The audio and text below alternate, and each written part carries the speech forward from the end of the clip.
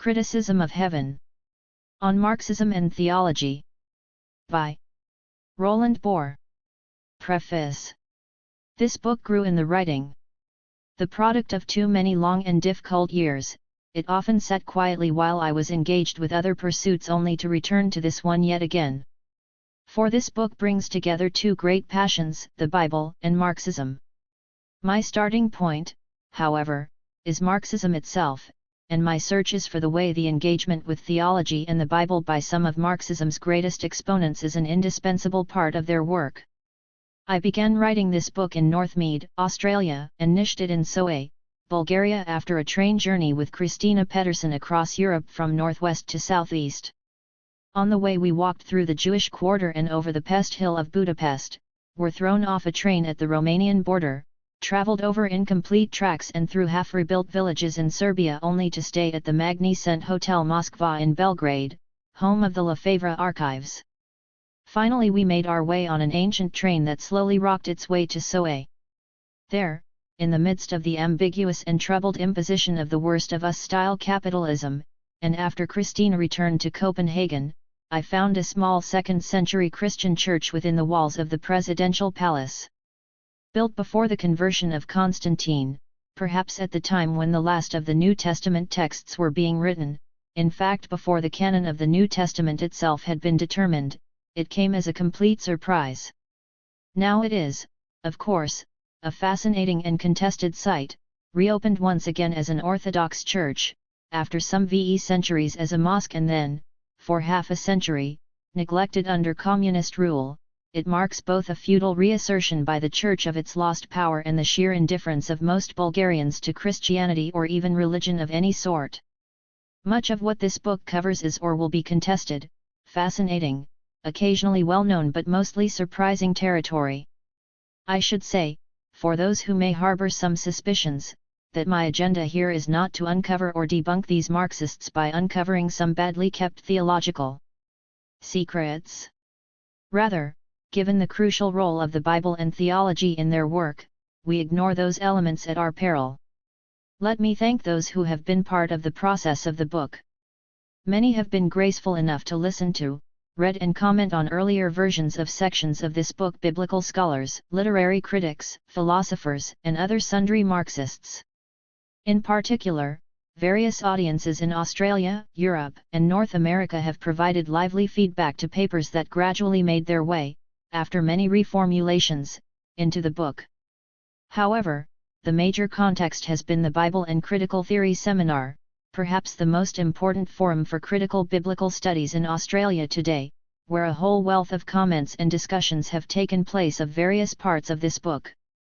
As far as individuals are concerned, I would like to thank Fred Jameson, Ken Surin, Kath Ellis, Deborah Birdrose, John Docker, Andrew Milner, David Roberts, Kate Rigby, George Eschel, Ed Conrad, Ibrahim Abraham, and Peter Thomas, who have discussed and/or read sections of this work.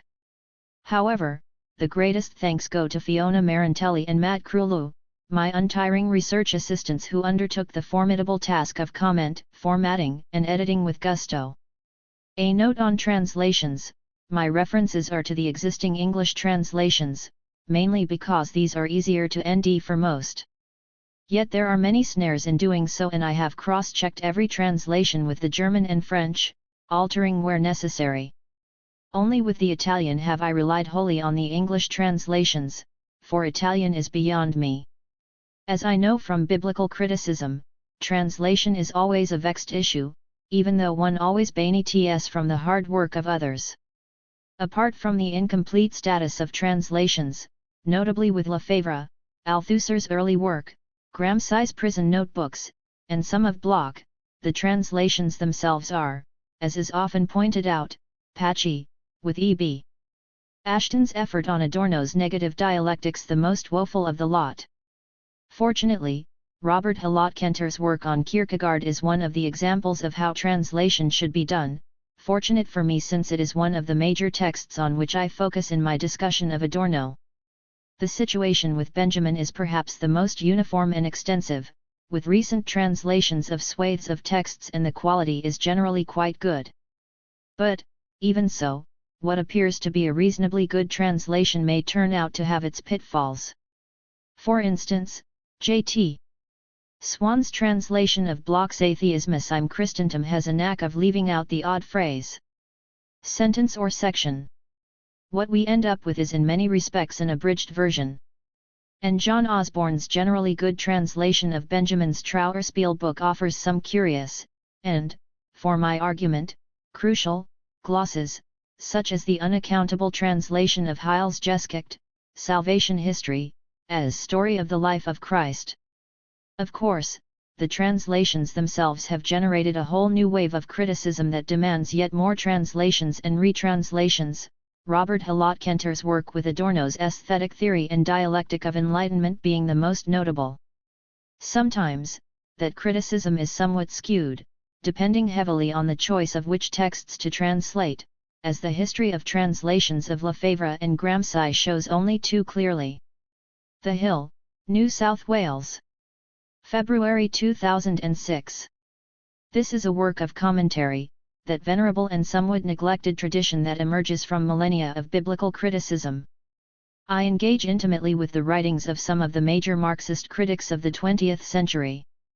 But the subject matter that draws me in is not what has drawn most of the critical passion, with its concern for the great themes of Marxist criticism. Rather, my commentary picks up the often extended reactions and deliberations over theology and the Bible that we end in these critics. Apart, perhaps, from Walter Benjamin, my surprise is how much theological material there is in their work and how little critics have dealt with it. To my great pleasure, in each case Ernst Bloch, Walter Benjamin, Louis Althusser, Henri Lefebvre, Antonio Gramsci, Terry Eagleton, Slava Heek and Theodore Adorno I discovered a wealth of material in which to immerse myself. My purpose here is simply to offer a commentary on the extensive engagements with theology and the Bible by these characters. This calls for detailed readings of certain, oft neglected works and parts of works. If I imagine a gathering of all 8 Marxists, it is hardly a furtive meeting in a gloomy and rubbish-strewn alley, collars up against the rain, surreptitious glances cast over hunched shoulders to ensure that no tail is in sight. Each of them, and this is one of the reasons for their presence here, sits down at midday with the Bible and theology, in full view of passers-by, who happen to be made up of literary critics, philosophers, sociologists, and the odd theologian and biblical scholar. Each of the Marxists I consider is important in contemporary political, cultural, and philosophical debates, which is perhaps reason enough to invite them to the table. But, despite their own openness concerning theology and the Bible, their willingness to bear it all in some collective critical confession, others have been far less willing to talk about this part of their work. If I asked each of them to bring along a book or essay in which they have written about theology or religion, but which their critics and commentators have mostly ignored, we will be in for some surprises as the worn volumes emerge from backpacks, satchels, coat pockets and battered leather briefcases. Ernst Bloch, giving the others a messianic stare, produces with Irish his Atheism in Christianity, 1972, loudly bemoaning the fact that critics pass by this volume looking askance, preferring his other texts.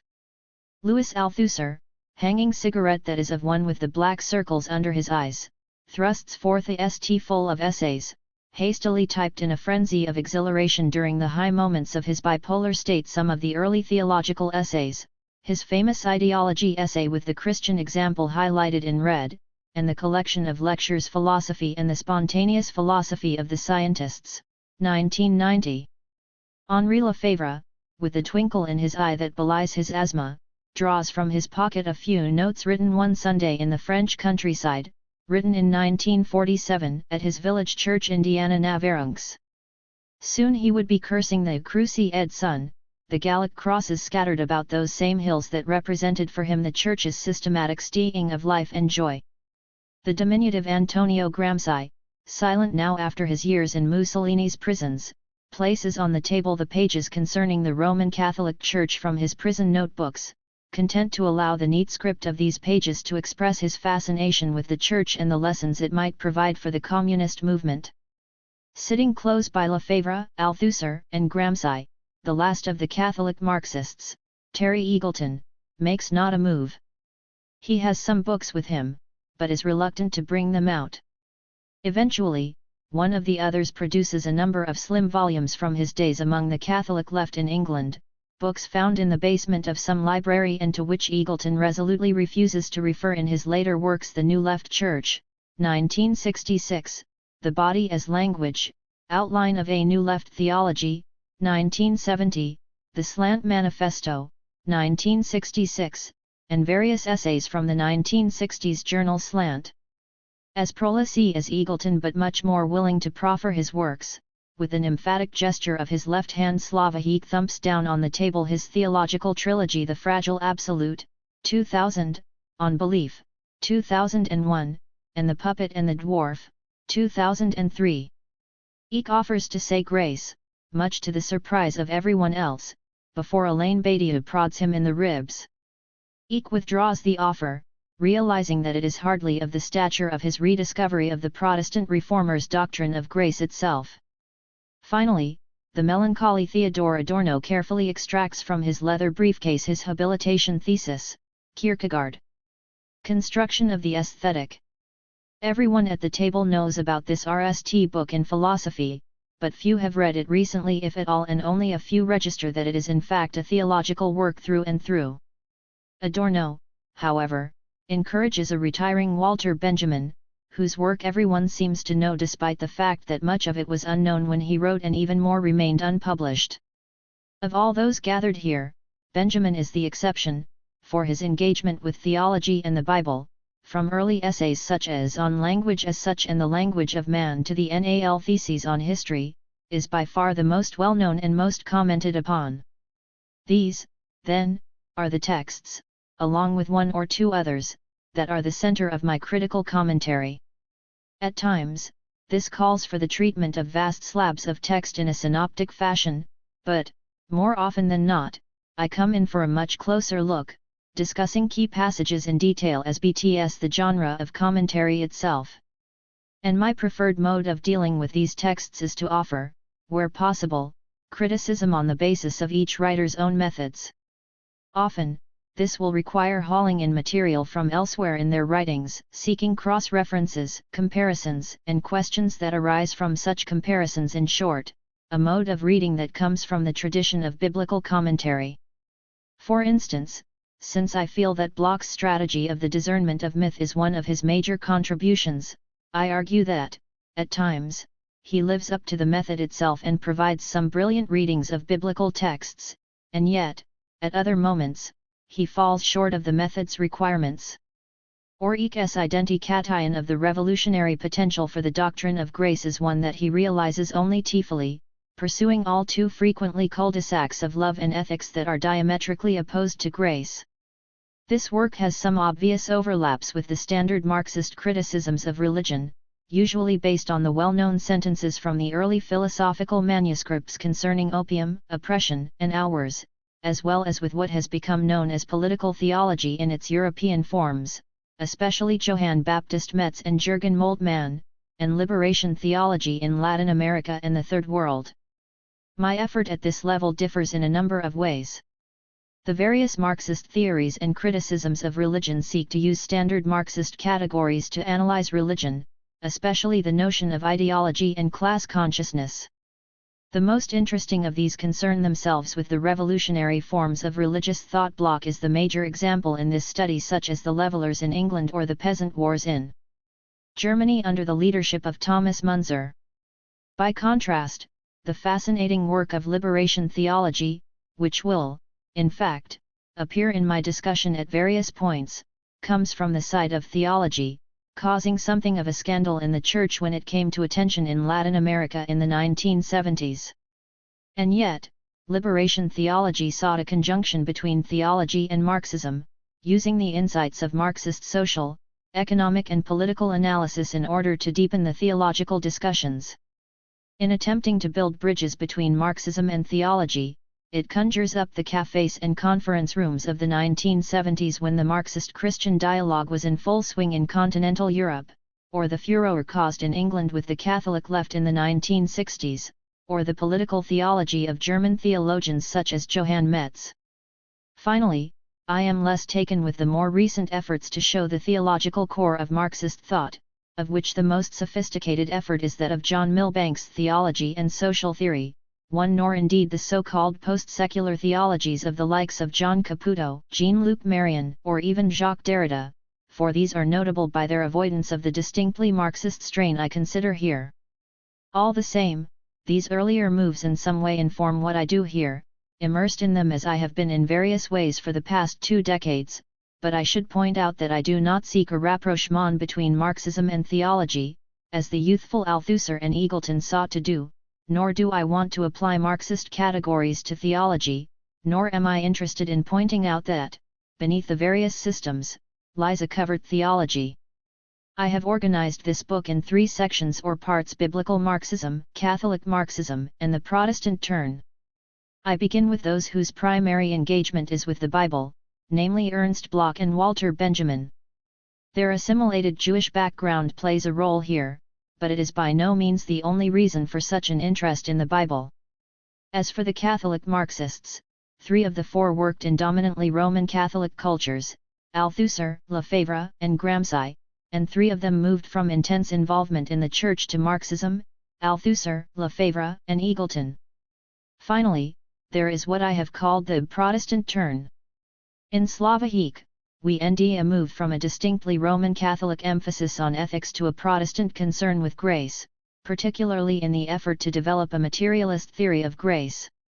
Lastly, Adorno also appears in this section, for not only is the Lutheran context of Germany sine Kant, but his most sustained theological work engages with the one who is perhaps still the leading Lutheran philosopher, Kierkegaard. As for the biblical Marxists, the major issues that bind both Bloch and Benjamin to each other are the nature of biblical interpretation, the potential contributions from the Bible to Marxist thought and practice, and the relationship between biblical studies and theology. Yet, their primary focus is the Bible. Bloch is the most enthusiastic, and he urges the importance of the Bible in any revolutionary politics, so I begin with him. Benjamin is much more enigmatic, always evading the efforts to pin him down, slipping out at the moment when we think we have him sorted out. And so he appears guarded, toying with biblical interpretation while drawing from it some fundamental categories for his own thought, albeit problematically. Thus, in the RST chapter, I follow the train of Bloch's enthusiasm, for he is the only Marxist in this book to have written a monograph on the Bible, Atheism in Christianity. But the Bible also constitutes, along with Goethe's Faust, one of the major inspirations for that endless book, The Principle of Hope. There is much that I want to retrieve from Bloch, his infectious language, the subversive potential of the Bible against the Church, his call for a discernment of myths, an effort to deal with the continued appeal of the Bible to revolutionary groups, and a distinctly political exegesis of the Bible. However, in the end, he runs the Bible and theology together, moving from one to the other in a grand sequence. I will argue that the two are by no means on the best of terms and that, at this point, Bloch tends to lose sight of his most useful strategy, the discernment of myth. Although I keep ending myself referring to Bloch, drawing elements from his work for other projects, I would rather that he kept the Bible and theology at least at arm's length. As for Benjamin, he was enchanted by allegory, saturated as it is with biblical exegesis. Some key essays, on language as such and the language of man, the translation essay, along with On Violence, the major texts of the origin of the German morning play, the Arcades Project and the NAL Theses on the philosophy of history all indicate a sustained concern with the Bible and theology. In this chapter, I focus on Benjamin's use of allegory, arguing that it is primarily a theological mode of biblical interpretation. This theological dominance has its most obvious and powerful presence in the way it highlights and extends the deeply mythical dimensions of the Bible, especially those around creation, the coming of Christ and his return at the end of the age, the parousia. So Benjamin's attempt to develop categories from the Bible in order to break out of the mythic hell of capitalism paradoxically perpetuates the myth he seeks to escape. His favored motif of creation and origin in order to speak of the communist break from myth, his use of a salvation history moving from creation to Eschaton, and his reversion to images of procreation and birth when he speaks of the revolutionary break of origin, creation, and the eschatological new world. All of these are signals of the dominance of theological thought in his favored method, allegory, that perpetuates the deepest myths of the Bible and theology in his work. Still, I will argue that, in his failure, Benjamin provides an insight into the function of myth in relation to utopia. The second and largest part of the book deals with the small c Catholic Marxists. I use the term Catholic here in a double sense. Most obviously, Althusser, Lefebvre and Gramsci wrote in environments saturated, culturally, socially and religiously, with Roman Catholicism. The most pervasive mark of such an environment in their work is the way neither theology nor the Bible but the Church dominates their reactions on religion. They deal, in other words, with ecclesiology first and foremost. Eagleton's difference, working in the context of a Roman Catholic minority in a Protestant England, shows up in his concern for biblical and theological categories. And yet Eagleton's emphases will turn out to be indelibly Roman Catholic, particularly the focus on ethics and Christ as exemplar. But there is another side to their Catholicity, namely an inherent tendency to universalize in a particular fashion. Such Catholicity shows up clearly in the assumption that the Roman Catholic Church is the Church, but also in the various philosophical and literary arguments that assume a comparable universality. In the third chapter, my major argument is that Althusser's expulsion of the Roman Catholic Church from his life and work, after a deep commitment to the Church, enabled it to permeate all of his work. Not so much a return of the repressed, the Church becomes the absent cause of his philosophy.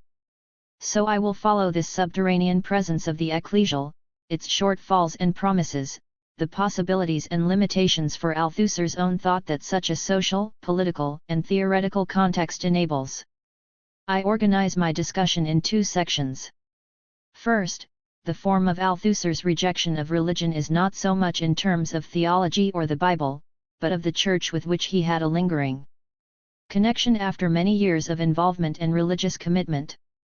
Secondly, I explore the logic within Althusser's arguments for a reconsideration of religion from the perspective of materialist philosophy.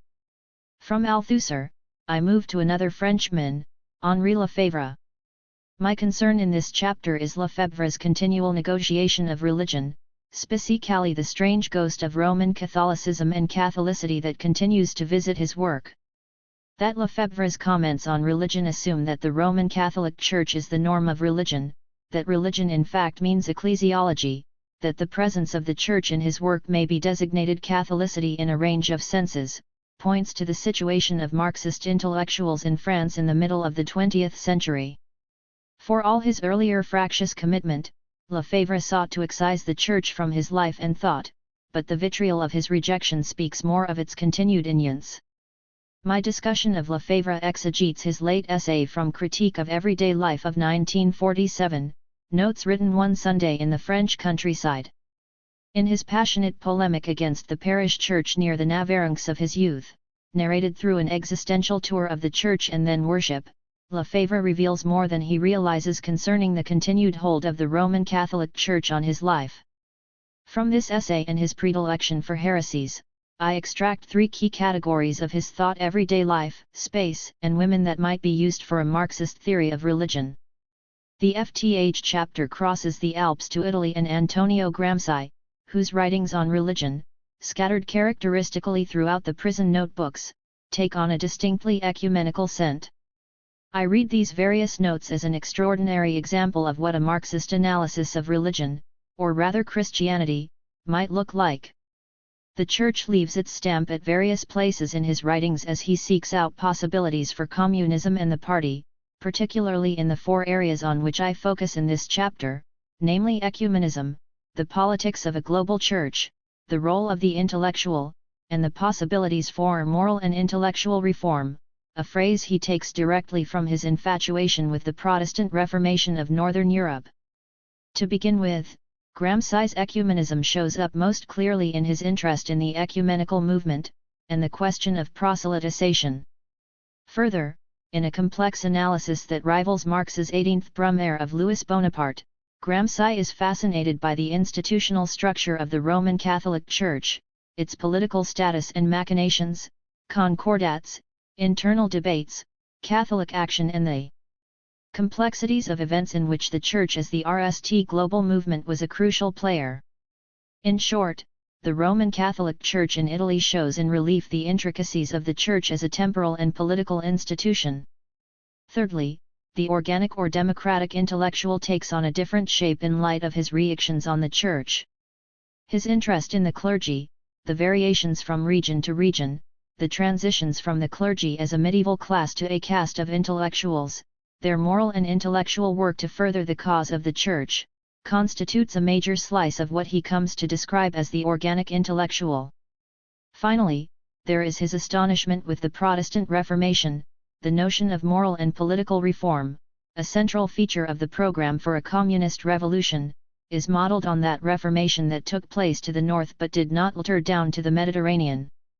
As one of the only models for social change that worked its way through all levels of society, the transformation the reformers wrought in Northern Europe, in terms of culture, politics, economics, and social organization, provides a paradigm for communist revolution in Italy and elsewhere.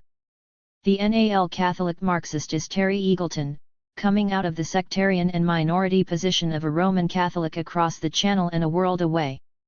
For Eagleton there is distinct political mileage in theology itself, rather than the Bible or the Church. The early political theologian of books such as The New Left Church, 1966, The Body as Language, Outline of a New Left Theology, 1970, and The Slant Manifesto, 1966, returns belatedly in texts such as Sweet Violence, The Idea of the Tragic, 2003, The Gatekeeper, 2002, and Figures of Dissent, 2003. I am interested in three regions of Eagleton's writings: RSTLY, the transition from the deadly seriousness of his theological texts to the pugnacious wit of his screeds on English literature and politics. Patiently pedagogical, it is still Eagleton, and yet I argue that it has much to do with the content of an apostate theologian. Secondly, the crux of Eagleton's theological recovery in the later works is that Christology has a distinct political dynamic that the left ignores at its own peril. This Christological focus less than helpful, since it exacerbates Marxism's fascination with messianism and the personality cult. Here I look forward to Adorno's criticism of the personality cult. Thirdly, there is his deep involvement with the Catholic left of the 1960s and 70s. This very public controversy in the British Roman Catholic Church and outside it is something that Eagleton rarely if ever acknowledges, and I argue that his late notion of autoteleism also enables him to cover his tracks. Two Marxists exhibit what I want to call the Protestant turn. Slavohik moves from a distinctly Roman Catholic position, with its emphasis on good works, the law, and love as ethics, to a Protestant emphasis on grace. This comes belatedly, with many byroads, and then only under the heavy influence of Elaine Badiou. Adorno joins Eck in a strange conjunction, coming from the Lutheran-saturated situation of Germany. Adorno's major theological text was an engagement with perhaps the premier Lutheran philosopher, Kierkegaard. However, even Adorno's most Jewish notion, the ban on images that he made a philosophical principle, is also a very thoroughly Protestant motif. Yet it is the implicit emphasis on grace, as well as the deep iconoclasm that renders Adorno a Marxist of the Protestant turn. As for Isaac, my major argument is that he can emerge as a Leninist, that is, as a distinct political thinker, only by means of Paul in the New Testament. For Paul enables Eck to get out of the closed circuit of Lacan's psychoanalysis, particularly in response to the criticisms of both Judith Butler and Badiou. Or rather, it is only via Elaine Badiou's deeply reformed reading of Paul that Eck is able to break, however partially and with profound angst, from his Lacanian basis. I begin by focusing on the dialogues with Judith Butler and Ernesto Laca in order to show how Eck juxtaposes Marxism and Lacanian psychoanalysis in a RST effort to become a political writer. Subsequently, I offer a close reading of Eck's engagement with Badiou in The Ticklish Subject, 1999, where Eck seeks to answer Badiou's charge that psychoanalysis cannot give us any political position. While Eck initially attempts to answer the charge in psychoanalytic terms, by the time of The Fragile Absolute, 2000, he changes direction and moves through Paul to a more distinctly political position. However, he is still caught within the Roman Catholic binds of love ethics and good works, having missed Badiou's emphasis on the search for a materialist notion of grace. Eventually, in On Belief, 2001, he makes the Protestant turn, carried through in The Puppet and the Dwarf, 2003. In effect, he now realizes Badiou's point, undergoes his own reformation and focuses on grace. Finally, I turn to Adorno, with whom I remain deeply enamored and yet whom I take to task most consistently. One of the most neglected areas of Adorno criticism is his engagement with theology, and so what I do here is bravely venture into what is widely agreed to be one of his densest texts, the habilitation thesis and RST philosophical work on Kierkegaard. And, from this text, I draw two key categories, namely theological suspicion and the closely related criticism of secularist theology that saturates the work of all the other Marxists I consider in this book. These points require a close reading of Kierkegaard, construction of the aesthetic, for which I make no apology. But I also ND that the attempt at a thorough demolition job on Kierkegaard goes too far, that Adorno's effort to show how Kierkegaard's philosophy fails under the weight of its theological and mythical paradoxes falls short precisely where he refuses to say anything positive concerning theology. I close my discussion of Adorno by pushing him to say what is implicit in his writing but what he refuses to say himself, that love must be a radically collective practice if it is to offer reconciliation, drawing on his little-known essay Kierkegaard's Doctrine of Love, and the possibilities of grace as undeserved salvation. Chapter 1. Bloch's detective work. Implicit in Marxism as the leap from the kingdom of necessity to that of freedom, there lies the whole so subversive and unstatic heritage of the Bible. So far as it is, in the end, possible to read the Bible with the eyes of the Communist Manifesto. 1. The first of the biblical Marxists, Ernst Bloch offers more than any would-be investigator of the intersection between Marxism and the Bible, as well as theology, might want. One of a collection of European Marxists noted for longevity, exiled in the US during the Nazi era and then opting to live in West Germany after the building of the Berlin Wall, Bloch came to Marxism after his interests in mysticism and expressionism. In fact, Bloch has been a guru of continued interest for theologians, particularly in light of his readings of major gurus in the tradition of European Christianity, such as Augustine of Hippo and Joachim of Fiore, let alone his engagement with the great outring of biblical studies and theology in Germany in the RST half of the 20th century.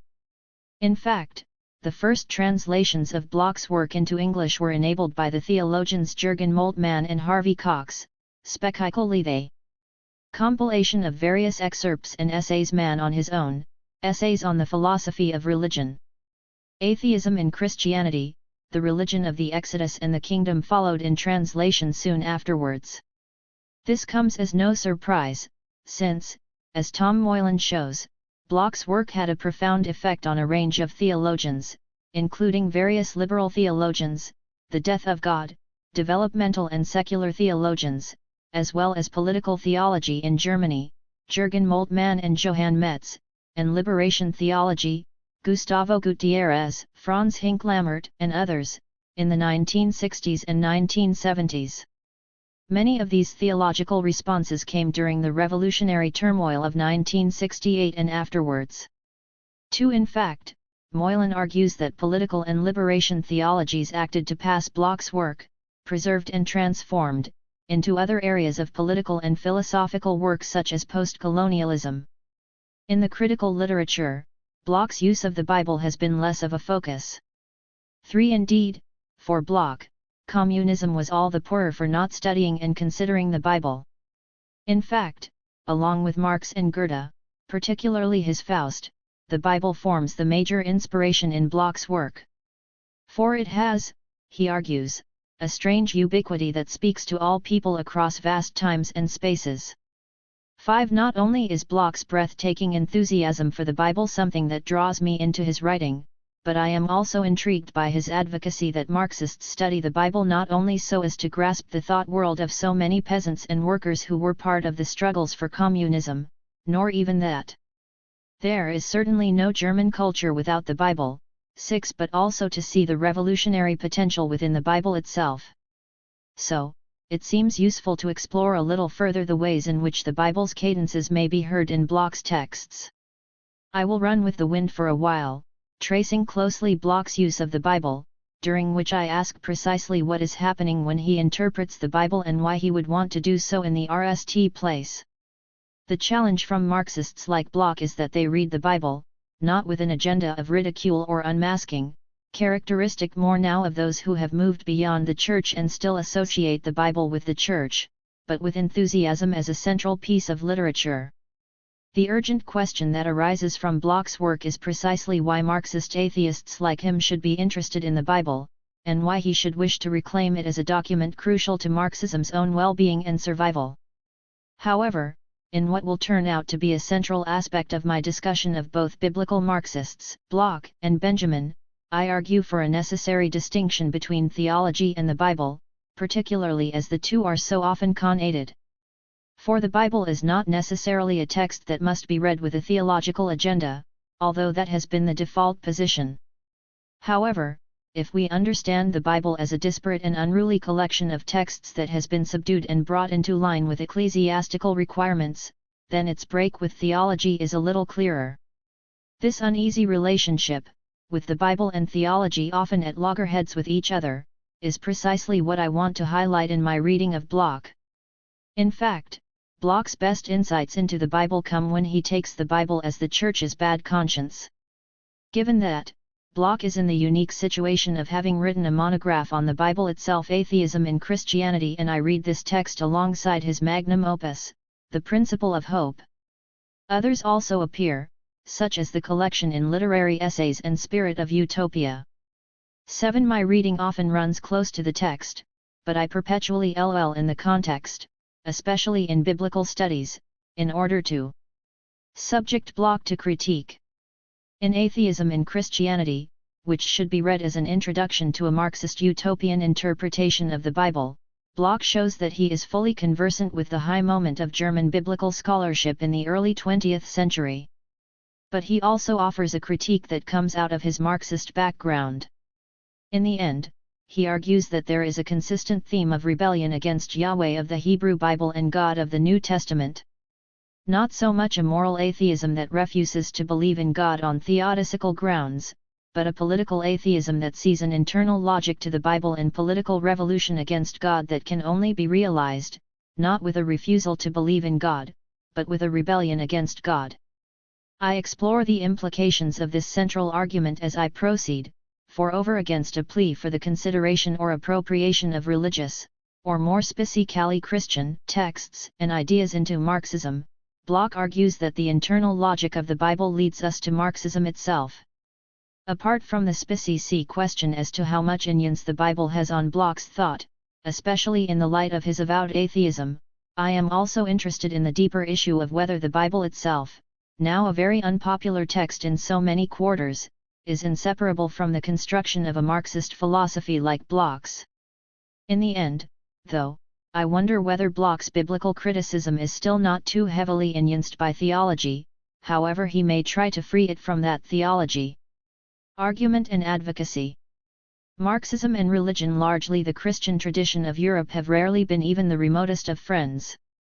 The mutual suspicion of an irreducible atheism on one side and complicity with the rulers of this world on the other have not helped matters.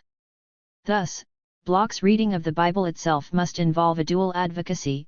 Marxists need to take the Bible seriously as a revolutionary document, and biblical scholars and theologians cannot avoid Marxism in their interpretation. I have no trouble with the second side of the equation. In fact, I have argued precisely the same for some time now, but I am less than keen on the RST, as will become clear as I proceed. 2 moments in atheism in Christianity give voice to the double front of Bloch's struggle, an explicit apology for the Bible directed at Marxism, and then a call for a common front against the institutionalized forms of religion. A call that has its main appeal to Christians. Let me begin with the RST, which seeks to counter the Marxist rejection of the Bible. For Bloch, an enlightenment that rejected the Bible was more often a pseudo-enlightenment. The path of such a rejection led as easily to bourgeois rationalism as it did to Nazi neo-paganism and sociobiologism. For Marxists, Bloch argues, the Bible is a document that should not readily be discarded, since it is the book of the peasants and workers who formed the base of the communist revolution. Above all, however, it has revolutionary power. Thus, even the possibilities for appropriation by the rich and powerful, even the stretches of text that give justification for oppression, run over and counter to a subversive and questioning deeper stratum. In the end, the revolutionary peasants and oppressed classes have a better sense of what the Bible is about. Their reading, in other words, is less a subsequent appropriation and more of an appreciation of the utopian nature of the stories themselves. Bloch's point is that the Bible speaks with special directness to the ordinary and unimportant. 8. Despite its ambiguity, the Bible is the priest's bad conscience, condemning the way religious professionals have used it. Bloch claims a heritage of the Bible's revolutionary potential for Marxism from the peasant wars in Germany, France, Italy, and England. The descendants of these peasants ensured the success of Marxism in Eastern Europe and the USSR. In fact, such a revolutionary tradition, in which human beings are by no means effaced before God, comes through in mysticism as well, the work of Meister Eckhart, along with Bloch's favored Joachim of Fiore and the Hussites.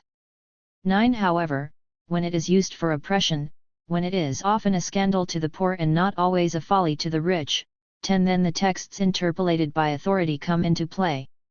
In the end, Bloch plays a double game here, for while he recognizes the contradictions and class con-ICT in the text and its use, he is determined to end deep within the Bible a restless, expectant utopian stream.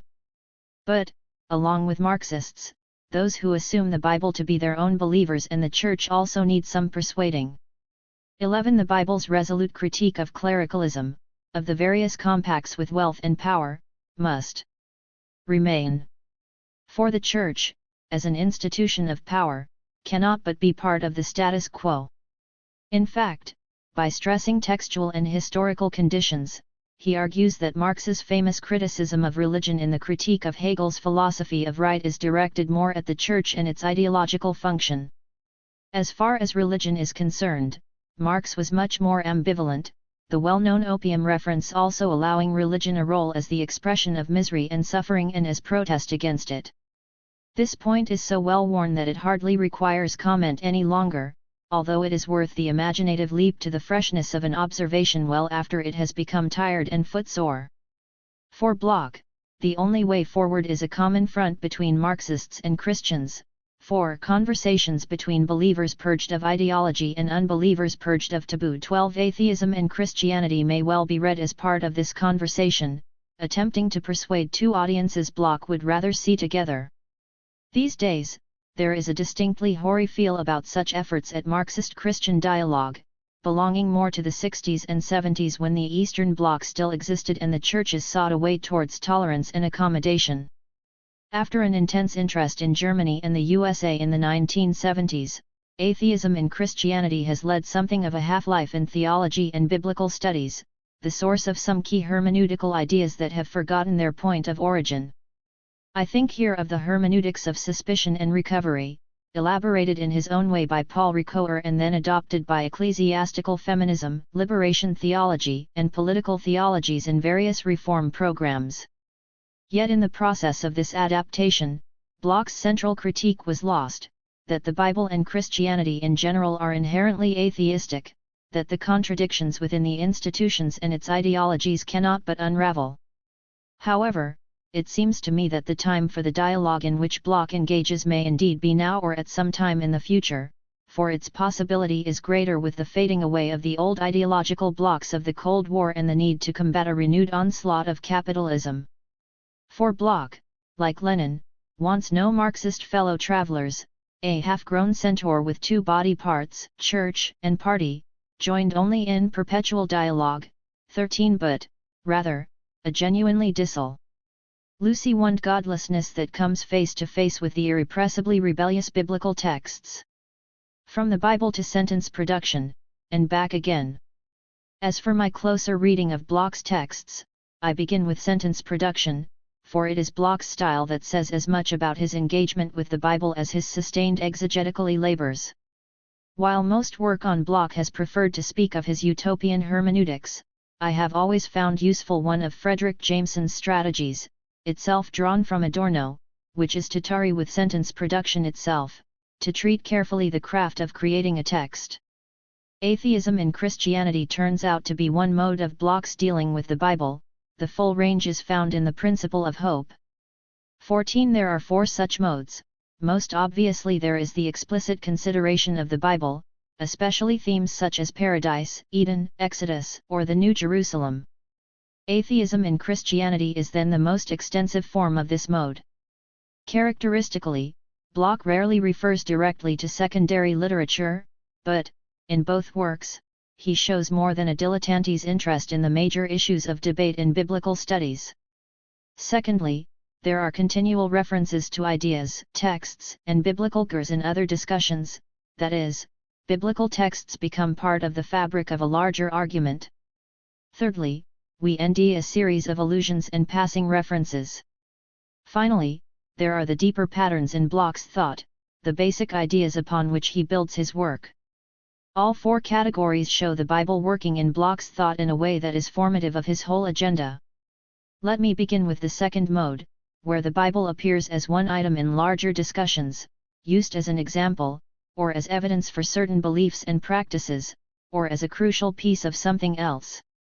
For instance, in a discussion of the attractions of the stars as a counter-utopia to death, Bloch refers in passing to the book of Job 31:26-7 where the seduction of the heavenly bodies for worship is noted.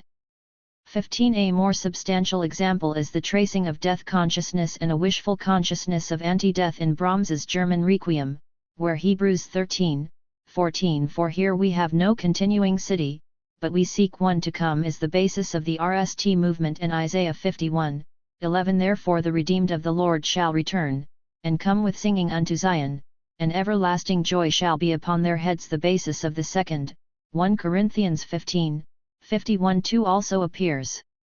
Bloch reads this, with its robust core in a music of annihilation, as one of the musical initiations into the truth of utopia. 16. Indeed, it might be argued that it is precisely the biblical content that turns the German Requiem into a utopian initiation.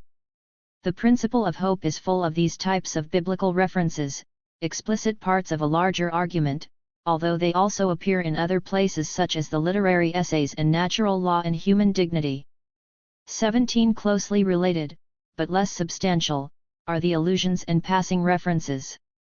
Time and again, an allusion appears with no explicit reference to the Bible, merely a word or two that conjures up a text, well known or not. Incognito, it enters into the very structure of Bloch's vocabulary, syntax, and thought. Out of this plethora of biblical allusions, 18 I focus on 2. Firstly, his discussion of natural right alludes both to Jesus and paradise, including a saying of Jesus in Luke 12:14.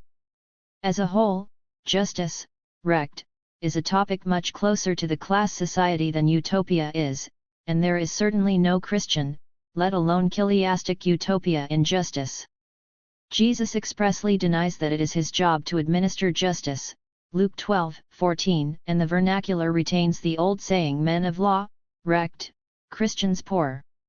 And only the natural right, Naturrecht, of the sex, i.e. that which was not legally implemented, by going back to the primal state of paradise as a standard, kept aloof from amalgamation with the law of property, the law of bonds, debt, punishment, and the like.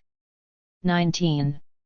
Secondly, and more significant for its doubling over between the Bible and Marx, when he speaks of the road to utopia, Bloch's code word for socialism, his language is permeated with both the Bible and Goethe's Faust, the road to the abolition of deprivation, which is itself socialism, not its goal, is also the road which RST leads to the treasures where moth and dust doth corrupt, and only then to those which stay a while.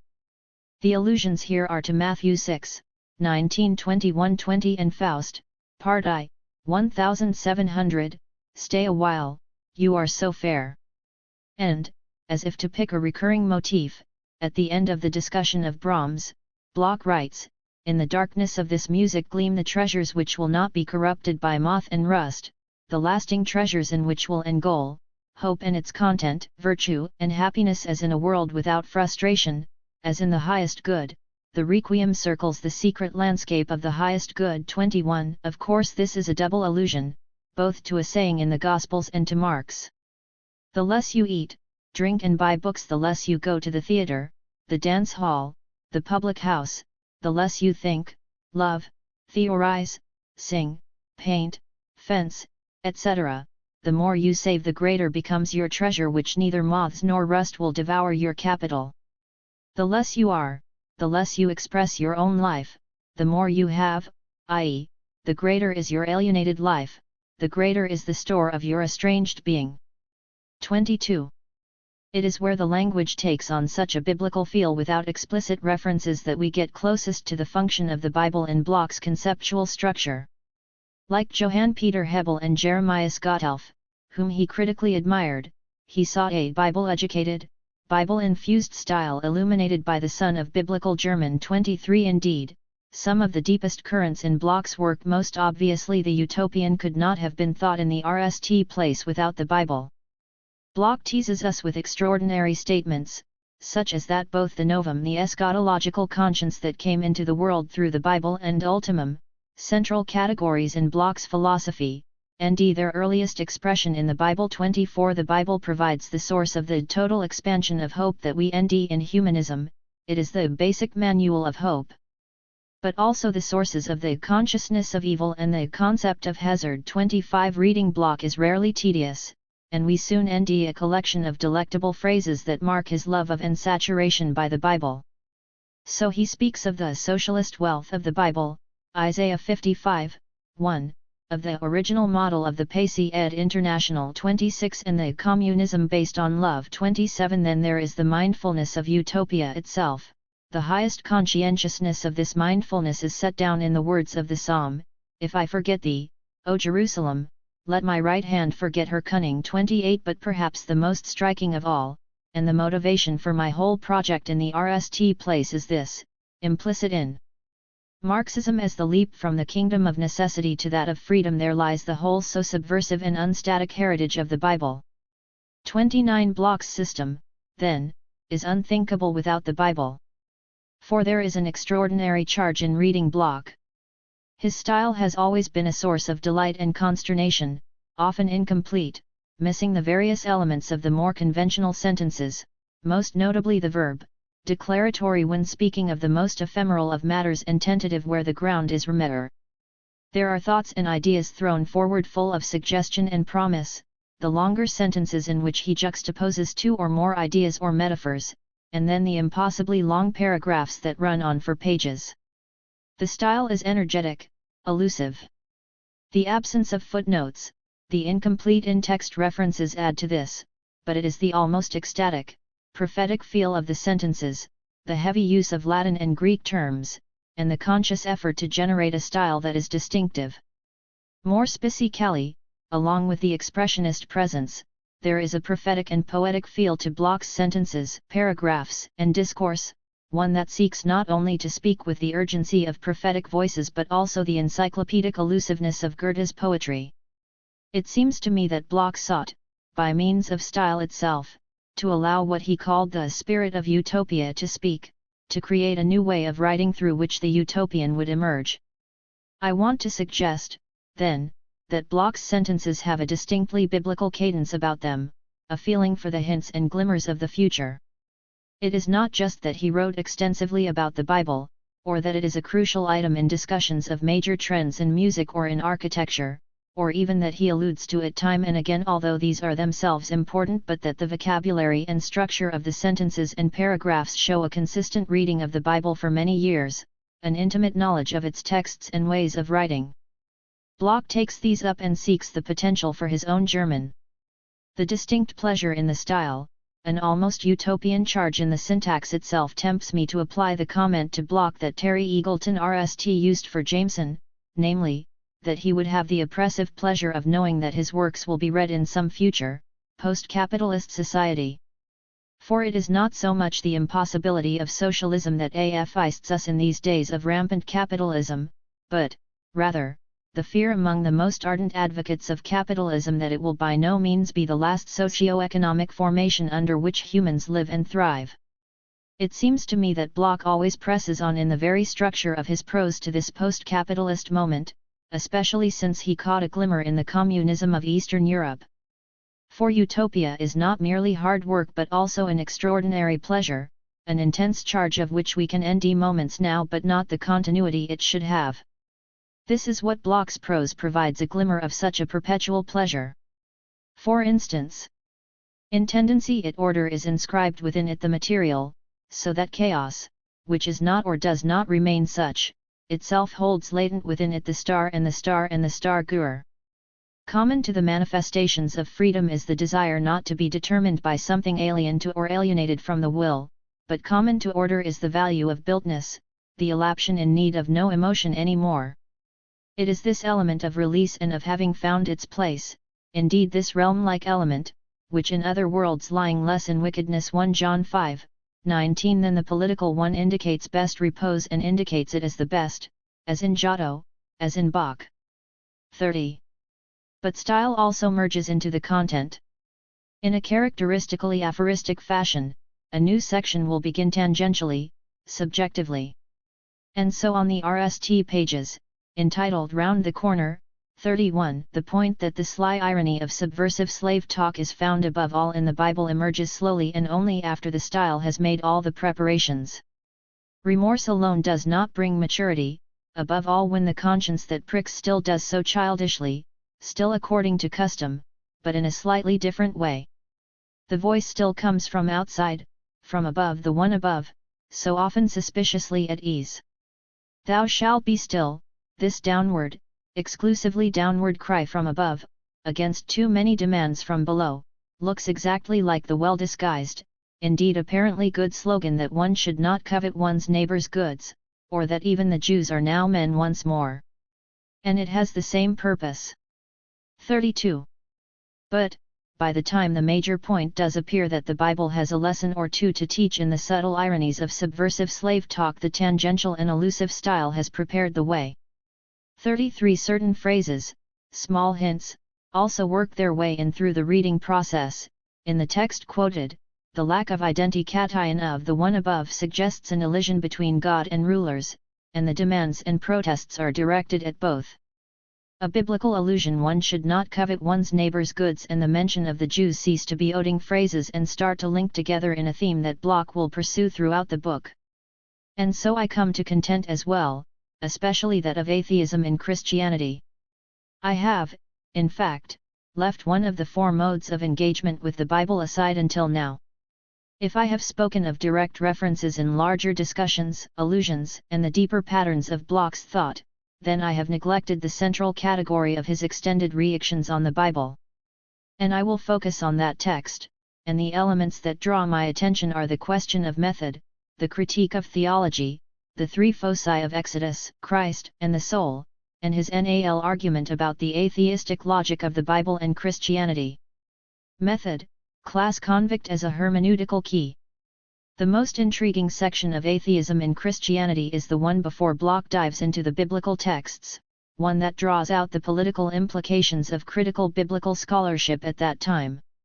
This scholarship is nothing other than the great, initially German, enterprise of historical critical biblical studies that came to a slow dominance from the middle of the 19th century and is now in an equally reluctant decline. For Bloch, however, such biblical criticism is detective work, one that operates in VE zones that I will unfold as I proceed. Yet, I find myself providing a background to Bloch's text, a context within biblical criticism for his own comments on the discipline. Vagaries of writing. Bloch is no slouch in regard to biblical criticism, for the RST 3 items in his investigation of biblical criticism as detective work: vagaries of writing, oral and written texts, and forces of redaction relate directly to the biblical subdisciplines of source, form, and redaction criticism. concerned respectively with literary sources, oral tradition, and genre, and the editorial process of putting the various texts in the Bible together.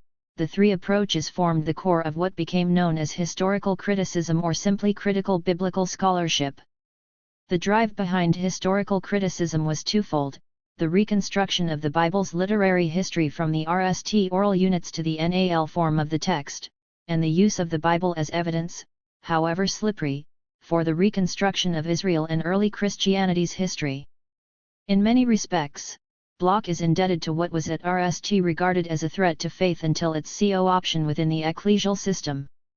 However, I will argue that there is an internal theological logic to historical criticism that has Rami cations for Bloch's own use. Further, his appropriation unavoidably takes up some major assumptions of biblical criticism, particularly in terms of its deeper drives to literary and political history that I will also want to question. Yet what interests me is the way Bloch encounters historical criticism and how he develops it. Thus, on the question of writing source criticism he begins. There is nothing that cannot be changed somehow, for better or worse. 34 For it is precisely the changes, the various overlays and efforts to adapt texts that show the seams and contradictions on which biblical criticism exes. These problems have been noticed ever since the text began to be studied. But the questions and methods with which interpreters came to the text, for instance, medieval allegorical exegesis or the Reformers' theological drive to literal, have varied, and it was the new questions of literary sources and historical formation, derived from wider practices in philology and literary criticism, that led biblical historical criticism forward. Now the seams and contradictions pointed to various written sources behind the NAL text, most famously the four sources, JEPD, the Yahwist, Elahist, priestly and Deuteronomistic sources, in the Pentateuch or Torah, a theory that provided a new explanation for the nature of the text. Apart from the detective work required to unearth such sources, Bloch is interested in the political, rather than merely theological, reasons for the origins and subsequent adaptations of these sources. And so, he traces two ways in which these sources are altered. First, each change in the text should keep whatever was good and make it better and clearer, not pervert it. 35 This is alteration without distortion, something of an ideal that just cannot apply with a text so ideologically loaded. Thus, secondly, once appropriated in another text, the author's voice of the original source becomes suppressed and falsely ed. Here, Bloch sees the value of biblical detective work, a search for the distorted voice. But, by now, he has already made a shift, for he is interested not only in the conventional sources uncovered by biblical criticism, but even more the repressed sources that express subversive politics, one that sits ill with the later reactionary editing of the biblical material.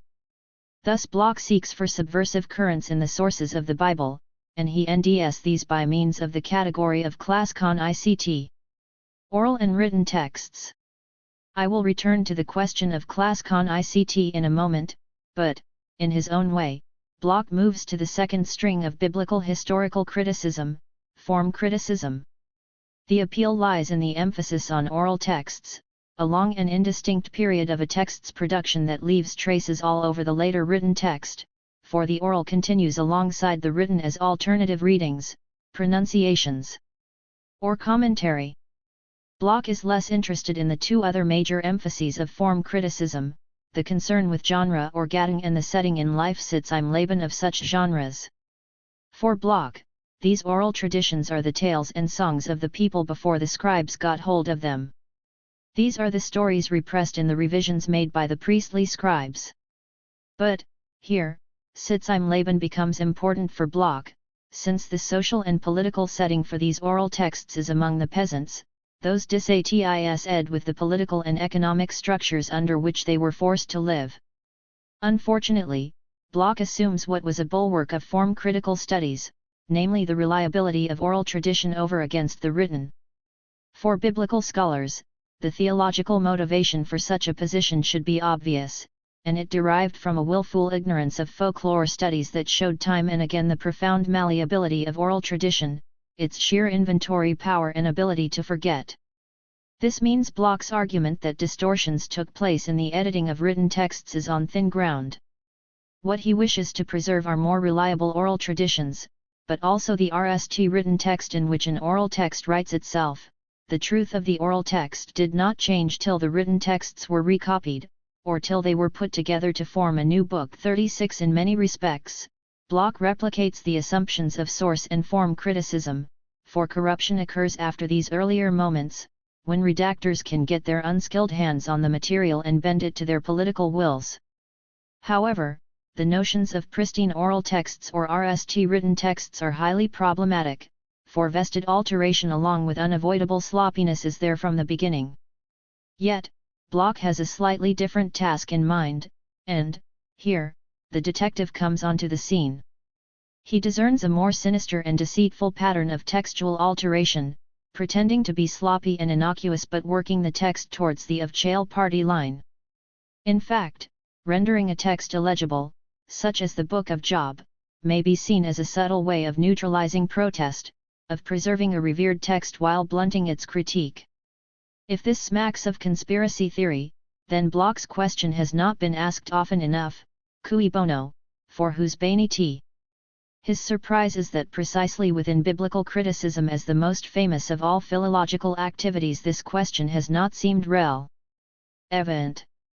37 Historical criticism has provided the tools for uncovering what has been repressed. What it has not done is carry out such an investigation at a political level. It seems to me that this question remains pertinent despite the futility of the wish for a pristine moment of oral and written texts before the great corruptions of the redactors.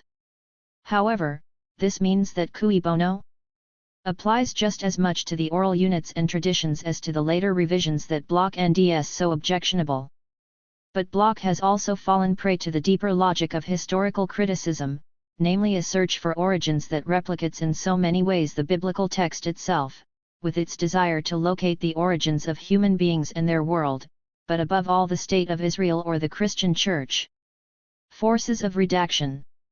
I have unavoidably moved into redaction criticism, the third element of historical criticism of the Bible. The end run of the other methods, with their search for the underlying written and oral sources, redaction criticism traces the myriad alterations, rearrangements, and ideological agendas of the long editorial road from origin to NAL form. But Bloch wants the moment of RST distortion, when the untampered text was altered for distinct religio-political reasons, and he nds it in the time of Ezra and Nehemiah, circa 450 BCE. Ezra, the scribe and church commissioner appointed by the Persian imperial government, marks the definitive moment of canonization, with its process of excision and alteration in light of a theocratic agenda whose manifesto was the Book of Laws. The popular, nonconformist texts that Ezra excluded took on a life of their own, disappearing into the unrecorded realms of oral literature, some of them turning up in the Haggadah, but none of them in the of-chail version of Ezra. Or, for the New Testament, it is Paul with his sacri chael death theology and the concerns of a missionary movement that sets up the depiction of Jesus in the Gospels, which were, in fact, written after Paul's letters. It would be too easy to point out that the historical reconstruction around Ezra and Nehemiah is a paestian, or that the critical image of Paul is but one of a number of possibilities. As for the Hebrew Bible, the theory of assignee cant canonization with Ezra belongs to a biblical criticism that still held the text itself to be a somewhat reliable source of information. However, the only evidence about Ezra and Nehemiah is in the books that bear their names, and this is always a problematic procedure. And yet, although biblical scholars have given away the notion of a distinct redactional and canonizing process with Ezra, many of the theories about the formation of the text suggest that much of the activity of writing took place at some time in the Persian period, 537–333 BCE. 38 The particular names have gone, the pre-existent sources have disappeared, but the importance of the period remains. In the end, this is a historical hypothesis upon which nothing too solid must rest, yet it does away with any notion of pristine earlier texts, of long stretches of oral tradition. Or, more cautiously, it points out that we just do not know about anything prior. What are the implications for Bloch's method in atheism in Christianity? He predicates his reading of the Bible on a condemnation of redaction by reaction, 39 of the, not so, pious distortions of subversive passages or their complete removal. Bloch feels that the high form of historical criticism that he witnessed in Germany at the time provides him with the tools to uncover vast slabs of subterranean material that run against the of-chale theocratic line of the Bible. It seems to me that both the material and the possibility of ending it have dwindled significantly, that the endings of any detective work will be slim indeed. But what has happened in the biblical criticism that remains concerned with the origins of the texts? I think of those who suggest the origins of the texts in the Persian period is that the question for whose Bainiti has become central. This is still historical criticism, but now the ideological and political reasons for writing have come to the fore. The question of the ideological dominance of a text as crucial as the Bible dominates such considerations. Biblical criticism. For Bloch, the Bible must be approached by the critic as detective, its redactional overlays removed in order to catch glimpses of the fuller stories of subversion and protest. I have already suggested some problems with this: the futile search for purer origins, the theological motivation behind this, and specific problems drawn from historical criticism, reliable oral material, the shaky hypothesis of Ezra-Nehemiah, and I will draw these together a little later. Although the main impression is that Bloch searches for the pristine texts of protest, he does allow that later usage may render a text subversive. 40. That is to say, apart from the production of these texts as slave talk, their usage also comes into play. Thus, certain texts may take on a new life when reread, such as those of Balaam, Numbers 12, whose mix of curse and blessing becomes a means for cursing the local lords while apparently blessing them. But there is a difference between arguing for the initial function of texts as surreptitiously subversive and the subsequent use of texts for a similar purpose. Once he has cleared his political way through the methodological assumptions of biblical criticism, Bloch outlines in a broad sweep the development of biblical criticism. I suspect this is for a readership Marxist and otherwise less familiar with the endings of biblical criticism. There is little point reiterating the discrepancies of the Bible, some samples of which Bloch rolls out before us, or even the signal moments on the way to a fully edged historical criticism from Spinoza to Hermann Gunkel. These are the standard moments in historical critical work on the Pentateuch, Torah, and Bloch uses them as a series of examples for his own agenda. Let me cite but one, the Book of Job, whose textual mess can best be understood in terms of a source hypothesis. The dislike of pious editors can hardly hold off for more than a page or two. The editor must be thought of not so much as mechanical but rather as a member of the Holy of Ce of the Inquisition, with the law book De Puritate Fide in his hand, proceeding against this heretical text by pruning where he cannot condemn, and by inoculating all he opposes. 41. In fact, Bloch argues that it is precisely with texts such as Job, or Genesis about Cain, Jacob's struggle with the angel, the serpent of paradise or the Tower of Babel, among others, that the editorial activity is strongest because of the buried message of protest. But, here, the problem of the vanishing redactor becomes apparent. The more sophisticated and comprehensive the redactor has carried out his task, the less obvious, the more seamless and smooth, is his work. Redaction criticism can only operate with all the breaks and seams of what is a messy text. And this has led biblical critics into a divide over the dull and mechanical redactor who does a sloppy job, or the highly skilled redactor who works very subtly with precisely those breaks and gaps in the text. But, even here, the problem returns, for one of the logical outcomes of the skilled redactor is a move away from redaction criticism to the narrator or writer of a text produced out of whole cloth. For Bloch, the many problems are sufficient evidence for sources and redaction, especially for the weighty redactions of politically sensitive material. Bloch is less interested in the everyday breaks that show the hand of the redactor with monotonous regularity.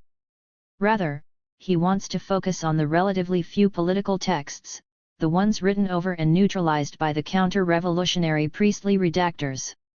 The leitmotif for these texts is the hint of rebellion against Yahweh, however subdued it might be.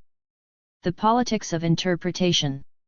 In the end, the key feature block wishes to introduce into historical criticism is the category of class, since the Bible is very much a text of both those who labor and those who live off that labor. In all its variety, there are stories in the Bible that have become homely in the smallest of peasant households, but also those used by overlords and religious professionals. And such class differences do not merely indicate different modes of reading the Bible, the texts themselves speak with a double voice, one that is and is not fully for the rich and powerful. The Bible is then riven with class con-ict, not a con-ict that may be read in terms of bourgeoisie and proletariat alone, although it does that too, but in terms of the basic Marxist category of class difference, however that may be articulated historically, between exploiters and exploited. And block NDS that the deepest AF90 of the Bible, despite its adaptability to select master ideologies, 42 is to ordinary, uneducated people, who took the stories as their stories. The litmus for such a method, very much part of Bloch's utopian hermeneutics, is the con-ict between the reformer Luther and the peasant leader. Thomas Munzer, worked out in detail in his earlier Thomas Munzer als Theologe de Revolution. 43. While the former could invoke Paul and the cross of Christ as the lot of all, the latter called upon the Exodus and the Bible's anger against the Ahabs and Nimrods. 44. As for atheism in Christianity, Bloch seeks to uncover both the way ruling class ideologies have been imposed on the text, and to examine the strategies of subversive slave talk. The overlays and myriad complexities of such materials require readings that attend to the subtle shifts that have taken place. Thus, Bloch is not interested in submissive slave talk, and so the Psalms do not appear, 45, but, rather, subversive texts that have subsequently been altered and which may be recovered, as well as texts that have been rendered subversive through later usage. What survives is the masked or underground text. Such texts have a double function, a sly irony, appearing to appease the rulers while openly criticizing and lampooning them. Men often spoke in parables, saying one thing and meaning another, praising the prince and praising the gallows to prove it. 46. As an example of such a text, Bloch offers an interpretation of Korah's rebellion in Numbers 16. As it is now, the text speaks of a priestly rebellion, centering on the issue of ritual and incense, which is crushed through divine intervention. In this form it is an account of a premature palace revolution. 47. Within the priestly upper class, but what catches Bloch's attention is the way the revolt is dealt with. God opens the ground which swallows up Korah and his conspirators as an example to anyone else who would rebel. This is not a God of war, waging a GHT for survival, but a God of white guard terror. 48. One who emerges from the redactor's pen. For Bloch, an echo of political rebellion reverberates through the text. Not only does the punishment signal this, but the perpetual recurrence of the Israelites grumbling throughout the chapter indicates, for Bloch, a rebellious anti-Yahweh voice that has been turned into something else, the sign of disobedience and recalcitrance on the part of the people themselves. Bloch undertakes this kind of reading again and again throughout the book, reading with the assumptions and strategies of biblical historical criticism in one hand and the hermeneutics of class in the other. And it leads him to argue for two concepts of God, one which has the futurum as its mode of being and the other that has been institutionalized down from above. 49. The latter, with its radical transcendence, submission, and atonement, is the one against which the rebellions are directed. Throughout the rest of the book Bloch pursues this bifurcation along class lines, murmuring versus submission or tail wagging. One of the criticisms leveled at Bloch is the difficulty of ending such a continuous theme inside and outside the Bible. So let us consider this more closely. Initially, he suggests two principles in tension with one another: creation and apocalypse. In regard to creation, Bloch dips into conventional German biblical scholarship of the time to argue that Yahweh emerges from being a local, tribal deity to become the all-encompassing creator. The move from henotheism to monotheism effectively cut off any protest, the pot arguing with the potter. 50. The priestly creation story of Genesis 1 is its prime mark. Its calm, untroubled "Behold, it was very good," Gen 1, 4, 10, 12 etc., is profoundly suspicious. The problem that arises almost immediately in Genesis, the wickedness of human beings in the fall, the reason for the ud and so on has a convenient scapegoat in Genesis, namely, the serpent and human beings themselves. In this way, the Creator absolves himself from anything that mars his creation. Bloch follows this Creator God from his murky origins as the demiurge of Middle Kingdom Egypt to the sculptor god Ptah who becomes the creator of all Egypt. Thence on to Israel, for whom the Creator God moves ever higher into the heavens, shedding the other gods around him. However, the problem of misery opens up the other theme in the Bible, Exodus. Misery may be dealt with through evil spirits whom one could blame and from whom one sought salvation, or it may be traced to Exodus. Here, argues Bloch, lies not a directive from above, but one that is led with the hope that lies before us. 51. The utopian dimension is crucial. The principle that leads out of this terrible world and into a better one cannot be the same principle as that which leads into this world creation. The hermeneutical principle of creation versus Exodus/Apocalypse is a curious one, for it emerges as much from the Bible as from Bloch's philosophical, hermeneutical, and aesthetic imperative to read for utopia. The principle of hope manifests this principle even more clearly. In the Bible and the Kingdom of Neighborly Love, Bloch sketches out a line, responsible for the earliest form of social utopia, from the Bedouin nomadic communism of the desert, through the prophets and Jesus to early Christian communism, and then on into the work of Augustine and Joachim of Fiore. 52. The sharp distinction between such a line and its opposite Canaanite hierarchies, wealth and poverty, the Church of Baal that runs through to the Christian Church, the ideologically pro-table insurance company. 53 is both illuminating and problematic, not least because the initial distinction of nomadic/settled, Israelite/Canaanite can no longer be held, see further below. Yet, this distinction provides a basic structural element for Bloch's reading of the Bible. Often, Bloch does identify something central, but, as Gauguin points out, 54, the attempt to trace a structural dialectic throughout the Bible strains the text.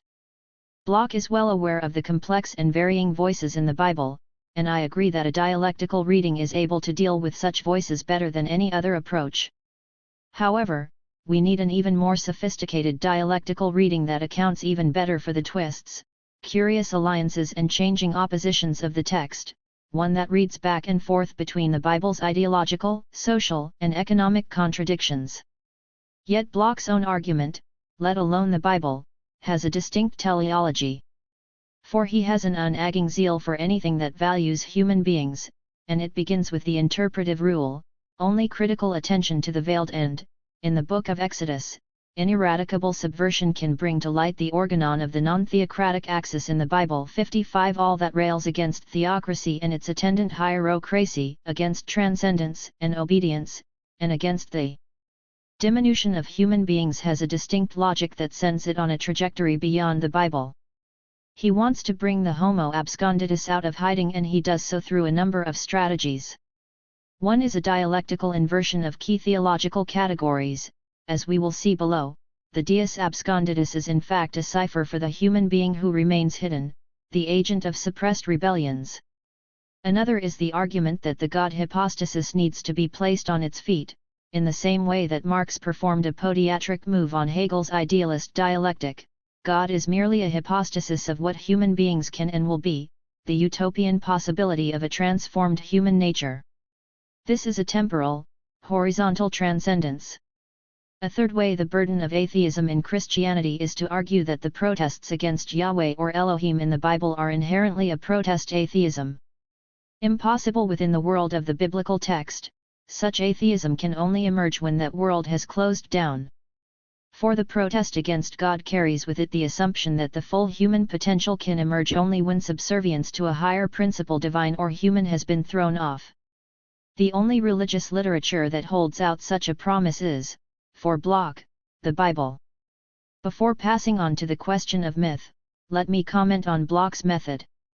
It is too easy to criticize Bloch for either his lack of Marxist rigor or his lack of theological acumen, although his appeal is that he is remarkably astute in bridging both sides. On one side, his mystical millenarianism is too far from political analysis and action. On the other side, Bloch's dependence on biblical historical criticism leaves him vulnerable to many of its problems. The RST has been rehearsed often enough in Marxist debates, 56, so let me dwell with the second.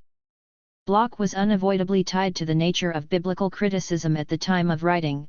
It was still the heyday of historical criticism, with its interaction between form, source, and redaction criticisms. Anyone who dared to raise a critique of historical criticism risked being lumped with theological conservatives or an unredeemable fringe. So Bloch took on many of the assumptions of historical criticism, and yet, as he works inside the system, he seeks to bring out its ideological and political dimensions. However, the hegemony of biblical historical criticism at Bloch's time has now passed. A host of newer approaches no longer work with the assumptions of historical criticism, raising new questions about the text and dealing with older problems in very different ways. For instance, if we consider the sources upon which Bloch relies so heavily, the famous JEDP of the Pentateuch, they become constructs of the critics. These sources, for which no evidence exists, become something that hovers between the biblical text and the critic's own writing, having the objectivity of neither. It is not that the idea of such sources is not interesting, nor indeed that it does not help in certain types of interpretation, but, once we add the concerns of feminism, post-structuralism, post-colonialism, new historicism, and queer theory, to name but a few, a whole host of new questions that would never have been raised within historical criticism begin to emerge. There are other problems as well, not least of which is the way historical criticism was predicated upon a search for origins or text, earliest source, origin of Israel, or the historical Jesus. Multiple factors played a role here, such as the political and ideological onions of the belated emergence of Germany as a nation-state under Bismarck, as well as, in regard to psychoanalysis and sexual difference, the perpetually transferred search for individual origin. But what historical criticism could not avoid was the way the text's own obsession with origins of humanity, the world, Israel, etc., replicates itself over and again in the methods used to study it. Bloch falls prey to this with little sense of the ideological effects on his own writing. He too searches for origins, however subversive, which reach back to the earliest moment, or, the genuine strata of protest against earthly and heavenly overlords lies beneath the redactor's hands, in the earliest sources or in the oral tradition. The surprising thing is that Bloch himself does not make such observations, even though Marxism provides the best analytical approach for doing so. The question, then, is whether Bloch's method is bound to historical criticism. Certainly, many of his exegetically observations and conclusions rely on notions of sources, oral traditions, and redaction. However, let me come at the problem differently. The question Bloch asks of the Bible, cui bono? Still needs to be asked. Bloch insistently asked this question of the Bible itself, but he asks it all too rarely of biblical criticism itself. This surprises me, for, if the Bible is one of the most ideologically overdetermined texts we have, then we would expect its interpretation to be riven in similar ways. Further, Bloch tries to account for the fact that the Bible is not merely a canonical text for the powerful, but that it continues to be a revolutionary text, that it has been so for the levelers, Hussites, Munzer, and his peasants, I might add political and liberation theologies today. This, he argues, is not just a misreading. Something ensures that the Bible does not work in the same way as every other religious book of the upper classes and of DEI ed despotism. 57 Bloch's solution to that something in atheism in Christianity is to see through and cut away the Ezraian matter, and to identify and save the Bible's choked and buried plebeian element. 58 Beneath the priestly redactions, and over against the ideologues of the state like Paul in the New Testament, lies the origin of a revolutionary Bible. I am not sure that this is the best answer, but I will outline a couple of possibilities to which I will return at the end of this chapter. A common argument is that as one of the prime ideological shapers of that world, the Bible provided a language of revolt in which the levelers, Hussites, peasants, and others could express their political and economic grievances. Another angle is to argue that the Bible's transcendental perspective provides critiques of any form of oppressive politics and economics they'd transcendental reserve. It reminds us of the radical contingency of any human social and political form, but it falls into the trap of granting too much to transcendence. A third possibility is that the Bible does indeed enable a political agenda which, however odd in terms of gender or race or sexuality, is opposed to exploitation and domination. That is, in a roundabout way, Bloch may be onto something, in the complex ways in which texts respond to their social circumstances, reactions to a dominant way of thought, political pamphlets, escapism, crystallizations of what others feel at an inchoate level, providing a new way of thinking that points the way forward, efforts to provide ideological resolutions of social and political tensions, and so on. The oppositional politics that may be generated from the Bible are as much interpretations that respond to different situations as inherent in the text itself. The critique of myth. One of the surprises of this book is the recurring interest in mythology by many of those on whom I comment. It seems as though any discussion of the Bible or theology cannot, in their eyes, avoid the question of myth, which then becomes one of the major features of their work. Thus, Bloch, Benjamin, Adorno, Althusser and Eck all come back to myth as critique and retrieval, for it is part of the Marxist problematic of ideology. Bloch is, with his detective's nose, most enthusiastic about the revolutionary possibilities of certain types of biblical myth. Benjamin, I will argue, is less enamored, although he cannot escape the cycle of biblical myth. Althusser's early writings provide some surprising insights into biblical myth. Eck identifies myth with the passage from the real to the symbolic, and Adorno systematically seeks to unmask myth as part of his ideology critique. And yet, they all want, in the end, to close down myth and its baleful inunds. Bloch, by contrast, cautions against such a sustained dismissal, for with dialectical discernment myth can be revolutionary as well as reactionary. What Bloch manages to do in his discussion of myth is provide a distinct example of the more sophisticated ideology critique that takes ideology neither as false consciousness that needs to be unmasked, nor as a positive force in its socialist form. For Bloch, all ideologies, no matter how repressive, have an emancipatory utopian dimension about them. He will later make such a move with the astral myths he at RST criticizes that cannot be separated so easily from deception and illusion. Thus, in the very process of manipulation and domination, ideology also has a moment of utopian residue, an element that opens up other possibilities at the very point of failure. 59 And so it is with biblical myth, for the subversive elements in the myths that interest him are enabled by the repressive ideologies that show through again and again. All the same, Bloch too enthusiastic for such emancipatory and anticipatory elements, he moves too quickly from repression to emancipation and would have done well to tarry with the negative somewhat longer. Alongside myth, metaphysics emerges from relative obscurity in the work of Bloch, Benjamin, Adorno, and Althusser. That Marxists should be interested in metaphysics would be enough to make anyone curious. Historical circumstances play a role here, for the extraordinary inunds of Heidegger and existentialism meant that some engagement with metaphysics was inevitable. Bloch was hardly going to let metaphysics or myth remain the preserve of fascism, since to give discursive ground like this and abandon such vast arenas to the opposition was hardly Bloch's style. In response, he argues that what passed for metaphysics under Nazism was a decayed version, using the label of metaphysics to purvey rotgut.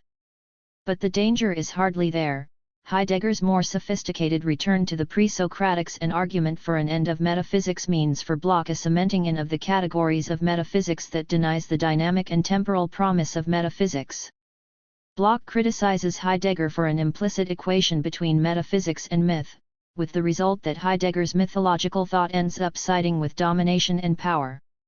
Heidegger's argument that the end of metaphysics must arise from within metaphysics itself turns out to be an argument for the status quo, an emptying of any possibility of change.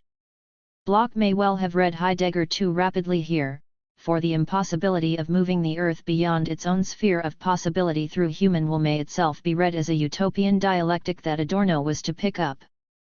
Bloch insists that the central theme of metaphysics, being, must be understood as not yet being, as being open to utopia.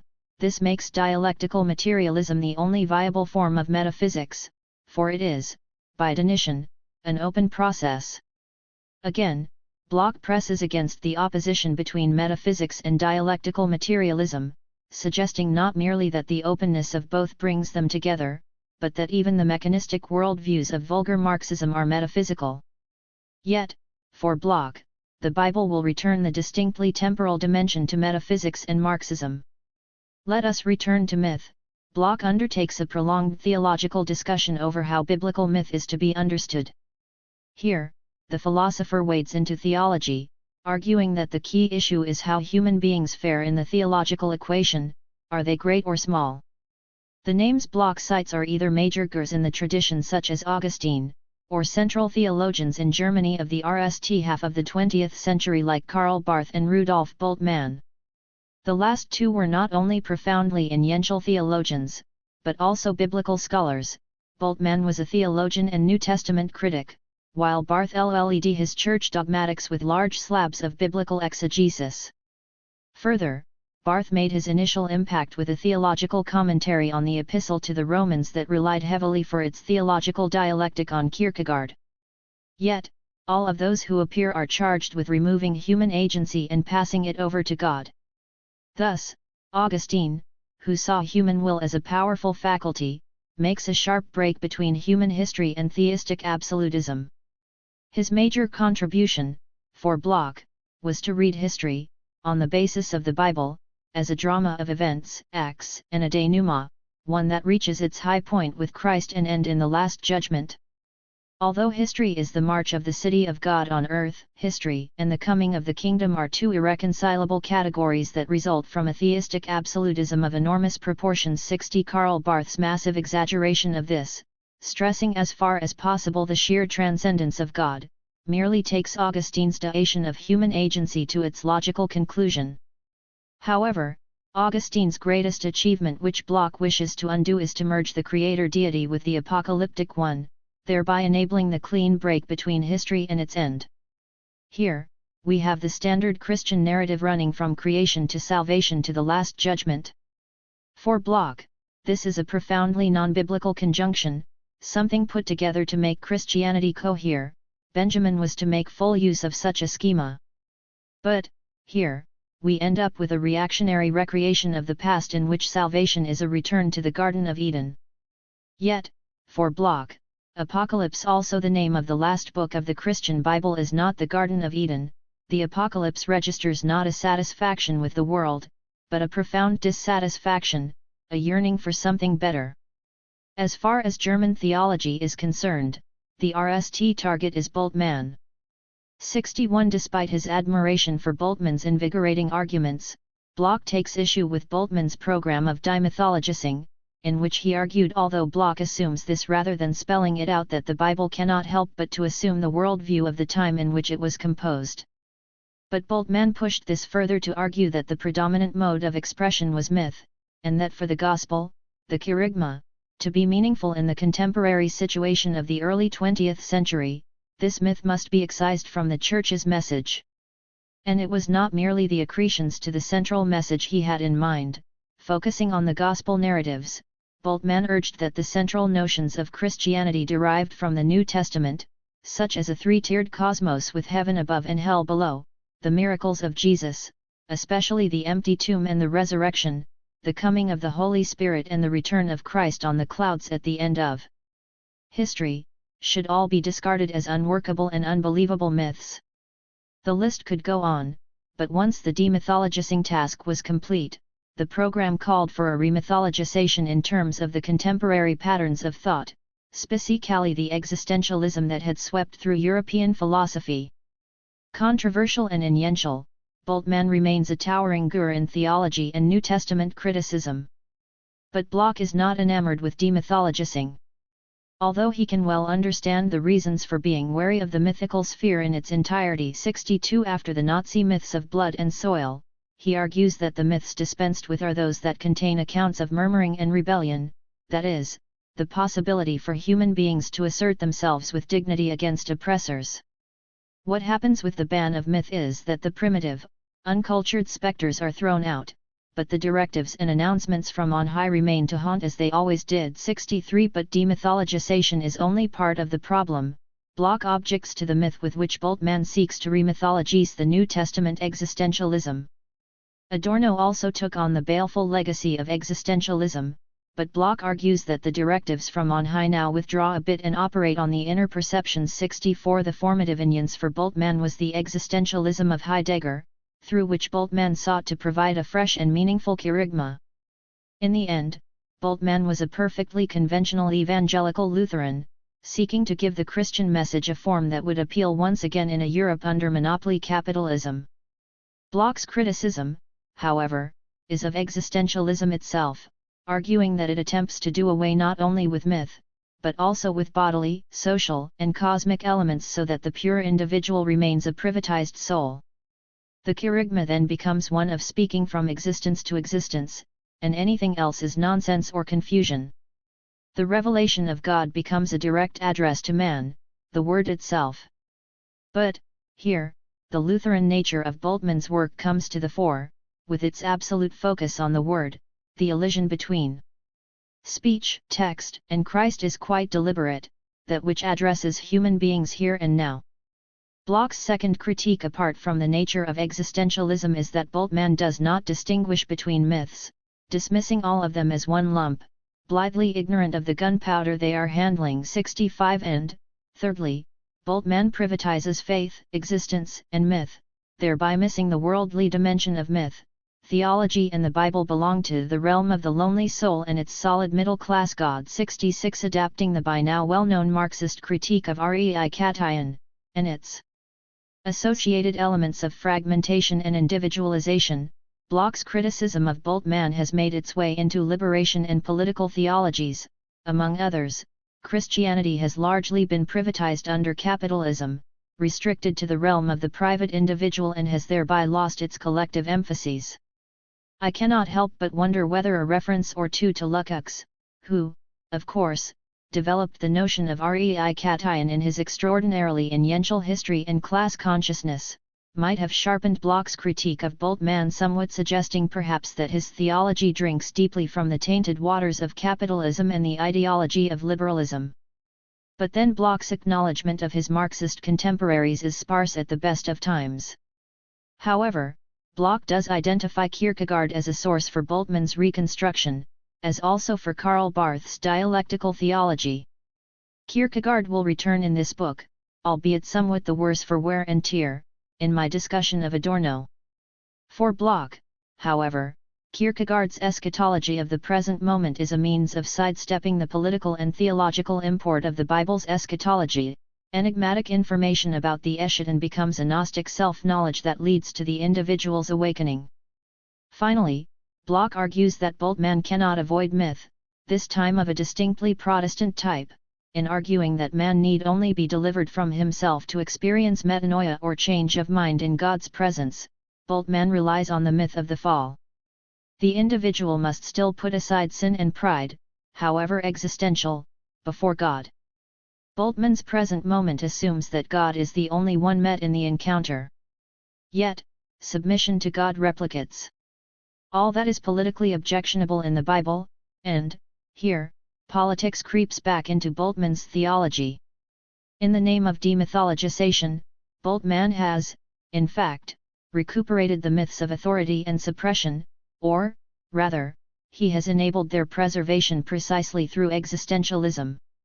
The criticisms of the liberal sources of existentialism are exactly to the point, as is the impossibility of avoiding myth in anything that wants to retain some theological meaning, but let me return to the lumping together of all things under myth. For, in the lead-up to his discussion of Bultmann, Block spells out his criteria for the discernment of myth. The purpose of such material counts rather than the pre-scientific ideas they contain. Do they speak of transformation and liberation? Do they have cunning heroes who win through a ruse? But this requires some distinction within the blanket term myth. Engels's imbecility of the primeval forest. 67 Between the despotism and domination of myth proper and those that, like fairy tales, subvert such domination. 68 The story of Prometheus in Greek mythology, or of the serpent in paradise in the Bible, gives voice to this fairy tale element in myth. Should we take demythologization seriously, then both conformist and nonconformist materials would disappear.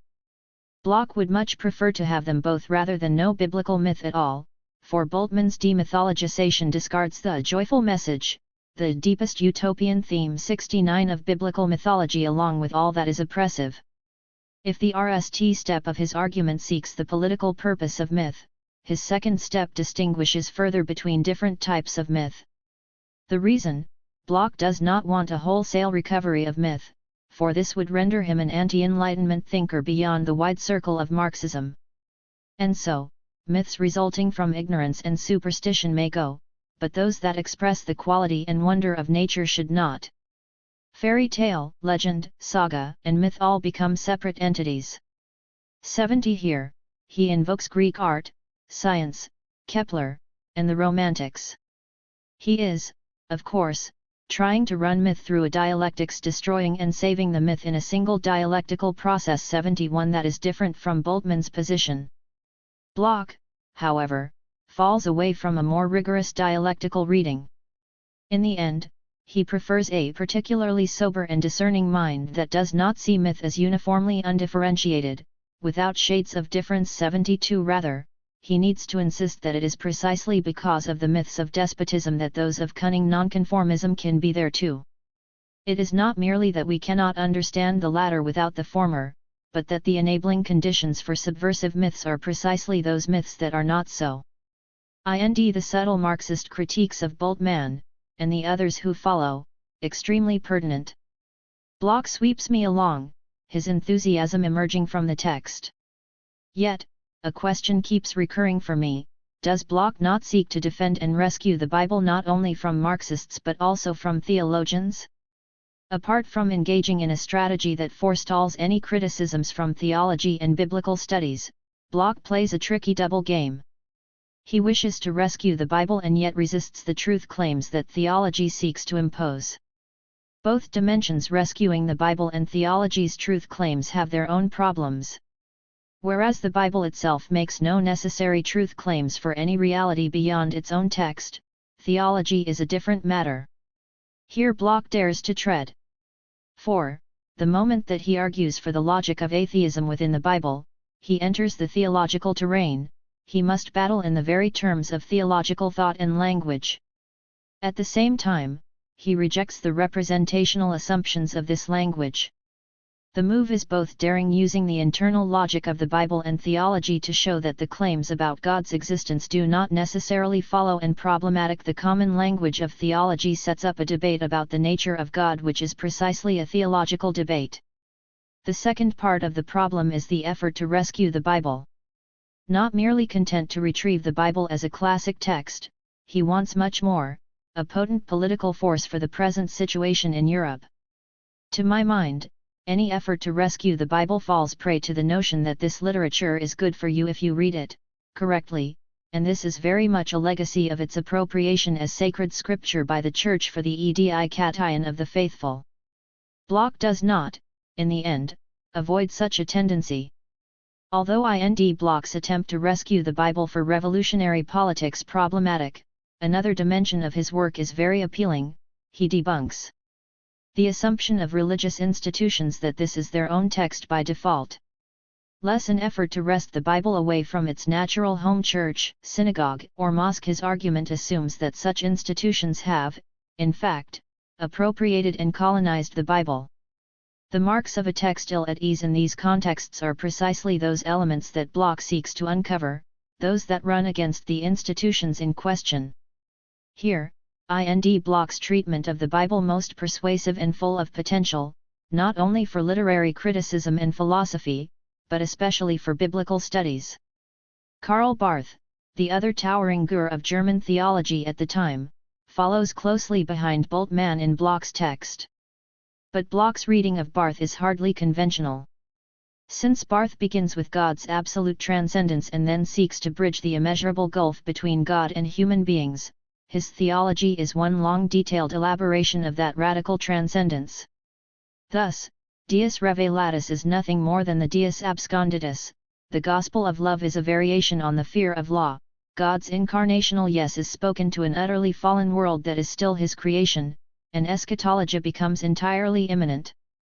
Except that Barth must have a ladder that enabled him to peer into God's mind. Barth must have considered himself the one creature exempt from the boundaries of the creaturely knowledge he so radically asserted. 73 For Bloch, such radical transcendence sucks all the history out of God, static, alien, beyond history, it lacks any sense of an escheaton. Thereby it becomes another part of the oppressive mythology that justifies the status quo.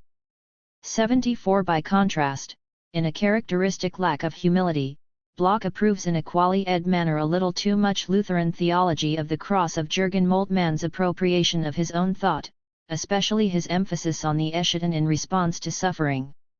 Yet Barth has a dialectical use for Bloch. At the moment Barth valorizes the on high at the expense of human beings, he unwittingly allows the elevation of human beings.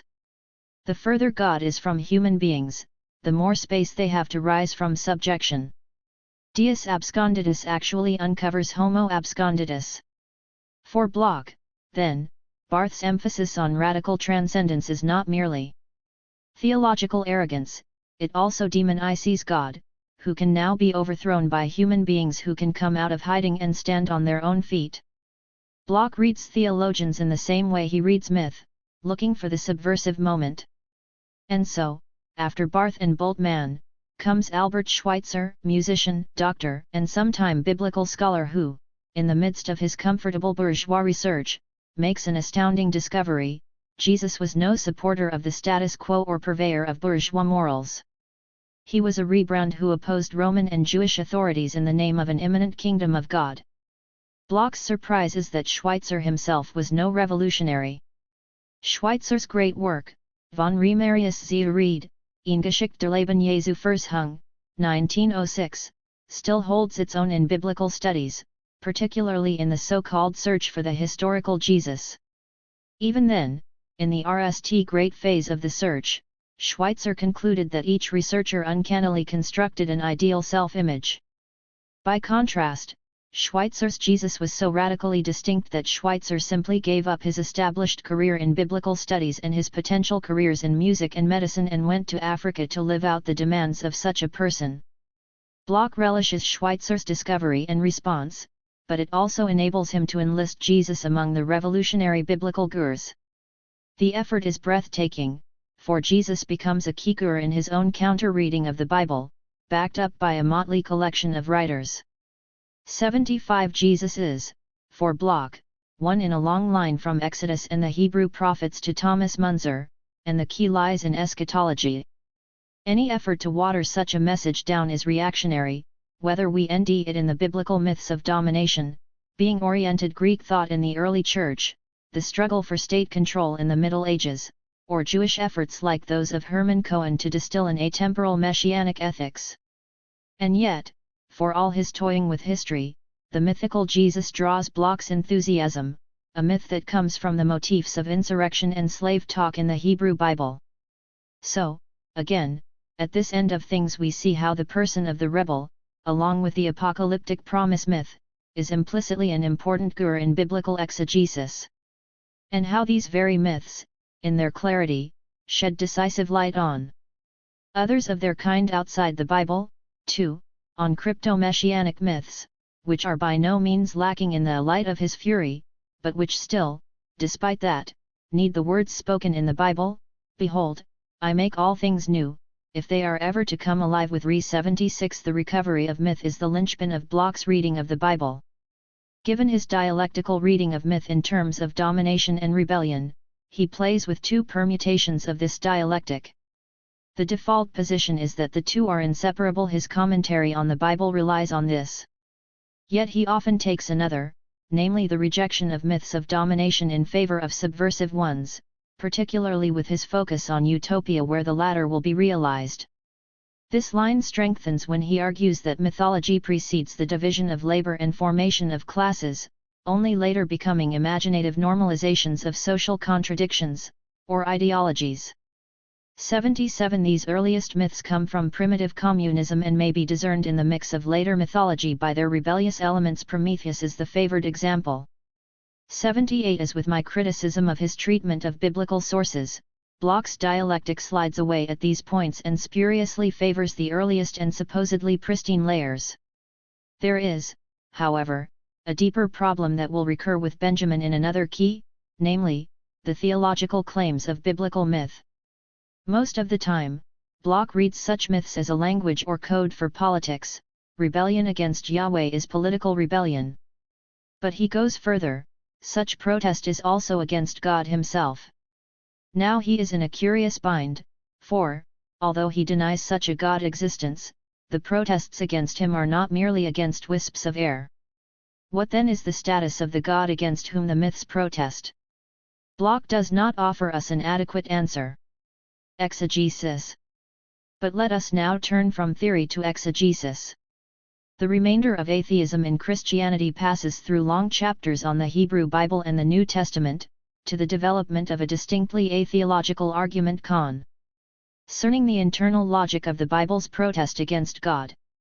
But the vast span of the principle of hope also includes stretches of detailed exegesis. There are some differences between both works, atheism in Christianity running more systematically through the Bible, while the principle of hope is a little more selective, focusing on the religious symbols that cluster around birth and death. At one end, Bloch zeroes in on the theme of Eden/Paradise/Promised Land as a key utopian feature, and at the other resurrection, Day of Judgment and return of the Messiah. The Hebrew Bible. Eden is a paradigmatic example of how a biblical motif launches a trajectory that Bloch follows through centuries of thought. 79 After seeking the wished-for geographical Edenic utopias, he concludes, El Dorado Eden therefore comprehensively embraces the other outlined utopias 80 Yet Eden cannot be separated from the idea of a promised land, which he suggests precedes the Babylonian garden story borrowed by the Israelites, nor from the New Jerusalem, when Eden will be restored at the end. But Bloch is interested in the way Eden remains a physical, geographical space, a garden to which entry is forbidden but searching for it and living close by are permitted.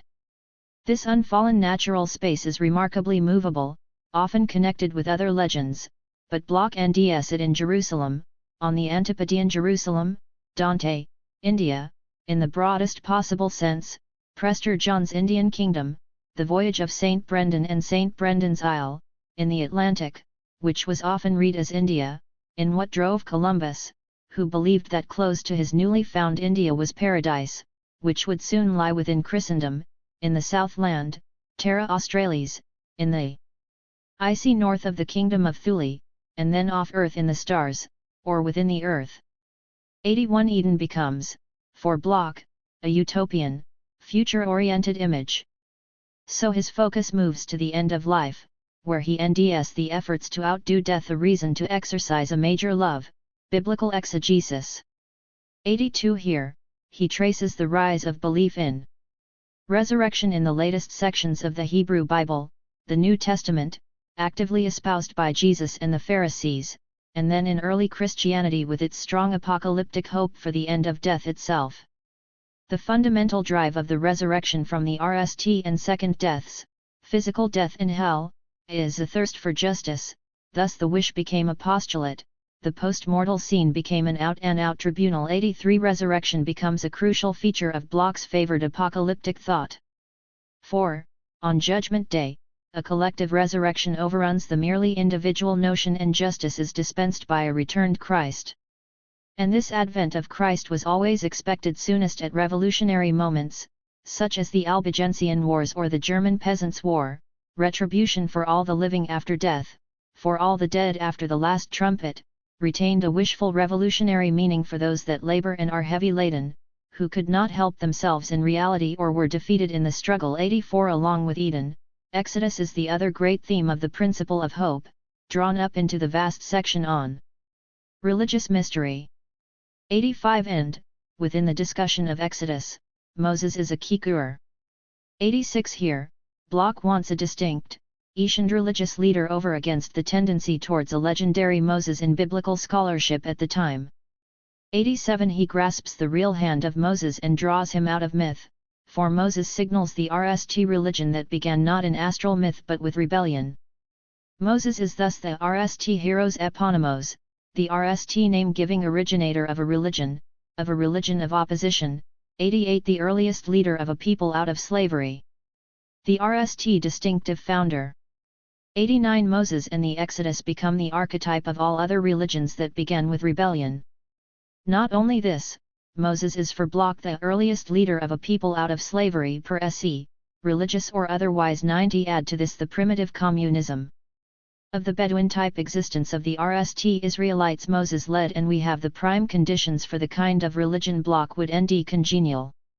91 Yet the Yahweh of the Exodus Bloch nds with Moses is opposed to another image of God, the High Lord God, the God of rabbis and Canaanites and priestly privilege, who is equivalent to Baal, the Lord, which is precisely what Baal means, of all. But all of this is not what the Exodus God Sinai. The God of Exodus is different in nature. In the prophets he proved his hostility to lords and opium. 92 This God is ultimately the God of the future. Ich verdi sen, der ich sen verdi, I will be who I will be. 93 The Hebrew Ejae Asher Ejae that he transcribed in this fashion and used as a leitmotif throughout his work. Atheism in Christianity focuses on Exodus in much greater detail, although, here, the troubling Zashan on Moses shifts to Exodus itself. It constitutes the motif of the Exodus out of Yahweh, that is, the move out of a Yahweh who is an ideological sanction of priestly power. This Exodus out of Yahweh recurs throughout the Hebrew Bible. Thus, the serpent in Genesis 3 fascinates him, the most outstanding passage in the whole of the underground Bible. 94 And he will trace this theme later with regard to the Ophites. Drawn into the net is Jacob's wrestling with God in Genesis 32, L. On this occasion, and not Yahweh, Exodus 4, 24-6 where Yahweh attempts to kill Moses and is appeased by circumcision, Genesis 11 and the rebellion of the Tower of Babel, and the story of Cain and Abel in Genesis 4. In each case, a bloodthirsty, vengeful God is outdone by cunning human beings keen to avoid his fury, whether that is listening to the serpent and gaining knowledge of good and evil, or wrestling with a God who is unwilling to bless. The problem that emerges here, however, has already been signaled by my note on Genesis 32 and L. For the Hebrew Bible contains not one God, Yahweh, but a host of divinities with various names: El Shaddai, El Roi, Baal, Adonai, Elohim, Yahweh, and so on. Bloch, it seems, is aware of this, for, instead of selecting his preferred divinity, he argues that it allows for alternative possibilities in the concept of Yahweh.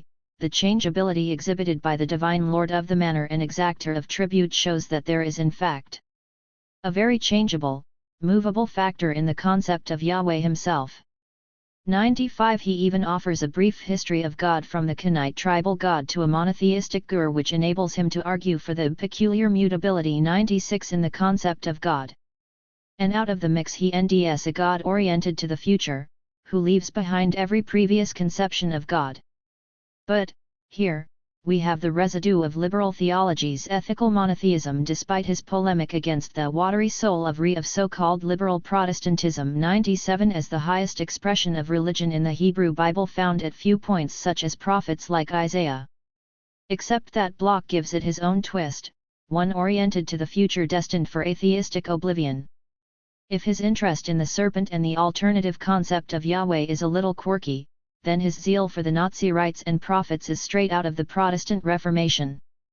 The Nazi rights call the people back to the nomadic, Bedouin-like life of wilderness over against the settled agricultural life of Canaan with its Baals and priests. And, from the Nazi rights, with their vows of asceticism and bans on alcohol and haircutting, emerge the prophets, for whom Bloch has nothing but praise all the way from the foaming shamans of the books of Samuel and Kings to the considered, rational prophecy of the writing prophets Isaiah, Jeremiah, Ezekiel, and the 12. Such prophecy brings about the momentous union of social preaching and the will for a new Yahweh and a coming of his day. 98 After the God of Exodus Asugs Got, the second great ideal of theology is Yahweh as the embodiment of moral reason. 99 All of the pre-agrarian, primitive communist memories are brought forth in the prophets. The climax of this vast coverage of the Hebrew Bible is the Book of Job, the voiced protest against an unjust and oppressive God. 100 On his way to Job, however, Bloch appropriates many contested positions in biblical studies. Thus, he accepts the historicity of the Exodus from Egypt, Moses as a key figure in that escape, a distinct people of Israel who conquer Canaan and establish kingship, all to argue for the conditions of change in the concept of God. Here, he must take the text as reliable evidence, for there is no other evidence for these positions. In fact, if we think of Romulus and Remus for Rome, or the Iliad for Greece, let alone Enuma Elish from Babylon, the narrative from Exodus to conquest is much better understood as a political myth with little basis in historical events. And so we can apply Bloch's own strictures on myth. What if, to take a growing consensus in biblical studies and archaeology, Israel emerges late from within Canaan, a small moment in the history of Palestine, submerged under empires, Persian, Hellenistic and Roman, and only achieving late independence under the Maccabees in the 3rd century BCE. Further, Bloch assumes positions in biblical criticism that are drawn from the text, especially the opposition between nomadic and settled and that between Yahwism and its Canaanite counterparts. But what are the implications for Yahwism if it is, in fact, one form of Canaanite religion? At the time Bloch was writing, assumptions of Israelite uniqueness dominated work on the Hebrew Bible, as a people, as the inventors of history over against myth, as the producers of a much higher form of religion, as those who led the way forward over against the stultifying effects of Canaanite and Egyptian religion, culture, and even architecture. 101 My NAL question for Bloch concerns his rather astute observations on myth that I discussed a little earlier, along with the issue of sources and oral tradition. To be sure, the material about the serpent, or about Jacob wrestling with God, or Cain and Abel, or the Tower of Babel, or even Job, fall into the category of myth, or at least legend, and Bloch's treatment lives up to his discernment of myth. Let me take as examples Genesis 3 on the serpent and chapter 4 on Cain and Abel. After noting the ambiguity of the serpent gur poison and healing, dragon of the abyss and lightning high above, healer from leprosy and so on, Bloch zeroes in on a feature of the text long noticed: the serpent speaks with a straight tongue. Thus, in response to Eve's observation that touching the tree in the middle of the garden will lead to death, the serpent replies, "You will not die, for God Elohim knows that on the day you eat from it your eyes will be opened, and you will be like God's Elohim, knowing good and evil." Gen 3, 4-5. Not only does God or the gods Elohim admit, in verse 22, that the human beings have gained the knowledge of good and evil and become like gods, but Adam and Eve are banished from the garden rather than killed. They do not die. In fact, the risk reverses and the gods fear that the man might reach out his hand and take also from the tree of life, and eat, and live forever. Gen 3, 22. And what is the result of eating from the tree of the knowledge of good and evil? And the eyes of the two of them were opened. 3, 7. What follows, in verses 8-19, is, for Bloch, a mythical overlay of the sort that he nds objectionable, a redactor's narrative that turns the act of eating from the tree of knowledge into punishment for disobedience, although, even here, the punishment for the serpent, a legless existence, for the woman, pain in childbirth and subservience to her man, for the man, hard labor from a resistant and thorny ground, hints at the sort of punishment meted out to rebels and revolutionaries. Were it not for this high-handed punishment, it is not clear that eating from the tree, desiring knowledge, wanting to be like gods, is an act of rebellion at all, let alone the sin that theology found there. In other words, the hand of a redactor, an orthodox priestly apparatchik, turns an older source into a story of the punishment for disobedience. But Bloch's point is that the earlier source is still visible, as biblical critics are wont to argue for slightly different reasons. The seams and tensions in the text point to different sources that have been brought together, except that Bloch's hermeneutics of class con ICT leads him to argue that the tension re-x1 between rulers and the repression of rebellion by those ruled. Bloch's SP is an echo of earlier resistance in the earliest source, the name Yahweh Elohim is used, of Genesis 2, 3-7 that lies at the basis of this account. 102 Bloch's interest in the serpent carries right through to the Gnostic Christian sect of the 3rd century CE, the Ophites, Ophis, snake.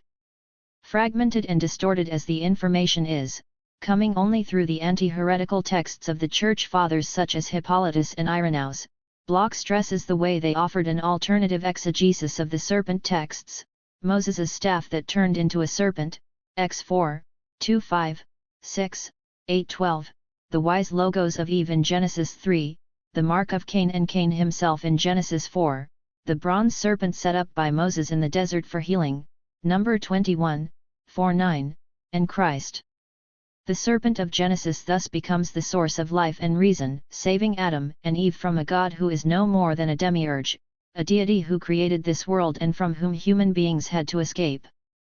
Block then pursues other texts, such as that concerning Nehushtan in 2 Kings 18, 4, the bronze serpent worshipped by the people and attributed to Moses until its destruction by King Hezekiah, or the text from John 3, 14, and just as Moses lifted up the serpent in the wilderness, so must the Son of Man be lifted up, although he neglects to mention the verse that immediately follows, that whoever believes in him may have eternal life, John 3, 15.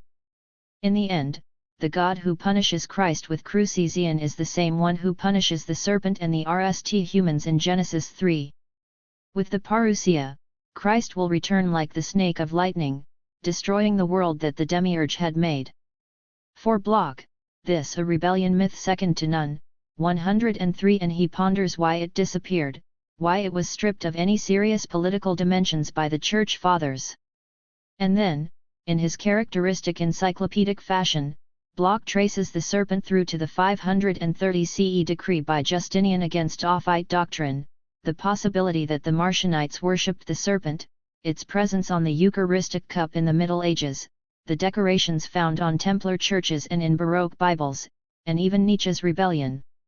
104. But what he misses is the fact that the Hebrew word seraph or seraphim also means serpent, deriving from the winged cobra of the representations of the pharaohs and Egyptian deities. The serpent, it seems, is even more prevalent in the Bible than he thought. 105. A second excellent example of Block's discernment of myths comes with his discussion of Cain and Abel in Genesis 4. Here, he spots a half-concealed break in the picture of this God. 106, where the issue is acceptable sacrifice. Abel's sacrifice of the fat portions of the arsling of the ox is acceptable, but Cain's offering of the fruit of the ground is not. Here, we have a bloodthirsty deity who requires the blood of animals as a substitute for human blood. After the murder of Yahweh's favored Abel by Cain, the picture of Yahweh transforms into something quite different. Usually, the text that follows the murder with its story of the mark of Cain to distinguish him from others is read as the curse of Cain. He has, after all, killed his brother in a rage of jealousy, sin lying at the door as a result of Cain's fallen face, Gen 4, 6 and 7. Block, however, exploits a break in the Masoretic text in verse 8, and Cain said to his brother Abel. And when they were in the Eld, Cain rose up against his brother Abel, and killed him. This syntactical blip alerts Block to a change in the representations of Cain and Yahweh. The nervousness of the other versions, Samaritan Pentateuch, Septuagint, Syriac, Vulgate, and others, which add "let us go out into the Eld," points to a problem in the Hebrew. It simply does not make sense at this point. The change in Cain is one thing: he is either a crestfallen man because his sacrifice was unacceptable, or a murderer. But Block is drawn by the break in the picture of God. On the one hand, we have the dystopian, bloodthirsty Yahweh who places a curse on Cain, and now cursed are you from the ground, which has opened its mouth to take the blood of your brother from your hand. When you cultivate the ground it will no longer give you its strength, a fugitive and wanderer you will be upon the earth, Gen 4, 11-12, my translation. Yet, the text relents in midstream. Yahweh not only modies his curse, but withdraws it. Instead of an imperial ban on the outlaw, what comes, as though from a different source, is quite the opposite. 107. The mark of Cain is then a mark of protection, and Cain is blessed with a long line of fruitful and productive offspring: city builders, tent dwellers, livestock owners, lyre and pipe players, bronze and iron tool manufacturers. But, had he been able to read Hebrew, Block would have picked up another textual problem. In Gen 4, 15, he quotes Yahweh's words in the text as not so. If anyone slays Cain, vengeance shall be taken on him sevenfold. 108. But, here, the not so, follows the various versions, Greek, Latin and Syriac, rather than the Masoretic, Hebrew, text, which has therefore LKN, following on from Cain's plea, I shall be a fugitive and wanderer on the earth, and anyone who meets me may kill me, Gen 4:14. Therefore, says Yahweh, Cain's killer will be avenged sevenfold, and for this reason the mark is a mark of protection, not punishment.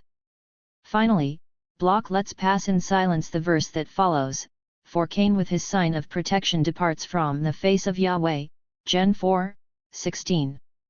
Is this not precisely the exodus out of Yahweh that Block seeks? These are among the best examples of Block's method, sorting out tensions and contradictions in biblical myths. However, at other points, he is not so discerning. For, when it comes to a pinch, he leaves myth behind, keen to espy the historical Moses behind the various myths that waft around him. Or the concrete historical context of wilderness nomadism and the conquest of Canaan. At times, he loses his mythical nerve, wanting Moses to be more than myth. Of course, the catch is that one of the most likely forms of myth is of the great man, at least, of history and faith. He will do the same thing with Jesus. New Testament. Block's enthusiastic appropriation of the New Testament has not got the quirky edge of his reading of the Hebrew Bible. As before, I move through the principle of hope before returning to atheism in Christianity. Of course, he will zero in on Jesus, one in a long line of prophets that even includes Zoroaster, Mani, and Buddha. But, like Moses, Jesus must be a historical gur struggling to escape his mythical background. 109. Block wants to establish the fullest revolutionary credentials of Jesus, who provides the basis for social utopia. So he focuses on Jesus's downward attraction, towards the poor, and his upward rebellion against the powerful. In the end, wealth prevents salvation, and the love communism of the early community, comparable to primitive communism under Moses, provides the model of a new society. After his glowing appreciation of Jesus, Block nds the scandal of Christian love central. This is Christian love, a love which is almost micrological, one which gathers up its own in their out-of-the-wayness, their incognito to the world, their discordance with the world, into the kingdom where they accord. 110. Along with love, Jesus's apocalypticism marks him as a revolutionary and as the sign of the perfection of the Exodus God into the God of the kingdom. 111. Of all things, Block treasures biblical apocalypticism highest of all. Jesus's revolutionary credentials become central in atheism in Christianity. Block stresses the words of fury and divisiveness, sword and re. He is, however, not the RST to argue for Jesus the political revolutionary, for it has been a constant theme in various popular and scholarly Christologies. Indeed, as I mentioned earlier, Block's zeal for Jesus the revolutionary rebrand has been essential in political theologies in Europe, most notably Jürgen Moltmann and Johann Baptist Metz, 112, and liberation theologies in Latin America and elsewhere. Compared to these theologies, Block gives no quarter to liberal, interiorizing anti-Semitic Christologies of Renan, Holtzmann, Wellhausen and von Harnack, particularly when he connects their work with the transcendentalising tendencies within the New Testament. But the most curious aspect of his treatment of Jesus in atheism in Christianity is the mix of mythical and historical features. Like the principle of hope, Block undertakes his own search for the historical Jesus, and, in doing so, he follows the dominant pattern of such research in biblical scholarship at the time, namely speculation about the New Testament titles of Jesus, Messiah, Son of God, Son of Man, Kyrios, Lord, and so on. And like that research, his wants to identify the titles closest to Jesus's own usage, to gain access to his psychological processes. Block prefers both Messiah and Son of Man. Subjectively, then, Jesus considered himself the Messiah in the thoroughly traditional sense. Objectively he is anything but an artful dodger into invisible inwardness, or a sort of quartermaster for a totally transcendent heavenly kingdom. 113 But the enigmatic and apocalyptic Son of Man is closest to Jesus, the one most often on his lips, giving expression to his anti-Yahwistic drive, the desire for human transcendence. Yet, in pursuing the Son of Man through the Hebrew Bible and extra-canonical material, Bloch is squarely in the realm of myth, whether the suffering, dying and returning apocalyptic Gur or the heavenly man or Adam, Adam Kadmon of Jewish mythology, and the second Adam of other New Testament theology. And, here, he falls into the trap that his method promised to avoid. On the one hand, he tries to sidestep the myth that seeps through the New Testament, arguing that Son of Man is a real term used by a flesh and blood Jesus. On the other, it is a designation that runs back to the earliest precursors of the priestly source in Genesis 1, to the Gur of Adam made in the image and likeness of God. In the NAL analysis, then, the doctrine of the heavenly Adam as the prototype of man belongs to the biblical Azores, to the remaining mountain peak of a submerged, subversive, anti-theocratic tradition. 114. I am not so sure, for not only would Bloch have been on better ground if he had argued that the myth of a revolutionary Jesus is one that undermines those of the Kyrios Christos and the transcendent, eternal Adam. Of course, Bloch would argue that this is a manifestation of the God principle, an expression of the human desire for self-transcendence beyond religious ideology. But the problem runs deeper than this, which involves both the difficulties of secularizing theology and the elevation of man onto God's former throne. I will return to these questions below. All the same, Bloch's enthusiasm for Jewish and Christian materials is striking. One can sense the immense value he accords Moses and Jesus, Christian love and apocalypticism, but, above all, their revolutionary credentials. Is he, then, too sympathetic to religion, too blind to the atrocities and complicities with the powerful that Christianity has manifested, as his critics in East Germany insisted? It seems to me that, for all his shortcomings in biblical criticism and in Marxist theory, the crucial question that exercised Bloch is why such a text was the main inspiration for the various revolutionary groups throughout European history. I have already raised this question earlier, but it remains central to some of Bloch's NAL moves. The return to theology. In the closing arguments of both atheism in Christianity and the principle of hope, Bloch returns to theology, albeit in his argument for the atheistic logic of the Bible. Yet this argument is, to my mind, the most symptomatic of all, for his theological turn raises all sorts of questions about the nature of his biblical criticism. Note carefully that the title of his most sustained engagement with the Bible is not Atheism in the Bible, but Atheism in Christianity, Atheismus im Christentum. And the questions Bloch covers in its closing pages are the theological ones of atheism, teleology, transcendence, sin, and death. Here, we witness perhaps the boldest and most risky move of all, a dialectical inversion of the central doctrines of Christianity, a homeopathic reading that pushes the concepts to their extreme until their truth emerges. After running through the impossibility of the biblical exodus out of Yahweh in Orphic, Stoic, and Gnostic beliefs, Bloch returns to what is now a theological opposition in continuity with the two lines he traces in the Bible, astral myth and logos myth. If astral myth, in which the fundamental stasis of the cosmos remains untouched, provides no way forward, the logos myth allows him to begin a transvaluation of one theological category after the other. 115. Atheism. Bloch's well-known religious atheism is not some soft-headed reversion to paganism. Like Eck after him, Bloch fully endorses the break with paganism enacted, as he sees it, in the Bible. Lumped under the sign of astral Mythonian matriarchal religions of the moon, fertility cults of the dying and rising god, patriarchal religions of the sun, Canaanite and Greek myths, cyclical fertility myths, Bloch notes both the biblical leftovers and the Bible's ability to cut through the whole seduction of paganism. And his argument is that the Bible enables human beings to face the realm of divinized heavenly bodies and not fear, as the angels say to the shepherds in Luke's birth story. Bloch's hero is Feuerbach, who enables human beings to begin to claim the heavens for themselves by arguing that the gods are transposed hypostases of human desires. Feuerbach's genius is that he focused on the radically human line in Christianity 116 through his anthropologization, or, as Moylan calls it, dehypostatization.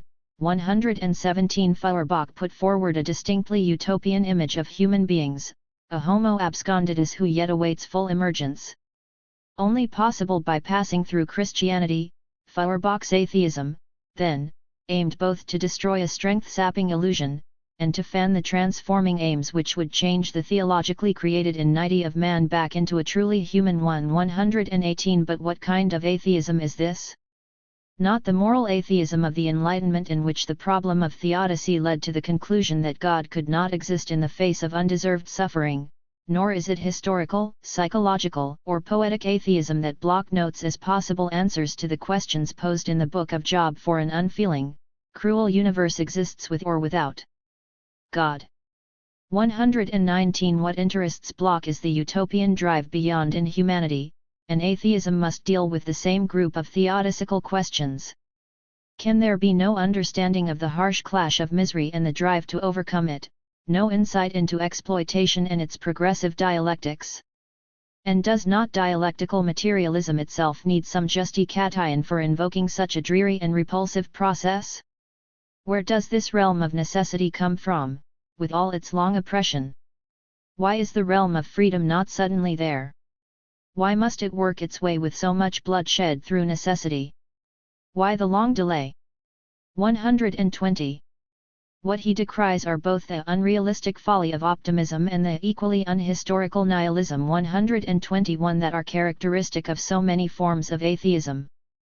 Rather, atheism protests not merely against a God who is responsible for these things, but that they exist at all. For this reason, the religious revolutionaries draw him in, prophets, mystics, religious founders, particularly Moses and Jesus, and the theological revolutionaries like Munzer. So the exodus out of Yahweh then becomes a model for another exodus. There is always an exodus in the world, an exodus from the particular status quo. And there is always a hope, which is connected with rebellion, a hope founded in the concrete given possibilities for a new beginning.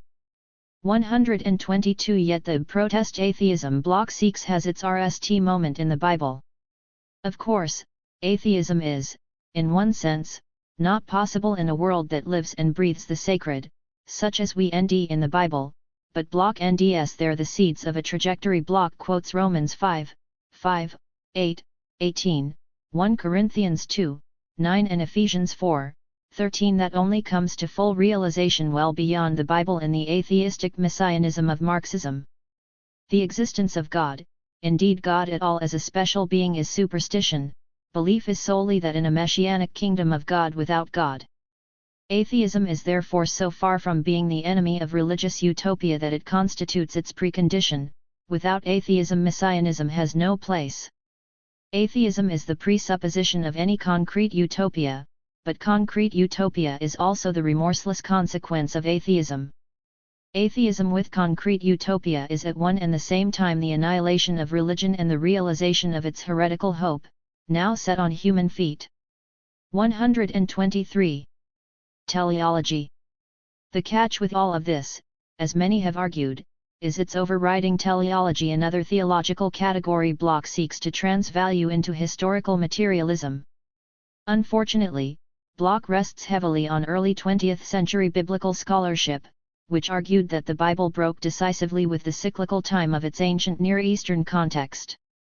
Instead, they argued, the RST moment of linear, historical time in the Hebrew Bible, something Bloch turns all too quickly into his teleology. And then, in a massive rush, Bloch draws in nearly everything from the earliest documents of the Bible to Hegel, an encyclopedic sweep we see repeatedly in his texts. But the distinction between two times is highly problematic, not merely since we nd both perceptions of time in the Bible and in the ancient Near East, but also because it imposes foreign categories on the text.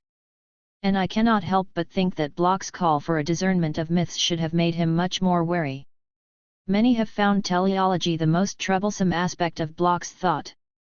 Moylan, for instance, argues that it shows a rift between his rigid Marxist teleology and a more fragmentary, disruptive utopian expectation.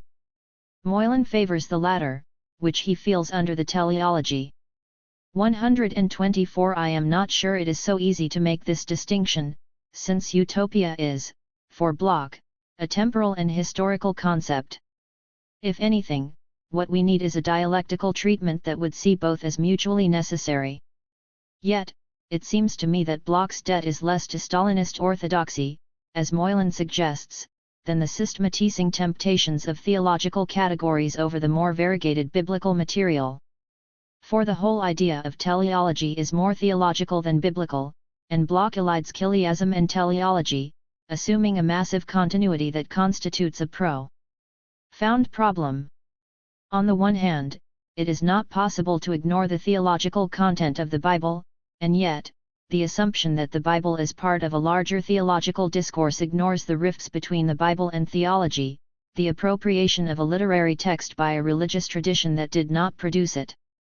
Beneath all of this is not only my argument that it is necessary to develop a non-theological biblical criticism, but that theology creates more problems for biblical criticism than possibilities and opportunities. In other words, Bloch's value is that he raises the theological issues in biblical interpretation, but the catch is that his reading of the Bible is limited by unexamined theological assumptions. Transcendence. As we have seen, Bloch takes the category of transcendence into new territories: human, non-human and temporal.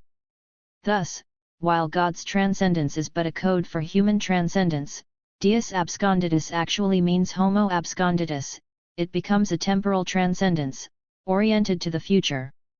But Bloch does not stop here, for even nature and matter have utopian pretensions.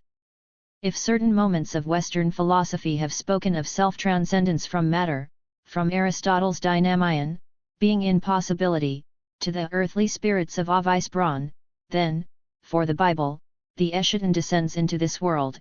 Nowhere is the omega of Christian utopianism so untranscendent and at the same time so all-transcending, as in the New Jerusalem of Revelation 21.23 125. In all this, he prefers the Latin verbal infinitive transcendere to the substantive transcendence, for whereas the latter indicates a state, the former speaks of a forward-looking process, a paradoxical transcendere without transcendence.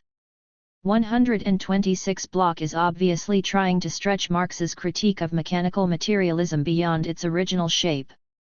However, is not the effort to reload key theological terms like transcendence not caught up in the difficulties of secularist theology? This will become a central question for Adorno, but it is relevant here too. Such theological terms are not so easily divested of their semantic associations, for their content is not like milk in a bottle which one can merely pour out and replace, say, with wine. No matter how unrelenting the effort to remove any former content, a residue remains that clings to the terms. Adorno urges us not to relax our ideological suspicion for a moment, but Bloch can be caught napping all too often. This brings me to two related points. The RST is theological, the elevation of man in God's place, or matter in place of spirit, has all the potential for totalitarian and oppressive politics that can now be justified by such an ideology, for this man can behave as though he were God. There is, as Moylan points out in a different context, a tendency for Bloch to revert to the hypostatization he elsewhere criticizes so well. 127 And it happens when he moves from the discernment of biblical myths to overtly theological categories, for he seems to give up his carefully crafted discernment of myths at the same time. Should not his arguments for human transcendence, and, indeed, his teleological atheism, also be subject to the suspicion that he casts over myths of servile obedience and the justification of earthly lords? For the danger of secularist theology is to replicate those patterns of ideological justification of power and authority so characteristic of theology itself. Faith, hope, sin and death. Bloch continues to roll one theological category out after another, including faith, hope and sin. But the most intriguing are his thoughts on death. There is nothing all that new in his comments on faith and hope, openness to an undecided future characterized by discontented hope. Bloch's insistence on the notions of evil and the satanic within Marxism are welcome but, again, not particularly new. But his point is valid. With atheism, God's protagonist and his allies disappear as well and evil becomes unidentifiable. Such a diminution, a reduction to psychological or economic causes, is evil's greatest triumph, for it can do its work unnoticed. So Bloch calls for a doctrine of evil within Marxism, one that recognizes how trenchant the opposition may be to socialism. But I am fascinated by his reactions on death, the most honest of any Marxist that I have seen. For Bloch, death depicts the hardest anti-utopia 128. As a highly inadequate end, generally breaking, only very rarely rounding off, the human life. 129 It saps the energy of anyone who sets out to change the world. 130 Death is, as David Roberts pointed out to me in discussion, the point where any materialist position faces its hardest task. Eschewing a solution in a collective notion of continued life, Bloch distinguishes between the act of dying, which is itself part of life, and death as the resultant state. The former generates the odd apprehension, but the ontological status of death engenders sheer horror. So Bloch seeks a source of courage in the look forward to the novum. Death ought to be viewed as a departure, an open question. Interested in neither the positive dogmatism of Christianity or a materialist dogmatic negativity, he comes out as an agnostic regarding death. The journey is simply an unknown, and anyone who attempts to say what actually takes place has another agenda. Rather than the traditional image of the resurrection to a new life or, indeed, the retrospection that imminent death produces, he stresses that death should be regarded as an open question for which we have no answers. 131 Atheism, therefore, does not preclude the possibility of something beyond death, for the status vitae lies far beyond death, which hardly represents an inexorably formative status termini. 132 And yet, Bloch wants to do more than that, invoking the notion of life force Lebensmutz, a potential or capability for reaching beyond the limits of an unfettered life, freed from death. The idea of utopia, the idea of the utopia, cannot even be thought at all. There is something profoundly contradictory in every utopia, namely, that it cannot be conceived at all without the elimination of death. This is inherent in the very thought. What I mean is the heaviness of death and everything that is connected to it. Wherever this is not included, where the threshold of death is not at the same time considered, there can actually be no utopia. And it seems to me that this has very heavy consequences for the theory of knowledge about utopia. If I may put it crassly, one may not cast a picture of utopia in a positive manner. Every attempt to describe or portray utopia in a simple way, i.e., it will be like this, would be an attempt to avoid the antinomy of death and to speak about the elimination of death as if it did not exist. That is perhaps the most profound reason, the metaphysical reason, why one can actually talk about utopia only in a negative way, as is demonstrated in great philosophical works by Hegel and, even more emphatically, Marx. Bloch and Adorno 1988, p. 10. Individual life.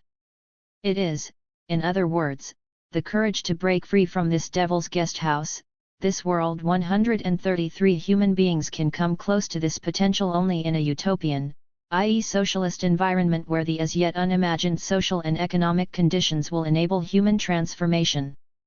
This, in fact, runs close to Marx's notion of species essence and the transformation of that essence in communism.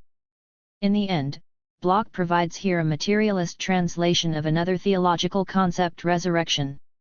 Eternal life, then, may be understood not as an answer to death but as the deep presence of something that has not yet appeared. 134 The weaker version of this necessary but astonishing effort to deal with death would be that human beings contain within them a utopian desire, and the value of religions like Christianity is that they have tapped into this. However, I suspect that Bloch pushes towards a stronger version, in which a collective socialist transformation that has not yet arrived will provide the context for the realization of such a life force, a society that was itself brought about as the result of that life force. Of course, there are a pile of questions. Will people still long for a greater transformation? Is such a life force itself not generated by the religions in question? and so on. But what interests me is the effort to transform a theological category into a viable historical materialist category. Most commentators have been nonplussed by all the discussion of death and life force.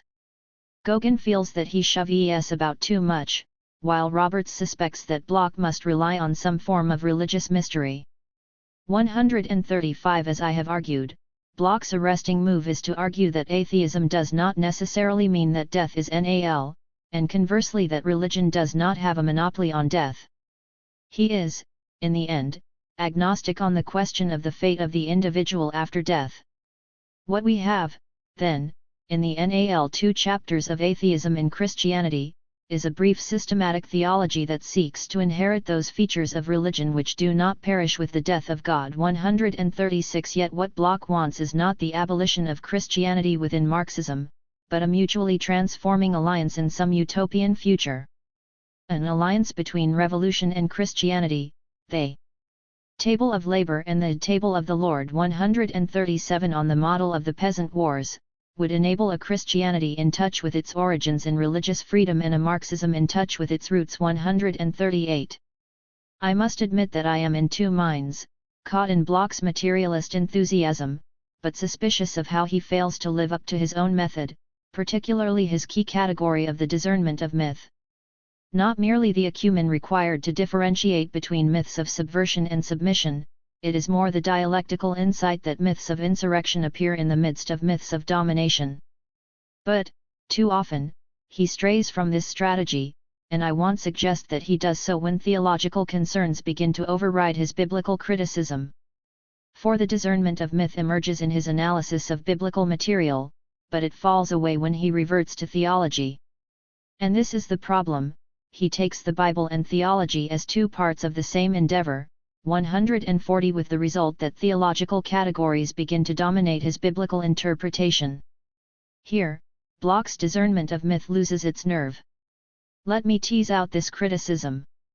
The structure of both the principle of hope and atheism in Christianity runs from the Bible to a full-scale theological reaction.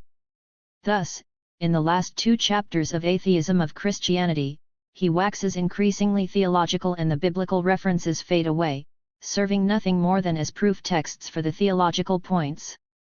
While, in some cases, the points Bloch makes in the theological sections are thought-provoking, not least because Christianity and Marxism are the two great systems, as Jameson reminds us, 141, that have been state ideologies. I want to suggest that Bloch's program would have been served better if he had made a sharper distinction between theology and the Bible. But what is the problem with secularist theology? Here, Adorno's comment to Bloch may be applied to his whole utopian project: we have come strangely close to the ontological proof of God. 142. This comes in response to Bloch's comment: one should not be allowed to eliminate it as if it really did not exist. 143. All of Bloch's categories, such as the anticipatory illumination Vorschein, 144, not yet consciousness, life force, yearning for a better life and so on, become variations of a secularist version of Anselm's that than which a greater cannot be thought. It is not for nothing that God becomes, in the words of the spirit of Utopia, the problem of the radically new, absolutely redemptive, as the phenomenal of our freedom, of our true meaning. 145. The risk of idolatry in such a secularist theology is almost unavoidable, as we will see with Adorno. The implication of the seamless connection between Bible and theology is that Bloch grants a crucial point before the debate has begun, namely that the home for the Bible is the Church, understanding theology as the central ideological structure of the Church. Such a move must be regarded, like his deal with the Stalinist devil, as a strategic concession in order to make other gains, since Bloch is not unaware of the distinction, noting that the Bible has always been the Church's bad conscience, that it was on the basis of the Bible that the peasants under Munzer opposed the Church, and that the Church itself has too often been the dangerously hypocritical heavenly state that reinforces the earthly. 146. However much he may protest against such regimes in the Bible, his compromise with theology sits ill with his espousal of Munzer and other Christian revolutionaries. I would much rather that Bloch had allowed his politicized biblical criticism loose on theology. I think of the discernment of myths along class lines, between those that encourage servility and those that enable human beings to stand up to the powers that oppress. Is not this kind of discernment necessary in his readings of theology? These debates might continue, but, in the end, Bloch drops his ideological guard too often, especially in regard to theology, and it is precisely here that it is needed. Chapter 2. Benjamin's perpetuation of biblical myth. The question thus becomes that of interpreting how theological concepts, whether direct or indirect, function in the writings of Benjamin I. After the millenarian enthusiasm of Bloch's engagement with the Bible, Benjamin emerges as a wary and cautious interlocutor. I will argue that the Bible is crucial for Benjamin's thought. Put succinctly, he seeks to use the Bible and the methods of biblical studies, especially allegory, in order to break out of the myths that he saw everywhere around him in the increasing technological interlacings of capitalism. That he fails to see the way his theological reading of the Bible perpetuates the very myth he wishes to banish is not a mark of failure as the hint at another way of dealing with myth. Over against the dominant trend to deal with Benjamin's thought chronologically, tracking its shifts over time, I attempt a thematic and logical reading here. For such a reading brings out certain elements of his thought otherwise obscured in chronological readings. Like Bloch, Walter Benjamin is something of an enigma for Marxist criticism. I suspect this is partly due to the fact that Benjamin was never quite clear about what he wanted to say, with the result that, at the moment we think we might have pinned him down, he slips away again. But the problem for Marxism is that, while appropriating the central terms of historical materialism, Benjamin continually uses a panoply of theological terms: God, redemption, revelation, transcendence, immanence, angels, judgment, free will, evil, Satan, Messiah, allegory, and repeatedly the word theology itself. Indeed, it is hardly necessary to rehearse the arguments for the theological dimensions of Benjamin's writings. It is a commonplace of Benjamin criticism that his great creative tension lies in the intersections between metaphysics and materialism, theology and Marxism. It is also a commonplace to position oneself by delineating the strands of that criticism. But it seems to me that the comments of Theodor Adorno and Gershom Scholem have rarely been surpassed except in detail. Adorno suggests that Benjamin should take the dialectical logic of his theological method to its extreme, for only in this way would a properly Marxist reading and method emerge. If I were to close the circle of my critique boldly here at a single stroke, as it were, then I should have to try and grasp the two extremes. A restoration of theology, or better still, a radicalization of dialectic introduced into the glowing heart of theology, would simultaneously require the utmost intensification of the social dialectical, indeed economic, motifs. 3. Like Scholem, although for entirely different reasons, Adorno nds the melding of theology and dialectical materialism problematic. They appear uneasy with each other, the one effacing the other in an enthusiasm for immediate political relevance only to end that the other emerges again without warning. For Scholem, Benjamin would be better off without communism, for although he suggests that only Benjamin would have been able to link religion and politics in a unique fashion, you would not be the last but perhaps the most incomprehensible victim of the confusion between religion and politics, the true relationship of which you could have been expected to bring out more clearly than anyone else. 5. Here, Scholem joins Adorno, although with a very different direction in mind. However, some Marxists are keen to dismiss theology. 6. While others argue for the abiding importance of theology. 7. Or that his theology is the realization of the inner logic of Marxism and its breakdown. 8. Anti-Marxists stress that his Marxism is a superchale addition to a transcendent theology. 9. Or that Benjamin's interest for us lies elsewhere, as a deconstructionist, or cultural critic or philosopher. 10. Both sides are given to marking 2 or 3 shifts in Benjamin's thought, the early, theological Benjamin enunced by Scholem, and the later, Brechtian, Marxist from the 1920s. With the passage in Arbeit and the theses on the philosophy of history, some suggest either a resigned awareness of Marxism's futility and a return to theology, so Scholem, or an effort at a deep mutual transformation of theology through Marxism and vice versa that risks losing both. 11. Or a thinking of the relationship between politics and time and thereby freeing theology for God. 12. Or the indistinguishability. 13. Or asymmetrical opposition, of the profane and the messianic. 14. Or at least these approaches avoid the pitfalls of seeking a key in his biography. I do not enter into this debate here, although we cannot avoid the mutual presence of theology and materialism in Benjamin's work.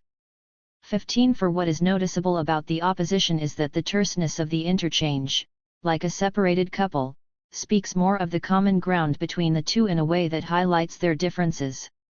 It is these differences and tensions that interest me here, but, before I do, let me deal with two preliminary problems. First, Benjamin and his critics subsume biblical studies under the label of theology.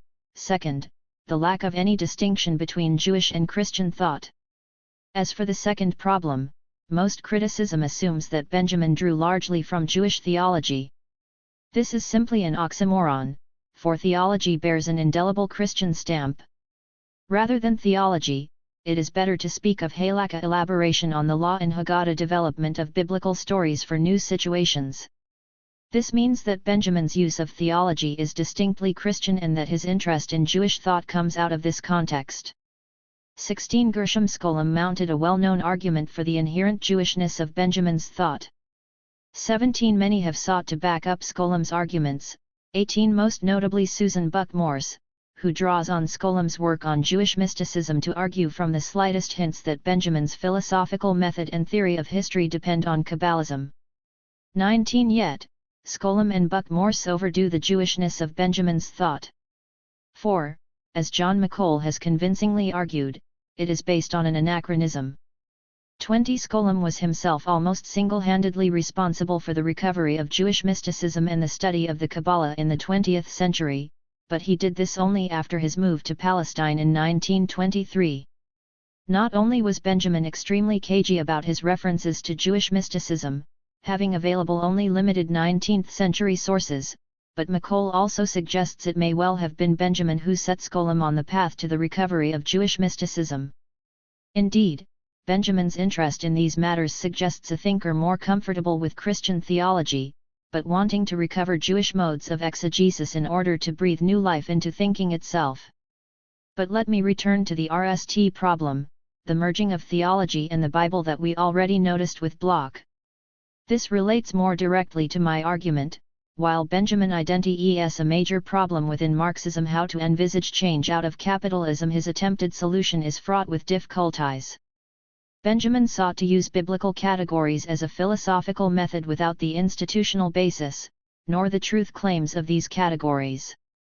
If, in the Trauerspiel book, he used them to deal with some of the major philosophical and literary problems, with his turn to Marxism, these biblical categories are now brought to bear on problems within Marxist thought and expectation.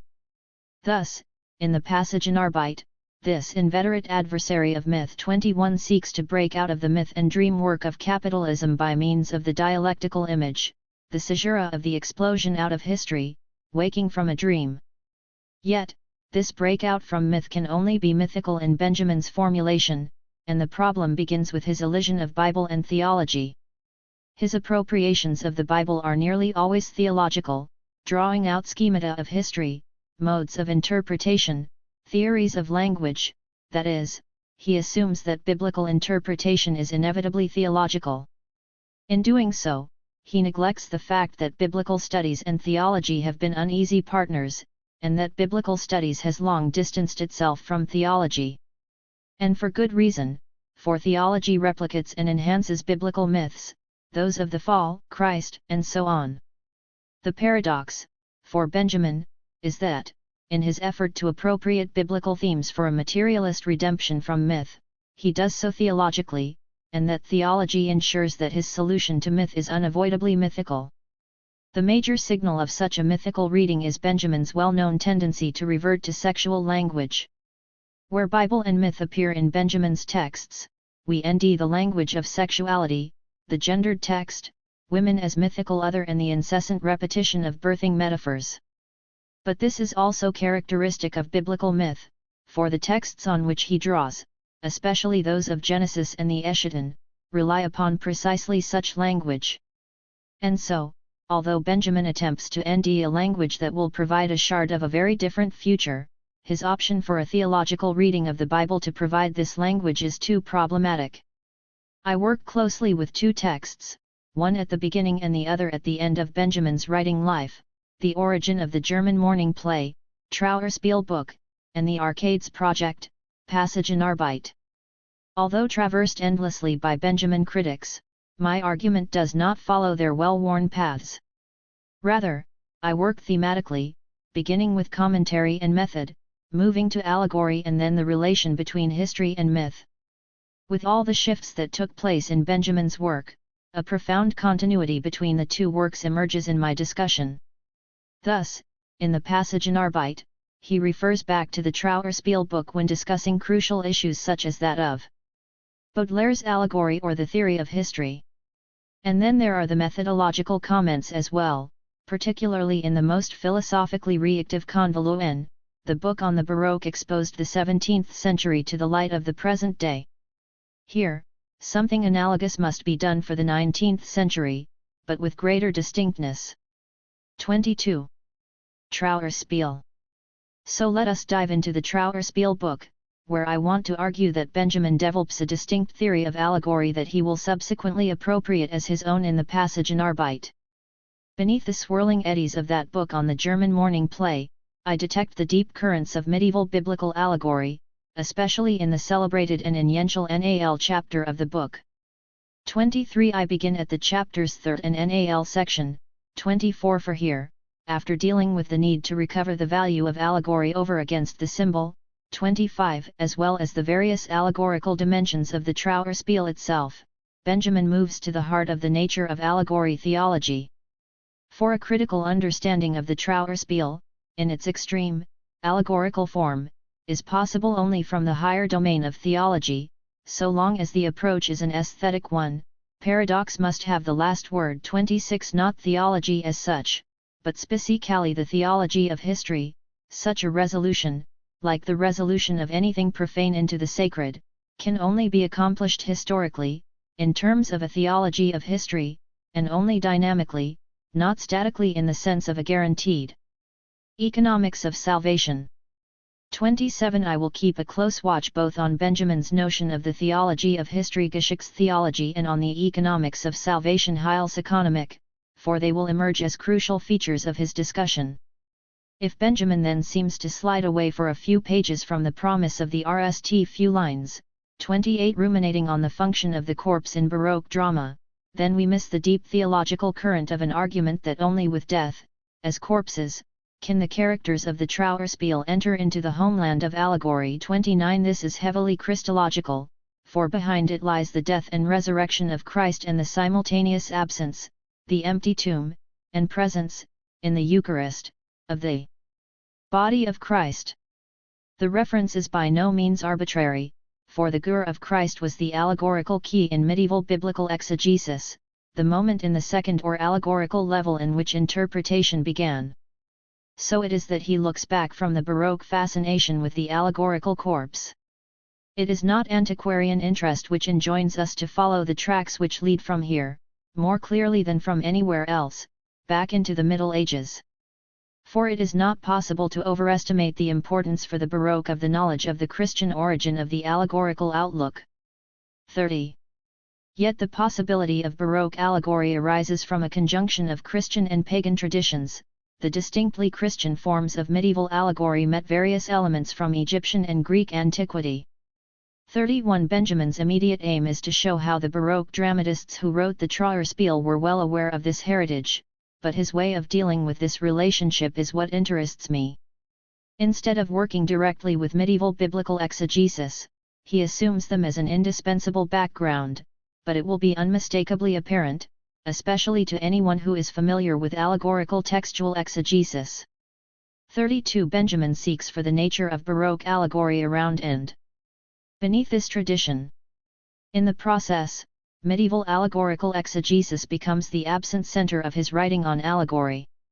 Allegory has a tradition in biblical criticism that runs back to the earliest interpretation of the Bible, used by Origen for instance, who himself adapted a strategy used by the rationalist Hellenists, who found the myths of ancient Greece a little too crude for comfort and so interpreted them allegorically as emotions, faculties of human activity, forces of nature, and so on. For Benjamin, this Greek heritage is pre-allegorical, since only with Christianity does allegory emerge fully. Yet, the irony of allegory is that, although it formed the basis of biblical interpretation for something like a millennium and a half, it is still in some disrepute in biblical studies, having to carry on a half-life in its various offshoots such as literary theory and cultural studies.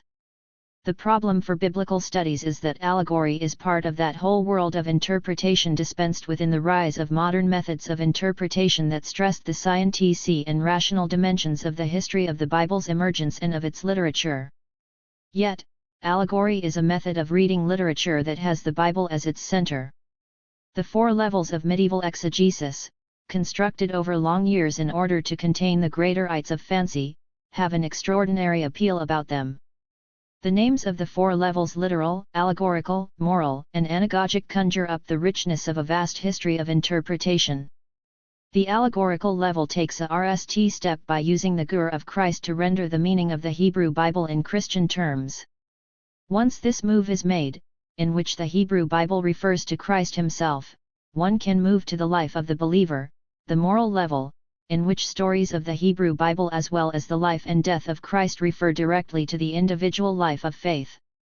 Finally, the anagogic level returns to the collective, although now in terms of the history of the people of God from creation to the end of the world. It seems to me that this extraordinary schema is the quiet partner to Benjamin's discussion, all the way through to his theory of history, one that relies on the anagogic level of interpretation. Demons, allegory, and allegorical level. Benjamin sets out on nothing less than a complete retelling of the history and development of allegory. And, in the process, he produces a nelly-tuned theory of the way allegory itself works, a theory that continues to reverberate in literary criticism, although hardly at all in biblical studies. It seems to me that such attention to the workings of allegory is nothing less than an attempt to unravel the second, crucial level of allegorical interpretation itself. As for the history of allegory, Benjamin makes the striking point that it was a Christian and not a Hellenistic invention. The Hellenistic effort to deal with the gods of Homer and others is merely an intensive preparation. 33 In other words, Benjamin does not argue that allegory enabled the vaporization of the gods, their reinterpretation as human emotions and so on, as happened in the Hellenistic era. Allegory arose only in the context of Christian opposition to the ancient gods. The problem for allegory was how to deal with these pagan gods. They were transposed from heaven to hell, becoming demons instead of gods. There is double dialectic here. To begin with, in the very act of banishing them, Christianity preserved the ancient gods, albeit in a faded and abstract form. Over against seeing allegory as a way of reading the gods out of existence, he argues that it was a means of preserving them in a hostile environment. But then, in dialectical obverse, allegory also arose precisely because it was not possible to banish them so easily. Their residual power had to be dealt with in some manner. In other words, allegory names a paradox, for, in the effort at preserving what is passing, one seeks eternity, for an appreciation of the transience of things, and the concern to rescue them for eternity, is one of the strongest impulses in allegory. 34 Here, we pass into Benjamin's broader theory of allegory, a method that works to preserve that which is passing away. Allegory is predicated on this desire, and, for the Middle Ages, it was the disappearance of classical antiquity that indicated the impermanence of all worlds and eras, locked into stations of its decline. 35 Or, as he puts it in the sentence made famous by Adorno, in allegory the observer is confronted with the facies hippocratica of history as a Petri ed. Primordial landscape. 36. For a transient world that is running down in a spiral of decay and decline, ruins and fragments, the echo of the biblical remnant should not be missed here. 37 becomes a feature of allegory. In the ruin, history has physically merged into the setting. And in this guise history does not assume the form of the process of an eternal life so much as that of irresistible decay. Allegory thereby declares itself to be beyond beauty. Allegories are, in the realm of thoughts, what ruins are in the realm of things. 38. In order to deal with such a world, the very language of the Baroque writers becomes allegorical, fragmented and broken anagrams, the onomatopoeic phrases, and many other examples of linguistic virtuosity, word, syllable, and sound. 39. So that, at the moment such language loses its connection to traditional meaning, it becomes allegorical. 40. And, here, the crucial second stage of medieval biblical allegory comes to the fore. The function of this second, properly allegorical stage was to unlock the restrictions of the literal meaning. Breaks and hitches, fragments of word and sentence, were the stuff of this second stage of interpretation. And, just like the medieval allegorists, the Baroque artists were interested in the fragment or anomaly that provides the allegorical trigger. Fall and eschaton, moral and anagogic levels. Whereas the initial phases of Benjamin's discussion concerns the allegorical stage proper, the later parts of the chapter on allegory focus on the moral and anagogic levels. The fourth and NAL level, the anagogic, begins with the fall and closes with the eschaton, and, within these parameters, comes history itself. At the third, by contrast, we have the individual life of the believer, for whom fall and eschaton become the daily battles with sin and the promise of personal salvation. How, then, does the fall appear? Through guilt, a guilt that attaches an allegory to both interpreter and object interpreted, that is, to human beings and nature which both suffer from the fall. Here, allegory's profoundly Christian nature appears, for allegory is both a post-lapsarian condition of language and the only possible means of salvation for guilt-laden nature, precisely because it sifts through the ruins in order to locate a moment of eternity. But there is a catch: the possibility of reading Genesis 2:3 as the fall, as a narrative of sin and guilt, can happen only via an allegory in which Christ becomes the key. In other words, the moral, individual, and anagogic, collective, narrative of fall and redemption is possible only with the allegorical moment of the New Testament. The second level enables the third and fourth to make their way forward. Benjamin's treatment of the fall will become central to my later discussion, especially for what I want to call Benjamin's anagogic theory of history. So let me explore for a moment the theological logic that lies behind Benjamin's fascination with the fall. The fall is ultimately oriented to the future rather than the past, built into the spicically Christian notion of the fall as a pattern of redemption. Hardly a matter of free choice, the fall is necessary for salvation. Without the sin of Adam and Eve, Christ would not have appeared. Thus the fall enables history itself to begin, spicically the history of salvation, Heilsgeschichte. Personalized, this narrative becomes the contest between Satan and Christ. In the single theological gur of Satan all the pagan powers were concentrated, and so he becomes the ultimate allegorical gur. Tyrants, tricksters, intriguers, rogues of all sorts, whether in the Trauerspiel or Shakespeare, become allegories for Satan. 41. Of course, Satan himself is another result of reading the Hebrew Bible allegorically in light of the New Testament. Thus the serpent in Eden becomes Satan, but he also is directly responsible for a fall for which we need none other than Christ. In the moment of satanic dominance does redemption appear, and the model for this is the death of Christ. The bleak confusion of Golgotha, which can be recognized as the schema underlying the allegorical gurs in hundreds of engravings and descriptions of the period, is not just a symbol of the desolation of human existence.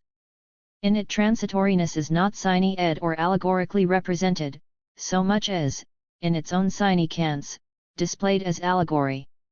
As the allegory of resurrection. 42. That Christ should appear eventually is hardly a surprise, given his centrality to medieval allegory. And this is the catch, for, if Christ is the key to allegory, then he is also the key to its redemption. Allegory undergoes a re-exive redemption, internally transformed despite itself. In other words, allegory seeks a restoration of meaning, a parable of redeemed life. For the intention does not faithfully rest in the contemplation of bones, but faithlessly leaps forward to the idea of resurrection. 43. But why faithless? In turning in on itself, allegory empties itself of content. Christ becomes a cipher for allegory, but, as he fades away in the non-existent realm of allegory, evil and vice dissipate to become the subjective knowledge of evil, i.e. guilt, which is the origin of allegory. The only redemption is of allegory itself. 44. It seems to me that Benjamin's move here is extraordinarily volatile. He attempts to develop a method based on theological commentary or allegory that does away with the theological content. By arguing in a swift double-take that the only concern of allegory is allegory itself, he neatly sidesteps the truth claims of theology. Is Benjamin able to contain such a move? Adorno was not so sure, although he was fascinated by Benjamin's effort. While Adorno remained suspicious of any effort to base a position on theological categories, he also wanted to take theology to its dialectical conclusion beyond theology. But let us see how the method Benjamin explores in the Trauerspiel book becomes his own in the last great work of his life. As I pass on to the passage in Arbeit, let me summarize my argument. Benjamin's underlying assumption is that capitalism, represented in its most advanced and decayed form in the Paris of the 19th century, marks a reversion to myth, an archaicizing that is constitutive of modernity. 45. In suggesting that capitalism was caught in the dream world of myth, Benjamin sought to extend Marx's analysis of capitalism, particularly his famous notion of the fetishism of commodities. In order to break out of such myth, Benjamin develops a number of categories such as waking from the dream, a violent blasting out of history, and the dialectical image. Allegory becomes the method of doing so, now very much part of the method rather than an object of study. As Susan Buck-Morse argues, Benjamin tried to avoid not only the betrayal of nature involved in the spiritual transcendence of the Baroque Christian allegorists, but also that political resignation of Baudelaire and his contemporaries which ultimately ontologizes the emptiness of the historical experience of the commodity. The new is always the same. 46. However, as I have argued, allegory is a method that Benjamin develops out of biblical commentary, particularly as a theological form of commentary. Although he identifies and astutely develops the key problem of the future within Marxism, his way of dealing with it has profound implications for his suggested solution. Method: collector as allegorist. First, however, I want to argue for the deeply theological nature of his treatment of the arcades. The personae cation of methods appears with the collector in Convolu H. 47, whom I will prefer to the much more popular, at least among critics, rag-picking Ennure of Convolu M. Of course, the collector personae is Benjamin's own task. Here, the Paris arcades are examined as though they were properties in the hand of a collector. 48. The collection becomes a purposive historical system into which the irrational and haphazard items are integrated. For the true collector, every single thing in this system becomes an encyclopedia of all knowledge of the epoch, the landscape, the industry, the owner from which it comes. 49. Above all, the collector is an allegorist with a theological twist. 50. Despite the differences with the Baroque allegorist, the collector seeks to bring things together in order to locate their affinities. Whereas the allegorist has given up on this, preferring to interpret the dispersal itself. Both allegorist and collector struggle against the confusion and scatter of things. If the collector's compilation is never complete, the allegorist can never have enough of things. 51. But the collector is also theological. He has an unequaled view of the object that takes in more than that of the profane owner. 52. Likened to a physiognomist and dictionary, the ordering of the world through the collector's objects has a surprising and, for the profane understanding, incomprehensible connection. 53. One last item knits the Trauerspiel book and the passage in Arbeit into the same methodological fabric. Allegory now draws upon the leitmotif from Marx's Capital on the fetishism of commodities. Here, the commodity becomes the allegorical form par excellence, an even more fragmented item than those gathered by the Baroque allegorists. For the collector detaches the object from its functional relations and elevates the commodity to the status of allegory. 54. In this breathtaking move, Benjamin seeks to integrate Marxism with his earlier work on allegory. It is not for nothing that the close of Convolu H on the collector is peppered with quotations from Marx, who turns out to be something of a collector himself. Marx, in the afterword to the second edition of Das Kapital, research has to appropriate the material in detail, to analyze its various forms of development, to trace out their interconnection. Only after this work is done can the actual movement be presented in corresponding fashion. If this is done successfully, if the life of the material is re-acted back as ideal, then it may appear as if we had before us an a priori construction. Karl Marx, Das Kapital, Vol. 1, ed. Korsch, Berlin, p. 45. 55. Passages. As far as the work as a whole is concerned, the passages provide not merely a map of Paris streets, arcades, metro, catacombs, sewers, C&L, barricades in the new Haussmann boulevards, E, architecture, F, railways, F, the bourgeois interior, I, the running together of domestic interior, or dream house, and arcades, L, the streets of the annuar that become one with the residences, M, the streets themselves, P, their modes of lighting, T, and so on. But the spatial arrangement of Paris itself is also an allegory, a way of reading the city. Thus, after the RST convolu in which the extraordinary dimensions of the arcades begin to take shape, the second moves on to fashion, an element of capitalism that itself arose at the time of the arcades, where women were RST enabled to go out, to promenade, escorted of course, to see and be seen in the latest fashion. By the third convolu, this allegory moves to the catacombs and underground passages of ancient Paris, and, here, allegory takes height, with perpetual references to myth and the gods. But the complexity builds, for even the underground has its own temporal and spatial intersections, the newer metro crossing lines with ancient vaults, limestone quarries, grottos and catacombs. 56. Paris itself becomes a model for allegory, a method within itself.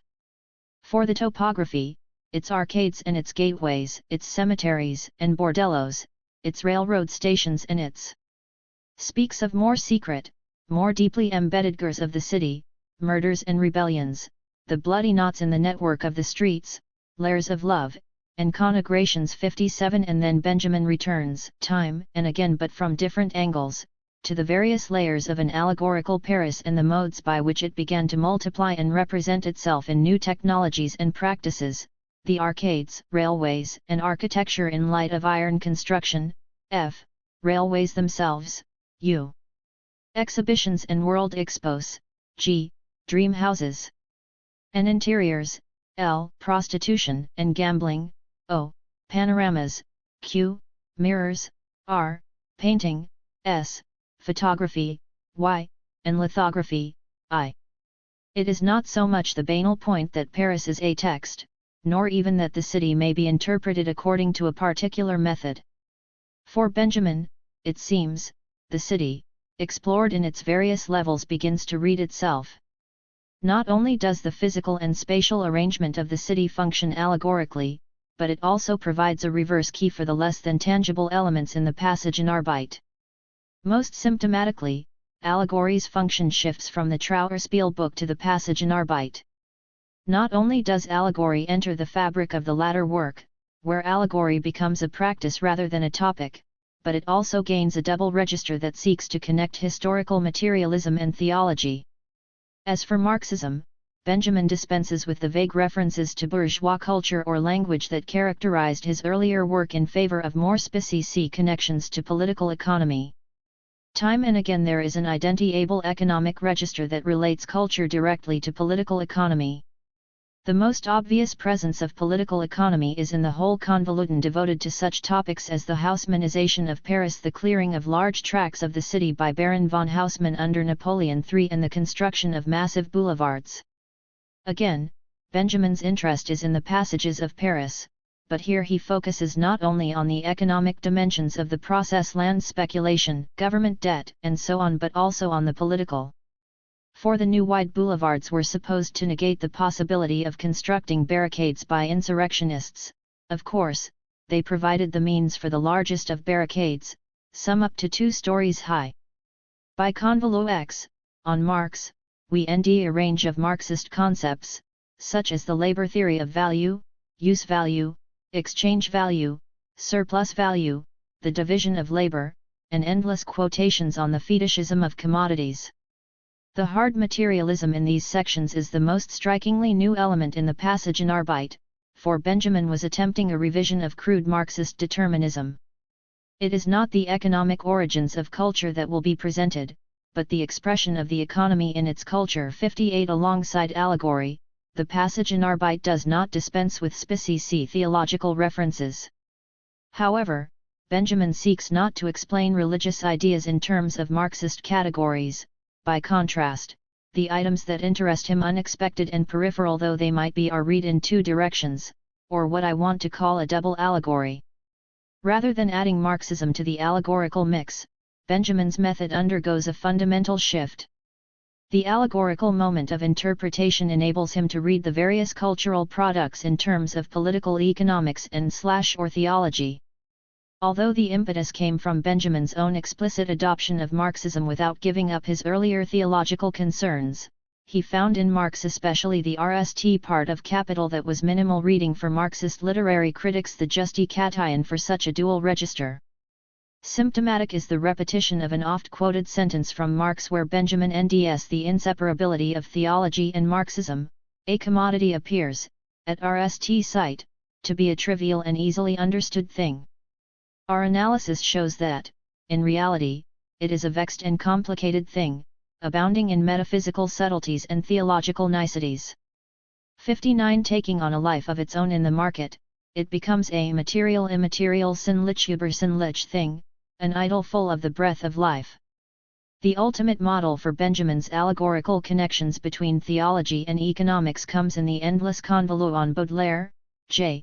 Although an earlier note signals his interest, Baudelaire on allegory, very important, Paradis Artificiels, p. 7360. What seems to intrigue Benjamin about Baudelaire is that he not only provides a master key of 19th-century Paris, but also how his poetry is riddled with both theological and biblical themes.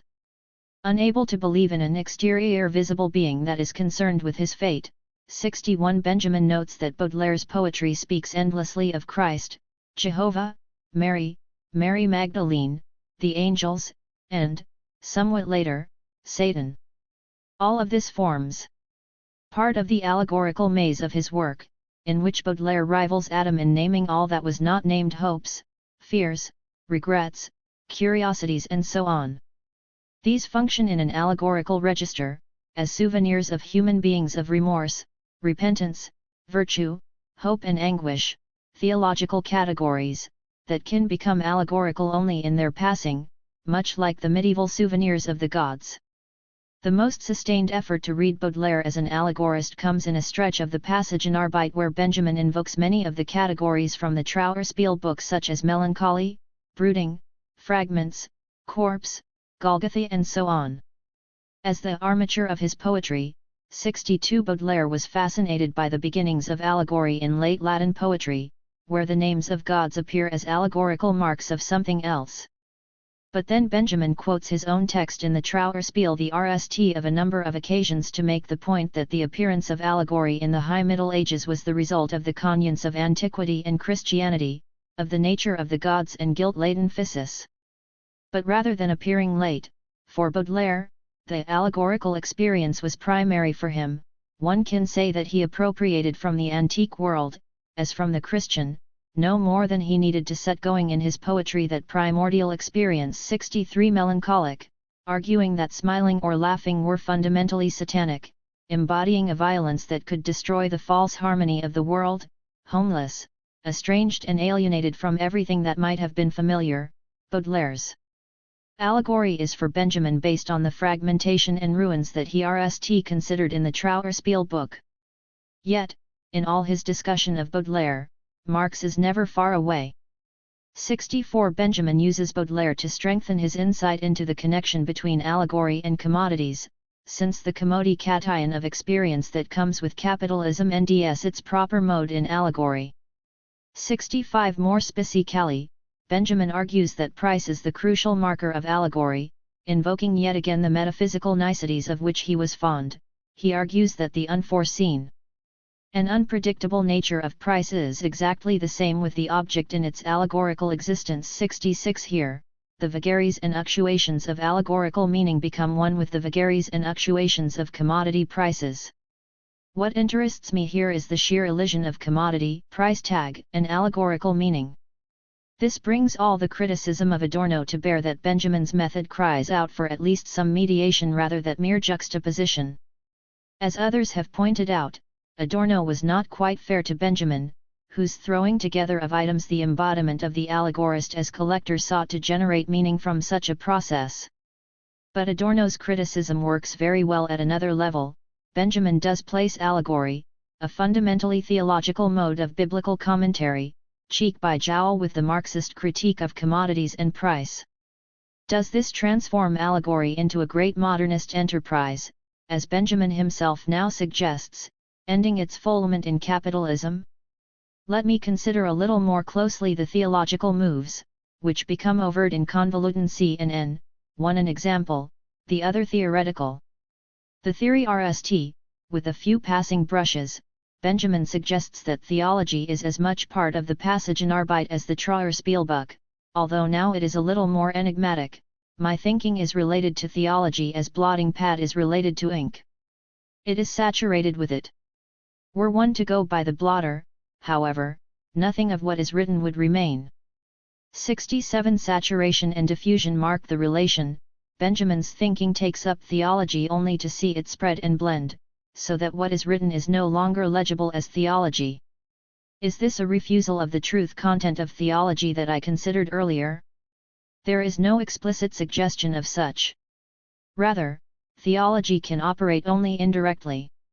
History is not simply a science but also and not least a form of remembrance. What science has determined, Festgestalt, remembrance, Gedenken, can modify. Such mindfulness can make the incomplete, happiness, into something complete, and complete, suffering, into something complete.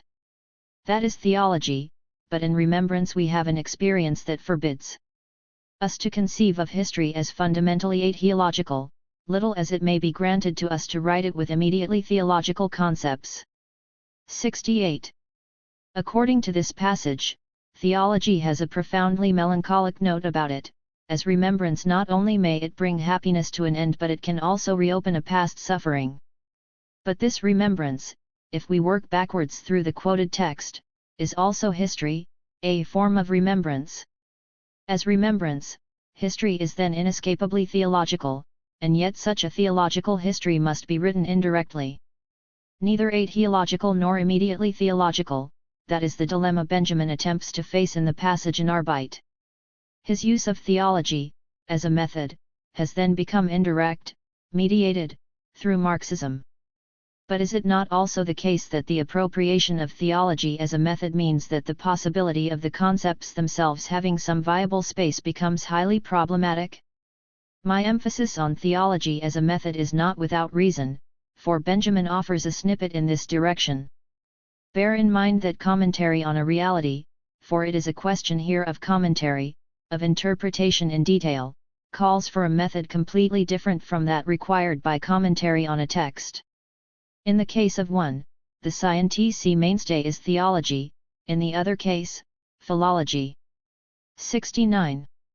I cannot help but read the last opposition theology and philology as the trace of an older opposition between theology and biblical studies. For is not philology, the working with texts, a method that arises from biblical criticism, or more specifically textual criticism, the close attention to manuscripts and versions in order to interpret the text? But Benjamin seems to prefer theology, or commentary on reality over against philology. In fact, commentary on a text, biblical studies/philology, has not so much been sent into exile as subsumed within commentary on reality, theology. The catch, of course, is that Benjamin's primary mode of analyzing the reality of 19th century Paris is by working with texts. In other words, he uses philology, textual commentary, in order to generate a theological commentary on reality. This is about as explicit as Benjamin gets. Theology thoroughly subsumes textual and thereby biblical, commentary. This is simultaneously an awareness of the tensions between theology and biblical studies and yet an abdication of pursuing the difference further. He falls back on the dominance of theology, a move that generates major problems with his analysis in the passage in Arbeit.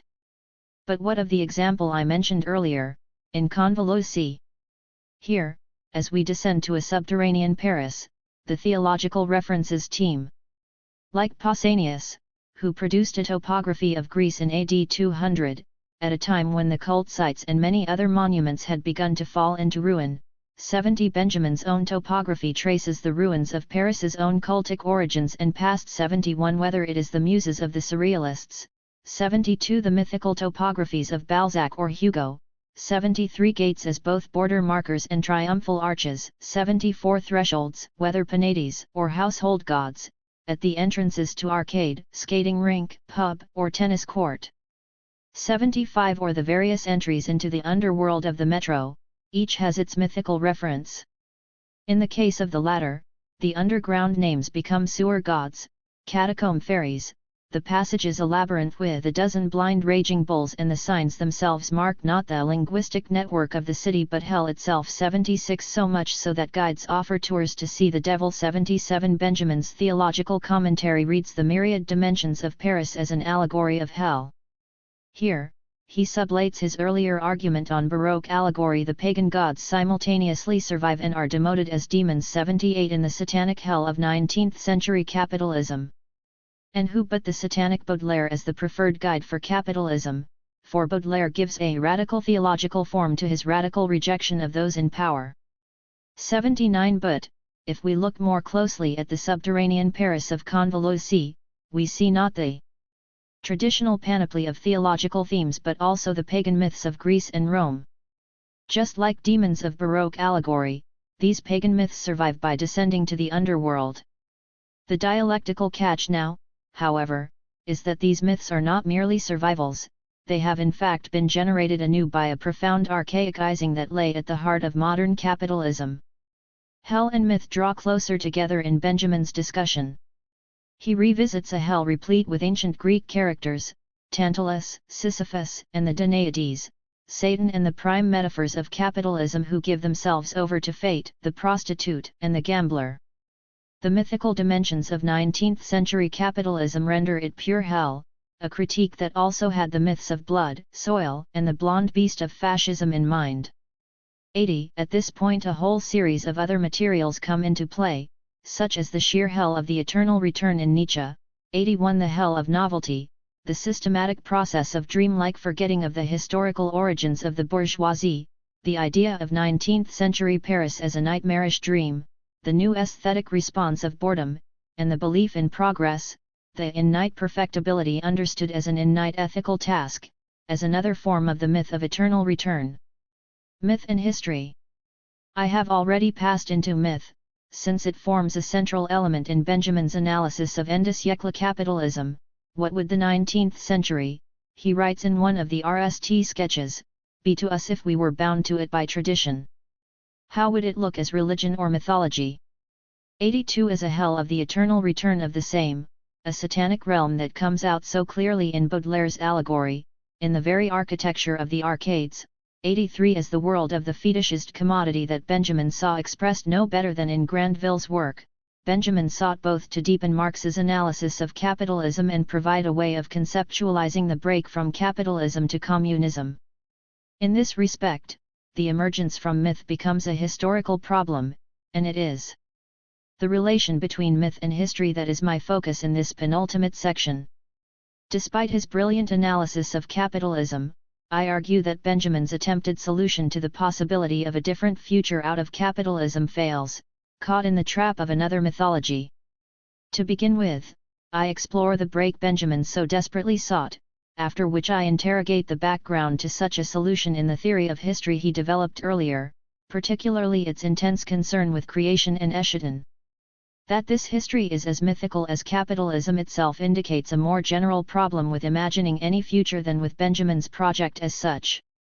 In typical fashion, Benjamin's most sustained discussion of the break from the dreamlike myth of capitalism emerges from a quoted double take, he quotes Adorno quoting Kierkegaard and then himself from the Trauerspiel book. A Kierkegaard citation in Wiesengrund, with commentary following, one may arrive at a similar consideration of the mythical by beginning with the imagistic. When, in an age of reaction, one sees the imagistic protrude ever so slightly and unobserved in a reactive representation and, like an antediluvian fossil, suggest another species of existence which washed away doubt, one will perhaps be amazed that the image could ever have played such an important role. Kierkegaard wards off the amazement with what follows. Yet this amazement heralds the deepest insight into the interrelation of dialectic, myth, and image. For it is not as the continuously living and present that nature prevails in the dialectic. Dialectic comes to a stop in the image, and, in the context of recent history, it cites the mythical as what is long gone, nature as primal history. For this reason, the images which, like those of the Interer, bring dialectic and myth to the point of indifferentiation are truly antediluvian fossils. They may be called dialectical images, to use Benjamin's expression, whose compelling denition of allegory also holds true for Kierkegaard's allegorical intention taken as a gur of historical dialectic and mythical nature. According to this denition, in allegory the observer is confronted with the facies hippocratica of history, a petri ed primordial landscape. 84. Apart from the convoluted dialectic of the quotation itself, Adorno's Kierkegaard book was heavily dependent on Benjamin's Trauerspiel book. Benjamin picks up the idea of the dialectical image, which Adorno himself developed from Benjamin. He is, of course, after the nature of the image, for in Kierkegaard the image brings, in the well-known phrase, the dialectic to a stop. But the real question here is whether Benjamin took notice of Adorno's criticism of theology, especially his argument that Kierkegaard's effort to base philosophy on theology was bound to fail in its reversion to myth. I suspect he did not, for Adorno's point is that Kierkegaard's aesthetic cannot help but be archaic and primal, that is, mythical. Even in the snippets quoted here, Adorno worries away at the question of myth, precisely on the basis of Benjamin's work. He draws from Benjamin's Trauerspielbuch the opposition between history and nature, which becomes in Adorno's hands the realm of a spatialist and timeless myth. And then the landscape in the famous Facies Hippocratica quotation is, in fact, that of myth, petri ed, and primordial. But, in the curious interchange, Benjamin misses Adorno's point and plunges headlong into myth itself. 85. For Benjamin uses theology, or rather, a theological appropriation of biblical commentary, to break the hold of myth within capitalism. Yet, as Adorno never tires of pointing out, theology cannot avoid falling back on myth. It is worth tarrying with the argument that follows the passage I quoted above. He takes it in two directions, one in terms of the dialectical image and the other, closely related, of the blasting out of history. As for the dialectical image, Benjamin shifts the double register of theology and political economy that I have been following through the passage in Arbeit to the more specific one of technology and myth. And the convolution that follow play with this relationship, Saint Simon, O, Fourier, W, and the history of sex, P, and D themselves juxtaposed with panoramas, Q, technology, S, modes of lighting, T, railroads, U, photography, Y, dolls and automaton, Z, reproduction technology and lithography, I. But what Benjamin wants to do with this is attempt to produce a new dialectic that will break the hold of myth, a dialectic of the image rather than argumentation, dialectics at a standstill, the quintessence of the method. 86. Image is that wherein what has been comes together in a ash with the now, to form a constellation. 87. Like the ash, or posthumous shock 88 of a camera, such a dialectical image seeks to overcome a purely temporal relation between past and present. The image is therefore not historical progression, but suddenly emergent, a ash that is found, enigmatically, in language. Is this not a homeopathic solution? Benjamin takes the conjunction of the archaic and modern that capitalism generates in the interplay between technology and myth. The more technology develops, the more myth returns and pushes it to its logical extreme. The technology of capitalism exacerbates its own contradictions to the point of collapse. 89. Appropriation of the maternal function. I have yet to explore the other line I noted above, the blast out of history. And rather than take the well-known text out of the theses on the philosophy of history, I want to focus on the variations of this statement that appear in the passage in Arbeit. Concerned to develop his own revolutionary aesthetics and philosophy, Benjamin resorts to the terminology of armed con-ict blast, explode, ruin. 90. He does so in order to be rid of the homogeneous in history. But the source of the blast is the monad, bursting forth to break open history and offer something new. If the object of history is to be blasted out of the continuum of historical succession, that is because its monadological structure demands it. This structure RST comes to light in the extracted object itself. And it does so in the form of the historical confrontation that makes up the interior, and, as it were, the bowels, of the historical object, and into which all the forces and interests of history enter on a reduced scale. It is owing to this monadological structure that the historical object NDS represented in its interior its own fore-history and after-history. 91. Benjamin seems to have passed well beyond theology in his search for a new way of conceptualizing the revolution out of capitalism, but what is noticeable about the text I have quoted and others like it is the highly sexualized and maternal language when he begins to speak of that break. All that is missing is the phrase pregnant with tensions, but that comes in the theses on the philosophy of history. Materialistic historiography, on the other hand, is based on a constructive principle. Thinking involves not only the ow of thoughts, but their arrest as well. Where thinking suddenly stops in a congruration pregnant with tensions, it gives that congruration a shock, by which it crystallizes into a monad. A historical materialist approaches a historical subject only where he encounters it as a monad. In this structure he recognizes the sign of a messianic cessation of happening, or, put differently, a revolutionary chance in the GHT for the oppressed past. He takes cognizance of it in order to blast a species C era out of the homogeneous course of history, blasting a species C life out of the era or a species C work out of a life work. As a result of this method, the life work is preserved in this work and at the same time cancelled, in the life work, the era, and in the era, the entire course of history. The nourishing fruit of the historically understood contains time as a precious but tasteless seed. 92. In both quotations, he connates male insemination and female birth-giving.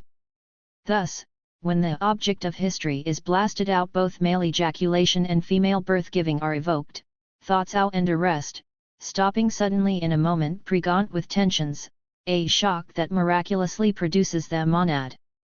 Characteristic of such appropriations is the immediate production of an object, a child, without any recognition of the long process of gestation.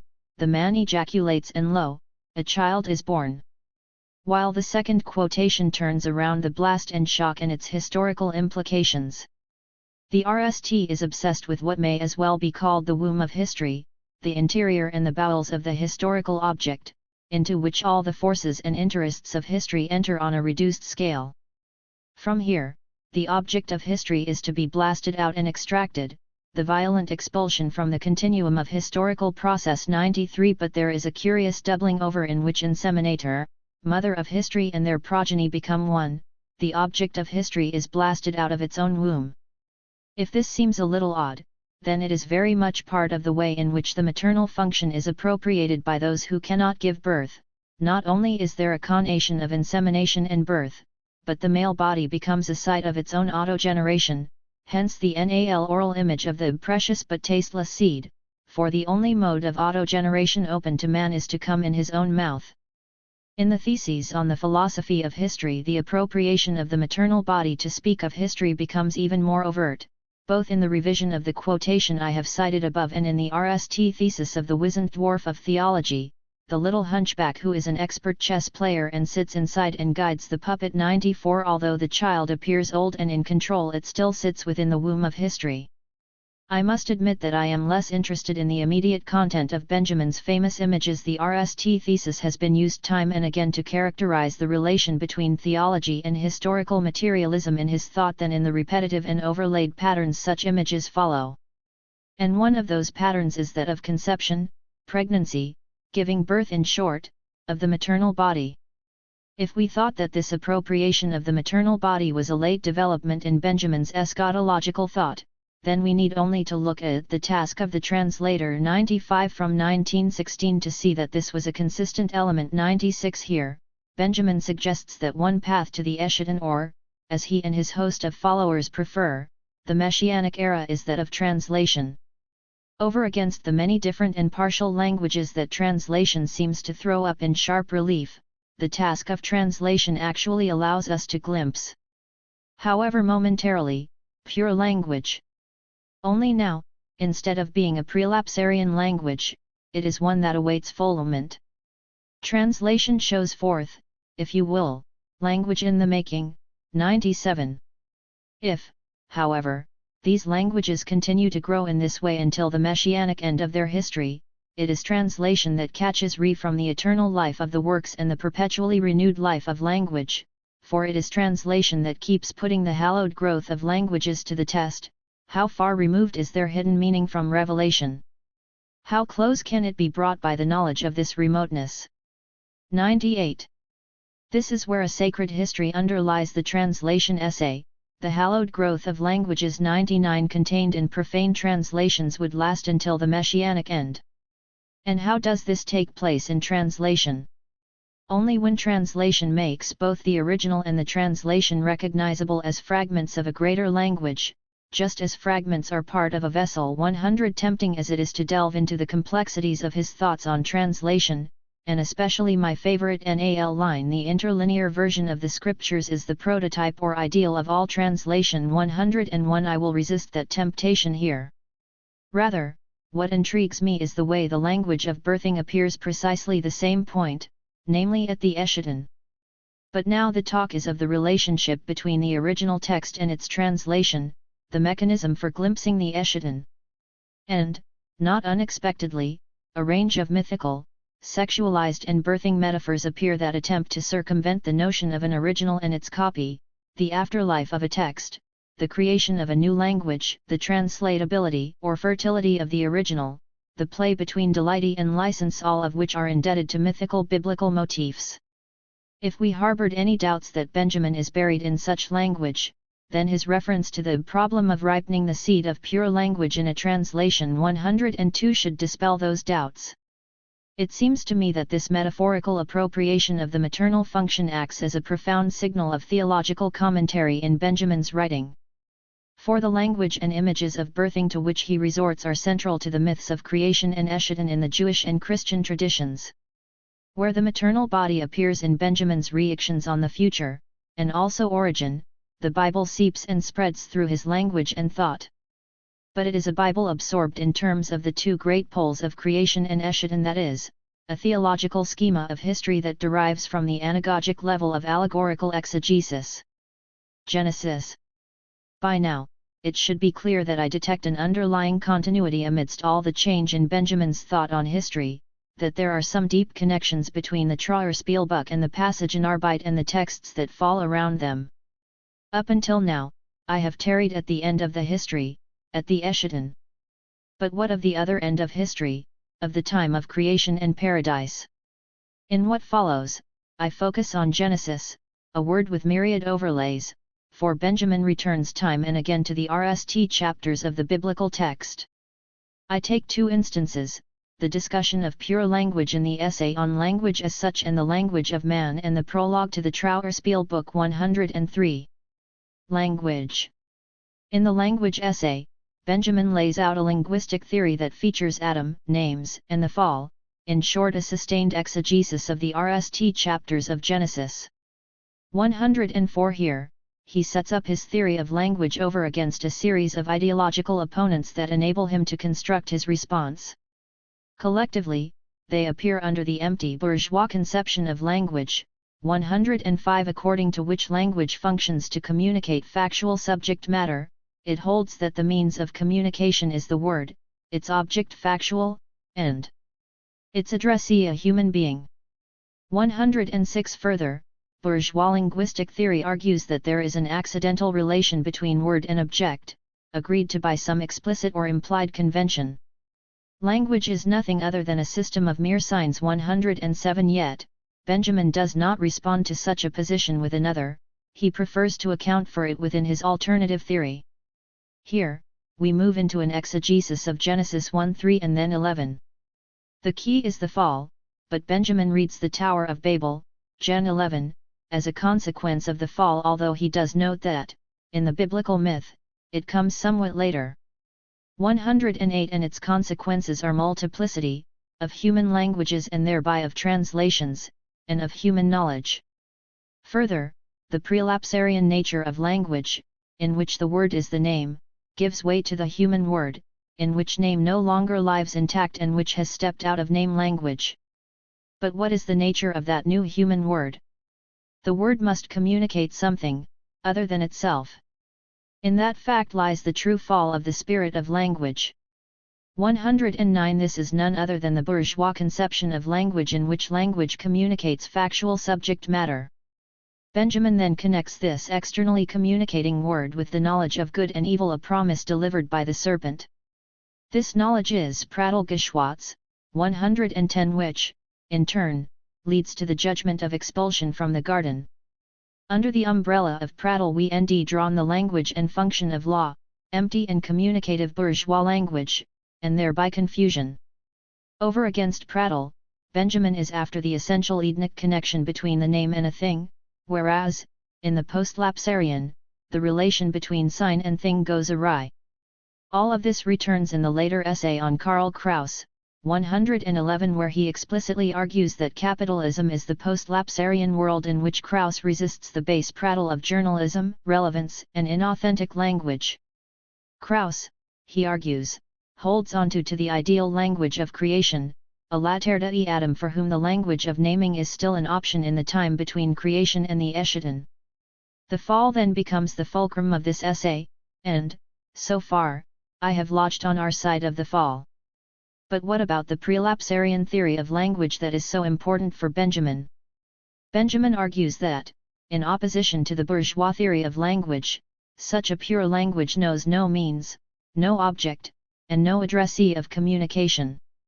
It means, in the name, the mental being of man communicates itself to God. 112. Language does not communicate through language to another person, rather, by means of the name, it communicates in language with God. The name, the innermost nature of language itself, 113, has only God as its addressee. What we have here is an extraordinary theory for the autogenerational purity of language itself.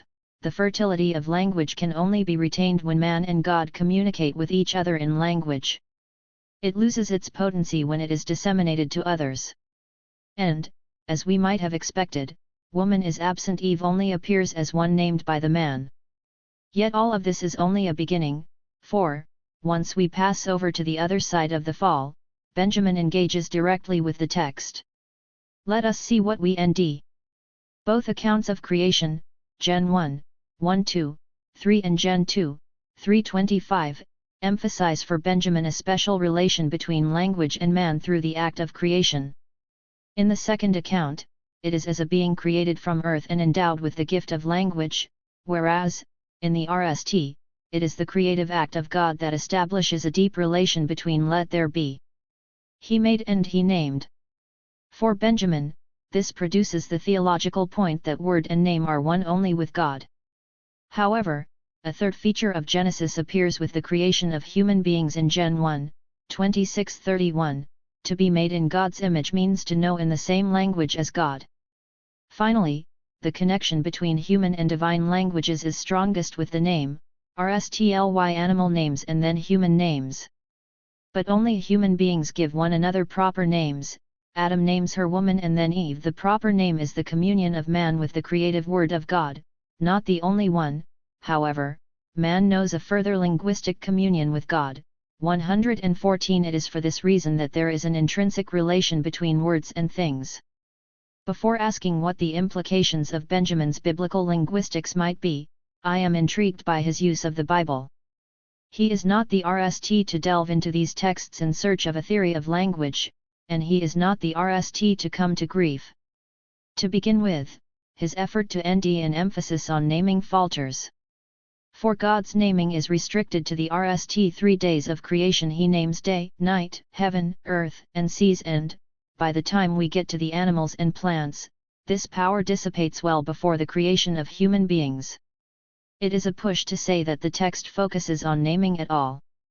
Further, even if we grant that language is indeed a concern of the texts that interest Benjamin, Genesis 1, 3 and 11, he still runs into problems with excising chapter 4:10. For these chapters provide the crucial narrative links between the fall and Babel, via the murder of Abel by Cain, Genesis 4, the flood, Genesis 6:9, and the genealogies, Genesis 5 and 10. Further, in Genesis 10, before the Babel narrative, we already end a dispersal of languages. The peoples there are organized by their families, by their languages, in their lands, by their peoples, Gen 10, 31, translation mine, see also 10, 5, 20. Babel may indeed be another fall narrative, but the links with Genesis 2:3 are problematic at best.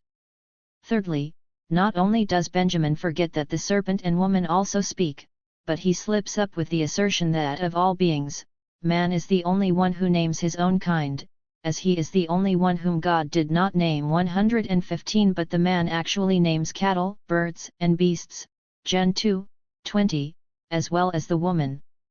In fact, she is on a continuum with the animals rather than of the same kind as Adam, for the purpose of Adam's naming in Genesis 2 seems to be to end a helper. The woman appears as the last in the line of animals, Gen 2, 22:3. There is trouble in paradise, it would seem. If his exegetically garden is not quite what we might have expected, Benjamin attempts to forestall this prelapsarian disappointment at the beginning of his reading of Genesis 1:3. If in what follows the nature of biblical language is considered on the basis of the RST chapter of Genesis, the object is neither biblical interpretation nor subjection of the Bible to objective consideration as revealed truth, often Bart Warhite, but the discovery of what emerges of itself from the biblical text with regard to the nature of language, and the Bible is only initially indispensable for this purpose, because the present argument broadly follows it in presupposing language as an ultimate reality, perceptible only in its manifestation, inexplicable and mystical. The Bible, in regarding itself as revelation, must necessarily evolve the fundamental linguistic facts. 116. Benjamin's reading is, of course, selective. He is interested in the metaphysics of language, 117, particularly as an ultimate reality that connects God and man. However, there is a curious twist that takes place in this passage. Although it begins with an effort to follow the Bible on the question of language, to mine it for linguistic insights, by the end a small inversion takes place. The Bible neither speaks about language, nor can one follow the Bible in order to construct a linguistic theory. The Bible itself is a language, the language of revelation. But note what happens. At the moment when Benjamin appears to dispense with the Bible, it is only initially indispensable. He turns again to claim its continuing relevance. The Bible, in regarding itself as revelation, Offenbarung, must necessarily evolve the fundamental linguistic facts. 118. In other words, there may be problems in this linguistic paradise, but it is better than the other side of the bourgeois fall. Ursprung. If the language of sex, birth, and the maternal body forms a backdrop to the language essay, there really is no room for woman in paradise, for all of the creative activity belongs to God and man. Then the prologue to the Trauerspiel book brings it all to the foreground. I think here particularly of the famous section on origin, Ursprung. Readings of Benjamin's use of the term tend to locate it in the matrix of German philosophy and the Platonic tradition, but what is missing here is a theological appreciation of the term.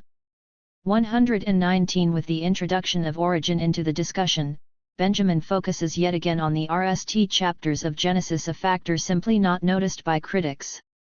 The question of origin ceases to be a profane, human activity, but must now be recast as divine origin.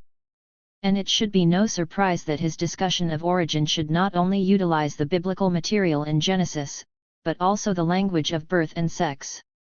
In the second section of the prologue, Benjamin's recourse to the concept of origin is the culmination of an effort to deal with the historical dimension of art.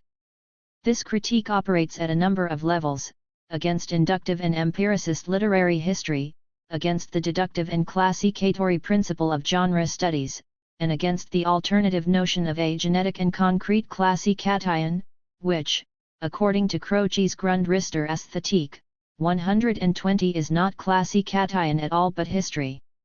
It is with origin that Croce's genetic classification can be reconciled with an idealist theory of art forms. There follows the by now famous section. Origin, Ursprung, although an entirely historical category, has, nevertheless, nothing to do with Genesis, Entstehung.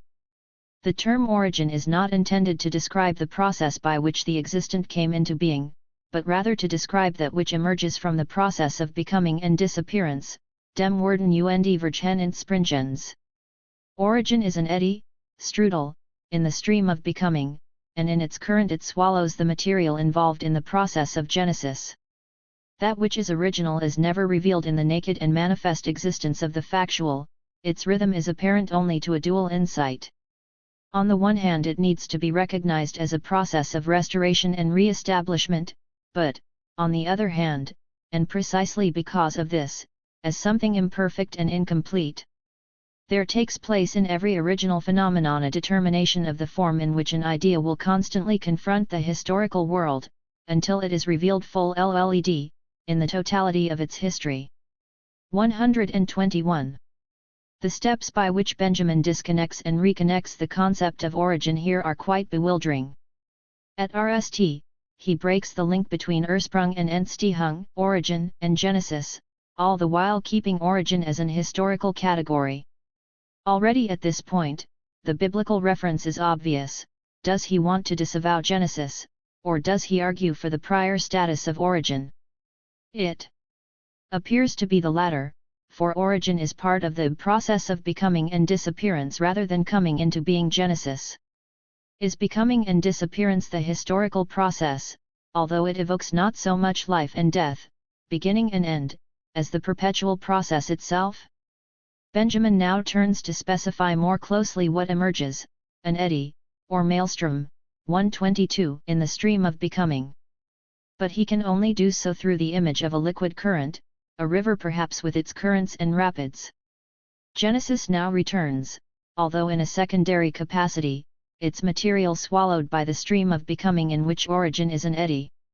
Apart from the inability of commentators to notice that this is theological commentary on the creation myth of Genesis, the tendency of Benjamin to revert to sexual terminology and associations also passes by without notice.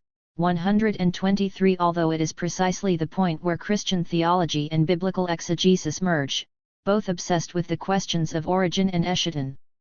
Terms and images, such as coming into being, emergence, the process of becoming and disappearance, nakedness, rhythm, duality, but, above all, the liquid metaphor, the wetness, fluids, and ecstasy of sex, orgasm and birth with its currents, eddies, and swallowing are all charged with a sexual dimension, saturated, as are all his texts, according to Eva Gillen, with the imagery of gendered eroticism. 124 Yet it is not merely sexual, for such a reading misses the appropriation of maternal birthing for the notion of origin, as well as Genesis and creation. But is not Benjamin immersed in the whole question of myths of biblical creation, of which his text becomes yet another contribution? Birth, creation, Genesis, and so on are, of course, the acts of women, which Benjamin, not unexpectedly, both fails to note and exacerbates in his commentary. Elsewhere he is more explicit, as in the essay The Life of Students, one among a range of many early texts in which sexual and intellectual activity interact with each other. 125 Where he argues for the recovery of the eros of creativity in male students. In a utopian manifesto that comes out of the youth movement, he distinguishes between the different forms of creativity by men and women and how they might work together in a new community. He wants to transform the creativity of men currently caught in the opposition between the autonomy of creative spirit and nature, prostitution, to include women, who are not productive in the masculine sense. 126 Into a community of creative persons based on love, a revolution of the sexes, as he argues elsewhere, based on Adam and Eve in the Garden of Eden. But he remains trapped in a distinction between creativity and procreation, the one a distinct act and the other repetitive. How could they men do justice to the image of mankind and at the same time share a community with women and children, whose productivity is of a different kind? 127. Careful as he is to avoid ranking such creativity or productivity, it still assumes that the creativity of men is somehow sui generis, independent of women. The appropriation remains linguistic. Through understanding, everyone will succeed in liberating the future from its deformed existence in the womb of the present. 128. In short, as Gillen notes, the most prominent erotic and gendered dimension of Benjamin's work is sexual reproduction, including pregnancy, procreation, conception, birth, and childhood. 129. The vigorous feminist responses to Benjamin's work tend to criticize his representations of women and their uses in the structures of his thought. 130. Or Benjamin's work is taken up as an insightful and political criticism of the uses of women within capitalism, art, philosophy, and so on. 131. What I have noted in Benjamin's work in terms of creation and the maternal body is not new in itself, especially the appropriation of maternal creation for notions of male artistic creativity. 132. However, let me pick up two elements from Eva Gillen's excellent essay. 133. The ambiguity of gender in his work and the need to reconsider Benjamin's primary philosophical concerns in terms of gender, language, history, experience, and materiality. It is less a question of ambiguity, it seems to me, than Benjamin's knack of offering a criticism that simultaneously traps him within that which he criticizes. Thus, his criticism concerning the appropriation of women is analogous to his criticism of myth. He sees the problems and yet cannot move beyond them no matter how hard he tries.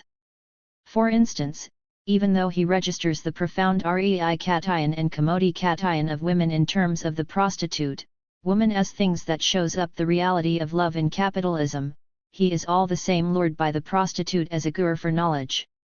Or, his use of the traditional terminology of birth and creation in entirely foreign, anti-aesthetic contexts, especially allegory and technology, must be seen alongside his usage of such terminology in the most conventional of places, the imagination of a new future beyond the present.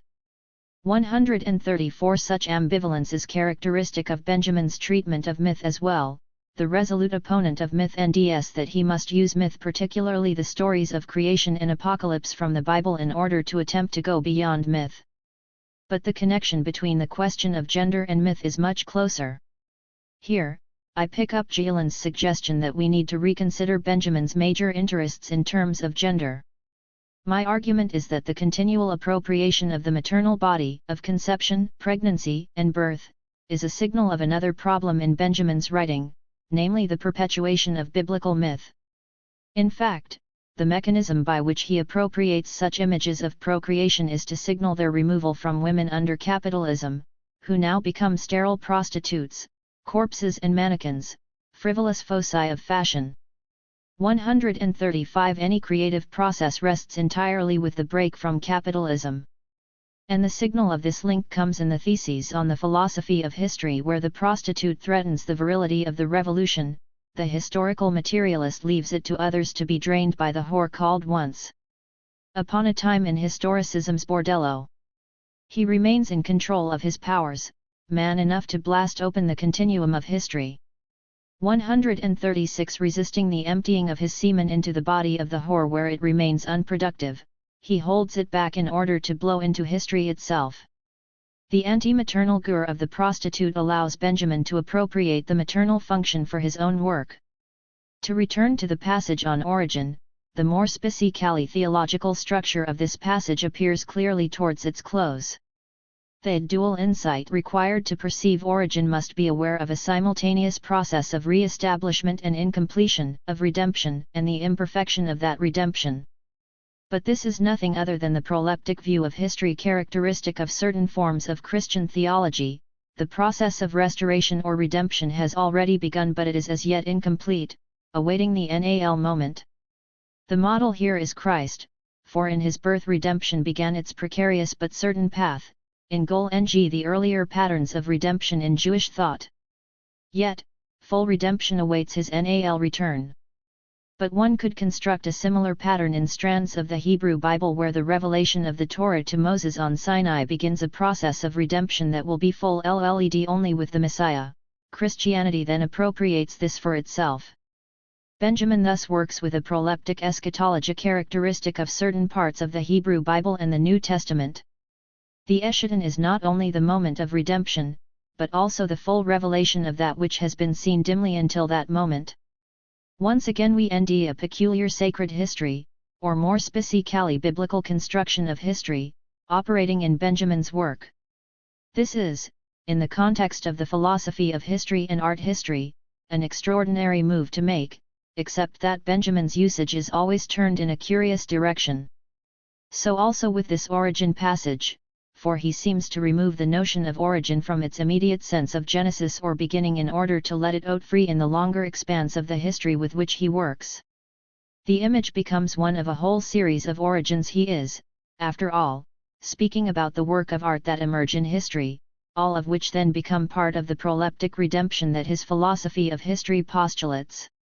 Thoroughly immersed in what can only be termed a history of salvation, Heilsgeschichte, dependent as it is on a theological reading of biblical texts, a reading that exacerbates the mythical nature of these texts, I want to return at last the passage in Arbeit. Here, Benjamin seeks a way of conceiving the end of capitalism, itself a hellish myth, in very similar terms, those of the myths of creation and Eschaton. Not only does he pursue the question of a breakout of capitalism, for the passage in Arbeit is itself concerned with origin. In studying Simmel's presentation of Goethe's concept of truth, I came to see very clearly that my concept of origin in the Trauerspiel book is a rigorous and decisive transposition of this basic Goethean concept from the domain of nature to that of history. Origin it is, in effect, the concept of or phenomenon extracted from the pagan context of nature and brought into the Jewish contexts of history. Now, in my work on the arcades I am equally concerned with fathoming an origin. To be specific, I pursue the origin of the forms and mutations of the Paris arcades from their beginning to their decline, and I locate this origin in the economic facts. Seen from the standpoint of causality, however, and that means considered as causes, these facts would not be primal phenomena, they become such insofar as in their own individual development unfolding might be a better term. They give rise to the whole series of the arcade's concrete historical forms, just as the leaf unfolds from itself all the riches of the empirical world of plants. 137. Apart from the conventional distinction that occurs here between pagan myth, nature, and Jewish history, the transposition of both origin and the mythic explosion of the Eschaton from his earlier work to the passage in Arbeit, although now with a materialist register, seems complete. Salvation history Heilsgeschichte, the return of biblical myth. Thus far, I have argued that Benjamin at RST describes and then adapts for his own use allegorical interpretation, a very theological form of biblical interpretation. He then goes on, in the passage in Arbeit, to seek an alternative mode of breaking out of the nightmare myth of capitalism. But it is one that makes use of the language of sex and maternal functions. At RST, it seemed as though this was a feature of his concern with the end of history, whether in the passage in Arbeit, the theses on history or the translation essay. But then I also traced a very similar language in his obsession with Genesis, particularly in his essay on language and the Trauerspiel book. As the NAL step of my argument, I want to suggest that, at various points, the fragments of a theory of history show up in these texts, a theory that is both indebted to the NAL or anagogic level of allegorical interpretation and the notion of Heilsgeschichte, or salvation history, that is steeped in the history of German theology and philosophy.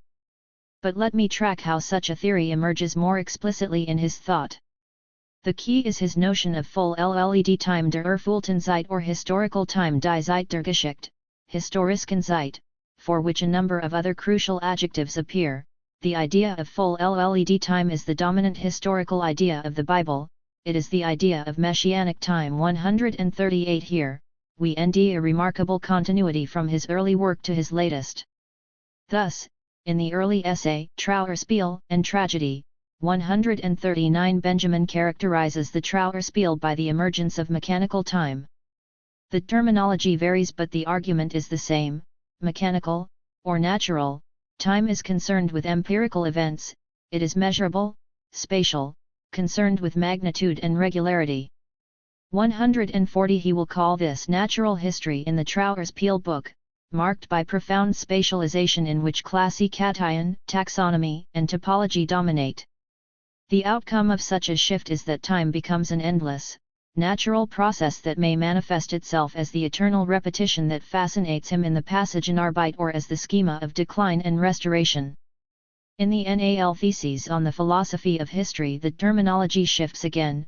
Now he writes of homogeneous, empty time 141, but it is the same as natural or mechanical time.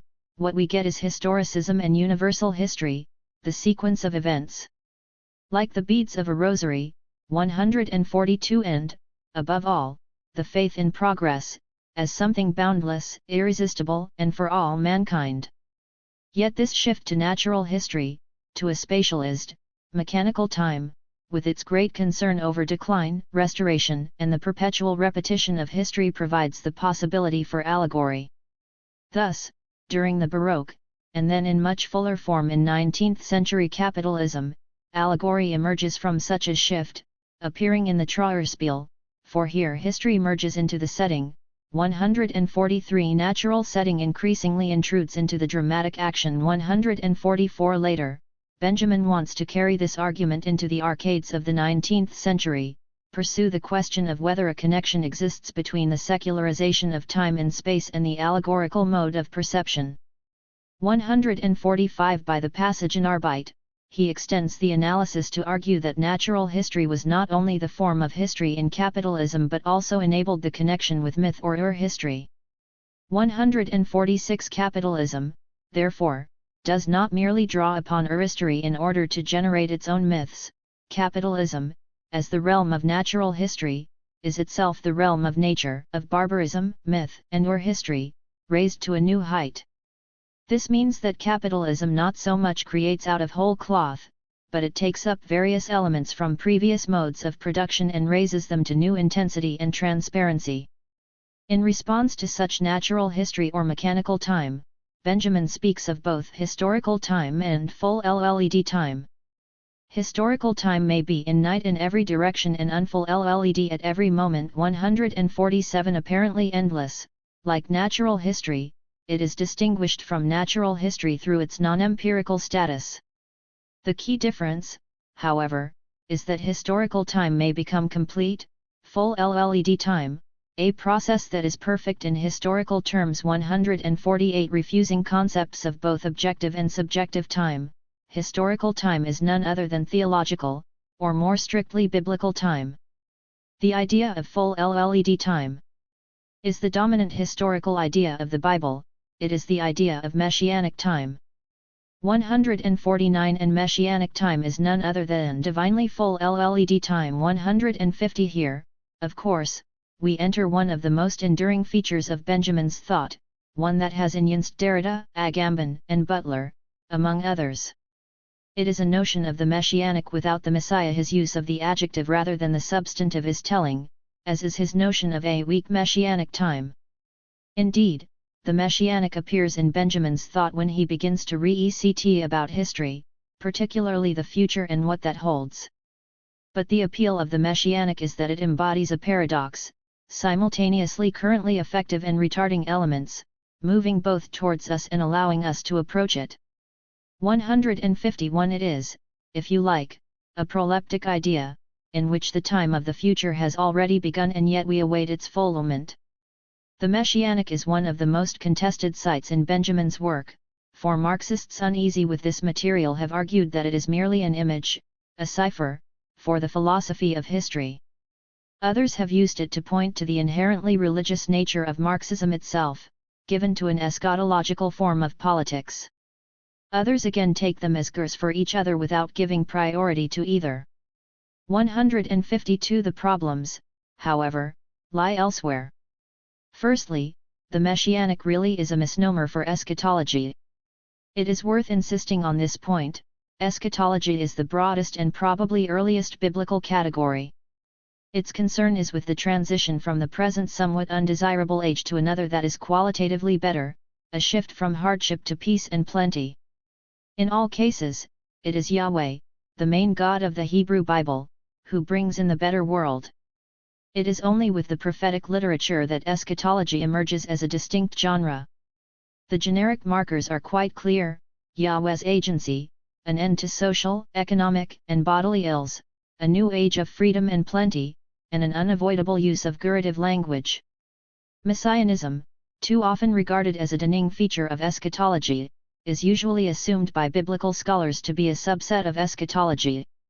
In this case, a particular individual, divinely appointed and directed, affects the transition from old to new.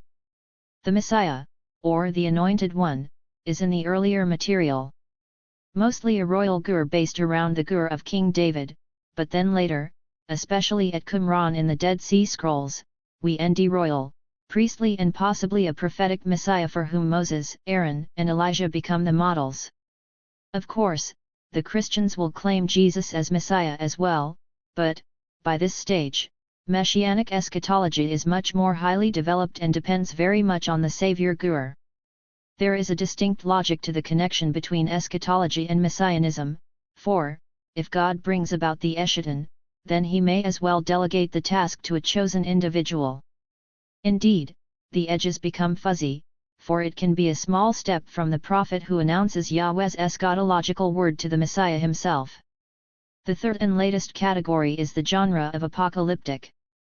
Although it also has at base the move from old to new, here we have a body of revealed knowledge, apokalyptine in Greek, about the end times, efforts at very specific calculations of the end usually through calendars and numerology, a dualism between good and evil, between God and the devil and a host of angels and demons, an esoteric method of interpreting the sacred scriptures to nd hidden messages, and an overly metaphoric language that provides a coded narrative of the end times. I am as skeptical about its banity as I am concerning Messianism, if only because of the reactionary crackpots who engage in apocalyptic speculation today. A deeper reason lies in the radical dependence of apocalyptic on divine intervention and the absolute necessity of the Savior or Redeemer Gur. All the same, apocalyptic is not completely without virtue, for it cranks up the expectation of the end, rendering it imminent rather than off in a somewhat distant future. Yet, while such fervor for the end means you cannot get comfortable in the present age, it is also notorious for failed predictions and futile political action that expects God to arrive with his chariots and horsemen. Unfortunately, eschatology becomes entangled all too quickly with the closely related messianism and apocalyptic, so that eschatology becomes an all-bracing term that includes the other two. Often, the three terms are confused with each other, taken as alternatives for the same phenomenon, namely the destruction of this age and the inauguration of a new one under some form of divine directive. But I need to insist that they are distinct categories, seeping into each other at the edges, with their own characteristics. And I should stress that although they are taken as religious and social phenomena, eschatology, apocalyptic, and messianism are primarily literary categories. Genres of biblical and extra-biblical literature in their own right. For these reasons, I would prefer to speak of the eschatological rather than the messianic in Benjamin's thought. But there is a second problem with the debates over the messianic or eschatological in Benjamin's thought: the Bible is no less mythological than other creation narratives, of the world, of the people, of the land, or indeed than hopes for personal and collective redemption.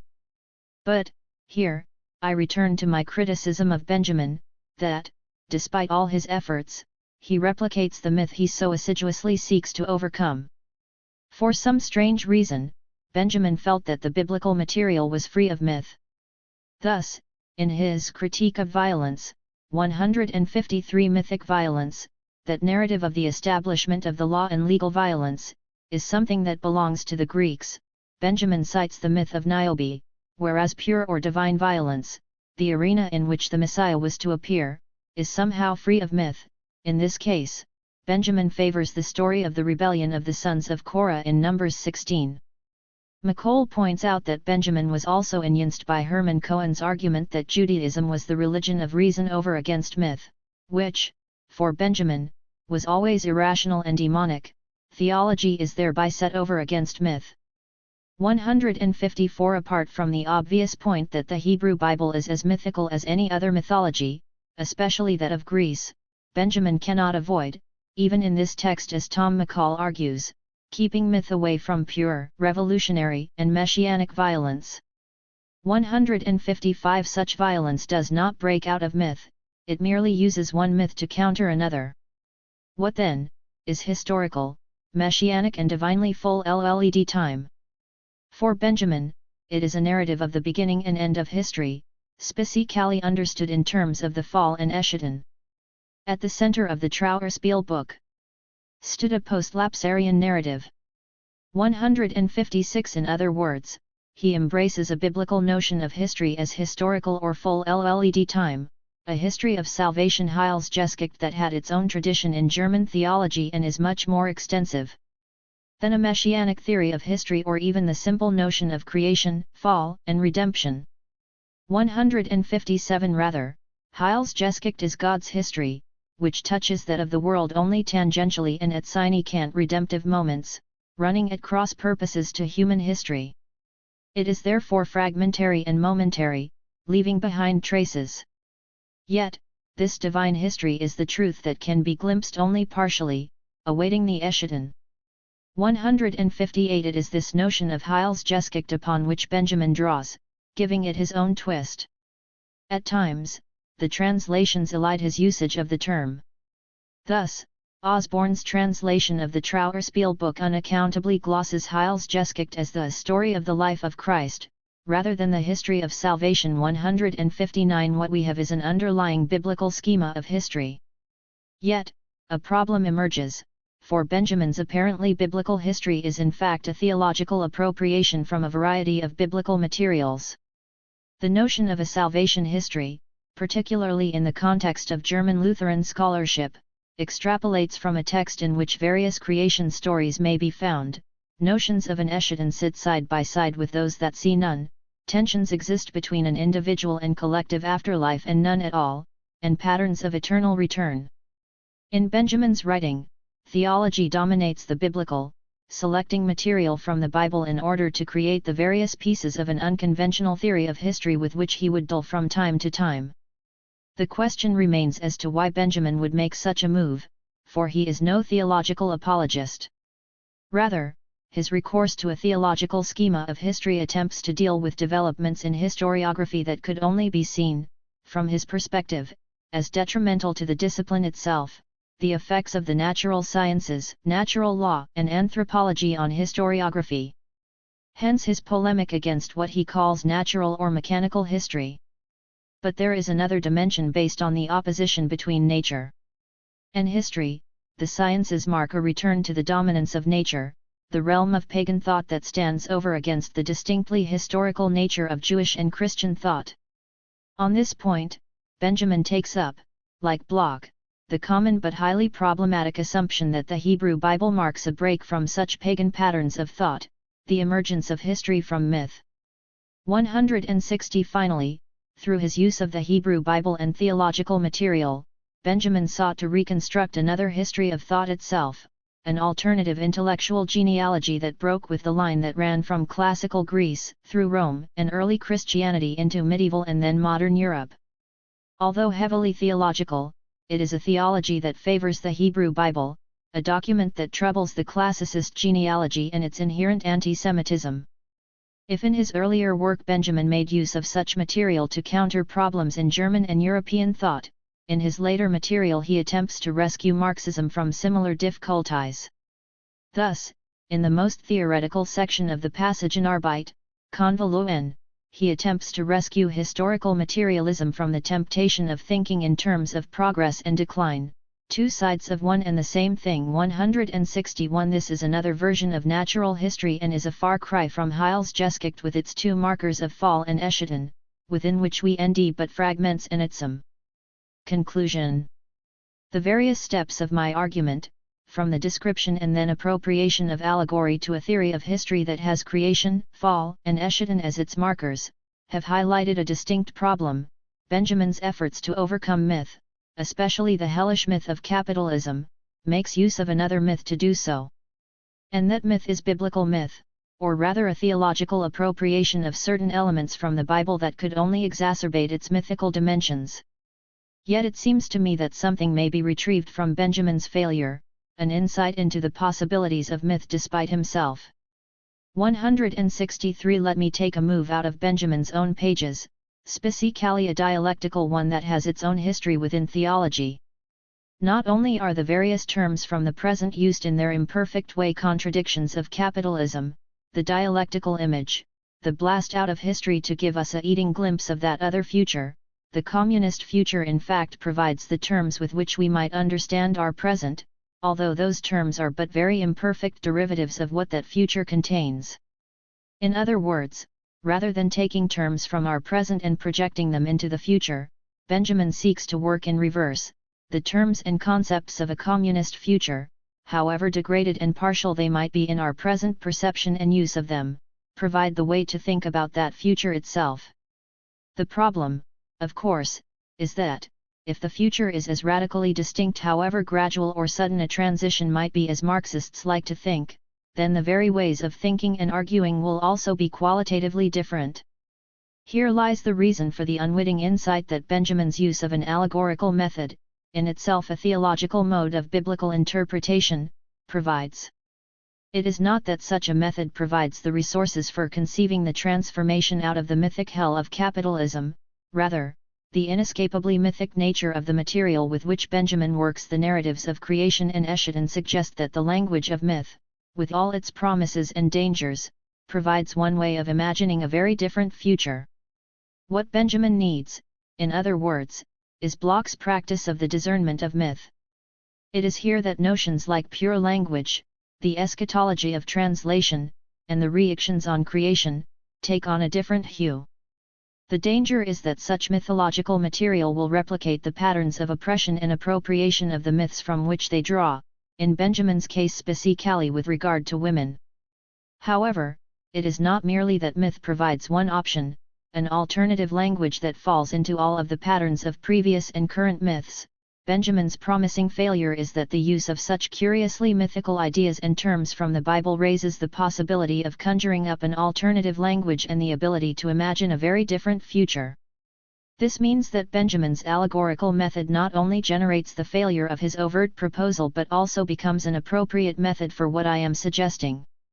It is not, as the anti-allegorical polemic of biblical criticism has argued for so long, that allegory seeks a wooden one-to-one correspondence to various items in the text. On the contrary, allegory, particularly in Benjamin's hands, might be seen to reach across the divide between a capitalist present and a communist future to draw terms from that future itself, however imperfect they might be. The question remains as to whether the mythological material that runs through Benjamin's writing is able to do the job. In terms of species content, no, but in terms of the effort to think differently, then myth provides one way of doing so. Chapter 3. The Ecclesiastical Eloquence of Louis Althusser.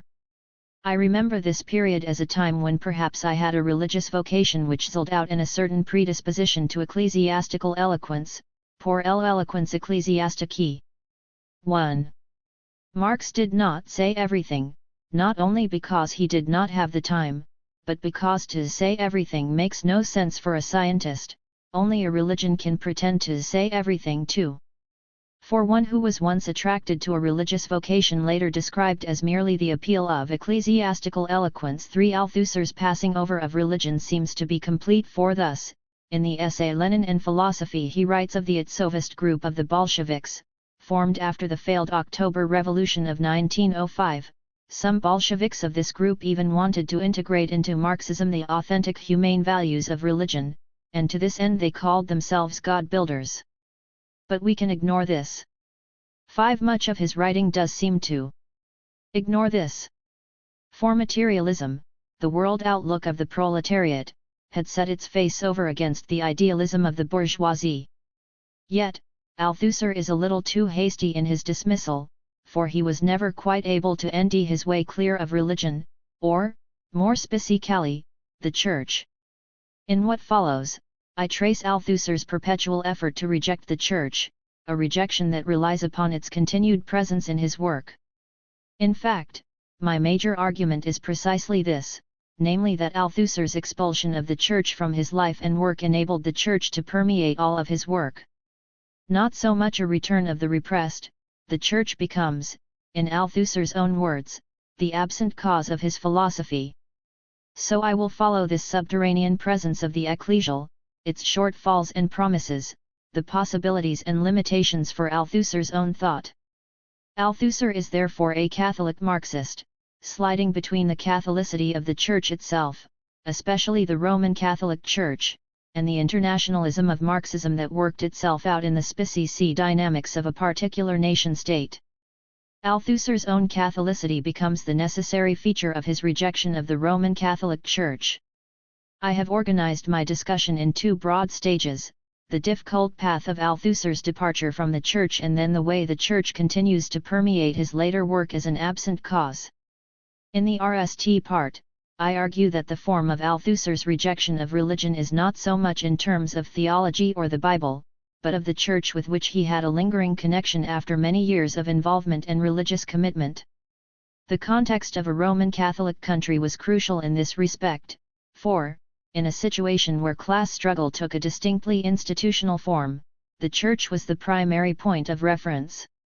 Not only does the form of his work remain stamped by the institutional and social matrix of the Church, but, with surprising regularity, questions of religion and the Church also appear in his later Marxist texts. The work of the fully-edged Marxist philosopher trails the dust of this earlier work. In the second major part of this chapter, I trace the residues of the Church in some of his most influential work. Althusser comes around, unwillingly perhaps, to the position that Marxism itself must also consider religion. After all, religion also belongs to the spontaneous world outlook of materialism. This is less of a paradox than it seems, for along with ethical, legal, political, and aesthetic practical ideologies, religion is one of the practical ideologies with which both idealist and materialist world outlooks operate. When such positions become theoretical for Althusser, the connection between science and the ideologies of science and scientists' philosophy appears. As class struggle in theory, as something learnt from the spontaneous world outlooks of both idealism and materialism, philosophy must also deal with religion. The logic in this dimension of his thought means that Althusser must also consider religion from within Marxism.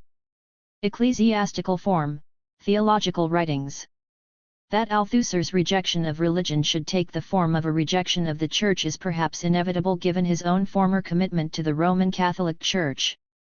But this gives, autobiography a prior and formative role in the development of his philosophy. Rather, autobiography comes in Althusser's writing at the end, the last and only sustained act of his intellectual work, and so I turn to biography in my conclusion, a little like the central station at St. Charles in Marseille, the terminus that he always loved, 7 rather than as a beginning that sets the agenda for everything that follows. I could begin with the obvious point that Althusser could not seem to exist without one institution or another, whether church, university, Catholic or the Sorbonne, mental hospital or Communist Party, with its overwhelming concern for orthodoxy and orthopraxis. 8. But I prefer to focus on what can only be called his theological writings, a description that estranges the usual reading of Althusser as a scientific Marxist. 9. In particular, I offer a detailed exegesis of certain texts from the writings of an earlier Althusser vitally interested in the Hegel whom he rejected later, the International of Decent Feelings, 10. A Matter of Fact, 11. On Conjugal Obscenity, 12. The theological moments of his thesis on Hegel, 13. And his letter to Jean Lacroix, 14. Written between 1946 and 1951, while he was in the process of joining the Communist Party. The RST was written for and rejected by the Catholic journal Cahiers de Notre Jeunesse. The second appeared as the opening essay in the 10th cahier of the religious community Jeunesse de l'Église, with which he stayed in close touch. On Conjugal Obscenity remained unpublished until after his death in the RST volume of Écrits philosophiques et politiques. 15. Both the thesis on Hegel's philosophy and the letter to Lacroix were also unpublished until this 1994 collection. In this strange Althusser we end a critic comfortable with both theological arguments and questions of ecclesiology, working through instead of ending various ways to reject theology and the Church. If the thesis on Hegel and the International of Decent Feelings are unabashedly theological, then a matter of fact and on conjugal obscenity fall clearly into ecclesiology. What interests me most is the nature of the writings themselves, especially the concerns revealed by slips and breaks in his arguments. For it seems to me that the forerunners of Althusser's dealings with religion may be found in these early theological essays. Thus, at various points in the master's thesis, he tracks the way Hegel's dialectic begins its work in his early theological texts, especially the Theologische Jugendschriften. 16. What takes me in is less the concern with Hegel himself than the ease with which Althusser slips into theology. Permit me the indulgence of one extended example of Althusser's argument concerning theology and Hegel, both a major step in the development of the dialectic and the necessary logical step to Kant and the notion of self-consciousness. Althusser picks up Hegel on Christology. For Althusser, Hegel saw a lost unity and harmony in the Greek world, where religion was an immanent exercise of life without the transcendence of revelation. Christ destroys this world, coming from the Father on high with a transcendent truth and then returning to it. The texts in the New Testament in which Christ comes to set each against the other, to bring the sword and not peace, give voice to Christianity's otherworldly destruction of the Greek world. Yet, the positive content of Christianity will not be lost so easily. At stake is an attempt to recover the meaning of authentic positivity, to recover, that is, the practical uses of the content of revelation and its concrete implications for the conduct of action. 17. Althusser is, of course, interested in the question of content in Hegel's work, and he ends in Hegel a move that would become characteristic of his thought. Christ may have destroyed Greek harmony, but he brought reconciliation to the hopelessly fragmented Jewish people. The eye of a hostile God, looking upon Abraham from an empty sky while he tracks across an empty desert with his herd, becomes the symbol of this fragmentation, the absolute separation from God in an unbridgeable transcendence. In this context, Christ's incarnation is the way such a disconnection is overcome. The law is infused with love, Christ fulfills the law. Hegel thereby reads Romans 10:4 For Christ is the telos of the law, that everyone who has faith may be justified. 18 In terms of Aufhebung, the great reconciliation effected through love. The dialectic continues to spin its way forward. Christ's reconciliation fails in a bad positivity, he returns to the Father, which works itself out in the shift of Jewish consciousness from objective to subjective dismemberment in the Christian community and becomes the basis of a stinging criticism of contemporary Christianity's sect-like behaviors so that Hegel can get himself to Kant and the consciousness of subjectivity. What we get, in other words, is the transition by means of Christianity from consciousness to self-consciousness, and, in a case of the grand narrative of history writ small for Hegel's own intellectual development, the necessary stage that gets him to Kant. 19. Althusser would always return to Hegel, although hardly in the same mood, but this example at least shows someone quite at home with theological arguments. I too will return to Hegel later, in the section where I argue that the logic of Althusser's argument regarding Hegel in his later work leads to a reconsideration of religion. The more interesting and most explicitly theological text I take theology in its purest sense, the reaction and deliberation on God is the International of Decent Feelings. 20 Already the boldness and lucidity of Althusser's arguments appear in this text, except that they produce a curious estrangement effect. In this text, as well as in A Matter of Fact and on Conjugal Obscenity, we end both Christian and communist criticisms. Although both critiques come at the problems with which he deals from very different directions, Althusser brings them together in an alliance that could not last. Yet, the alliance between Christianity and communism enacts a slippage from one to the other, and this slide will enable the development of theological positions that become characteristic of his later Marxist arguments when the allegiance to the Church had passed.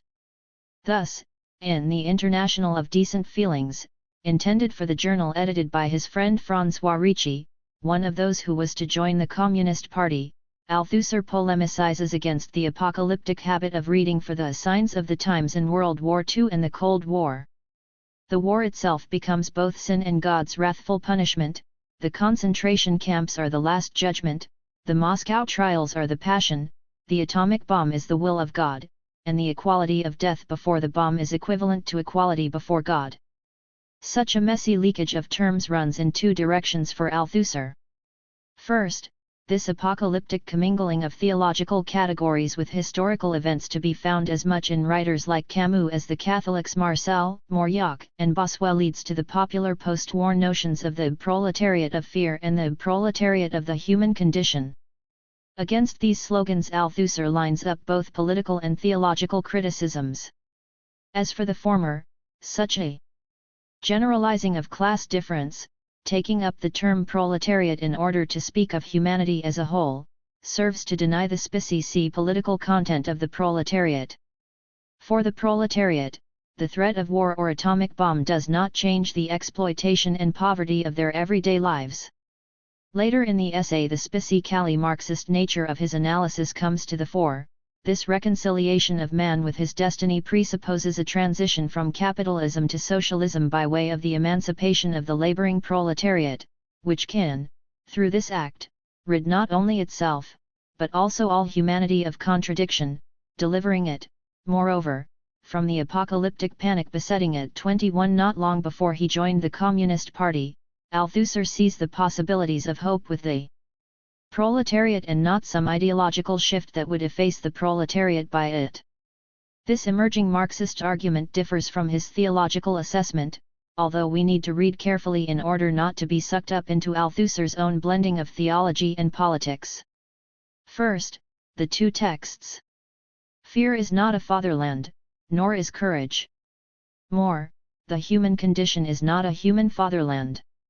It is, perhaps, the fatherland of men as they appear to God. Because we are Christians, we call this condition original sin. For the man who is not a Christian, and for the Christian who does not usurp God's place, the human fatherland is not the proletariat of the human condition, it is the proletariat tout court, leading the whole of humanity towards its emancipation. This proletariat has a real content. 22. 4. As Christians, we believe that there is a human condition, in other words, we believe in the equality of all men before God, and His judgment, but we do not want the judgment of God to be spirited away before our very eyes, nor do we want to see non-Christians and, occasionally, Christians as well, commit the sacrilege of taking the atomic bomb for the will of God, equality before death for equality before God, and the tortures of the concentration camps for the last judgment. 23. We are Christians parce que nous sommes chrétiens. 24 moves to for the man who is not a Christian, and for the Christian who does not usurp God's place pour le homme non chrétien et pour le chrétien qui en usurpe pas la place de Dieu. 25 Similarly, in the second, as Christians come chrétiens. 26 steps on to speak of non-Christians and, occasionally, Christians as well non-chrétiens et de chrétiens parfois. 27 The shift is ingenious, for it appears at RST that Althusser aligns himself with the generic group Christians. We are Christians and as Christians, and that the theological position he mentions applies to him as well as to one of these Christians. But Christianity is hardly uniform at any point, even if one allows for the unconscious Catholic assumption that Catholicism is Christianity, and so the quali-er appears. The Christians with whom he is really concerned are those who do not usurp God's place or who occasionally side with non-believers. The distinguishing feature of these Christians, the ones who do not clamber up God's footstool, is their allegiance with non-Christians. Yet, there is a difference between the two quotations. For the RST, the allegiance is positive, whereas, in the second, it is negative. In the second, the non-Christian and odd Christian ND themselves duped by the apocalyptic reading of the signs of the times, a sacrilege Althusser and his fellow Christians we would rather they avoid. In the RST quotation, the Christian who does not attempt to lord it over others and the one who is not a Christian know the Marxist truth that the proletariat is not a generic description of the whole human condition but has a specific, distinctly solvic, content. And it is this positive connection that intrigues me in light of Althusser's later absolute rejection of Christianity and the Church. At the time of this text, 1947, he is still quite orthodox, holding to doctrines such as original sin and the Last Judgment. But Althusser sidesteps what is a very different theological criticism of the notion of the proletariat of fear in his desire to form an alliance with non-Christians. What we would expect to be a major difference with the early Marxist analysis in terms of class, that the human condition is one of original sin and the equality of all before God's judgment, which itself runs in a different direction from class analysis, falls into the background of the desired allegiance. Instead, non-Christians, whom we can now read as a code for Marxists and the Communist Party, and Christians who leave God in charge, agree with each other concerning the species class dimensions of the proletariat. It would not be long before Althusser had slipped from the ranks of Christians to the communists, and the tough coalition he attempts to hold in this essay fell away. But not before he at least made the attempt to render the step as small as possible. With hindsight, he would argue that the effort of Catholic action to connect Christian doctrines and political action constituted the mystication of politics and the dilution of Christian doctrines. Not in this essay. He will not give ground to the non-Christians just yet, for, later in the essay, the criticisms are more clearly Christian, and, although he wants to see continuity between his own Christian position and Marxism, he cannot avoid a particular tension. The hint comes earlier, when, in the midst of noting the string of theological identifications of recent events, he notes with dismay that no one is more vulnerable to blackmail based on this confusion of terms than Christians. 28 And the species Christian position he invokes against such a perversion of religion. 29 A perversion that smacks too much of the German Church's efforts to overcome their support of Hitler during the war is the critique of idolatry. In Adorno's hands, such a criticism would take the form of the Bilderverbot or ban on images drawn from the second commandment of Exodus 20/Deuteronomy 5. For Althusser, idolatry is specifically Christian. He takes the important phrase for the Christian who does not usurp God's place 30 in terms of the New Testament warnings against false prophets. The apocalyptic warnings of Mark 13, especially verse 22, and Matthew 24/Luke 21 become, for Althusser, a paradoxical sign, the false prophets themselves being a mark of the last days, although they themselves are false precisely because they predict the long-awaited end. This false end of the world is teeming with false prophets, the prime examples of which are Camus and Malraux, who announce false Christs and treat an event as the Advent. But Christ has taught us 31 that we must beware of false prophets, and also that they will reappear as the last days draw nigh. The paradox is plain. The end that is close for every Christian is not the end of the false prophets of history. 32. Anal twist awaits us, for although the criticism of idolatry may take the particular New Testament form of the warning against false prophets in the last days, the problem with idolatry is not that one becomes too connected to the representation of the deity, deluded into thinking that this is in fact God. Rather, the ultimate problem is that one replaces God with another, elevating the various idols in his place. And the New Testament's take on this thread of idolatry is that such replacements are human beings themselves. Alluding to Matthew 7:21, not everyone who says to me, Lord, Lord, shall enter the kingdom of heaven, but he who does the will of my Father who is in heaven. Althusser argues that the ultimate form of idolatry is the elevation of oneself in God's place.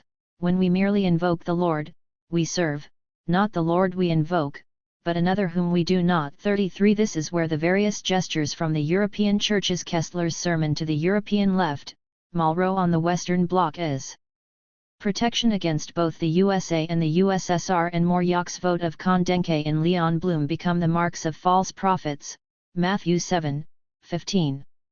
If Althusser were to stick to this Christian line of thought, then he would rule out precisely the move he does make, which is to argue that these false prophets do not see the real problem, namely the exploitation of the proletariat under capitalism. The truth that these false prophets miss is the nature of socialism. They seek socialism without class struggle, a verbal, moralizing socialism, 34 socialism in politics but none in government. But, in identifying the truth of socialism, the proletariat, and class struggle, is not Althusser playing precisely the same game as those whom he criticizes? He puts this forward as a properly Christian position free from idolatry, but, from a Christian angle, the laying of hope at the feet of the proletariat is the type of idolatry that would enlist him with the false prophets, no matter how much he might see himself as a true prophet. For his later Marxism, it would be God himself who would become the mystifying, idolatrous guru that obfuscates the class struggle itself. I have paused with this essay on decent feelings for more reasons than the argument itself, or indeed for the signs of the tension between and Althusser's transition from the Catholic Church to the Communist Party. For there are two other remarkable things about this essay. To begin with, he assumes and believes central Christian doctrines such as original sin, incarnation, and last judgment. Unlike Bloch, Benjamin, Adorno, or Gramsci, he ranks himself with believers. Further, a certain blind spot shows up in this essay, one that turns on the ambiguity of the word Catholic. The word covers a range of overlaid meanings, from the specificity of the French Roman Catholic Church all the way to Christians in general. But Althusser is guilty all too often of universalising and thereby concealing the specific situation of the French Roman Catholic Church. Of course, such a move is endemic to the term Catholic itself, but I will continue to call him on this, since it is a slide he would repeat in his communist years.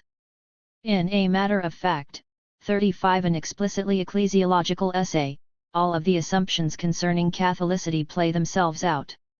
Published in a cahier entitled The Captive Gospel by Jeunesse de l'Église 3 months after he joined the Communist Party in November 1948, the theme of the collection of essays was "Has the good news been announced to the men of our day?" In almost point-form style, Althusser argues that the question points to the woeful state of that sick man, the Church. And his basic argument concerns the historical disjunction of the Church, since it hangs, socially, ideologically and politically, onto feudal and capitalist structures. Its own structures are alien étrangeries to our times. 36 In short, the Church remains tied to a social and economic world without which it cannot imagine its existence, God himself being a prisoner of a conceptual universe that no longer makes sense to the men of our times.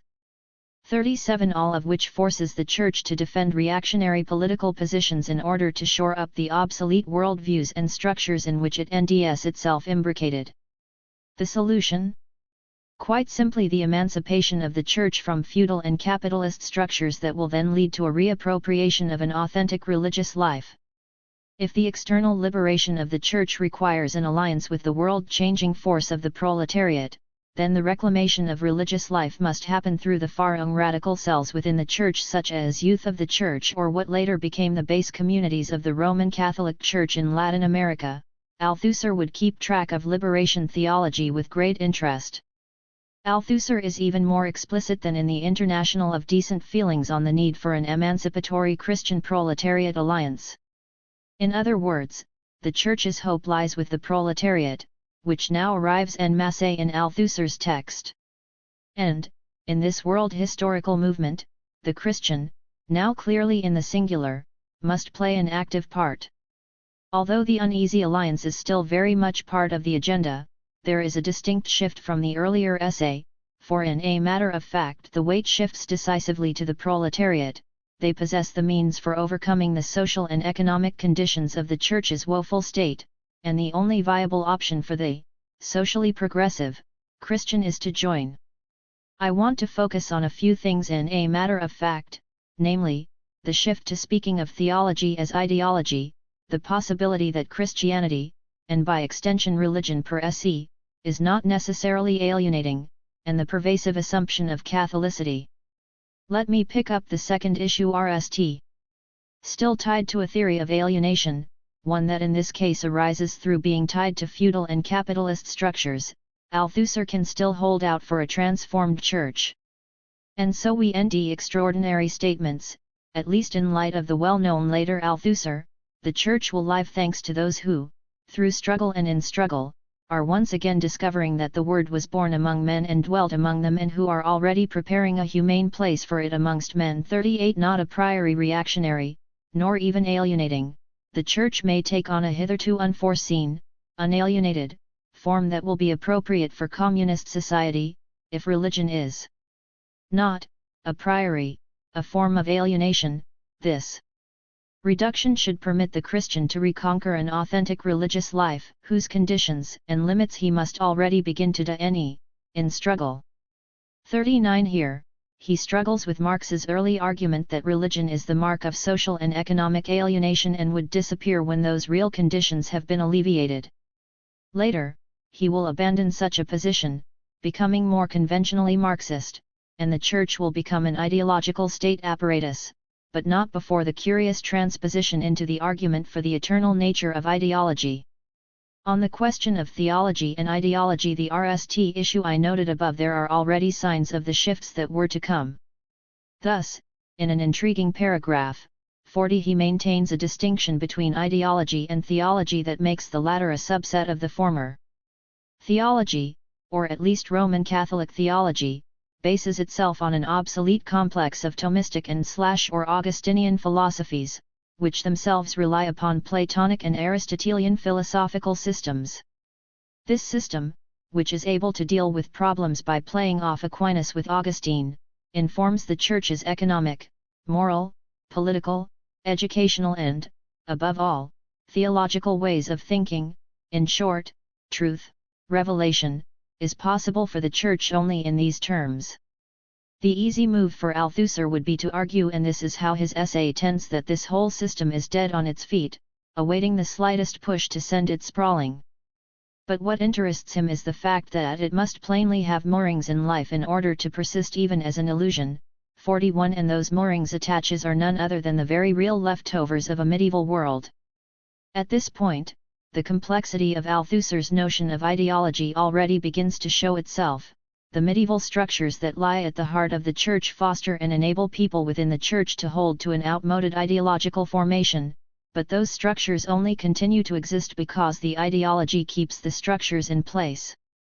Using the example of natural law, Althusser argues that this and other concepts are sustained by concrete structures that are still lived by many of the men of our day, who need these concepts, precisely, in order to legitimize, defend, and perpetuate the structures in which they are born, grow up, and die. 42. Much of this will return in his famous essay on ideological state apparatuses, including the fundamentally medieval nature of the Church, in which context it was the dominant state apparatus, as well as the complex dialectic of ideology itself. What has happened in a matter of fact, however, is the linking of theology with ideology that will ultimately be to the former's detriment. Yet it does not pass without leaving a distinct brand upon Althusser's theory of ideology, as I will argue below. The third issue is Althusser's Catholic blind spot, which I have already tracked in the International of Decent Feelings. Apart from the obvious singular capital L Église that betrays an assumed united body, Althusser's language betrays the blind spot time and again. He writes of the immense world of the Church, 43 policies on a global scale, 44 the global struggle of capitalism and socialism in which the Church has a deep, compromising commitment to worldwide reaction. 45 But let me take one passage at the opening of the essay as the most sustained example. To begin with, the question regarding the good news takes a universal form. On the one hand, the world no longer listens to the Church, whose words fail to reach the men of our day. The Church has become a virtual stranger for broad masses of people who are already the present and future of this world. On the other hand, when we consider the people faithful to the Church, the question arises as to whether their faithfulness is still religious. This historical situation is simultaneously the historical context Christians are living in, and a reality all men, Christians or not, meet at every turn. 46. Althusser writes not so much about a global question universal form, all men, but gives the ground of debate to the institution in question. Not only is there a singular Christianity for which Church acts as cipher, but its problems are also global problems. The specificity of the Church in question bursts out in a sentence where he lists the parts of the Church needing reform: the Church's conceptual universe, theology and moral system, its theory of the family, of education, of Catholic action, of the parish, etc. 47 These are, of course, peculiarly Roman Catholic domains. But I want to suggest that precisely such a blindness to the specificity of the French Roman Catholic Church renders Althusser a Catholic philosopher, especially in this his explicit ecclesiological essay. The catch is that such a Catholicity emerges when he is taking on the institution itself, absorbing the very assumptions that steal away the force of his arguments. For, in this essay and the others from the same period, the effort at alliance between Marxism and the Roman Catholic Church leaves open the passage that enables a nocturnal border crossing from one to the other, bearing smuggled goods that he will keep with him. Yet Althusser will not let me make this argument concerning his Catholic blind spot easily. Just when it looks as though I can trace a consistent blockage to the specificity of the French Roman Catholic Church and his tendency to universalize in a Catholic fashion, the penultimate essay of this early period, The Extraordinary on Conjugal Obscenity, 48, which he saw as a contribution to the women's movement and, secondarily, feminism, 49, shows an Althusser very much aware of this specificity.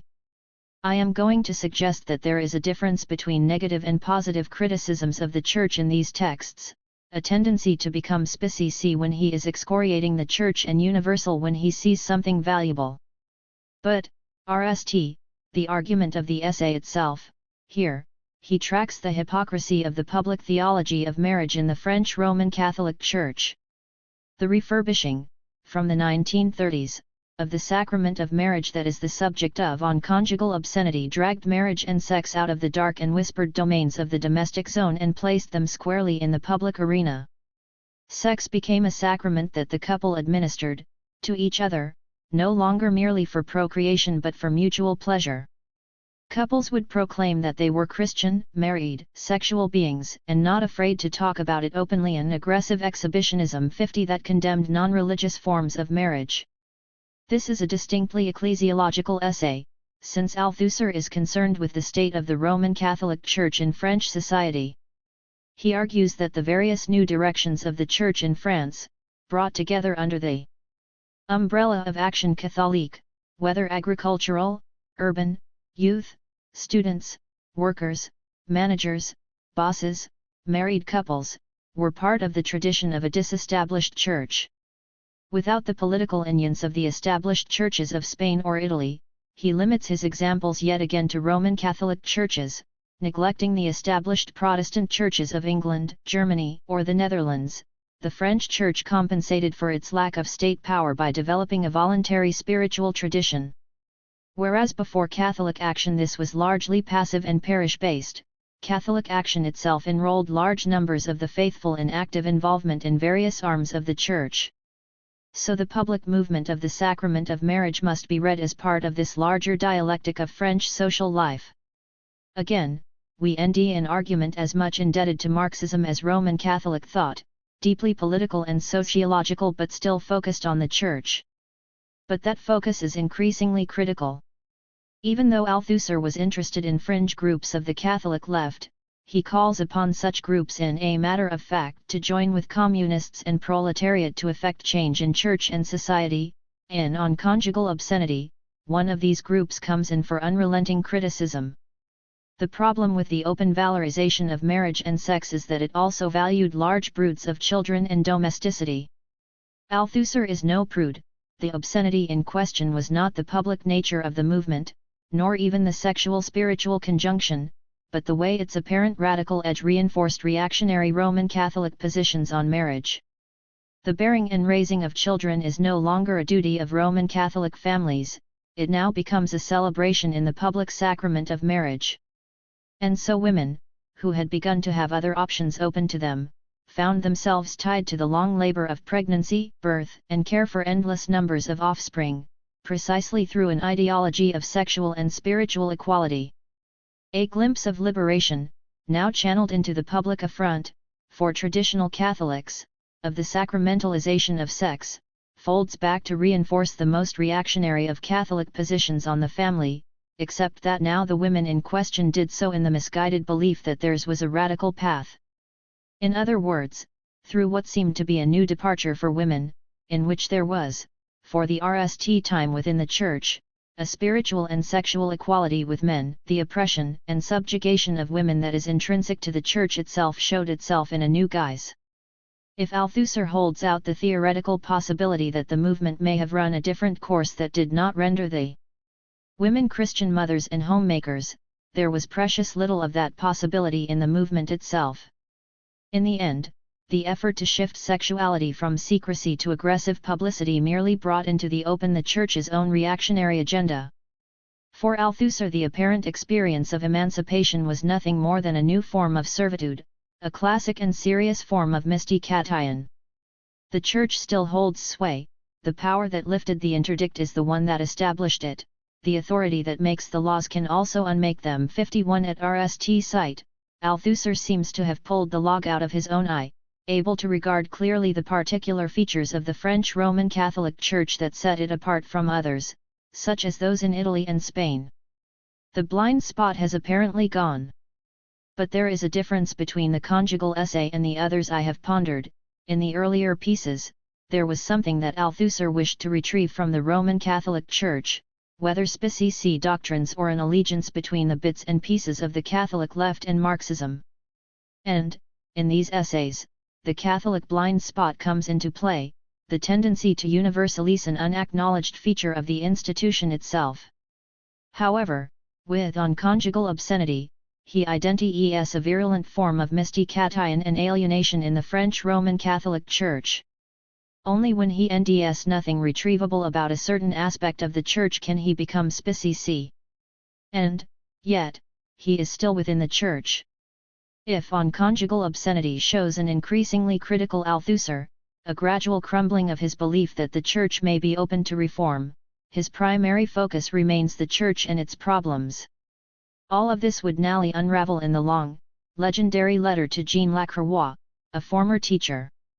In dealing critically with the relation between Catholicism and Marxism, largely in favor of the latter, the letter to Lacroix marks the dissolution of the alliance he had sought until this point and the end of his commitment to the Church. Mainly a response to Lacroix's book, Marxisme, Existentialisme, Personalisme, 52. The parts that interest me come towards the close.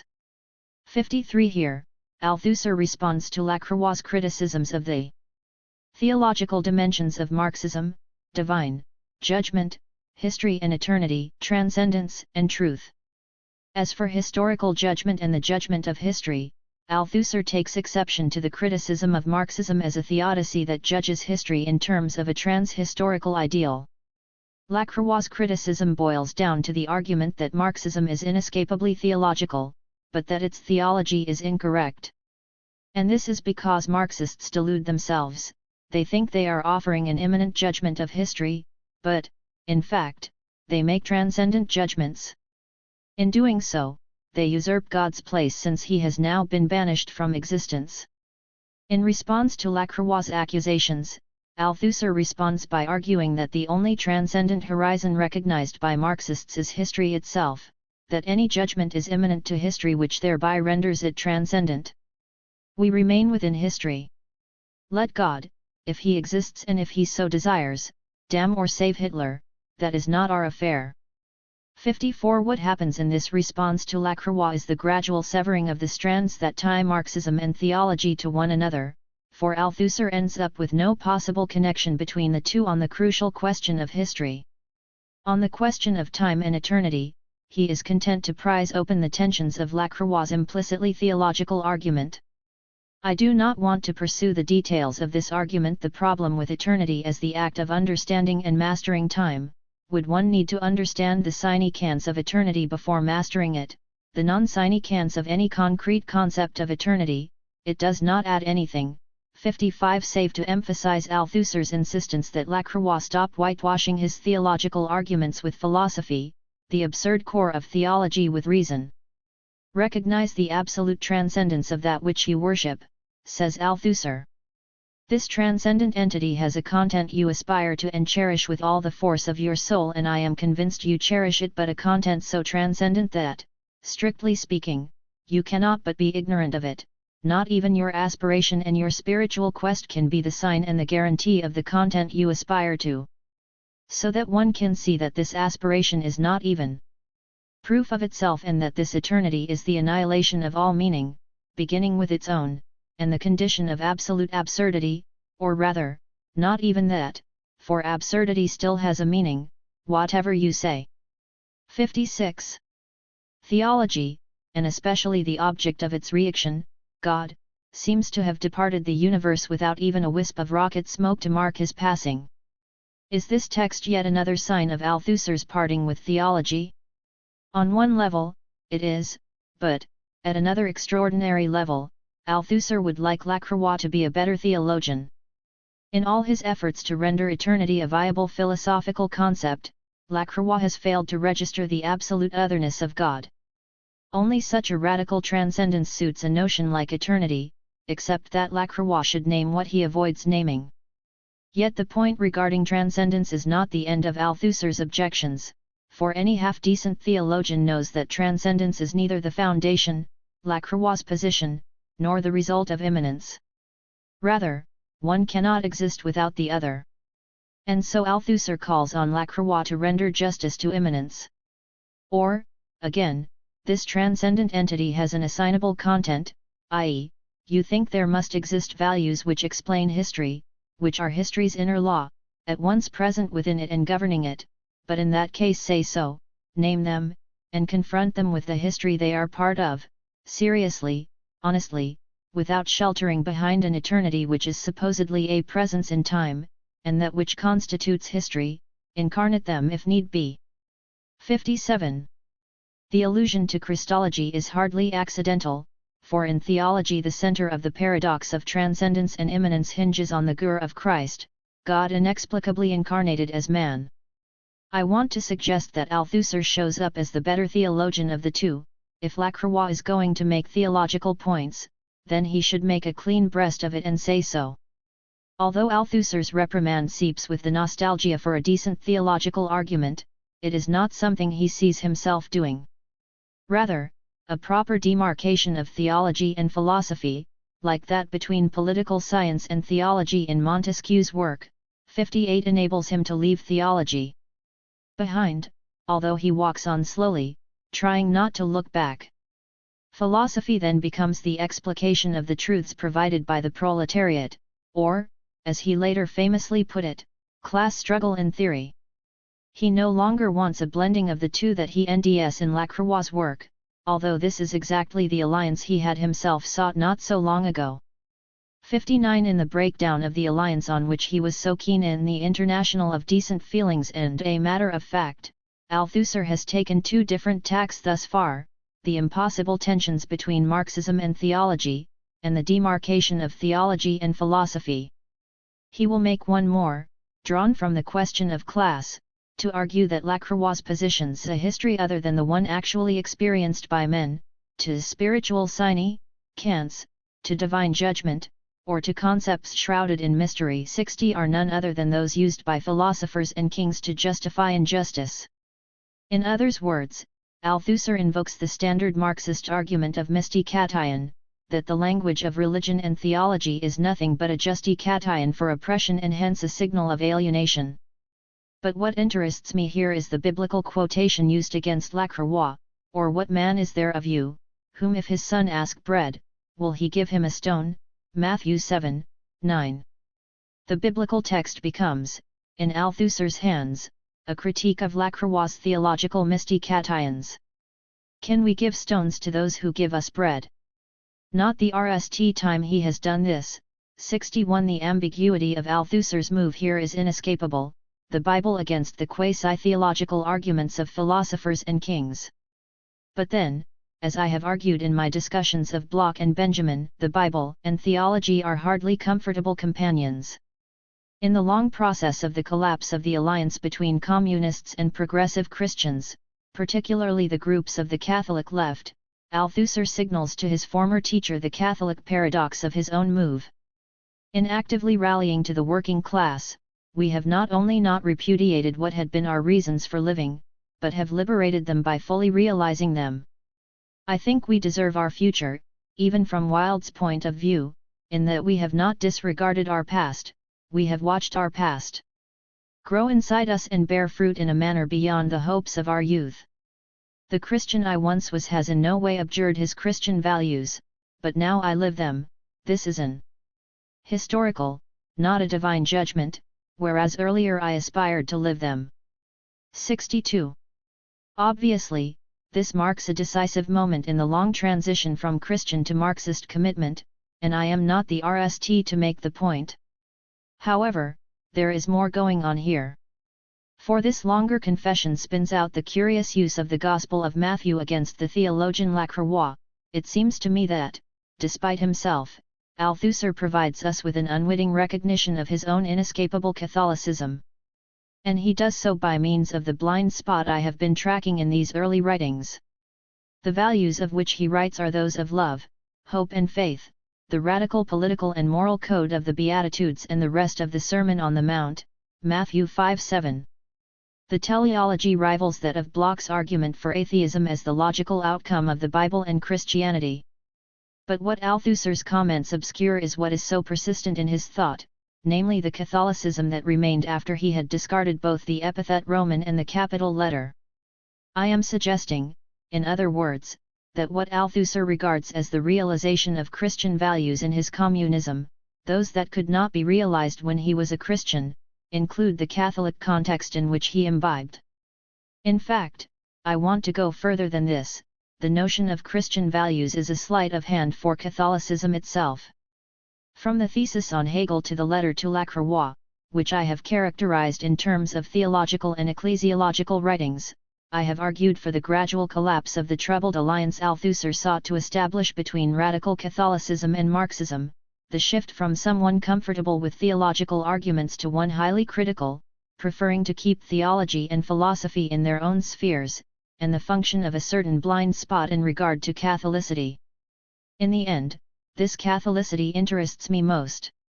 Not only does it continue in his work through the attempted and then abandoned alliance between Marxism and the Catholic left, but Catholicity leaves its mark in these early works precisely when he wishes to hold on to certain elements that he values from Catholicism. At these moments, the Catholic blind spot appears, when he assumes without acknowledgement that the particular Roman Catholic issues of which he speaks are universal issues. The paradox of the blind spot shows up most sharply at the moment he explicitly recognizes his departure from the Church. Or, rather, as he puts it, from his Christian faith, he could realize the Christian values he aspired to as a Christian only when he relinquished his commitment. The use of these terms, severed from their species Roman Catholic context and universalist as values and commitment, signals the pervasiveness of Althusser's Catholicity. From absent cause to philosophy of religion. For if we examine the question closely, we shall come to realize that philosophy is satisfied neither with dominating the sciences nor with speaking the truth of the sciences. Philosophy equally imposes its dominion over religion and morality, politics and aesthetics, and even economics. 63. For one who had renounced faith and the Church, it is remarkable how often Althusser returns to what he calls religion. But I do not want to take the lazy option and merely trace the continued presence of religion in his work. Rather, I am interested in how the materialist philosopher speaks of the possibility of a true sociological theory of religious and moral beliefs. 64. Althusser, of course, writes this of his favored Montesquieu, but I suspect that it also applies to himself. In other words, once he had rejected the Church and thrown in his lot with the Communists, his work gradually shifts ground. The repeated references to religion become, in the end, the groundwork for a philosophy of religion itself. I want to suggest that there are two logical stages in Althusser's reactions. The RST is the process by which he gets to the point, despite himself, where one of the proper subjects of philosophy is religion. The second concerns the various elements of what he calls the practical ideology of religion. So what we end is an Althusser who makes a series of fascinating moves that bring him to the philosophical necessity of reacting on what he calls religion, the notion that Marx's new science of history requires a new philosophy, the implications of his late engagement with Hegel via Lenin, the need for philosophy to mediate between science and ideology, and to reconsider practical ideologies such as religion, and the possible place of a theory of religion within proletarian ideology. Let me begin with his famous argument that Marx opened up a decisively new moment in human thought. Althusser's metaphor is the continent, the new scientific theory, of history. He compares it to the continents of mathematics, opened up by the Greeks in the 5th century BCE, and of physics by Galileo and then Newton. 65 The implications of such discoveries must follow his argument that each new science then produces a philosophy, the need to produce the categories adequate to the new science. In the same way that Plato and Greek philosophy follow the discovery of mathematics, and that of Descartes and Newton follows physics, so also Marxist philosophy can only emerge after the discovery of a scientific theory of history. This argument also accounts for the time lag in the emergence of a proper Marxist philosophy that Althusser implies begins in large part with him. But there are wider implications than Althusser's preferred path of philosophy. He mentions in passing that the human and social sciences must also take into account Marx's discovery. Economists, historians, sociologists, social psychologists, linguists, and psychoanalysts, historians of art and literature, and of religious and other ideologies. It is but a small point, but Marx's discovery must, for Althusser, also have a bearing on religion, or, more specifically, religious ideology. A second, more specifically logical move is tied to Hegel. Even though he professed a profound aversion to Hegel, or, rather, argued that the properly scientific Marx emerged only after he had nearly shed his Hegelianism, Althusser can never quite excoriate Hegel entirely. For Lenin, after all, is fascinated with Hegel. And, if we thought that Althusser had put Hegel's theology behind him, then it is Lenin who permits him to return to that theology, now in the form of the philosophy of religion. Despite all his dislike for the Hegelian dialectic, he draws near to Adorno's contradictory critique of Kierkegaard, that is, he both rejects theology and reads it dialectically. Both sides of this response to Hegel's theology he NDS in Lenin. Thus, Althusser quotes Lenin arguing that Hegel's criticism of Kant is correct. Kant disparages knowledge in order to make way for faith. Hegel exalts knowledge, asserting that knowledge is knowledge of God. The materialist exalts the knowledge of matter, of nature, consigning God, and the philosophical rabble that defends God, to the rubbish heap. 66 It is perhaps stating the obvious that the trashing of theology is somewhat complete here. But Lenin offers another possibility for Althusser. Apart from the point that the knowledge of God is a necessary step to the knowledge of matter, but only after reading Capital, Althusser explores Lenin's fascination with Hegel's discussion of the absolute idea in the last chapter of Hegel's Science of Logic. For here, ostensibly the characteristic Hegelian closure with God, Lenin NDS the greatest possibilities for materialism in Hegel's thought. In other words, using Hegel's own dialectical method, the more idealistic he gets, the more materialistic he becomes. 67 As if this was not enough, Althusser gives it a further twist. What we end in this section of the logic, after having traced through Marx's own setting of Hegel on his feet, is that the absolute idea is none other than the process history, nature, method etc. Without a subject, God. For, in Hegel's own writing, God seems strangely to disappear from this NAL part of the logic, and Althusser's argument is that it took Marx to make this clear.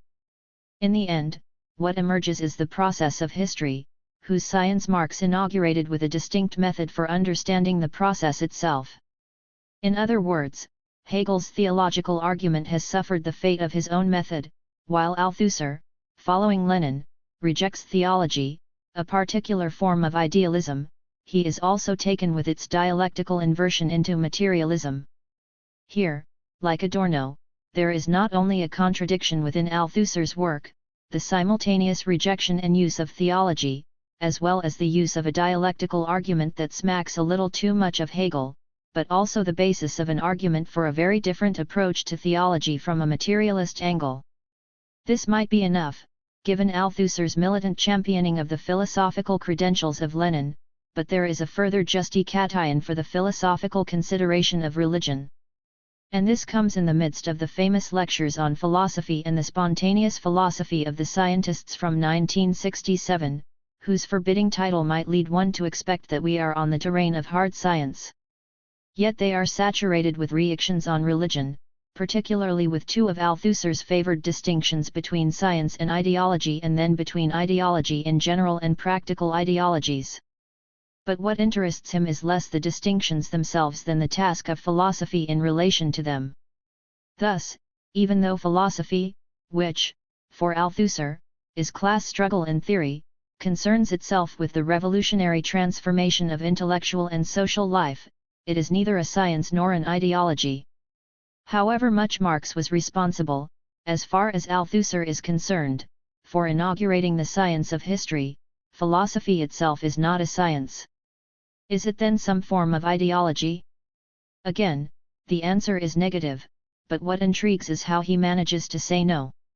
Philosophy, he argues, does not seek to provide the answers to the old theological questions of destiny and origins, the ultimate ends and radical origins of human history.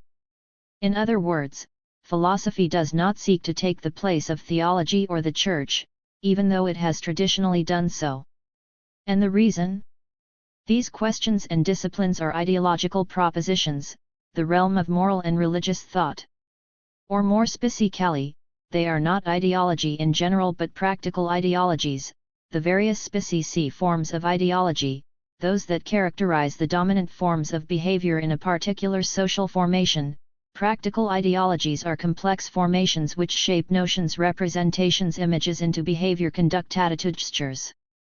The ensemble functions as practical norms that govern the attitude and concrete positions men adopt towards the real objects and real problems of their social and individual existence, and towards their history. 68. Note what has happened here. On the way to showing that philosophy is not ideology, he invokes the notion of practical ideologies. I will have more to say on this distinction in Althusser between ideology per se and practical ideologies below, but my point here is that, out of Althusser's argument, has emerged a workable category, the practical ideology of religion. Or, rather, religion is one of the practical ideologies. The introduction of the practical ideology of religion enables an extraordinary shift in his argument that I read as a positioning of philosophy so that it can speak of religion. Let us simply note this point: from now on, philosophy is denuded by a double relation to the sciences and to practical ideologies. 69. Philosophy is neither a science, nor is it resolutely opposed to practical ideologies. Rather, it mediates between them, is constituted by the relation between them, and must therefore not only work out its place in relation to them, but also re-ect upon their natures. In other words, one of the proper tasks of philosophy is the analysis of practical ideologies such as religion. At odd moments, he does indeed say as much: philosophy, as that which sees the whole, concerns all human ideas and practices, including religion, subjecting them to a radical philosophical form that decomposes and recomposes them in its own fashion. 70. Elements of a materialist philosophy of religion. The Church, then, leaves a curious residue in Althusser's thought. Something I have argued comes in the form of a logical opening for a philosophy of religion, or, rather, a philosophy of the practical ideology of religion. But that is really only the RST step, for, after setting up the logical possibilities for an Althusserian philosophy of religion, there is a second stage that begins the work of shaping and fashioning the various elements of the practical ideology of religion. Not unexpectedly, that project hinges around the question of ideology, and my interest is the neglected NAL section of the Ideological Apparatus essay on religious interpellation. Further, I investigate an overgrown path to the strangest Althusser yet, namely, the materialist biblical critic. In other words, I investigate two elements of a possible materialist philosophy: ideology and myth. Apart from the historicizing function of the ideology and ideological state apparatuses essay, in which the bourgeoisie gradually wrests ideological control from the Church and relocates it in education, 71, it provides some of the building blocks of a theory of religion. There are three elements: the argument that ideology is eternal, that ideology has a material existence, and the interpellation narrative. And, in each case, the Catholicity of Althusser's thought, a distinct residue of his early abode within the Church, returns with extraordinary vengeance. Already in the RST steps of his argument regarding ideology, he effects what may be called a theological transition. I am referring to his controversial argument that ideology has no history, that it is eternal. This is part of his search for a theory of ideology in general, over against particular ideologies that are distinct from class. It is this general ideology, upon which particular, historical, ideologies depend, that has no history.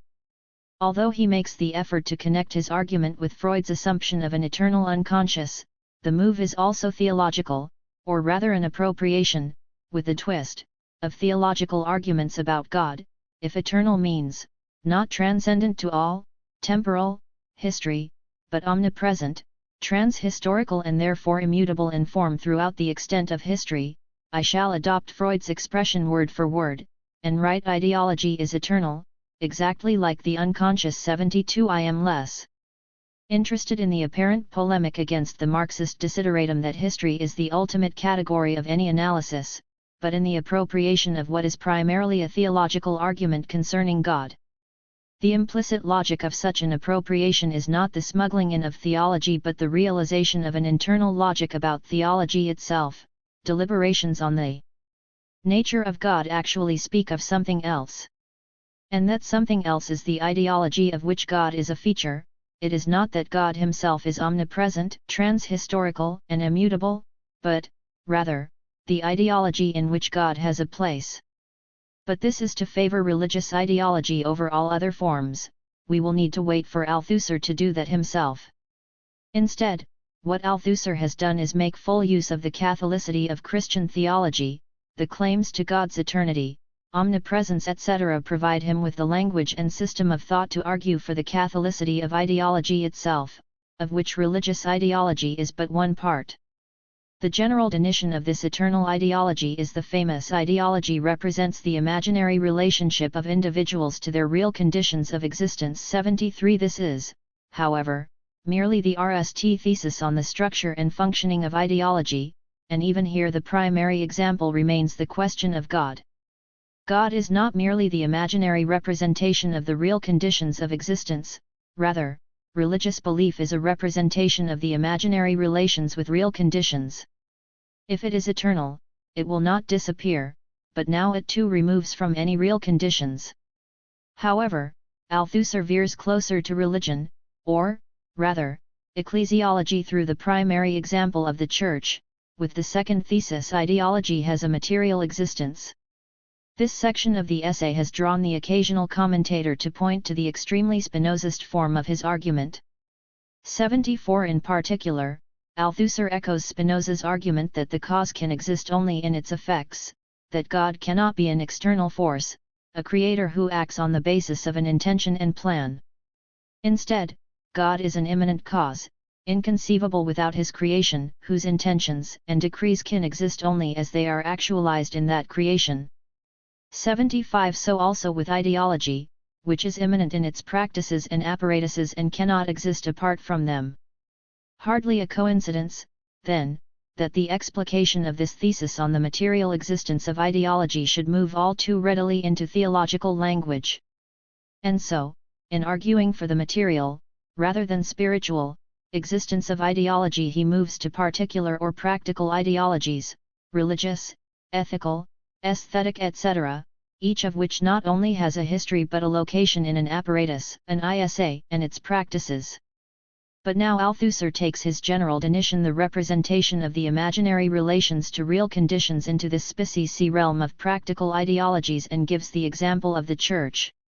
We should, by now, not be surprised that his way of dealing with religion is the Church, now with a Spinozist twist. To begin with, the individual belief in God, an ideological conceptual device. 76 produces the material attitude of the subject mass, kneeling, praying, confession, penance, repentance etc. Even tensions with other ideas that lead to contradictory actions still exhibit the thesis that ideas exist in actions. And, here, Althusser locates ideology in the ideological state apparatus. This ideology talks of actions, I shall talk of actions inserted into practices.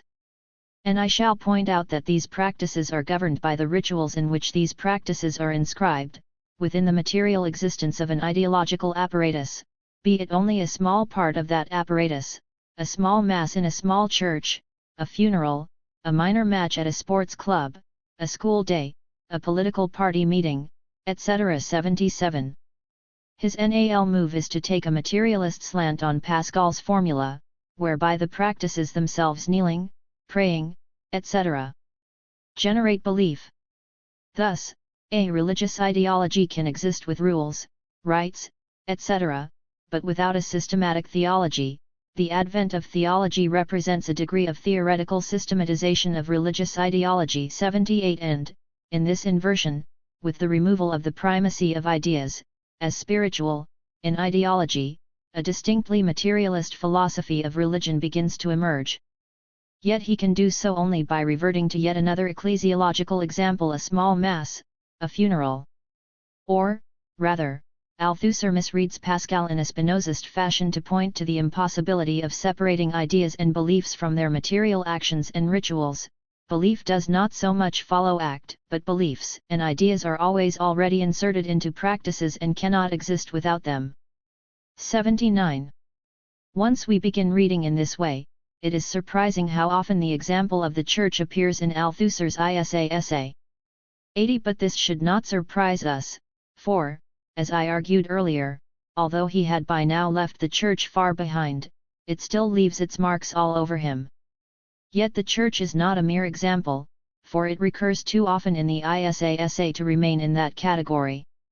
81. Rather, I would suggest that the form of the two theses on ideology, representations of imaginary relations and material existence, is analogous to the distinction between belief and practice, especially in the Roman Catholic Church with its emphasis on ritual and the practice of religion. In other words, the favored example of the Church hints at a deeper connection with his theory. The range and complexities of theological thought provide Althusser with the conceptual tools necessary for his profoundly inential recasting of the theory of ideology. Yet, his theory is not an implicit theology, or theology dressed up as philosophy, his accusation directed at Jean Lacroix, but a properly materialist theory of ideology that realizes, as with Lenin's reading of Hegel, the internal logic of theology itself. The NAL part of the ISA essay, the famous interpellation section, maintains the emphasis on ecclesial and theological questions. Or, rather, what follows this section does so. I refer here to the NAL, an extended example from Christian religious ideology, an example that has languished in singular obscurity. 82. Yet the two sections, the interpellation narrative and the really. 80. The contrast with the ideological state apparatuses essay and the discussion of ideology in Marxism and Humanism, Althusser 1969b, pages 221-47, Althusser 1996, pages 225-49, could not be sharper, for, in the latter essay, the pages devoted to ideology, Althusser 1969b, pages 231-6, Althusser 1996, pages 238-43, mention most of his main points without any reference to the Church. 81. Although note the claim that Spinoza's reactions on the materiality of the ideology of Jewish religion, with its temples, priests, sacrifices, observances, and rituals profoundly enunced his notion of ideology, Althusser 1994b, p. 217. Is this to be read as a nervousness about the pervasive theological tenor of the ideology essay? 82. Even Paul Ricoeur, whom we might expect to comment on the ecclesiological and theological features of the last part of the ideology essay, gives it but the briefest of glances. All he says is that the notion of interpellation is based on the Christian idea of the call. Ricoeur 1994, p. 64. Michel Barrett also notes the crucial last section in passing, Barrett 1991, p. 101. Thomas Pepper 1995, less than helpful discussion of religion in this essay focuses on the earlier reference to Pascal and neglects the last section entirely. Warren Montag's astute essay, Montag 1995, identifies the Spinozist features of the earlier theses but ignores the last part of the article. An exception is Ashraf H.A. Rushdie, Rushdie 1992, pages 35-42, although he argues that the religious example falls short since the state, Althusser's ostensible subject, is not like God. This criticism misses the mark somewhat. And Gabriel Albiac's brief reading. Just example belong inextricably together, for the interpellation narrative begins a NAL argument that is incomplete without the misnamed example. The interpellation section is an effort to deal with the NAL dimension of ideology, the subject. Thus, not only is there no ideology except by the subject and for subjects, but also ideology interpellates individuals as subjects. 83 Both statements indicate a dialectical interplay between subject and ideology. The subject as a category is absolutely necessary for all ideology, but the category of the subject is only constitutive of all ideology insofar as all ideology has the function, which denies it, of constituting concrete individuals as subjects. 84 Ideology requires subjects to function, but creating subjects is the function of ideology. This also means that subject, for Althusser, has the meaning of an ideologically constituted being, one who lives spontaneously in ideology. Thus the interpellation narrative attempts to answer the question as to how ideology constitutes individuals as subjects, and the metaphor Althusser selects is that of interpellation or hailing. Yet the narrative is also an endeavor at understanding ideology in the context of the all-pervasive presence of ideology, the inability to escape ideology even in an analysis of ideology. In fact, the famous narrative is preceded by earlier narratives that indicate such a presence, put now in terms of ideological recognition. For Althusser, the "it's me" response to "who's there," and the French "hello, my friend" in the street illustrate such ideological recognition.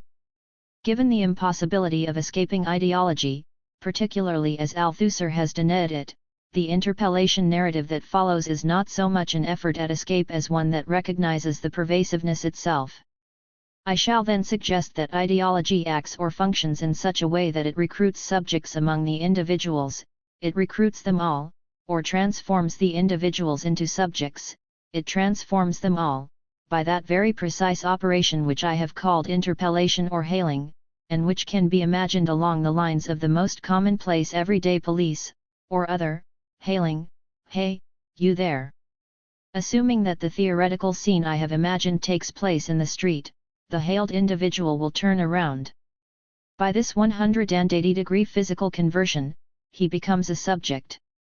Why? Because he has recognized that the hail was really addressed to him, and that was really him who was hailed, and not someone else. Experience shows that the practical telecommunication of hailing is such that they hardly ever miss their man, verbal call or whistle. The one hailed always recognizes that it is really him who is being hailed. And yet it is a strange phenomenon, and one which cannot be explained solely by guilt feelings, despite the large numbers who have something on their consciences. 85. Althusser is keen to stress that the narrative sequence gives a false before and after effect, for ideology and the hailing of individuals as subjects is the same thing. That is, individuals are always already interpellated by ideology as subjects, and so individuals are always already subjects. However, the argument does not stop here, for in the following example he takes religious ideology to develop the argument further. Despite appearances, it is not a species example with its own variations, for the formal structure of all ideology is always the same. 86. Although the call of Moses appears as the biblical exemplar, Althusser takes up a distinctly Roman Catholic instance of ideology hailing individuals. 87. The implicitly Catholic tone of the well-known text I quoted above emerges clearly in the following, which deserves a fuller quotation precisely because it is less well known. The Christian religious ideology says something like this: I address myself to you, a human individual called Peter. Every individual is called by his name. In the passive sense, it is never he who provides his own name, in order to tell you that God exists and that you are answerable to him. It adds, God addresses himself to you through my voice. It says, this is who you are Peter. This is your origin, you were created by God for all eternity, although you were born in the 1920th year of our Lord. This is your place in the world. This is what you must do. By these means, if you observe the law of love, you will be saved, you, Peter, and will become part of the glorious body of Christ, etc. Now this is quite a familiar and banal discourse, but at the same time a surprising one. Surprising because if we consider that religious ideology is indeed addressed to individuals, in order to transform them into subjects, by interpellating the individual, Peter, in order to make him a subject, free to obey or disobey the appeal, i.e. God's commandments, if it calls these individuals by their names, thus recognizing that they are always already interpellated as subjects with a personal identity, to the extent that Pascal's Christ says, "It is for you that I have shed this drop of my blood," if it interpellates them in such a way that the subject responds, "Yes, it is really me," if it obtains from them the recognition that they really do occupy the place it designates for them as theirs in the world, a XED residence. It really is me, I am here, a worker, a boss or a soldier, in this vale of tears, if it obtains from them the recognition of a destination, eternal life or damnation, according to the respect or contempt they show to God's commandments. Law become love if everything does happen in this way, in the practices of the well-known rituals of baptism, confirmation, communion, confession, and extreme unction, etc. We should note that all this procedure to set up Christian religious subjects is dominated by a strange phenomenon, the fact that there can only be such a multitude of possible religious subjects on the absolute condition that there is a unique, absolute, other subject, i.e. God. 88. Might not the second passage be read as a commentary on the RST? Whereas, in the former quotation, Althusser places our already interpellated subject on the street, the setting of the second quotation is by no means explicit, although it conjures up an image of an individual kneeling at church, addressed by God. But this is by no means necessary, for the second passage LLS in much of the detail that the cryptic RST passage leaves open. Apart from them both being narratives of interpellation, at the center of the RST is the physical conversion, a redirection that runs at so many levels, turning around in the street, religious conversion, the awareness upon such a conversion that it has always been so and that one's former direction was mistaken. The second passage assumes such a conversion, now explicating it in terms of the address by God to an individual. Or, rather, it is the address of Christian religious ideology to an individual, claiming that God speaks to him through such an ideology, constituting God and the individual as subjects in the process itself. However, I want to stress RST the Roman Catholic saturation of the second passage in order to ask how it advances Althusser's theory of ideology. This passage could hardly be thought without Roman Catholicism. God addresses the individual through religious ideology, i.e. the Church. The sample name is none other than Peter, the implicit liturgical moment of confirmation when a new name is given and the person consciously recognizes the call of the Church, the rituals or sacraments themselves, baptism, confirmation, communion, confession and especially extreme unction, the emphasis on obeying the commandments, the law of love, and the quotation from Pascal, who has already appeared. Althusser has made it rather easy for me, for the Christian religious ideology in question is none other than Roman Catholic. But, in order to see how this translates all too readily into Althusser's Catholicity, let me trace the rest of the argument. This religious ideology calls a particular person, who, created by God, must respond to this call. God speaks to this person through the Bible and Church, and if this subject responds to the law of love he will have eternal life and so on. However, religious ideology has many subjects that all relate to or mirror God, a singular subject, capital S. These then relate to each other, except that in Christian ideology the subject also becomes subject Christ in order to present an example of salvation for the many subjects. The point here is that all ideology has a mirror structure duplication of subject into subjects and subject into subject and centered in the absolute subject. Since religious ideology has both multiple subjects, a single subject, God, and a relationship posited between the two, he argues that all ideology has the following features. 1. The interpellation of individuals as subjects. 2. Their subjection to the subject. 3. The mutual recognition of subjects and subject, the subject's recognition of each other, and nally the subject's recognition of himself. 4. The absolute guarantee that everything really is so, and that on condition that the subjects recognize what they are and behave accordingly, everything will be all right. Amen, so be it. 89. The universal claim, all ideology, along with the NAL Amen and its translation, the rush of the paragraph-long sentence in the previous quotation, but, above all, the identikation of the one, absolutely other subject at the center of any ideology. All of these suggest a desire to say everything about ideology. Far from an example, the NAL Catholic section of the essay takes the discussion of interpellation to its conclusion in the midst of the Church. When this quadruple system is in play, subjects can operate perfectly well, without supervision. Through ideology and the rituals of the ISAs, subjects recognize the existing state of affairs and operate within them. All of which leads Althusser to his NAL formulation: the individual is interpellated as a free subject in order that he shall submit freely to the commandments of the subject, i.e. in order that he shall, freely, accept his subjection. 90. Only through the religious example, which is absolutely necessary to Althusser's argument, can he reach an answer to a question he posed somewhat earlier: why do people seek to represent their imaginary relationship with their real conditions of existence?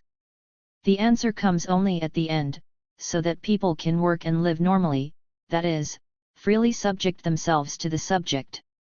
Even here, Althusser draws on a paradox from the tradition of Christian theology, namely, the tension between free will and determinism, cast in a spicically Roman Catholic form.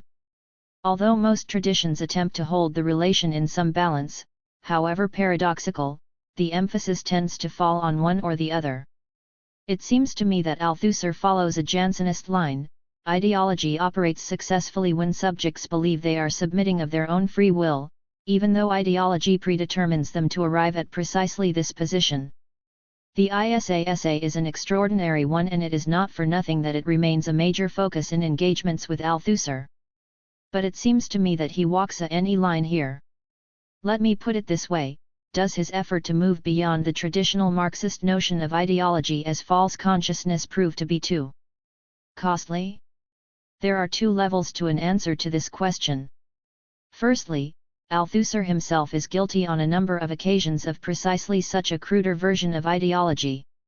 Now, I am all in favor of a good dose of vulgar Marxism, but it gets us only so far.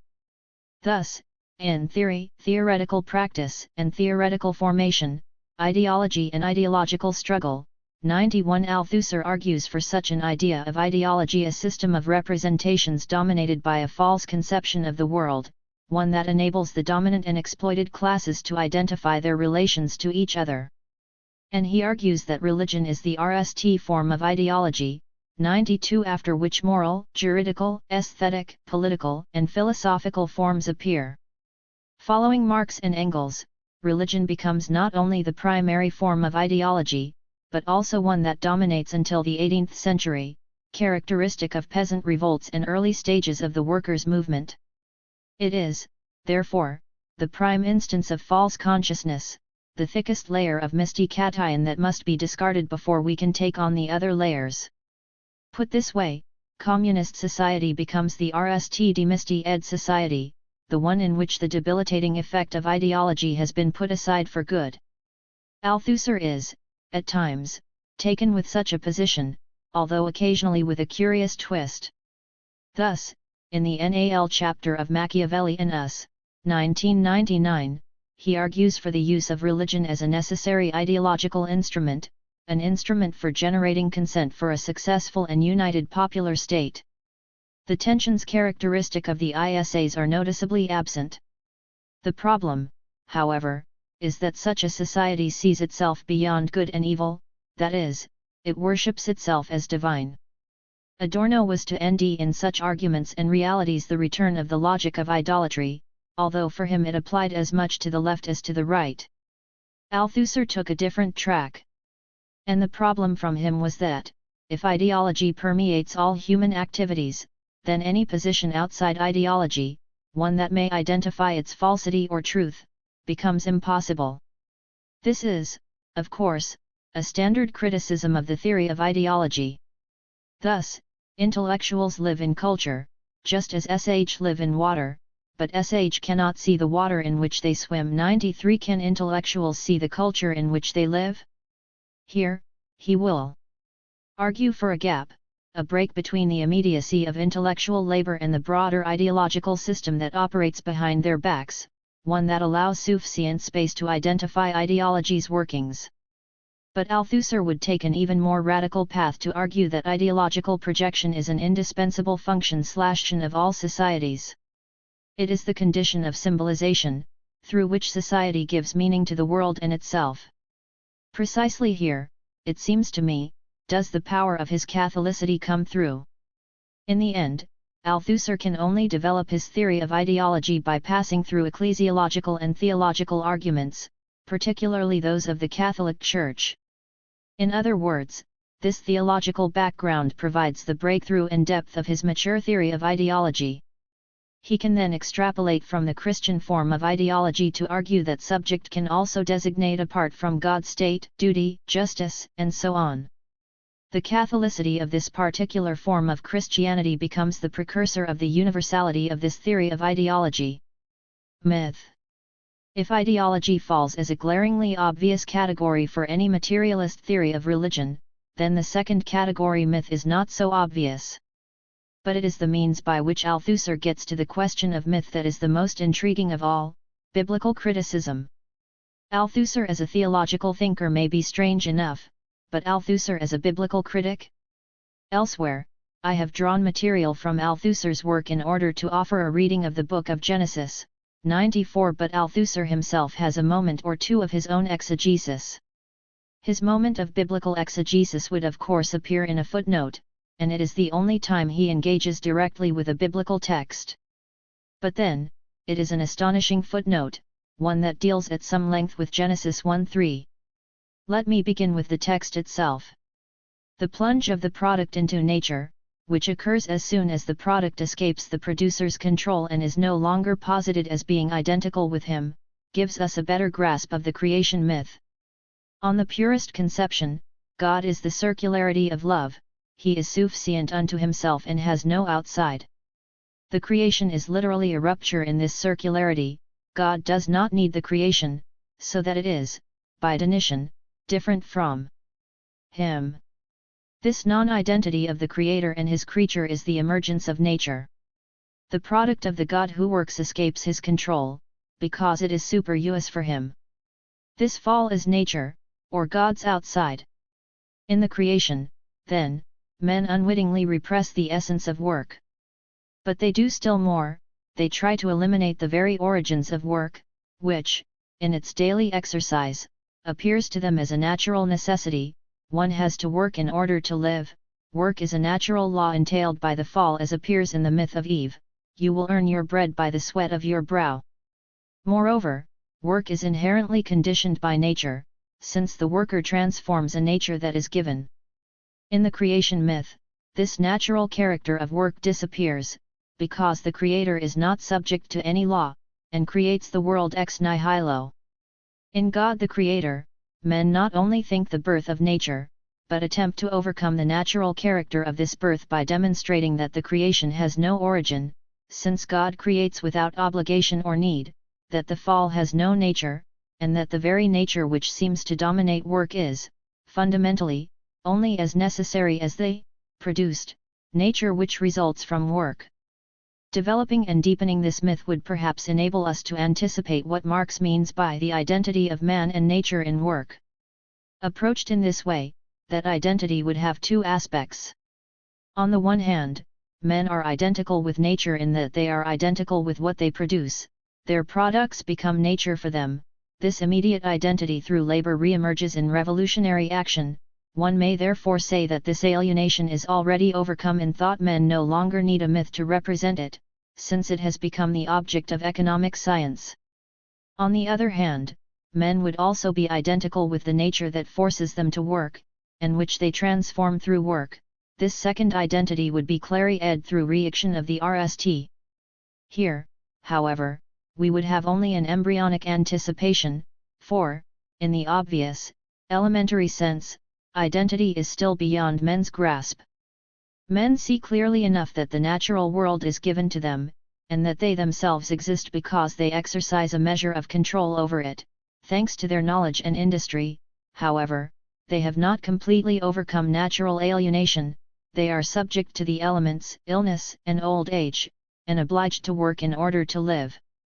Moreover, if the work of scientific knowledge and of the transformation of the world is itself a recurrence of, and recovery from reprise, natural alienation, the recovery is not complete, circularity is not re-established, and human circularity will no doubt be established before natural circularity.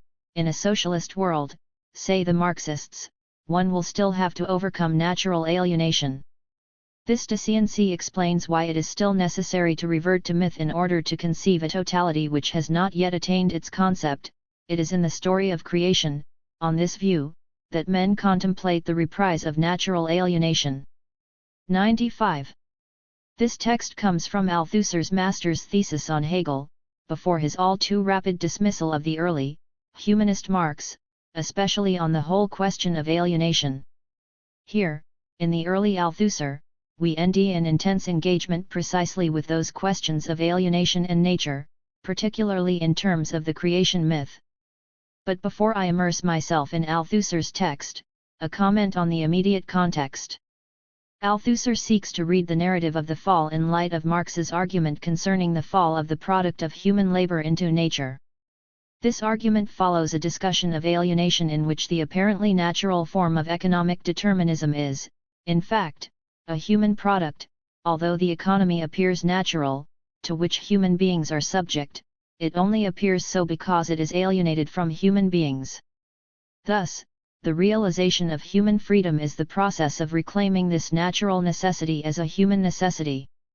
So also with labor, for the moment the product leaves the hands of men it falls into nature, appears perfectly natural, a signal of the alienation of labor, for the early Marx, whom Althusser read avidly before dismissing this work and the theory of alienation as not properly Marxist. I still think that Althusser was too quick to dismiss the early Marx, especially on the whole question of alienation, since this is an extraordinary note that Althusser would need to jettison along with the early, humanist non-Marxist Marx. And then comes the footnote. There are three stages of his argument that I will exegete in some detail: the fall as narrative of the alienation of labor, the story of creation itself as a counter to such alienation, and where such a myth might continue to function. Only once does Althusser quote from the Bible, Gen 3:19, and this a misquotation to which I will return. But the solitary biblical reference indicates the heavily theological nature of his reading, where the narrative of Genesis 1:3 is overlaid with a number of Christian doctrines, the self-sufficiency of God, creatio ex nihilo, and original sin. The transition from the mention of the creation myth, by which, of course, he means the creation myth of the Hebrew Bible subsequently appropriated by Christians in the RST sentence, to the next couple of sentences on the self-sufficiency of God, is not as smooth as it seems. Too quickly do we assume that he is still speaking of the creation myth of Genesis 1:3, although, even here, we have two myths, when he already draws upon a particular Christian doctrine of God to interpret the narrative of Genesis.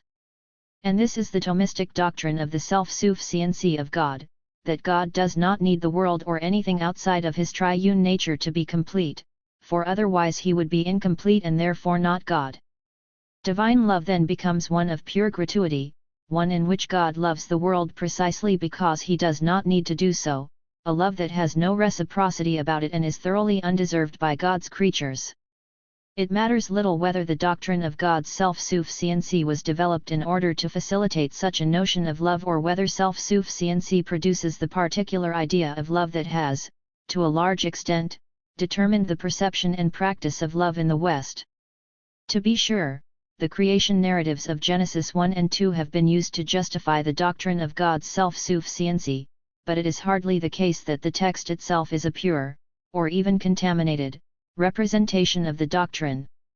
The two forms of ancient Near Eastern myths that we end in the biblical text show all the marks of that indeterminate context, from the plural gods, let us make man in our image Gen 1, 26, to the ambiguity of the RST phrase of Genesis 1, 1, which may be either in the beginning God created or when God began to create the heavens and the earth without form and void. The implication of the second translation, based on what may also be read as a temporal construction, Bereshith, when God began, literally in a beginning, is that there was indeed something with which God began, rather than the vast emptiness that the doctrine of creatio ex nihilo assumes. And here we have the second traditional Christian doctrine that Althusser assumes in his discussion of Genesis 1:3, one that faces a good deal of trouble when brought face to face with the text. However, I am not so much interested in charging Althusser with being a less than astute exegete of the Hebrew Bible than with the implications of such a heavily theological reading. To begin with, the overbearing presence of the Catholic Church is there in every word, for the Roman Catholic Church has been most insistent that the Church sets the agenda for interpretation of the Bible, that it provides the means and meanings by which the Bible must be understood. And for good reason, since the reading of the actual text raises perpetual problems for the doctrines the Church holds dear. Yet, the Roman Catholics only make explicit that which is part of any type of Christianity, namely, that interpretation is always determined by the institution itself. The most subtle form that this takes is in the Calvinist notion that Scripture is sufficient unto itself, that it can only interpret itself with no outside body imposing a foreign interpretation. I need not elaborate on the way this ensures precisely what it seeks to forestall, since any interpretation that runs against the institution is dismissed as a foreign body in the pure self-sufficiency of the Bible itself. But what does Althusser do with his heavily theological reading of the creation myth? The doctrine of the self-sufficiency, or autogeneration and autotelism, of God allows him to offer a reading of the doctrine, and then obliquely, of the narrative of the fall, in light of the early Marx's notion of alienation. Given the theological although not necessarily biblical doctrine of the triune self-sufficiency of God, what Althusser calls the circularity of love, creation can only be something extraneous to God.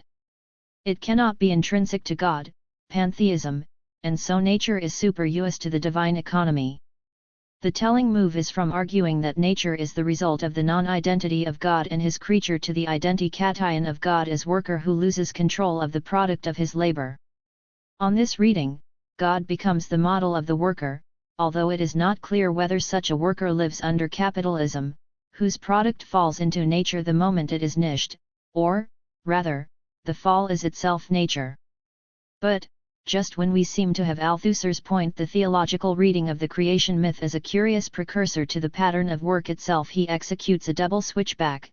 In the creation, then, men unwittingly repress the essence of work. 96 God's creation is the model of work, but only because it is a myth that men relate in order to explicate the meaning of work.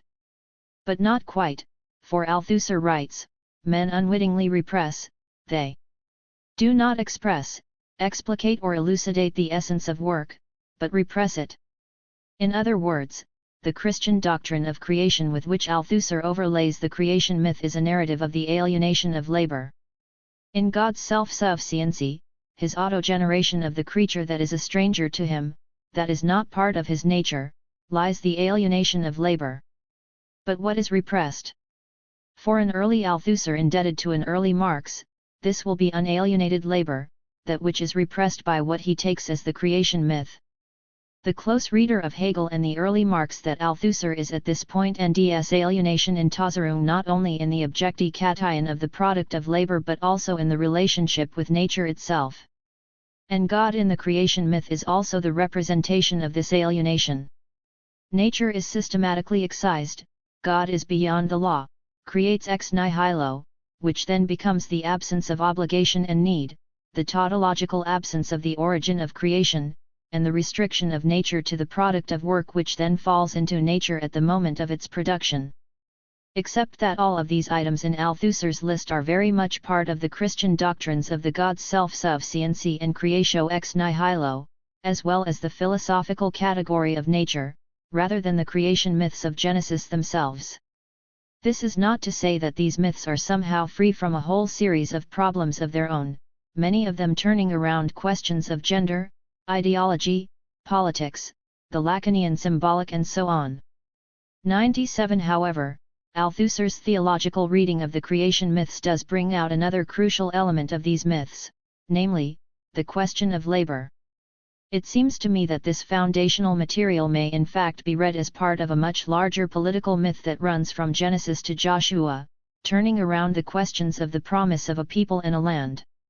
If the former is realized ambiguously only when Jacob's family arrives in Egypt, outside the land that Abraham has spent his life traversing in the book of Genesis, the latter is almost inevitably delayed until its troubled fulfillment in the book of Joshua, the RST book outside the Torah, Genesis Deuteronomy. But what the myths of creation and the fall do work over is the question of the division of labor, revealing and attempting to deal with the myriad tensions of such a question in the way that myths are able to do like no other genre. And, at the heart of the division of labor, is the vexed problem of the logically, if not historically, primary division along the lines of sexual difference. Less an explicit acknowledgement than through the odd phrase and mistake, Althusser hints at the ways the questions of the division of labor and sexual difference might become central in a reading of Genesis. Let me return to the fall, which, for Althusser, now becomes part of the creative act by God. The fall is not something the human beings enact after the creation is complete, from which God is removed and thereby not responsible. Rather, the fall is, on Althusser's reading, inherent in the myth of creation itself.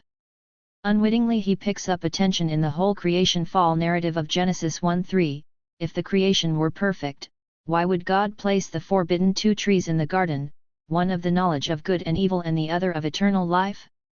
Is there not a awe in the crystal, as David Jobling has argued, one that is geared to the breakdown of paradise as a necessary narrative device? And the Thomist doctrine of creation onto which Althusser latches neatly captures the truth of this contradiction. The fall is in the act of creation itself, which he now reads as a narrative of alienated labor. What of the conventional fall that is contained in Gen 3, 124? Is it merely an addendum to the real fall in creation? That which is usually identi-ed as the fall becomes an effort to eliminate the very origins of work. 98. Here, work becomes a natural necessity through an ideological narrative that misplaces the origins of work, as a result of their disobedience, their eating from the tree of the knowledge of good and evil at the enticement of the serpent and then of the women brings about the curse of God on all three, serpent, man and woman. The serpent is to go upon his belly, eat dust, and be at enmity with the woman and her seed. The woman will have her pain in childbearing multiplied and be subject to the man for whom she will feel desire, and the man will endy the ground cursed, full of thorns and thistles, which he will need to work in order to eat. In the sweat of your face you shall eat bread till you return to the ground.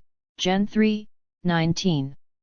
For Althusser, this narrative is not about the origins of work, but its very elimination, providing justification for the notion that one must work in order to live, that it is a natural law entailed by the fall. 99. Here, Althusser's argument takes a slightly different turn that is more than the still more that opens this part of his discussion. Rather than operating with an underlying assumption that there is an unalienated form of labor, he will return to this. He suggests that work itself is not a given for Marx.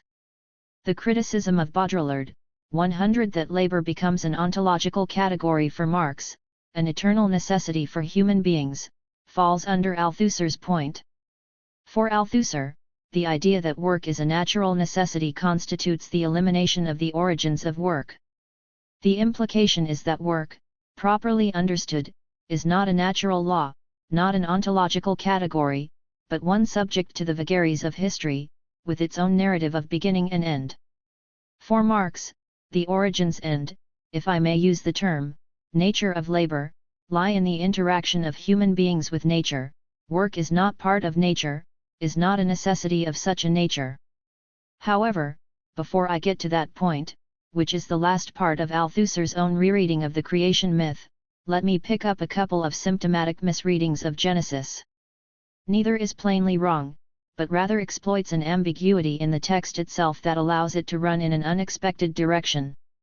The RST, appearing earlier in the text than the long footnote that interests me so much, concerns the two trees in Genesis 2, 9, 16, 17 and 3, 1, 3. Althusser writes, in Eden, Adam and Eve could eat of the tree of life, but were forbidden to touch the tree of knowledge. 101. Of course it is the tree of knowledge that interests the Hegel concerning whom Althusser writes his master's thesis. But, in this brief sentence, Althusser takes a textual ambiguity on its own path.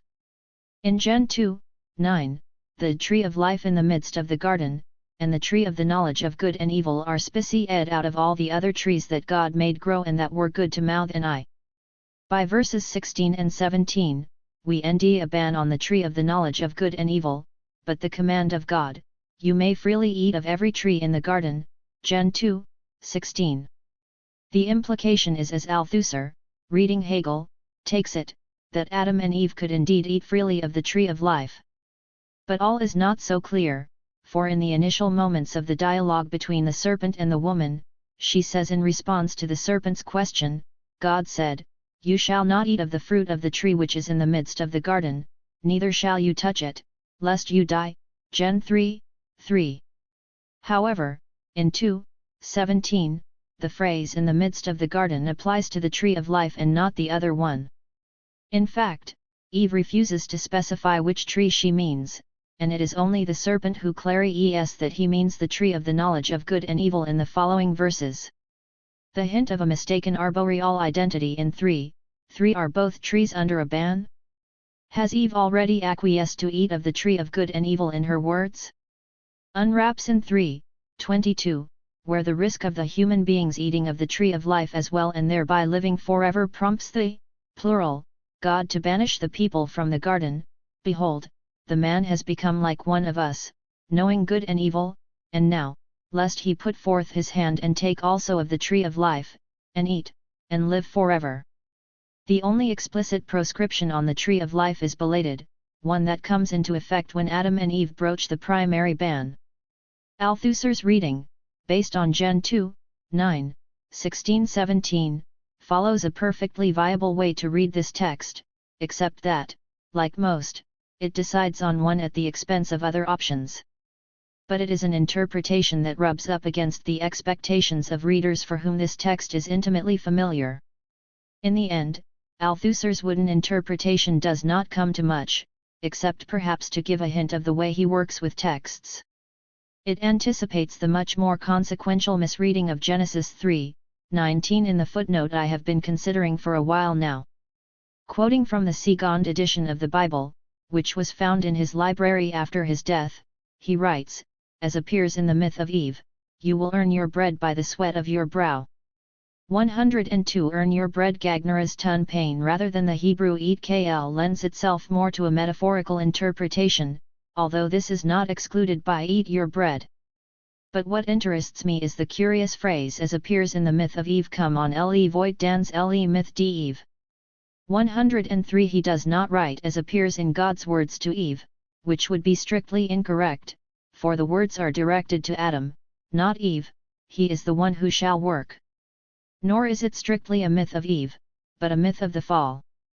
Even so, Althusser seems to take the words as those addressed to Eve.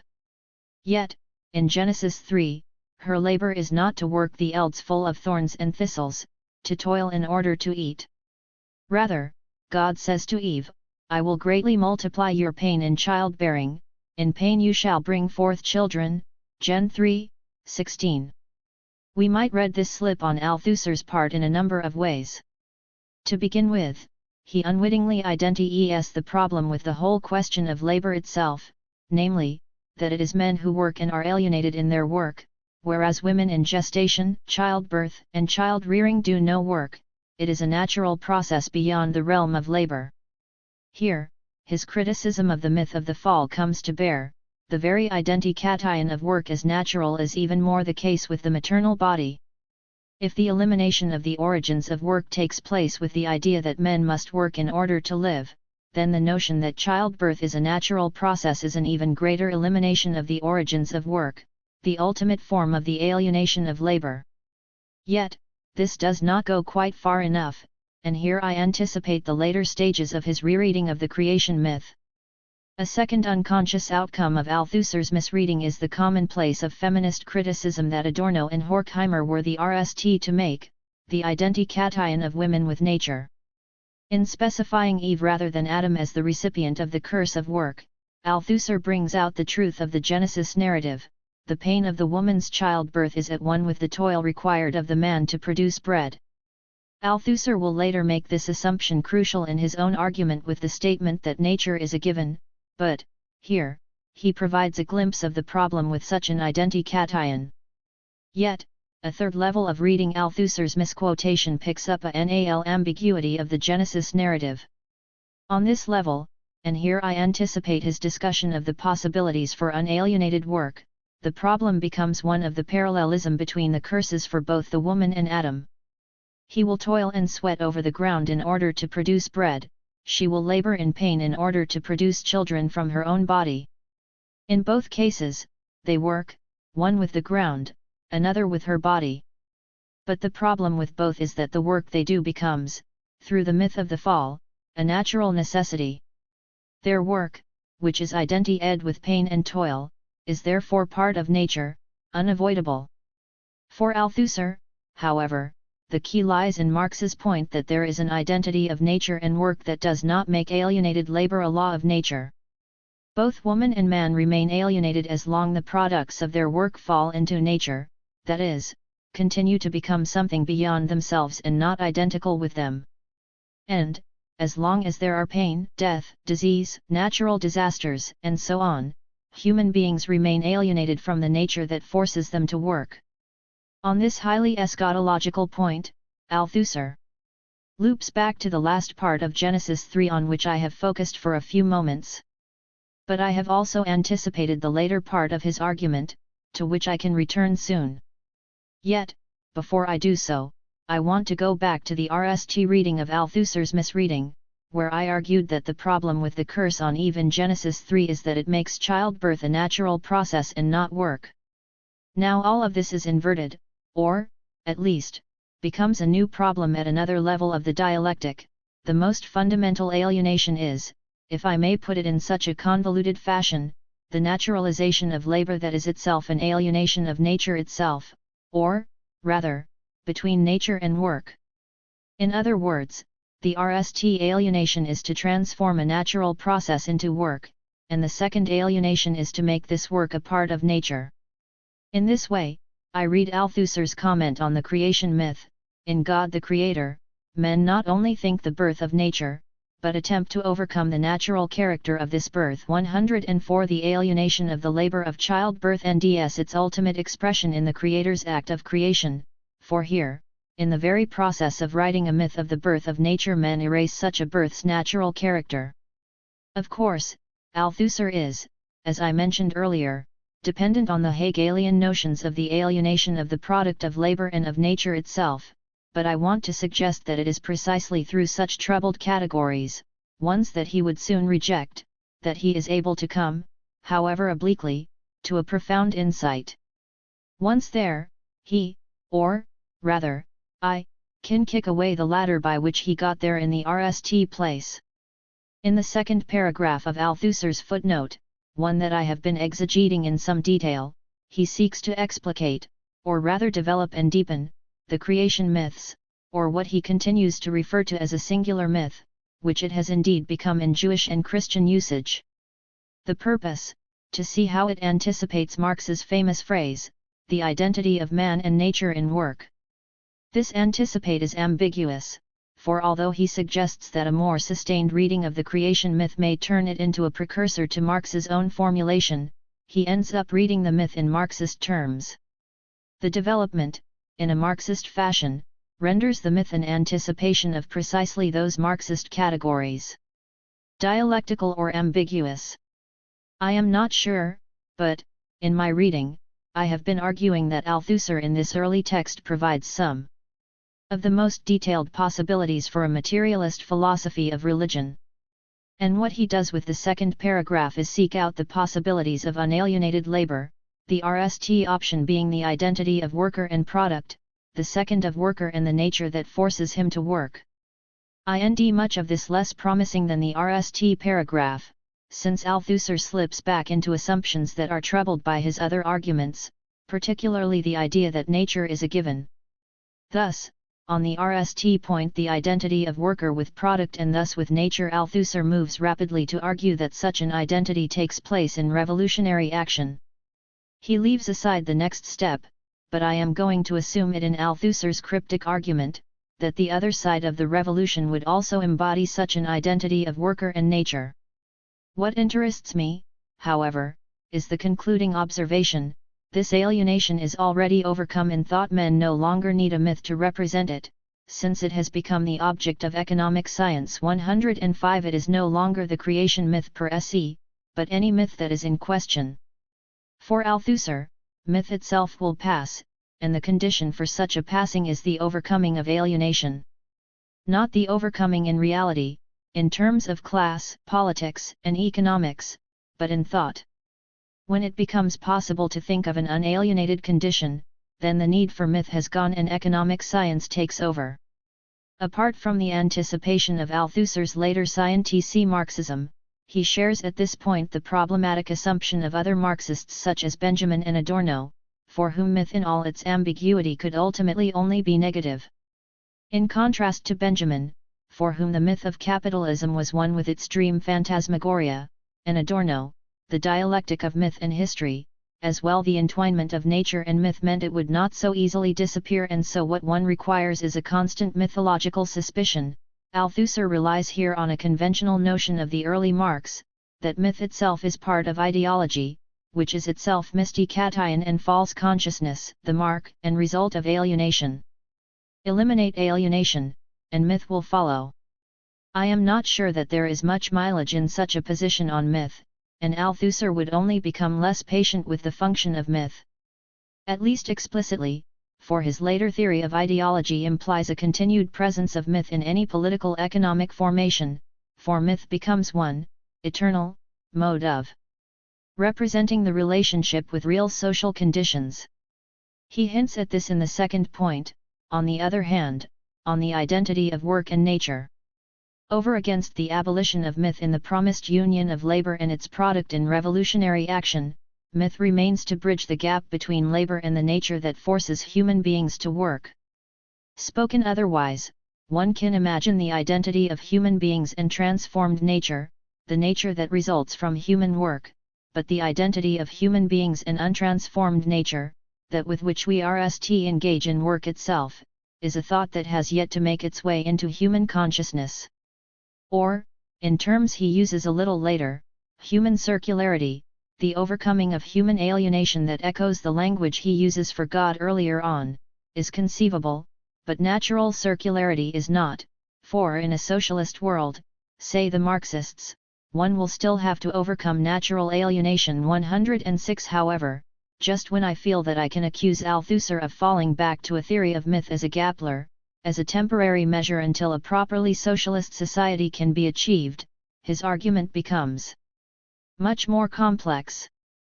The temptation to seize on his suggestion that nature is a given, is it a given as an unacknowledged and unrequited producer, like woman, that existence relies on control, knowledge, and industry, does this not posit nature as a hostile other that threatens human existence, must hold off, since this is only the obvious, elementary sense. 107 I could point out that, even since the time in which Althusser wrote, nature has ceased to function in human consciousness in such a fashion.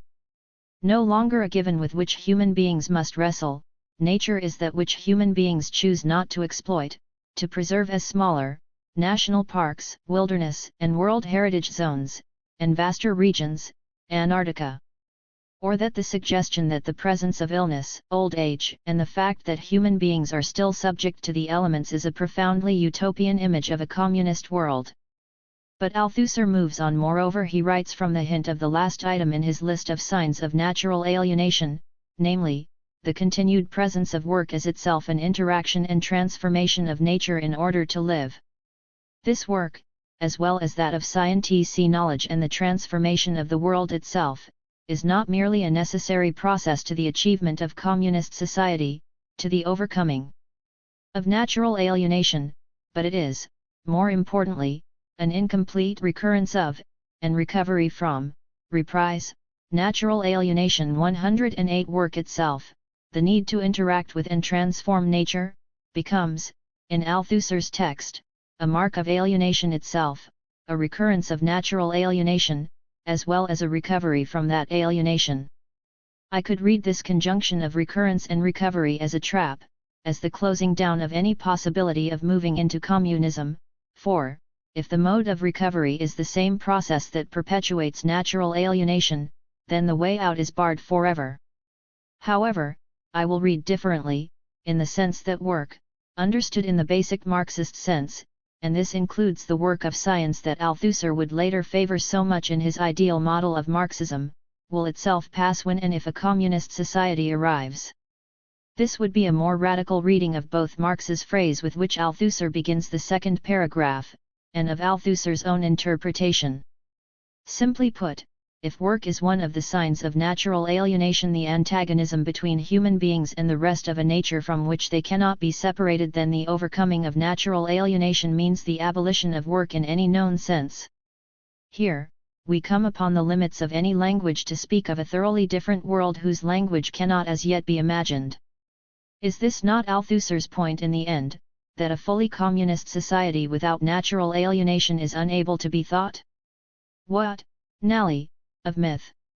Let me quote again the last sentence of Althusser's footnote. This deficiency explains why it is still necessary to revert to myth in order to conceive a totality which has not yet attained its concept. It is in the story of creation, on this view, that men contemplate the reprise of natural alienation. 109 The key lies with the French word reprise, which bears the senses of resumption, return, and repair or mending. He has already used the word in relation to work in a communist society free from natural alienation. Now myth takes on a function comparable to work, the resumption or return, as in tennis, and mending, as of a sock, of natural alienation is crucial to both work and myth. I want to pick up the wonderful image of darning or mending a sock in order to speak of myth. Rather than the gapling function of myth, hinted at by the still necessary, or even the pre-scientific mode of thinking, suggested by not yet attained its concept, myth takes on in this NAL sentence of Althusser's a more substantial function, both utopian and dialectical. The two are, of course, intimately related, especially in Louis Marin's terms. Thus, myth conceives a totality which has not yet attained its concept. 110 This is more oriented to the future than Levi-Strauss's widely influential understanding of myth as the effort to resolve social contradictions. Althusser's later definition of ideology will draw closer to Levi-Strauss. As a genre of thinking and imagination that seeks to circumvent the restrictions of language in order to speak about an inarticulable future, myth might be understood as an impossible attempt to draw its terms from that future. I have suggested this with Walter Benjamin earlier in this book. The dialectical leap of myth is not that it uses another means, an alternative genre, to speak about a desired world. In itself, this is enough of a challenge to theories of myth that reiterate the crude designation of myth as circular and therefore locked into unchanging repetition, but that myth itself is an imperfect genre of thinking that derives its terms and very mode of operating from that future, reaching across to grasp in a loose and slippery grip a glimpse of that yet to be achieved totality.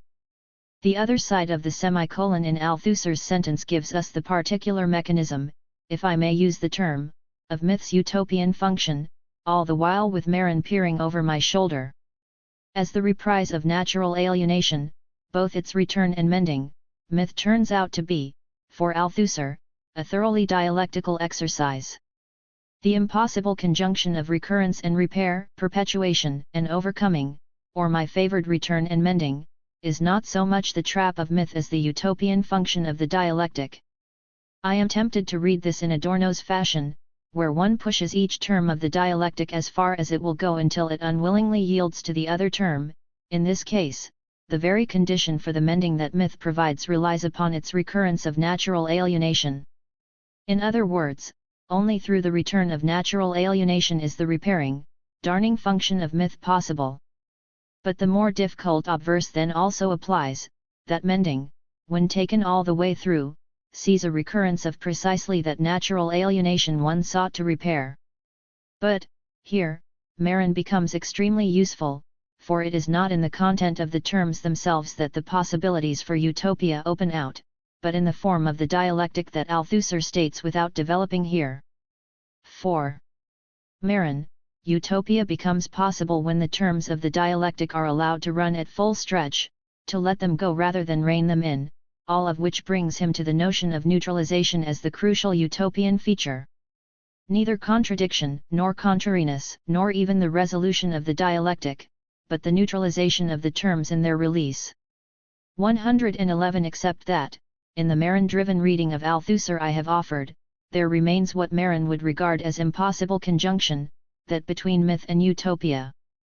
For Marin, the two are incompatible, myth barring the road to utopia and utopia seeing myth off the eld. Althusser, it seems to me, opens a line of thought in which myth and utopia are less antagonists than necessary allies, precisely in Marin's terms. One NAL observation on a stretch of text on which I have already indulged myself. At the close of the note, Althusser loops back to where he began, for it is not merely myth per se, although I have taken some warranted license in order to speak of myth for a while. Rather, he writes of the story of creation that may be read, however theologically in Althusser's case, not merely as the effort to deal in narrative form with the alienation of labor, but also as the reprise of natural alienation, its return and mending, as well as the not yet conceived totality. In this long discursus on myth, spinning around Althusser's reading of the creation myths in Genesis, I have cut a path between the two parts of his work that he earnestly sought to keep separate. For the discussion of myth that we end in this long footnote is replete with the terminology and concepts of Hegel, the early Marx and theology itself, all of which Althusser would later excise as a militant scientific Marxist. Does this mean that religion and the possibilities for a materialist philosophy thereof belong to a youthful enthusiasm that one puts away with maturity, the giving away of youthful speech and thought? No, for my argument has been not only that Althusser was too thorough in his expulsion of Hegel and the early Marx, especially on alienation and labor, but that it is possible to appropriate his conclusions regarding myth without endorsing the means by which he got there. It seems to me that any materialist philosophy of religion that neglects myth is left halting. The function of myth in a materialist philosophy of religion? As the reprise of natural alienation, it provides precisely through the dialectical tension of the term itself space for the concept of utopia in Althusser's work. Throughout this chapter, I have traced the various shapes of Althusser's Catholicity, the alliances sought and dispelled in his early theological writings, the Catholic blind spot in these same texts, and the necessarily ecclesiastical form of his departure from the Church. But what is most fascinating about Althusser's work is not merely that we end the residue of the Church in his later work, not merely that some of his major contributions cannot be thought without theology, but that he also provides the logical possibility and seeds of a materialist philosophy of religion. But now, at last, autobiography. I have left this question until last, since it tends to affect nearly all Althusser studies in some way or another, particularly the murder of Helen and the events following her death, but also the chronic bouts of depression and manic productivity of a bipolar psychological state. Biography seems to follow a number of paths in Althusser criticism, one completely ignoring it, except perhaps as a series of unfortunate incidents in the life of a brilliant man, another attempting to ward off the undermining effect on Althusserianism itself, and a third seeking the key to his work in his troubled psyche and difficult relationship with Helen. If the latter option overreaches itself, the former speaks with a perpetual sense of repression. Yet, if I shift focus to Althusser's relationship with the Roman Catholic Church, then that biography everywhere seems to confirm my argument concerning the absent cause of the Church in his work, his training by Catholic intellectuals, Jean Guiton, Jean Lacroix, Joseph Auers, Père Auers, at the Lycée du Parc at Lyons for the entrance exam to the École Normale Supérieure, 112 the continued influence of Guiton and Auers in his life, 113 the various publications in Catholic journals such as Dieu Vivant, Tima Inich Chrétien and Lumière et vie from 1946 to 1966, 114 The RST political cell he formed in Catholic action while at the Lycée, replete with chaplain and retreats to a Trappist monastery, 115 The continued interest in the community jeunesse de l'Église and the left, Catholic l'Union des Chrétiens Progressistes, from which many activists, such as Maurice Caving, Jean Chesneau, François Ricci, and Althusser himself, joined the Communist Party, the antithesis of its purpose. 116 The unions of the political vision of Père Hours in such a transition for Althusser himself. 117 The close connection with the religious community of Jeunesse de l'Église at Petit Clamart under the direction of Maurice Monteclard and the attraction of the monastic vows of chastity, manual labor, and silence later in life as a solution to all his problems. 118 His trips to see the Pope, whether Pius XII or John XXIII. 119 The interest in liberation theology.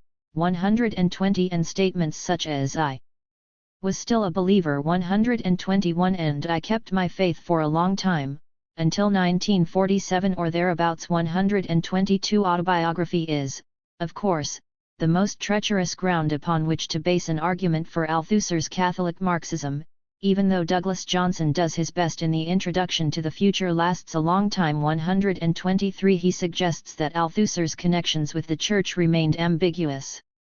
Nothing formal, critical of the director of Esprit, Emmanuel Mounier, who nevertheless published some of his work, scornful of Jean-Yves Cavet's interpretations of Marx, yet he kept up relations with individual Catholics such as Jean Guiton.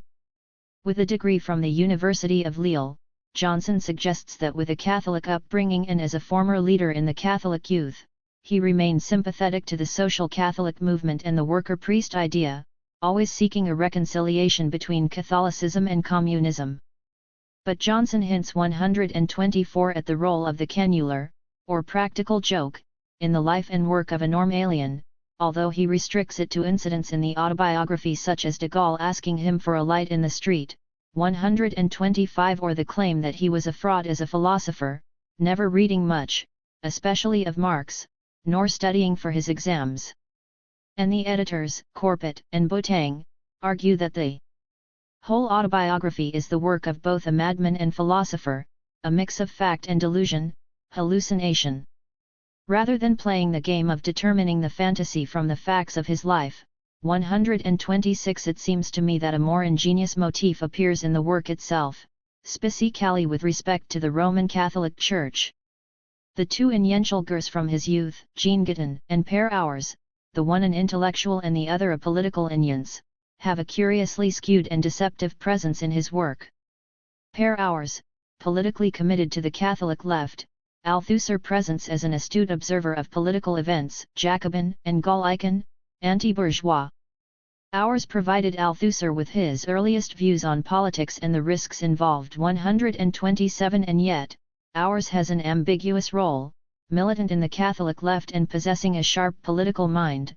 He is both guilty of the vague solutions of the Church and yet provides the avenue for Althusser's own move to Marxism. In fact, the Church, via its chaplains and encyclicals, made their own militants aware of the social question, of which most of us were totally ignorant.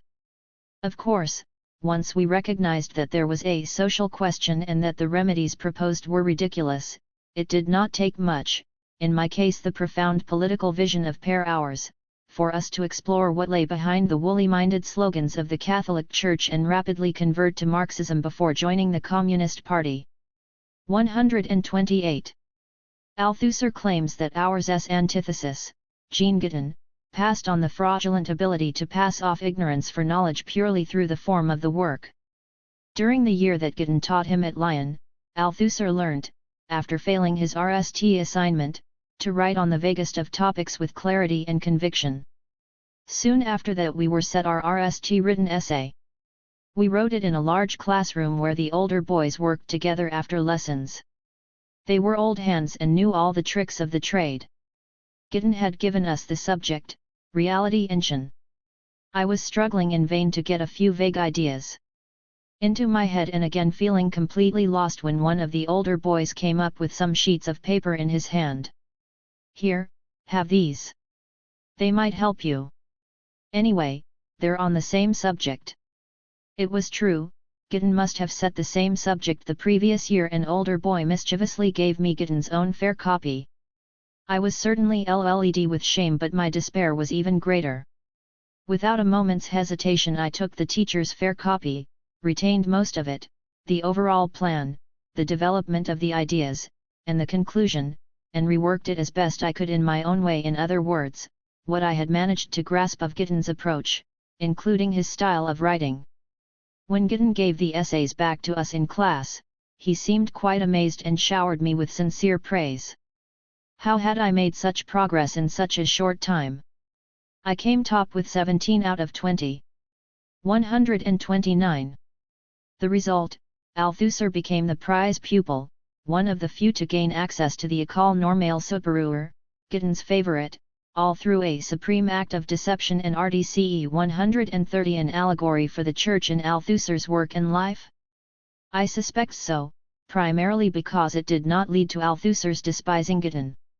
Rather, Gideon, the great philosopher and Catholic, taught him two genuine scholarly virtues that remained with him, RST, to strive for the greatest possible clarity when writing, and, secondly, the art, RDCE as always, of constructing and expounding an argument on any essay subject, a priori and as if by pure deduction, which was coherent and convincing. 131. If the content and truth claims of the Roman Catholic Church no longer held him, fading from his life and work, the form of the Church here, specifically the form of its thought in all its scholastic rigor, remained fundamental to his intellectual life.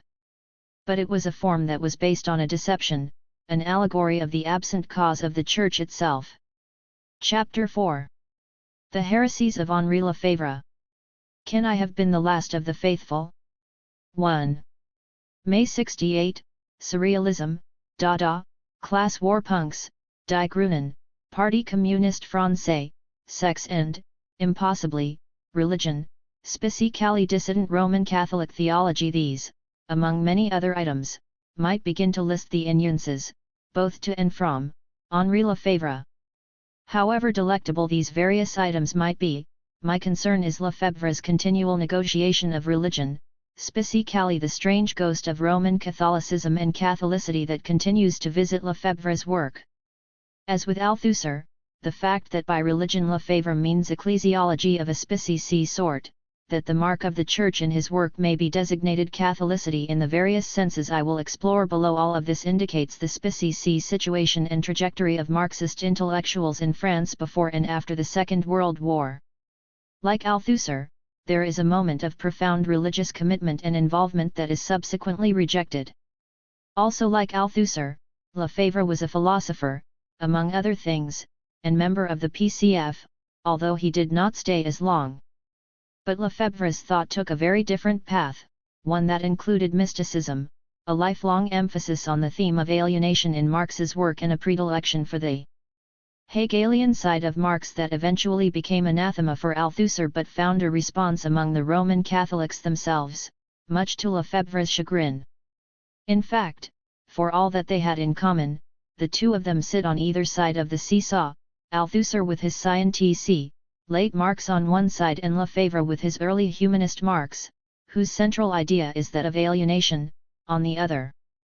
Although I am suspicious of the trap of an assumed coherence of an individual life, almost all of Lefebvre's work is autobiographical in some sense, especially the key text of the mature Lefebvre, coming from the extremely inential Critique of Everyday Life of 1947, notes written one Sunday in the French countryside. This essay will become the hub of my analysis of Lefebvre, and I offer a detailed exegesis and response to it in the bulk of this chapter.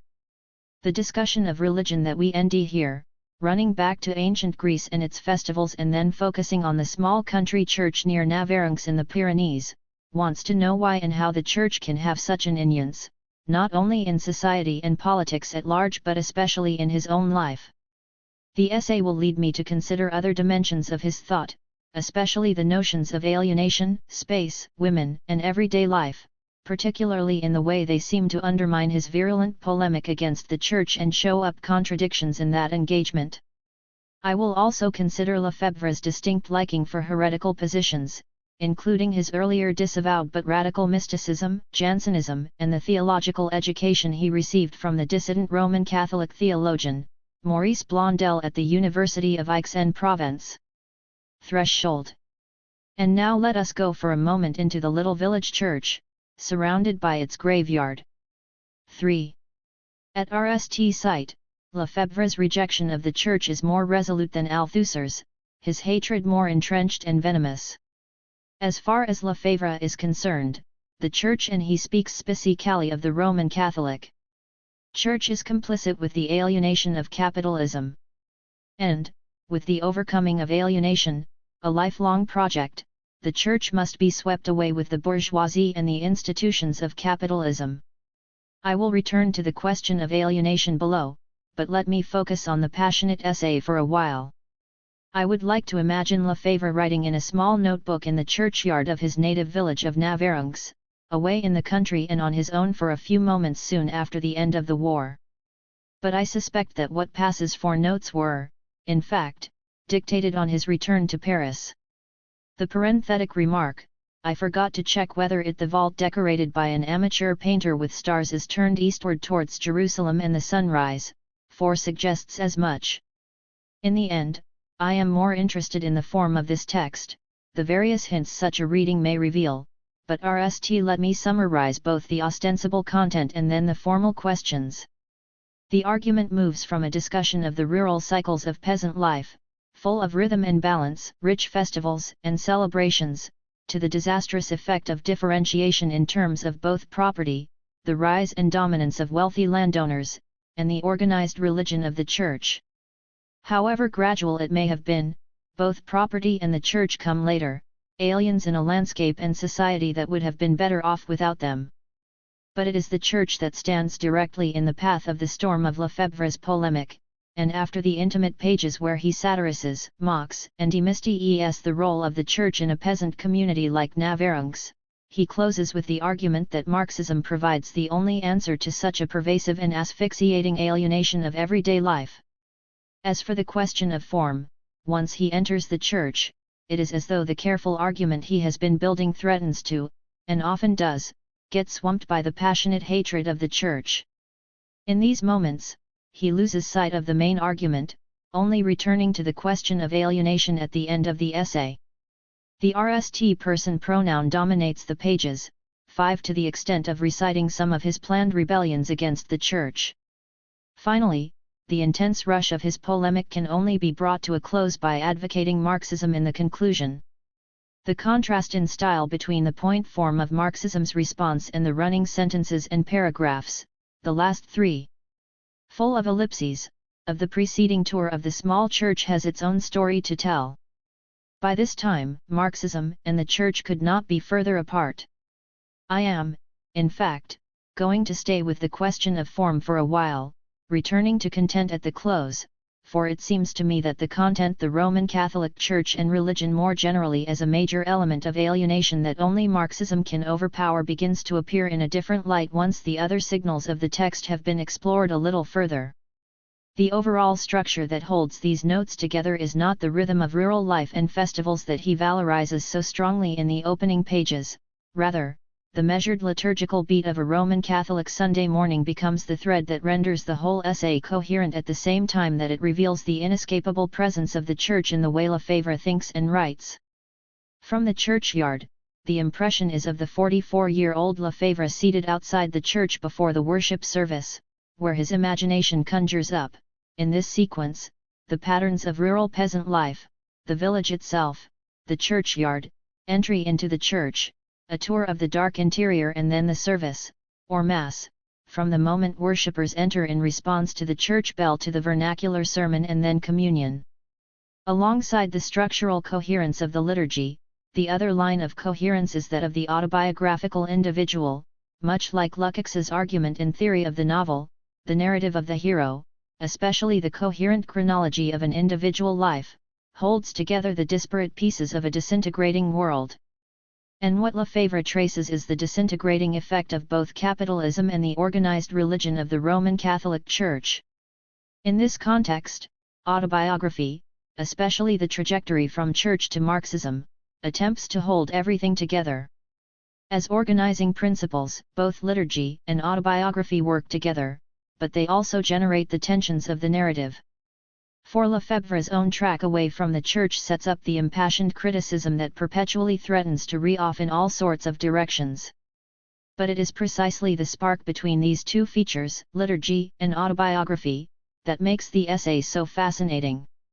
I have already suggested that the liturgical structure of the text betrays a certain Catholicity. So also at specific points in the text, the RST of which is the crucial transition where he enters the church. And now let us go for a moment into the little church 6. I am going to give this humble, unadorned threshold its full tropic weight, for it is also a threshold in his argument, a transition into a space in which he shifts gear. On one level, the whole existential tour of the church, a mode of writing that DeSerto in New York City or Jameson at the Bonaventure in Los Angeles would replicate, is built upon and then undermines the way the faithful would enter a Roman Catholic church. For the pause on the threshold is initially one of reverence, a dipped knee and a hurried cross before passing into the sacred space. Not so Lefebvre, his pause is full of foreknowledge of what he will end: anger, disquiet, memories of childhood, and fascination. I hesitate on its humble, unadorned threshold, held back by a kind of apprehension.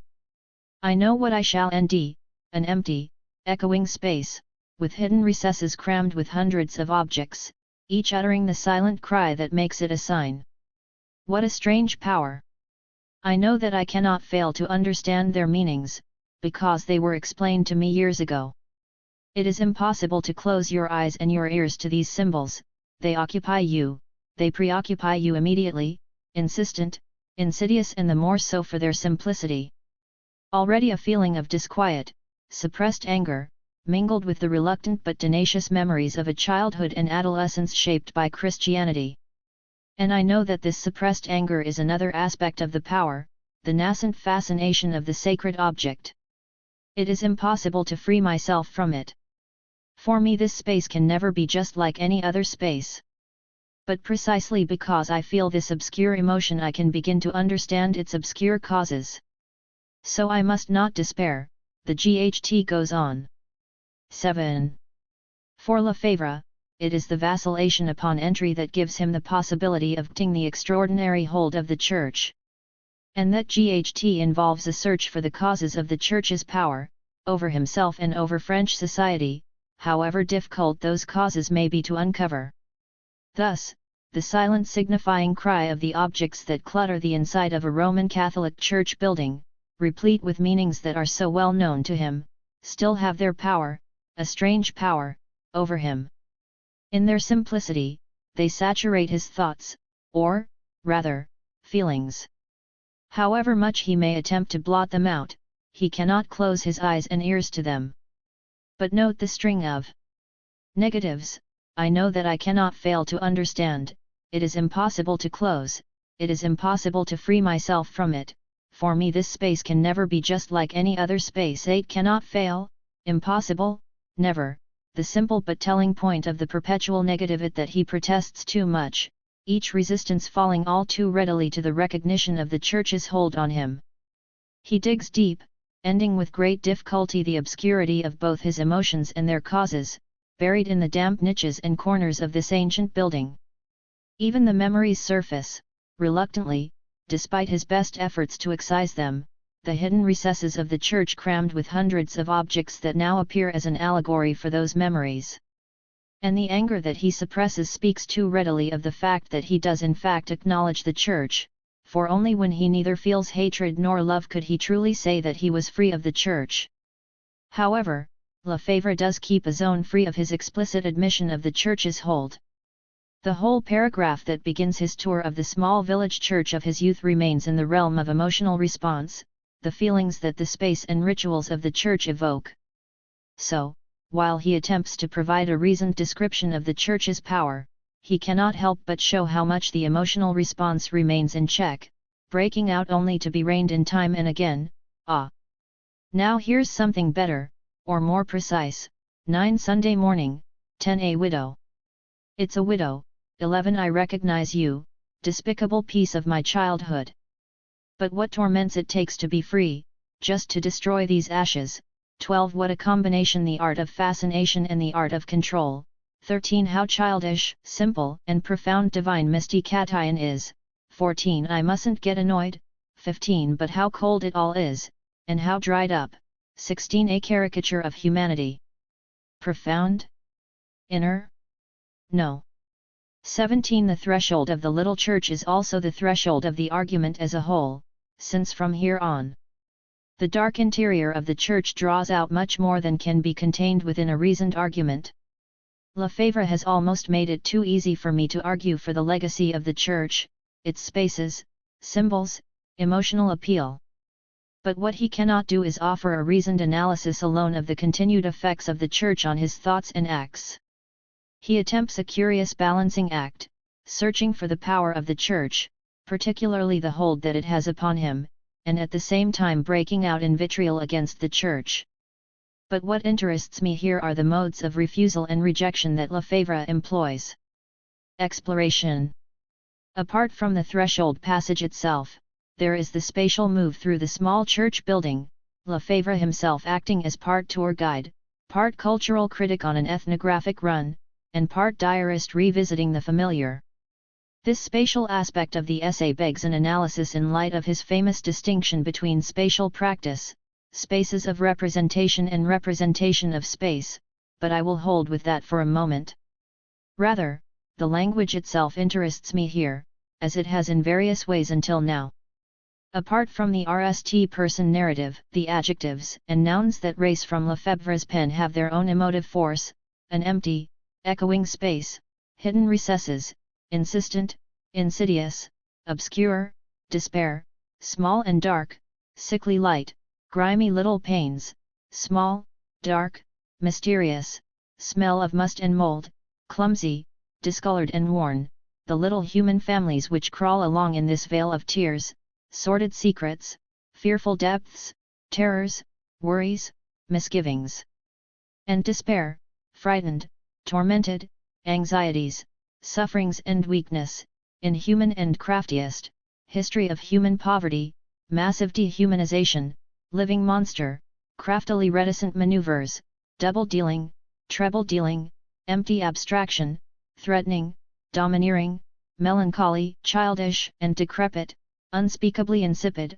unspeakably dreary placidity, faded, stagnating and falsely pious modesty, distraught, unutterably bored peacefulness, contemptible, despicable peace, torments and anguish, lost illusions and painful scar, inevitable catastrophe, bored to tears, disguise, secretions and accumulated sediments, childish and simple, burdened, sickened, poisoned, by the filter of the absolute, the venom of peace and the dreary peace of innocence, mental torture, little authority, weak chest, meaningless weight, comical, cold and dried up, insipid symbol of inanity, dreariness, dehumanized beings, endish and terrible, dubious, facile and comical, extraordinarily naive, a dry, frigid theory, and the ever-present damp and its smell. 18 Hardly a list I would expect anyone to read in its entirety, but even skimming your eyes over it gives a distinct impression of the weight of Lefebvre's descriptors.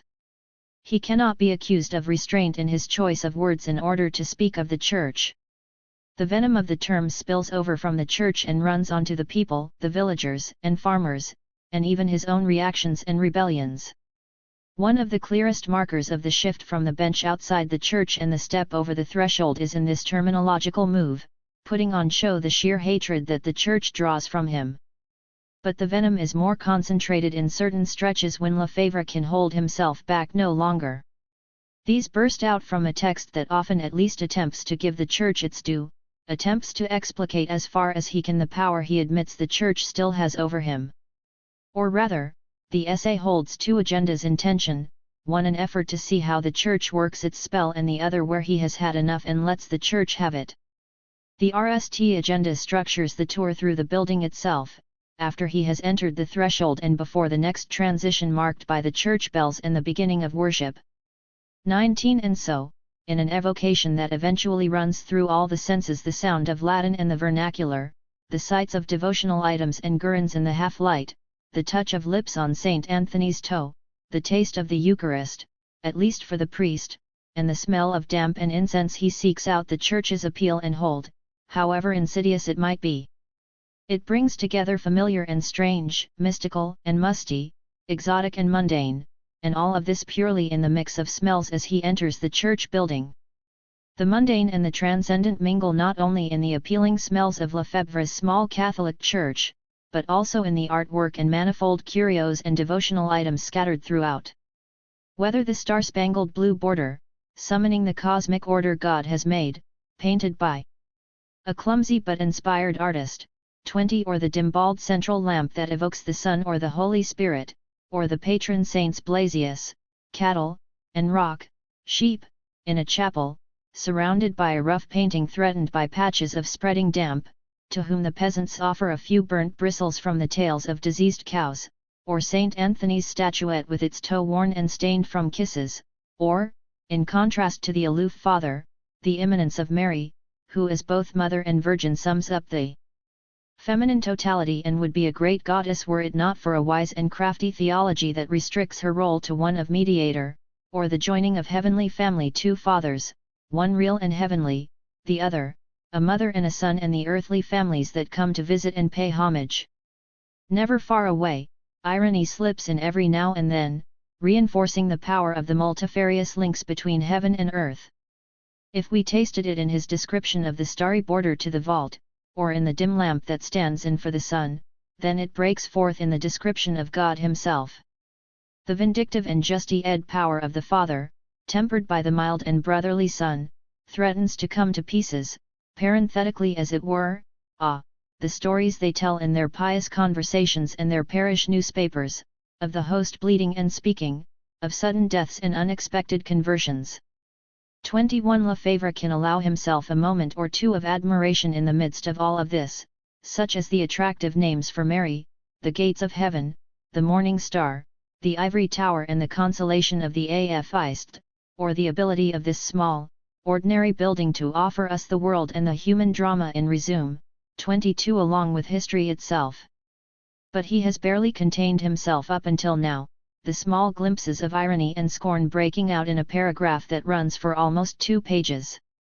O Church, O Holy Church, when I narrowly managed to escape from your control, I asked myself where your power came from. He begins. 23. And with that he is off, the anger and scorn and fear all mingled in a rush that apparently leaves the Church no room in Lefebvre's communism whatsoever. Now I can see the fearful depths, the fearful reality of human alienation. O Holy Church, for centuries you have tapped and accumulated every illusion, every shun, every vain hope, every frustration. 24. The charges he levels at the Church? That it involves a large-scale deception, offers a totalizing position that both absorbs all in its path and will brook nothing outside it, and that through such deception and totalization it seeks to control human beings in every aspect of their lives. On the RST and third points, deception and control, Lefebvre pushes the line that with its sordid collection of secrets and lies, the Church has plied its trade through a range of tricks. In particular, the clergy brings to bear skills amassed over more than 20 centuries of experience. 25. In order to perpetuate the big lie with the ultimate aim of controlling people's lives. From birth to death, life becomes one long run of terrors, worries, hopes and despair.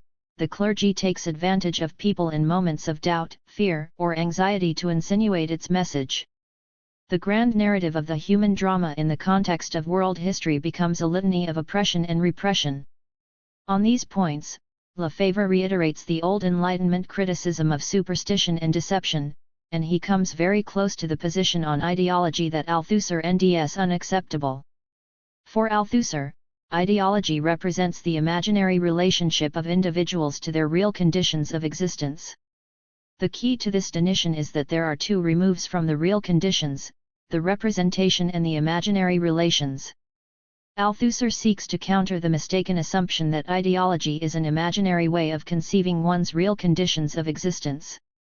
At this level, there is only one stage, one step from reality to ideology, Ideology is, therefore, an illusion, does not correspond to reality, belief in God, justice, etc., but it does allude to reality. This is the level at which Lefebvre seems to operate.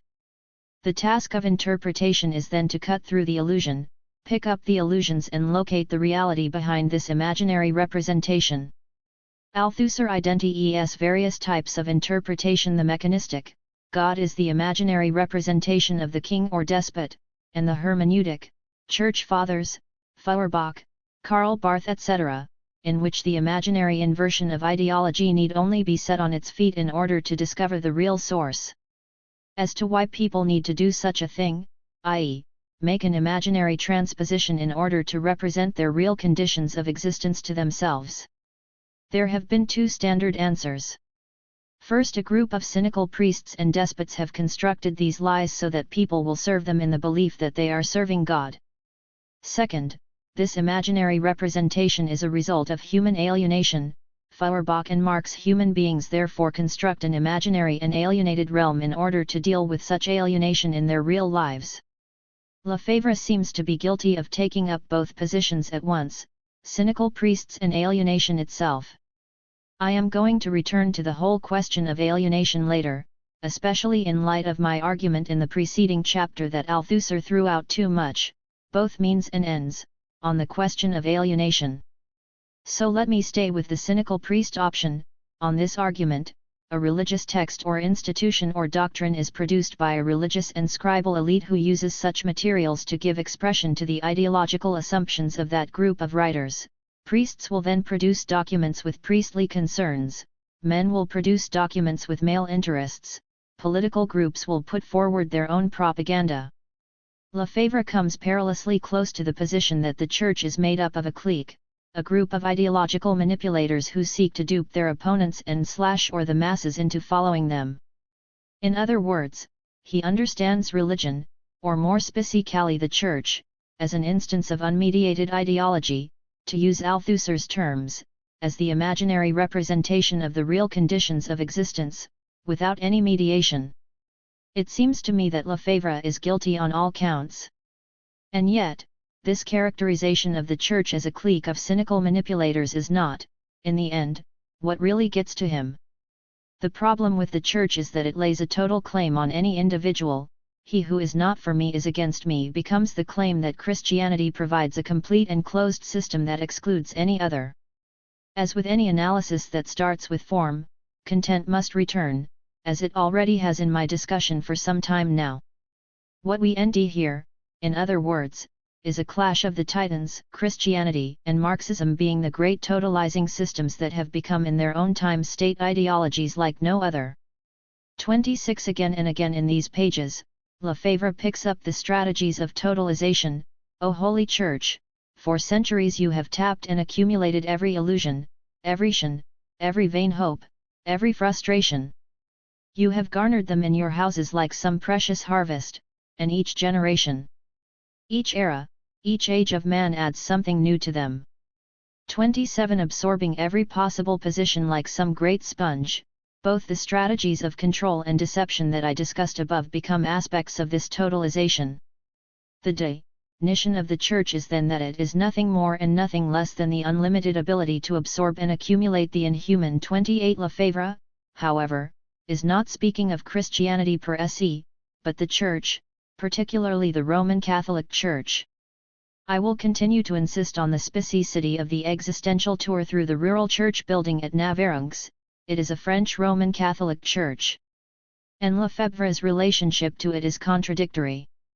On the one hand, there is the half-recognized power that the Church still exerts over him, and the need to explain and negate that power, while on the other there are his unacknowledged and unpaid-for debts to that Church.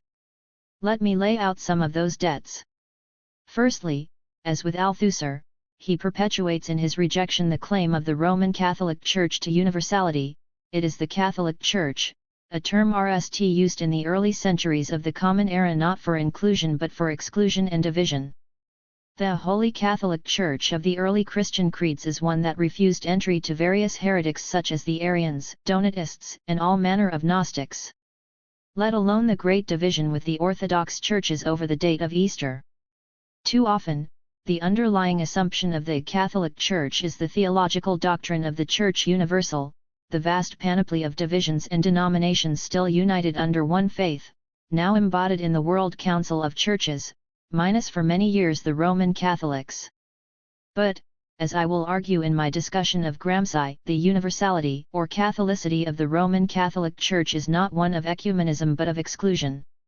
And this shows through in Lefebvre's own polemic, for he assumes the universality of the highly species Roman Catholic Church. Secondly, the very description of the Church as an absorbing and rampaging monster growing ever larger the more it consumes still presupposes, for all its negativity, a Catholicity that takes the notion to its logical extreme. Thirdly, he speaks not of Christianity but of the Church. This is both an astute observation of the necessarily institutional nature of Christianity itself, but it also cannot move past the Roman Catholic doctrine of no salvation outside the Church. In this respect, the Church lays a total claim upon people. Should you choose to join, then we expect complete submission, obedience, and faithfulness. What is more, rather than being forced, you will want to do all of this, the ultimate success of ideology, as Althusser pointed out. Finally, and following on from this, the rejection of the Church can only be one of total rejection. No half measures, no polite promises to remain friends, for Lefebvre the departure must be NAL, the earth scorched behind him so that there can be no turning back. But, in doing so, he perpetuates still the Catholicity of his perception and experience of the Church. In this scenario, the Church must depart the scene on which Marxism is emerging, the premier agent of dehumanization and alienation. The Church will dissipate with the overturning of alienation that Marxism promises. For Lefebvre, it is either all or nothing. And the signs of such demise he sees in the Roman Catholic engagement with Marx and in Catholic action, which was to exercise such an ambiguous attraction for Louis Althusser. Although he does not name anyone in particular, Lefebvre's reference is clear. For Lefebvre, the appropriation of Marx is the craftiest and most daring of all the Church's subtle efforts at control, and now you have the gall to take up the cause of man, promising to turn yesterday's slave into tomorrow's master. No. The trick is too obvious, and above all the task is too great. 29 The catch is that, for all his polemic, it was precisely thinkers on the Catholic left that engaged with Lefebvre, both drawing from him and criticizing his work. The battle was over the humanism of Marx's 1844 manuscripts, for this was common territory for Lefebvre and his collaborators such as Norbert Gutermann on the one hand, and various Roman Catholic thinkers on the other, especially Gaston Fessard, Jean Denisleau, and Henri de Lubac. 30 Each of these Roman Catholic thinkers sought both to combat and appropriate Lefebvre's Hegelian and Romanticist Marxism. The crucial texts were Morceau Coisus, a selection from Marx's early writings edited by Lefebvre and Gutermann in 1934-31, and their La Conscience Mystique of 1936-32 in which they attempted to broaden the concept of alienation in terms of mystikation. Already in the latter book, the polemic against the Church appears. Lefebvre and Gutermann attack the Church as anti-humanist, as an expression of misty-ed consciousness and the cause of further mystikation, and as a false solution to the contradictions and problems of human existence. Marxism is, by contrast, the true humanism, providing la force d'un religion. Sans être une religion. 33 Marxism could deliver on the promise of Christianity through its notion of a home total, for Christianity was part and parcel of the alienation that must be swept away. Fessard, Denisleau, and de Lubac respond in different ways. Whereas Fessard argued that the early Marx was not dialectical enough and used Lefebvre's arguments against vulgar Marxism, Denisleau sought a way between Catholic thought and the humanist faith of Lefebvre and Gutermann. De Lubac took a different tack, stressing the shortcomings of abandoning ontological transcendence in favor of an absolute temporalism, which he traced back to the earliest point of Marx's atheism, his theses on Feuerbach. In each case, these Roman Catholic thinkers found sine cant value in Marxism and sought to incorporate its insights into theology. That they did so through Lefebvre seems to have horrified him, and left him a little nonplussed. Lefebvre is not sure which way to go here, for, on the one hand, he hopes that this is the big contradiction that will lead to the Church's undoing, attempting to combine the liberating drive of Marxism itself with the comprehensive lie of the Church. Is this one trick too far?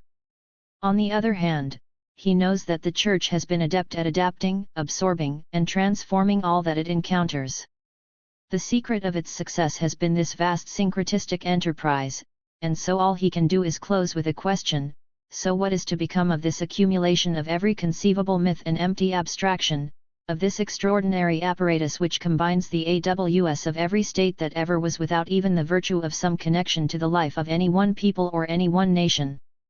34. In other words, will Marxism oversee the demise of the Church, or will the Church absorb Marxism? I want to hold my discussion of the relation between the Church and Marxism, the overriding theme of the essay, until a little later, for there is a third phase of his entry and presence within the little church building where reasoned analysis jostles with polemic. Most of the careful analysis comes in the irony-sprinkled effort to understand the appeal of the worship service, or Mass, and I will stay with that for a moment before turning back to consider the obligatory perusal of worshippers as they arrive, where again Lefebvre's ire gets the better of him. What of the Mass, that distinctly Roman Catholic form of worship yet with a recognizable general structure? Prayers, singing, sermon, Eucharist, give or take a couple of things, especially the underlying theological justification for certain items and not others. Lefebvre suggests we may read this odd event as both more than and less than a tragedy, with protagonist, priest, audience, congregation, choir, and community's founder who comes to a gruesome end only to revive himself and the community. More than? Here, he allows perhaps the most scope, searching for the uncanny appeal and versatility of the Mass. What a poetic drama, where anyone watching who is not insensitive or immune is challenged, gripped if only by the style and awe of imagery, forced to participate, drawn on by the senses even into the realm of theological meanings. 35. And this appeal works its mystique all the way from the magnificence of a high Mass in a cathedral to the lowest Mass of bench and upturned crate. Less than tragedy? In the mock tone of a theatre review, Lefebvre cites all that dissipates the power of the Mass, lost in the clutter of centuries, abstractions, symbols, gestures, language, the net weight of which is to sink worship itself in unrelieved boredom. Boredom would have to be the quintessential state of the pew-sitter, particularly through the sermon. Perhaps the best way to read the ruminations that follow, the sprinkling of Latin phrases along with Lefebvre's free associating reaction, is as a way to deal with boredom in the worship service itself, especially the sermon, the only part of the worship service in Lefebvre's little church that was in French. Various triggers set off Lefebvre's run of thoughts, a compilation of wily Jews, pikes, and infantry, Judith and Holofernes, youth.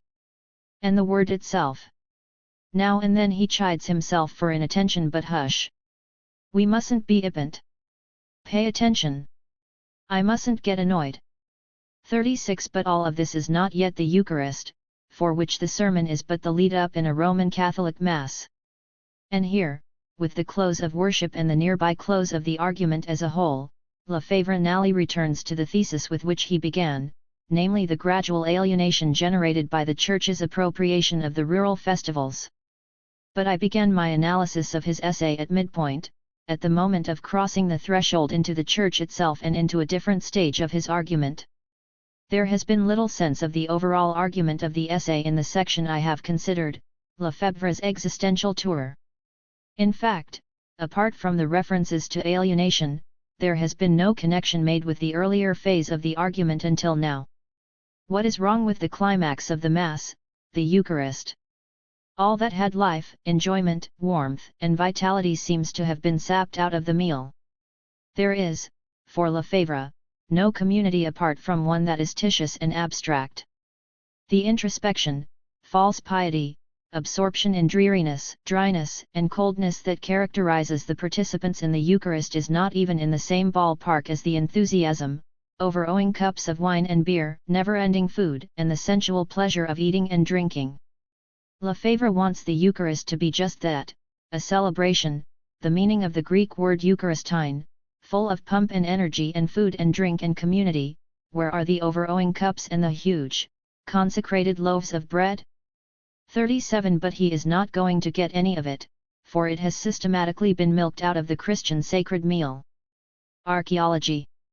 With the close of worship via the high point of the Eucharist, we come back to Lefebvre's main argument in this essay, and the moment of content proper. Which is that in rural, peasant communities dating back to ancient Greece and Rome, there was a rhythm of life and community, determined in large part by the agricultural season itself, that had an extraordinary balance and harmony. Honed over centuries of experience, the annual patterns of life. Both respected and took license from the all-determining nature all around them. As far as Lefebvre is concerned, life in a contemporary French village, he writes in 1945, has not changed much from ancient Greece. Or, rather, it hangs on, degraded and impoverished, overlaid with the alienating effects of social differentiation and organized religion, what Lefebvre will call the social mystery. The brief pages on the village 38 squeezed in between the far-ranging utopian speculation of rural balance and the vitriol directed at the church, actually form the crux of the essay as a whole. It is a very Hegelian argument, moving in the pattern of the undifferentiated to differentiation, and then through to a resolution in utopia, hence his fascination with the pastoral idyll. If the section on the church, with its mixed effort to understand and condemn, presents the causes of alienation, and if the evocation of bucolic balance holds out an unalienated state, then the village itself provides the link between these two other parts. In effect, what Lefebvre does here is undertake a cultural and spiritual archaeology of the village he sees before him, a projection backwards and forwards that seeks both the appeal of the rural French village and attempts to deal with its gradual decline. There are two aspects to this archaeological effort, the one based on a notion of uneven development and the other on a theory of relics or survivals. If social and cultural development is uneven, if some parts follow a different path or move more slowly, then it becomes possible to compare a select contemporary social formation with one or more of the past. In social scientific approaches to the ancient Near East and the Bible, material with which I am most familiar, anthropological research from so-called primitive societies is used to develop hypotheses concerning ancient societies and make sense of some of the textual material. Closely related to this is the notion of survivals, in which one may find traces of earlier social, political, and cultural practices in contemporary societies. In his unnamed village, the alienation of social differentiation and religion has not completely obliterated the older practices that he values so much. In order to get there, he lifts various layers of alienation in order to uncover the ideal community beneath, the myth of the community and its dead, the winter solstice festival now overlaid with Christmas, spring festivals with their relics of Dionysius and Hecate now sapped of any joy and celebration, the degradation of sacristy and charity into spiritual investments, and the ancient gestures and rituals, now dead and without meaning. The notion of relics, half buried under contemporary forms, has another more suggestive shape in Lefebvre's work. The idea itself can either focus on the remnants of the past lodged at various points in the strata of the present, or one can focus on the transformations wrought on earlier bits and pieces by a particular mode of production. It is this second perspective that Lefebvre stresses in discussing the differences between serious belief in Christianity, or occultism, spiritualism, vegetarianism, or a particular moral code, and the absence of such seriousness in regard to Greek gods such as Apollo or Venus. Except that artists and lovers will invoke Apollo and Venus far more often than God, or Jesus or the Holy Spirit. The reason? The heterogeneous way in which capitalism appropriates and transforms so many elements from different modes of production. Capitalist society brings with it all kinds of outdated forms which it raises to a modern level. 39 In fact, the uniqueness of capitalism is not the invention of new cultural and economic items such as patriarchies or money or religion or the detached bourgeois house and other necessary items, but the transformation and combination of those that already exist. Lefebvre is no sociological slouch, having made some of the RST forays that would establish rural sociology as a discipline in itself. I am going to be more critical of his arguments concerning the development of religion, but it seems to me that, for all its archaeological form, the depiction of rural balance is less an image of the past than a utopian possibility for the future. Only when he invokes Marxism at the close of the essay does the dangerously romantic 40 and regressive bucolic landscape establish itself as a version of socialism. In other words, the fullness of life, the risk of the festivals that challenged nature in their very excess, are all part of an ideal image that I want to suggest functions less as a picture of past than as a utopian image of the future under communism. This is Lefebvre's primitive communism, even though it is very much a feudal picture, the rudiments of a way of life that would end their fulfillment in the demise of capitalism. Here, he draws nigh to Bloch's utopian hermeneutic, perpetually seeking utopian hints in material of past and present.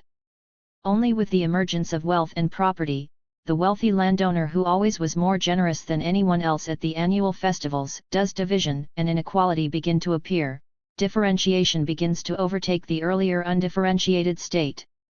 These are the RST stages of what will become capitalism, but it is not clear whether Lefebvre means the feudal social hierarchy or the RST signs of capitalism. In order to avoid the problem of distinguishing, his evocation of ancient Greece recalls a much earlier moment of political economics. Lefebvre will raise his hand and acknowledge a romantic and utopian image of ancient Greece. Thus, in Introduction to Modernity, he quotes his own The New Athens. Athenian democracy, besmirched by slavery, incomplete but real, the cause and effect of freedom, disappeared only with independence. Athens, as a city-state, was neither the most nor the least important power of its age. The Athenian Republic could not equal the mighty Persia, but it outclassed the little towns and ports of Sporades and the Mediterranean. Around it were grouped many towns, created or protected by the Athenians. Right up until they ceased to exist politically, they were able to be intensely active in commerce, philosophy, and science. They circulated their ideas with their merchandise and their money with their logic, the money of the mind. If they were not the greatest by virtue of their power, and Alexandria, then Rome, vanquished them, they were so by virtue of their spirit. It is probably to them that we owe the, rather unclear, concepts of spiritual greatness. In so far as we are able to understand them, the Athenians' relations with one another combined a certain gentleness and practical rationality with a great deal of energy, vitality, and courage. If they knew how to enjoy their life in their own homes, they were also able to defend their city, and their sometimes excessive urbanity did not restrain them from acting on occasions with regrettable violence, nor did it soften their obstinate will to power. Nevertheless, their guilt and brutality fade away as soon as we fall under the spell of their social life, which successfully combined charm with the austere quest for truth. Is there no place in the modern world for the new Athens and the new Greece, a country which would be neither too large or too small, which would be able to stand on its own 2 feet, and where courage and sophistication would be combined? Is not our working class the most gifted in the world in terms of knowing how to get the best out of life? It is not easily fooled. The proletarians of France know that man does not live simply to get the best out of life, they know that to live one must work, and to live well one must work well. Their social practices seem to bring back the bourgeois skills of the 18th century, the art of happiness, an intelligent Epicureanism, an art of sensual enjoyments. They couldn't give a damn for materialist philosophy as such. They have learned their social practices with enormous good nature, reasonably like the Greeks, without excess, without going over the top and spontaneously. Above all, we must never burden them with heroism, or productivism, or science, or political action, that would compromise what they have achieved and held on to. For perhaps it is they who will reconstitute passionate, concrete reason. Perhaps it is they who will rediscover the secret of a lost harmony, the secret of an education which would train individuals in the art of living and which would control technology, the secret of a moderate humanism without megalomaniacs and without giants, one which has as its aim the fulfillment of individual life. 41. I have quoted this at length, since the contrast with his depiction of the Church could not be sharper. His own comment on this earlier image says it all. Yes, it's all a dream, a romantic, utopian version of that classic myth, the myth of the New Greece 42. But he also claims that Greece, the original source, offers the only ideal and the only idea of man's possibilities. 43. For Lefebvre would like to hold on to the image of Athens as an image for the proletariat, something to strive for in the everyday struggles of class con-ict. In the essay contained in Critique of Everyday Life, he calls up a slightly different image of ancient Greece, no less romantic, no less utopian, however quali ed. This time, it not so much Athens as the rural landscapes and villages, the undifferentiated pastoral idyll that become an ideal origin now lost before the onslaught of the church and of capitalism. The phrases he uses are telling. We can, with the assistance of precise documents, travel back in our minds to the origins of civilization, to the dawn of Greek civilization, and conjure up this country life. 44. And the assumption is that such a life has remained, by and large, unchanged through Greek, Roman, medieval and capitalist eras. Of course, this is not quite the case, but let us allow Lefebvre his utopian image for a moment or two. 45. Here, we nd peasants living in close and disciplined harmony with a natural environment, but has it not been fundamentally transformed in a Europe that has only 2% of its land surface not fundamentally altered by human action, that keeps them at a risky subsistence level? In the context of this life, always at the mercy of a nature that would determine the extent of the last season's crops, Lefebvre focuses on the festivals in which the people would throw all of their caution to the wind.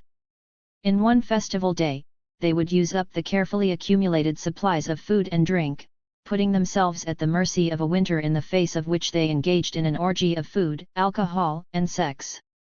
With the barest nod to village idiocy, as he must have found in his own village, Lefebvre sets up an image of poor, rough, and jovial peasants for whom nature, with all of fears and desires, was essentially joyful. If there was any religion, it was inextricably tied to nature, a collection of spells and rituals and a sense of mysterious powers that bound nature and community together. Invoking his pioneering work in the development of rural sociology, he argues for a disciplined and subtle balance of rural life, ranging from the amount of pastures, forests and arable land to the number of children that could be born in any one year. Even though he recognizes that at only very rare moments and places in history has peasant life achieved a successful, happy, balanced form. 46. The placement of such a concession after 7 pages of description of this imagined rural life is more telling. For what he will narrate now, in classic Hegelian fashion, is the breakdown of the NE balance, brought about by social differentiation and inequality along with the abstractions of religion, sacred form, symbol, and sign out of the rituals RST used to maintain and celebrate life. If the development of a rural aristocracy and then a rural bourgeoisie, with the attendant rise of private property, gradually dissipated and destroyed peasant communities through the reification of social relations, then the development of social mystery, or religion, becomes the prime form of alienation through abstraction. The living relations among human beings become abstracted, replaced by the signs and symbols of organized religion. I cannot help but notice the deeper narrative in all of this that evokes the fall of Genesis 2:3, one that engaged Bloch, Benjamin, and Althusser as well. Here, we nd human beings in an ideal state of nature, balanced and in touch with themselves and their surroundings, until that Edenic state breaks down by means of the intrusion of new and foreign beliefs and practices. Except that the Genesis narrative reveals something about Lefebvre's own argument that might be described as the awe in the crystal, the less than perfect golden age that is constitutive of that age itself. In the same way that, in the midst of the Garden of Eden, are the 2 trees, one of the knowledge of good and evil and the other of life, that Adam and Eve are forbidden to touch, so also the possibility for social differentiation and the development of religion lies within the balanced rural community. The simultaneous growth of technical progress and social differentiation is built into the very system of festivals that Lefebvre has so lovingly described. A major aspect of participation in the community, the avoidance of bad luck, the continuation of natural and human fertility involves gifts and sacrifices. Festivals ensured and assured the future, and so the generosity of the giver, the size of the gift itself, entailed greater blessings. A large festival gift from a wealthy member of the community would be seen as a gift to the community itself, thus through their gifts to the community, the wealthy, once private property had become differentiated, could make their wealth accepted, and were able to consolidate it. 47 Here lies the paradox of this part of the fall, for in the process of strengthening the community itself the increasingly powerful landowners destroyed it. As for the move from magic to religion, Lefebvre not only relies on an evolutionary model of religious development, valorizing the early over against the later form, but he relates it directly to the emergence of social differentiation. Thus, once the social process was obscured by the rise of wealthy and powerful individuals, it now seemed as though they were responsible for the community's well-being. Religion could develop out of magic, realize magic's deeper logic and yet replace it. The developing social mystery, the reality which escaped men's consciousness, although they were its authors and actors, was destined to become a religious mystery, and religion now superimposed itself upon magic, but without destroying it. 48. At RST site, the connection between social differentiation and the abstractions of religion seems odd. For what Lefebvre apparently narrates is the gradual emergence of capitalism in Europe. Thus social differentiation is one aspect of the commodity cation of commercial life and the rei cation of cultural and social relations. But then the argument that religion his model is, as would be expected, Roman Catholic Christianity appears as part of the whole process of social differentiation is absurd. However, Lefebvre is a little more cagey than that, for he does not want to tie the process down so neatly. What he tries to do here is identify a more general process, heavily reliant on Hegel, that undoes the much desired rural balance. So, social differentiation and religion emerge in ancient Greece, in tribal situations, the rise of chiefs, feudalism, kings and a highly stratified society, and capitalism. It seems to me that he is on stronger ground with his notion of social differentiation than he is with his theory of the beginnings of religion. It would be easy to pull his argument to pieces. Structured religion does not necessarily replace its forerunner magic. There is no evolutionary path from inchoate animism through mythical heroes, polytheism, and then monotheism, nor is there a path from the concrete experiences of everyday to abstractions of the great religions.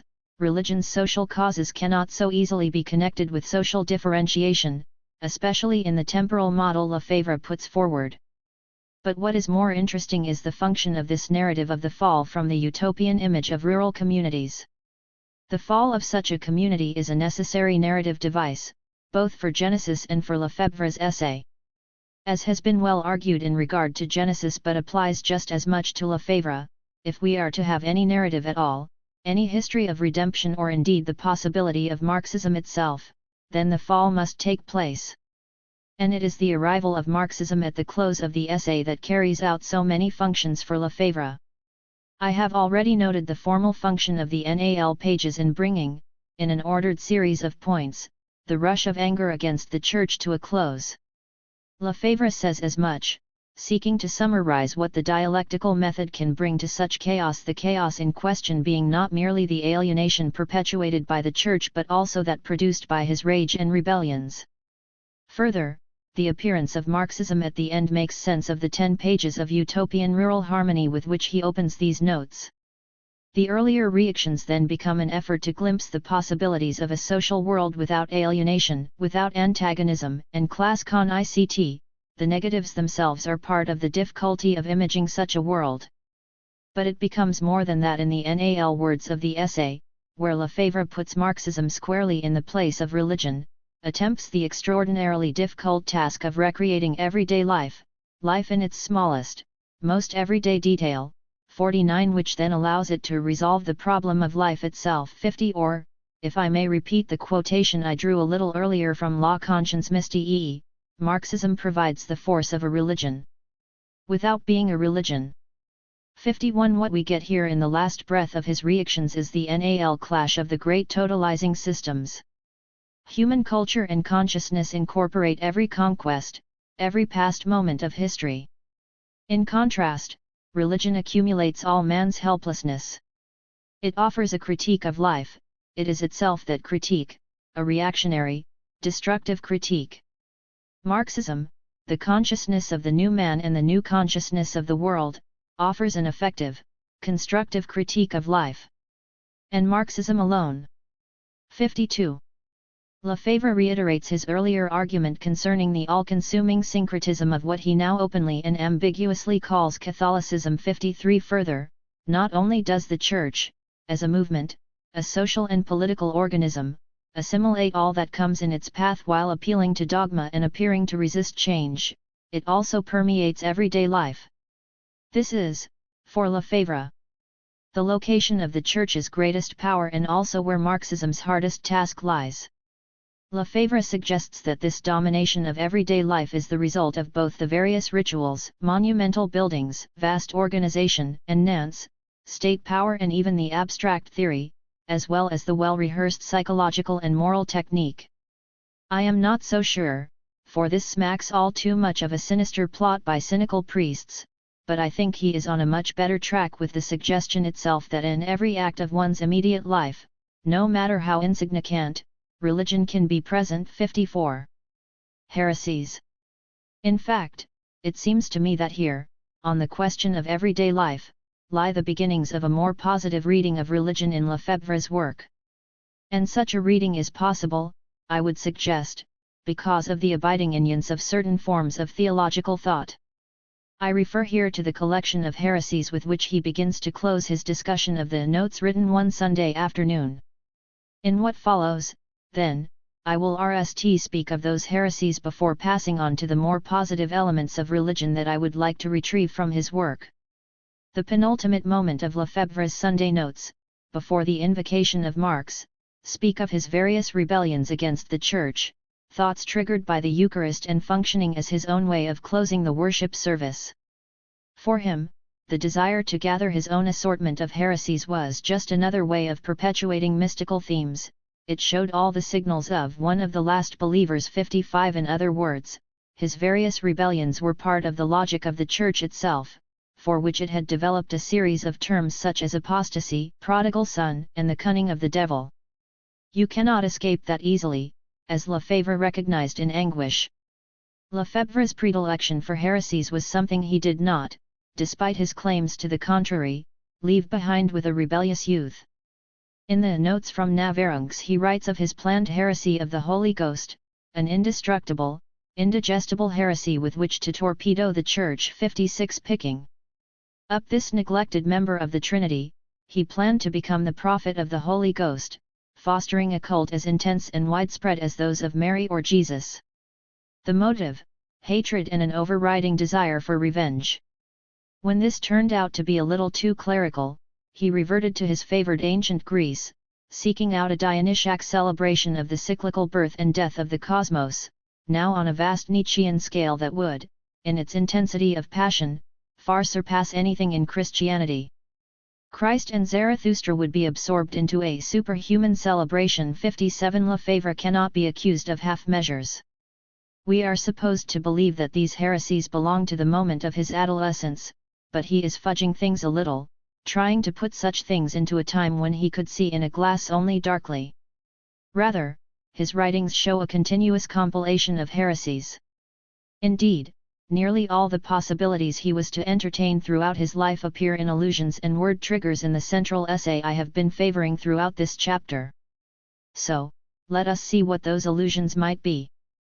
To begin with, while outlining his two rebellions, the cult of the Holy Ghost and the Dionysiac celebration, he mentions in passing that he studied the history of the Church. 58. I will deliberately overread this phrase in order to consider his time at the University of Aix-en-Provence and the teaching of the Roman Catholic modernist theologian Maurice Blondel. As for perpetuating mystical themes, 59. There was also a period in which he was enamored with mysticism. His close collaborator on the RST translations of Marx's early writing into French, Norbert Gutermann, later turned to Kabbalism. Secondly, the cryptic Janssens. 60 bears with it a whole regional weight from his hometown, apart from the heretical history of a theological position that has most in common with that other French theologian, Jean Calvin. And then the heresy of the Holy Ghost itself has echoes of Joachim de Fiori, the 12th century millenarian and mystic who foresaw the inauguration of the third era of history, that of the Spirit, in 1260 CE. Suffering from respiratory problems in a damp, cold, World War I Paris, Lefebvre went to study for a license in philosophy at the Catholic University of Aix-en-Provence. It was 1918, he was 17, and Maurice Blondel was already 57. Although he was to live for another 31 years, he already gave Lefebvre the impression of un petit chatrace views. 62 Blondel had a history of radical and dissident theology, having been part of the modernist movement in the Roman Catholic Church condemned by Pope Pius X in 1907. As Shields notes, Lefebvre found himself switching from the technical and engineering training of Paris to a full dose of Roman Catholic theology, albeit somewhat heretical. 63 Blondel's great interest, especially at the time Lefebvre was at Aix-en-Provence, was in the question of volition as the key to one's experience and knowledge of God. Even though he later allowed more room for abstract conceptions and methodological arguments in theology, partly to stay within the Church, especially in the rational proofs for the existence of God, he remained true to his emphasis on volition. And he had established this position in his early and condemned work L'Action, 1893, 64, in which he argued, through a philosophical analysis of action, that the human will at the basis of action can never attain satisfaction or completion, since its desire is never full led by any night or contingent good. It is this incompleteness, the lack at the heart of the human will, that points to God in a teleological fashion. The echoes of Bloch's utopian argument should not be missed here. In what might be called the argument from volition, Blondel modified the traditional arguments for the existence of God, particularly the ontological proof of Anselm, God is that than which nothing greater can be thought. Reshaping the traditional arguments concerning grace, Blondel argued that God imposes himself on the will as the RST principle and the last term, and we can only opt for him or against him. This obscure and experiential affirmation of God is the condition for any knowledge of God. Blondel pushes the paradox of determinism and free will to its extreme, while the stress on grace comes close to Calvin or Jansen. The more God imposes his grace, the more volition comes into play. How is Blondel's work heretical? For a time Blondel was part of the modernist movement in the Roman Catholic Church at the turn of the 19th and 20th centuries. For those unfamiliar with ecclesial history and theology, the notion of modernism within the Church strikes an odd note. Is this not a question of culture, literature, architecture, and so on, rather than theology? The modernists sought to bring into the Roman Catholic Church the by now well-established directions of modern biblical studies and theology common in Protestant scholarship, along with a slight whiff of democratic church government. Although condemned by the wary and conservative Pius X in 1907 after the toleration of Leo XIII, some of its leaders excommunicated like Alfred Louisy and George Tyrrell, others moving outside the orbit of the Church such as Friedrich von Hugel, and most of their works placed on the index at some time or other, the modernists had a profound long-term effect on the Church that would be realized belatedly with Vatican II. Blondel escaped the more radical punishments by moving away from the movement itself and shifting his emphases, but he held to the basic tenets of a closer interaction between modern philosophy and the historical and social sciences, the use of historical critical methods in biblical study, the focus on practice and experience over against the intellectualism of scholastic theology, and a teleological reading of history and one's personal life. Although he was allowed to continue to teach, Lefebvre notes the trials he continued to face at the hands of the church authorities. 65 4 items stand out from Blondel's work that would enhance a young Lefebvre in the throes of his long exit from the church: the emphasis on volition and its incompleteness, the importance of experience and practice, the need for action, and the absolute either/or of God's demand upon us. Blondel's notion that the desire of the human will falls short of satisfaction as long as it focuses on night things echoes Ernst Bloch's argument that a fundamental utopian feature of human existence is the sense that one's life is never complete, that we wish always to do more than we have done, that we know we should reach beyond ourselves. Both are thoroughly teleological. For Blondel, this desire of the will points to God, whereas, for Bloch, it leads to a communism as it has not yet existed. Lefebvre would shift from the one position to the other, but the importance of volition, the assertion of the will, and the teleology of both his individual life and history itself in the sense of an unrealized desire for fulfillment remained with him. Secondly, for all Blondel's interest in the scholastic proofs of God's existence, they mean nothing without the experience of God with which one begins, an almost inchoate and obscure experience that only later NDS rational expression. Lefebvre was perhaps one of Blondel's most enthusiastic students in this respect, although he would shift such an experiential and often visionary mode of living and thinking away from the Church. Throughout his written work, the reader keeps coming across extraordinary experiential pieces, such as the vision of the Cruci-ed Sun, 66, or his vision of nature while caught in the grip of the ocean. 67. Thirdly, with the group of young philosophes at the Sorbonne after his time in Aix-en-Provence, 1917-19, Lefebvre was to emphasize the importance of action rather than reaction in philosophy. Railing against the dry dominance of Bergson and Brunswick, they played pranks on and disturbed the lectures of both, drank, danced, brawled, wrote poetry, had lots of sex, and published a journal, Philosophies, in which they read off ideas in all sorts of directions with a distinctly romantic, messianic, and mystical tone, all with the post-war sense that the old order had nothing to say. 68. But it is the absoluteness of the either/or, the great division into two mutually exclusive camps, that is the strongest legacy on Lefebvre. 69. In Blondel's theology, the decision for or against God was cast in terms of faith, a personal decision that each and every one of us must make, but in this respect he shows himself very much part of the institutional Church. For is not the image of the individual believer, or unbeliever, coming face to face with God in a moment of absolute choice the surest way that the institution of the Church simultaneously effaces itself and asserts its abiding presence? For Althusser, of course, this is the prime and originating form of ideology. It is, in other words, a decision for or against the Church, in which there was no middle ground.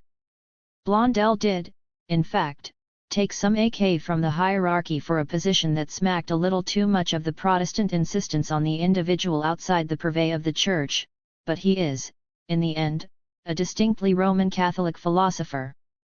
Lefebvre would carry the inseparable connection between faith and institution with him in his winding path out of the Church. A decision against God was a decision against the Church, and vice versa. And it was a great either/or, all or nothing. Joachim de Fiori and mysticism. As a prophet of the Holy Ghost, I would have carried my ardent prediction into the very bosom of the Church. 70. The study under Blondel was to move in a very different direction as well, namely the millenarian mysticism of Joachim of Fiori, or Flora, mystic. I am tempted to argue that Fiori's Trinitarian reading of history had a distinct effect on Lefebvre's predilection for the dialectic and Hegelian Marxism as a whole, and I could, indeed, push this question further in light of his own application of Fiori's distinction as a universally applicable division between the rule of law, experience, and spirit, or law, faith and joy, or his preference for a dialectic of triplicity. 71. However, what is more interesting at the moment is the nature of Fiori's reading of history. Abbot of his own Cistercian monastery at Fiori in Calabria, receiving papal sanction in 1196 CE, Fiori's grand periodization moved from the Ordo Conjugatorum, through the Ordo Clericorum to the Ordo Monachorum or Contemplatium. The RST, that of the law, was the Old Testament era itself under the dominance of the Father, while the second was that of the Son, the New Testament period of grace. The NAL era, which you would expect, given the intellectual tools with which Fiori had to work, would have begun with Pentecost, was to be the age of the Spirit, proceeding from the Old and New Testaments, as with the Western version of the Nicene Creed. 72. However, Fiori argued that it would actually begin around 1260 CE, a little after his own time. This age will be one of the liberty of the spiritualis intellectus, leading to the rise of new religious orders that would convert the world and bring in the ecclesia spiritualis, the Church of the Spirit or spiritual church. The inerrance of Fiori's ideas, which were never explicitly condemned by the Roman Catholic Church, within Christianity is profound. For instance, we can see it in the Reformers' notion of the universal church that includes all believers outside institutional forms. And a study still needs to be done of Fiore's influence in more recent thought, including Ernst Bloch's championing of Fiore's utopian agenda, psychoanalysis, especially Irigaray, and Lefebvre himself. His rebellious cult of the Holy Ghost that I mentioned earlier is a clear successor to Fiore's expectation of the Third Age. Further, in an explicit debt to Fiore, Lefebvre interpreted the process toward the communist revolution as the steps through the cycle of law, faith, and then joy. He held to an idea of the joyous revolution to the end of his life. Between the moment of faith and that of joy there would be a place for the revolution. Marxism was a means to pass from the reign of faith to that of joy, or if one wishes, from the reign of faith to the reign of spirit. 73 Hence the continued fascination with festival, where the glimpse of revolution may already be found, the discarding of alienation in collective hilarity, excess, and celebration. He was, in other words, using one tradition of theology against the Church itself, which comes down on festival with the heavy hand of repression, organization, and boredom. And then there was the mysticism, part of the attraction to Fiore and, in many respects, a pressure chamber on his way out of the Church and to Marxism. Not the RST or last of a great line of mystic millenarians, Fiore was merely one of the most influential. For all Lefebvre's efforts to cover his tracks, claiming that, by the time some of his essays were published in 1927, he had moved beyond the mystical texts written in the mid-1920s for the journal Philosophies, 1924-5, and its brief successor L'Esprit, 2 issues in 1926-7, mysticism and a closely associated romanticism remained an inescapable part of his Marxism. That never relinquished the desire for a utopia of joy and spirit. Allied to Blondel's focus on experience and volition, the encounter with God before any rational explication, Lefebvre's mystical writings 74 drew not only from Fiore but also Pascal and Nietzsche, whom he studied at Aix-en-Provence and the Sorbonne. If the cult of the Holy Ghost was indebted to Fiore, the other great Dionysiac rebellion of the Notes written one Sunday refers to this Nietzschean-inspired mysticism. Jansen and the Albigensians. Jansen's? Too dry, too terribly 18th-century petty bourgeois, and as far as boredom goes, his Augustinus beats even the Summa Theologia. 75. Lefebvre's perpetual mention and the dismissal of the 17th-century heretic Cornelius Otto Jansen, 1585–1638, teacher at Louvain and Bishop of Ypres, strike curious notes in his work. In his autobiography, Le Somme et le Rest of 1959, an almost inescapable although problematic reference point, he places his mother in the ranks of the Jansenists. If he found his mother's mystical passion something that stayed with him, then he did his best to dispense with the rigorous determinism and puritanism of Jansen's predestination. 76 Lefebvre, on the other hand, can hardly be described as a Jansenist, given his emphasis on joy, celebration, and volition. For the Jansenists, classically following the VE prepositions drawn from Jansen's Augustinus, 1640 CE, held that God's grace itself is irresistible and that this grace was absolutely necessary in order to follow God's commandments, that no one, in other words, could do any good without grace. Further, in light of God's irresistible grace, human beings are part of the larger scheme of predestination in which God not only determines one's everyday life but also those who will be saved. Yet, the Jansenists were no blockheads, they held to the paradox of free will and grace, arguing not only that God's grace was not coercive, but that there was a natural as well as a supernatural determinism. I have used the terms determinism and predestination interchangeably, but the Jansenists as well as the Calvinists after them carefully distinguished between the fatalism inherent in determinism, which is more of a pagan notion deriving from ancient Greece and Rome, and predestination proper that provides hope and an incentive to action rather than the despair of fatalism. Like the Calvinists, Jansenism held to a stern moral code that was one's right and proper response to God's grace. Never quite exterminated, in part due to the tolerance of the Dutch, and the AF90 with Calvinism, the Jansenists were hounded and persecuted by the Roman Catholic Church. A succession of popes and statements, from Innocent X in 1653 to the papal bull Ungenitus in 1713, sought to overcome the Jansenist evasions.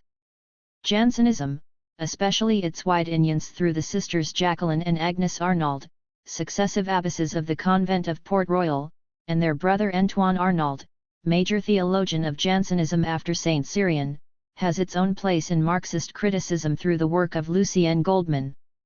77 Hardly Lefebvre's seen, yet I wonder whether his own dismissal is a little too hasty. For Jansen and Saint Cyrian were from his own region in the south of France, with its long history of refusing the external power of Rome, let alone more local French politics. Thus, in his narrative of the heavy suppression of the Albigensian heresy in the Western Pyrenees, he writes that at the moment of the apparent success of the Inquisition, when Louis XIII was able to tour a subjugated countryside in 1620. All this took place between 1610 and 1620. It was not without its consequences, nor its backlash. While Louis XIII was meandering majestically from town to town, two men met in nearby Bayonne, Jansenius and Saint Cyrian. 78. For all his claims about the lack of tea between Jansenist thought and his own, I cannot help but notice that he lines himself up with these nonconforming and rebellious Southerners. His insurrectionary heritage is long, but there is more than mere regional identification. Using the dominant language available, that of Christian theology, the Jansenists, like the Calvinists, were able to explain coherently the sense of determination by forces outside the apparent freedom of the human will.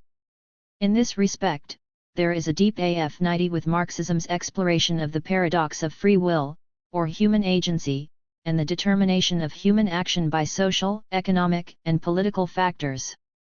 Marx would, of course, argue for a dialectic, which Lefebvre himself championed throughout his life, in which the political and economic elements, as well as those of nature themselves, have been shaped in the RST place by human beings. I want to take this one step further and pick up Lefebvre's comments on the Albigensians. A French branch of the Cathari, the Pure, who also appeared in Germany and Italy in the 12th and 13th centuries, they had the closest affinities with the Gnostics and Manichaeans. Rousing the worst of the Church's anger, they found themselves face to face with a brutal crusade, Innocent III, and those who escaped the crusade ran straight into a less than friendly inquisition. The Albigensians held to a strict dualism: all matter was evil, and therefore Christ did not have a real body. He was, in fact, an angel with a phantom body, who neither suffered nor rose from the dead. Further, the sacraments were of evil matter, celebrating the body of one who did not have a body. All of this required a rigorous moral code, in which there was to be no marriage or the use of animal products. The Albigensians were not entirely unpractical, realizing the need for at least some children in order to keep the group alive, so they distinguished in good dualist fashion between the perfect, who followed all of the moral laws, and the ordinary believers who married and lead what were felt to be relatively normal lives. The difference between them was the consolamentum, the baptism of the Holy Spirit through the laying on of hands. The perfect had already received the consolamentum, whereas the believers would receive when death seemed imminent. For Lefebvre, the beliefs of his Albigensian ancestors, no matter how demanding or dehumanist, showed up the uncomfortable truth of Christianity. It was perfectly logical, perfectly coherent, the perfect theory of a perfect ontology. It challenged of-chail Christianity by showing it its consequences and by refusing the compromises which were essential for the Church to function as a social form. Of-chail Christianity understood the challenge, and made it clear in no uncertain terms that it had understood it. 79. This is an almost Lacanian point, namely, that the apparent extreme of the Albigensians shows Christianity the unbearable truth at the heart of its own position. Shorn of the compromises and accommodations made by Christian theology, the balance of paradoxes, the muted dualism between the devil and God, Albigensianism presented a radical dualism that did not shy from the consequences. Not only was Christianity illogical and untenable, but the dumping of all that it opposed, all that was undesirable, on the devil, is the fact that the Church itself embodies all of the devil's vices, hence the persecution. The devil. I would write a vast, serious, and well-documented opus several volumes long, entitled The Metamorphoses of the Devil. 80. The Albigensians did indeed leave their mark on Lefebvre's thought in a rather direct fashion. Having explored all of the existing heresies in an obverse ecumenism, he develops one or two of his own. Perhaps the most entertaining of these is the short essay in Introduction to Modernity called Metamorphoses of the Devil. 81. Here, of course, the stark dualism of the Albigensians turns up, but the most extraordinary section of the essay comes at its close, in the short science fiction story in which the spaceship Teilhard de Chardin comes across the planet Omega. Here, God has been a success, unlike so many other planets. In the sketch of a history of this planet, it turns out that God has eschewed immortality and omniscience. He/she is located somewhere between the night and the in-night, being merely very powerful. On this planet, God embodies all that Lefebvre sought, eternal youthfulness. He merely incarnates himself as yet another young person when he grows old. God is full of the joy and zest of life, all the women and men love him, but in a nicer way, without being too pious about it. 82. God is both male and female, for when the planet's primary moon passes by everyone changes sex, and God is a revolutionary, rather than the reactionary he became on Earth. In fact, it is the devil who is the reactionary, the leader of the conservatives. Although God won the revolution against the priests, landowners, aristocrats, capitalists, and so forth, problems came to a head with the promise of immortality. Those now in power, the party, ensured that they achieved immortality RST, and so stayed in power forever. Ensconced in their positions, the devil became their champion, and in the war between immortals and mortals God manages victory only by the withering away of the state, that is, by instituting communism, in other words immortality for everyone. The devil comes to a grisly end, committing suicide in a duel with God, but not before God has reluctantly been forced to put together an army, a police force, a church, and a state. I must admit that the more I read this story, the more puzzled I am. The immediate point is the way the creative heresy of the Albigensians underwent its own metamorphosis in Lefebvre's thought. The RST time I read it, it seemed to me that the inversion of the roles of the devil and God enacts a further inversion, for, by the close of the story, God has metamorphosed into the devil, the latter's suicide marking the transition. But then, on a later reading in the context of the essay as a whole, Lefebvre's championing of the devil over against the Church as the heresy of all heresies suggests an awareness despite himself of Bloch's beloved point, that there is indeed a subversive current within Christianity, that the rebellion against God comes out of the same material that venerates him. On this level, the story becomes a wish fulfillment, for God is in fact not on the side of the Church at all. That is where the devil has his home. On religion, reading Lefebvre against himself. In what follows, I want to pick up the last possibility and take it for a run. More than a mere predilection for heresies, and he would suffer from the PCF for that, the ignorance of Maurice Blondel, Joachim de Fiori and Cornelius Otto Jansen seems to have been stronger than Lefebvre cared to imagine. And that ignorance is the RST opening of a more positive reading of religion in his work, despite his own polemic. I will, of course, need to read Lefebvre against himself, exploiting certain contradictions that are more evident in a writer whose work throws out so many ideas without developing all of them. Yet, for a resolutely dialectic thinker like Lefebvre, the focus on contradictions is to make use of the method he himself favors so much. Lefebvre's ostensible theory of religion can be summed up fairly easily: religion superimposes itself on a much more vital magic and squeezes out its life. Religion is innately syncretistic, absorbing and transforming a myriad of beliefs, myths, and practices as it persists through eras in which everything else seems to change. It is fundamentally alienating, a prime cause and effect of the groveling status in which human beings endy themselves, and religion is remarkably tenacious and pervasive precisely through the hold it has on everyday life.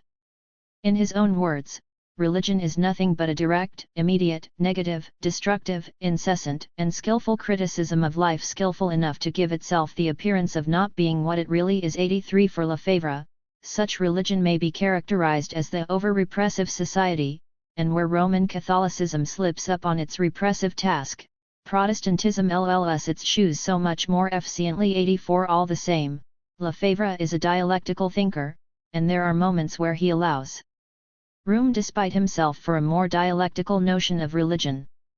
Thus religions, theological or metaphysical projects, were authentic attempts to reconcile man with himself, the human with nature, the individual with the social. They achieved both their internal coherence and their entry into life from these attempts, in the form of actions, and the search for a style. Religious fervor and belief in a God gave symbolic expression to the unity of the elements of the human, and projected this unity outside man. In fact, however, at the very moment ideology was creating this unity by becoming a coherent doctrine and discovering a style of living, it was also perpetuating the inner division, in the form of good and evil, sin and salvation, God and the devil. Religion as institution maintained a social unity by separating the sacred and the profane, and by oppression. 85. I am going to pick up on this dialectic in what follows, emphasizing both sides of the contradictions he traces, the authentic and the oppressive, the genuine effort at reconciliation between human being and nature, individual and society, as well as the perpetuation of such divisions in theological categories such as sin and salvation. In many respects, Lefebvre comes close to Levi-Strauss's Inertial theory, itself inspired by Marx, in which various cultural products, be they religion, literature, or whatever, function as symbolic resolutions of real social contradictions. Further, the effort at resolving the contradiction on the symbolic level, God, art, a piece of literature, a philosophical system, and so on, actually manifests the effort at resolution in a whole series of new tensions, the ones Lefebvre identifies as the central contradictions of theology itself. It seems to me that there are three areas of Lefebvre's thoughts on the Church that do not enlist entirely on the side of the forces of oppression and alienation. The first is the question of everyday life, the second may be found in another profoundly original and inertial notion, namely the production of space, and the third may be located in his anger at women on their own, precisely within the Church. Everyday life. At one level, the whole of the Notes written one Sunday comprises an effort at understanding the role of religion not only in his own life, nor even in the life of rural France, but its permeation of everyday life, the mundane quotidian events and acts of life. And I cannot help but agree with him that, in many respects, this permeation and determination of everyday life is dehumanizing, that the various forms of Christianity consistently emphasize the sinfulness of human beings. Only rare strains argue for an inherently good human nature, the need for confession, whether to a priest or directly to God, the inability to approach God without that prior moment of confession of guilt and request for forgiveness, and, in the Calvinism I know so well, the complete inability of human beings to do anything good on their own, their total depravity and utter reliance on God's grace, who himself does not need to do anything for us, but chooses to do so out of grace. But this heresy is characteristic of the Jansenism that fascinated Lefebvre. The construction of everyday life in religious terms takes place for Lefebvre at a number of levels. On a macro level, there is the global reach of a structure that determines so many of the contexts in which human beings live. At a micro level, the Church's rituals and beliefs are internalized into the fabric of the human body and mind so as to be unnoticeable. Further, the model of the concerned benefactor, the one in whom you may conda your deepest secrets and concerns, is in so many ways based on the gur of the priest who listens, understands, advises, reprimands, or pardons. 86 At yet another level, he identifies the perpetual guidance of behavior by moral codes of which the Church held sole copyright, the suggestion as to how to behave at liminal moments of life and death. In short, at every moment of the day it provides an attitude, a way to behave. A ceremonial, the impression of doing something. 87 Yet, even though the insight concerning everyday life and religion was enabled by the specificity of the Roman Catholic Church, he might have added specific instances from birth to death in which the Church holds onto its own, school, sport, welfare, links with the most wayward apostates. It is also the source of the major shortcoming of his assessment of the Church's role in everyday life. He consistently presents the domination of everyday life as an imposition from outside, as the external institution insinuating its codes of behavior and interaction on human beings themselves.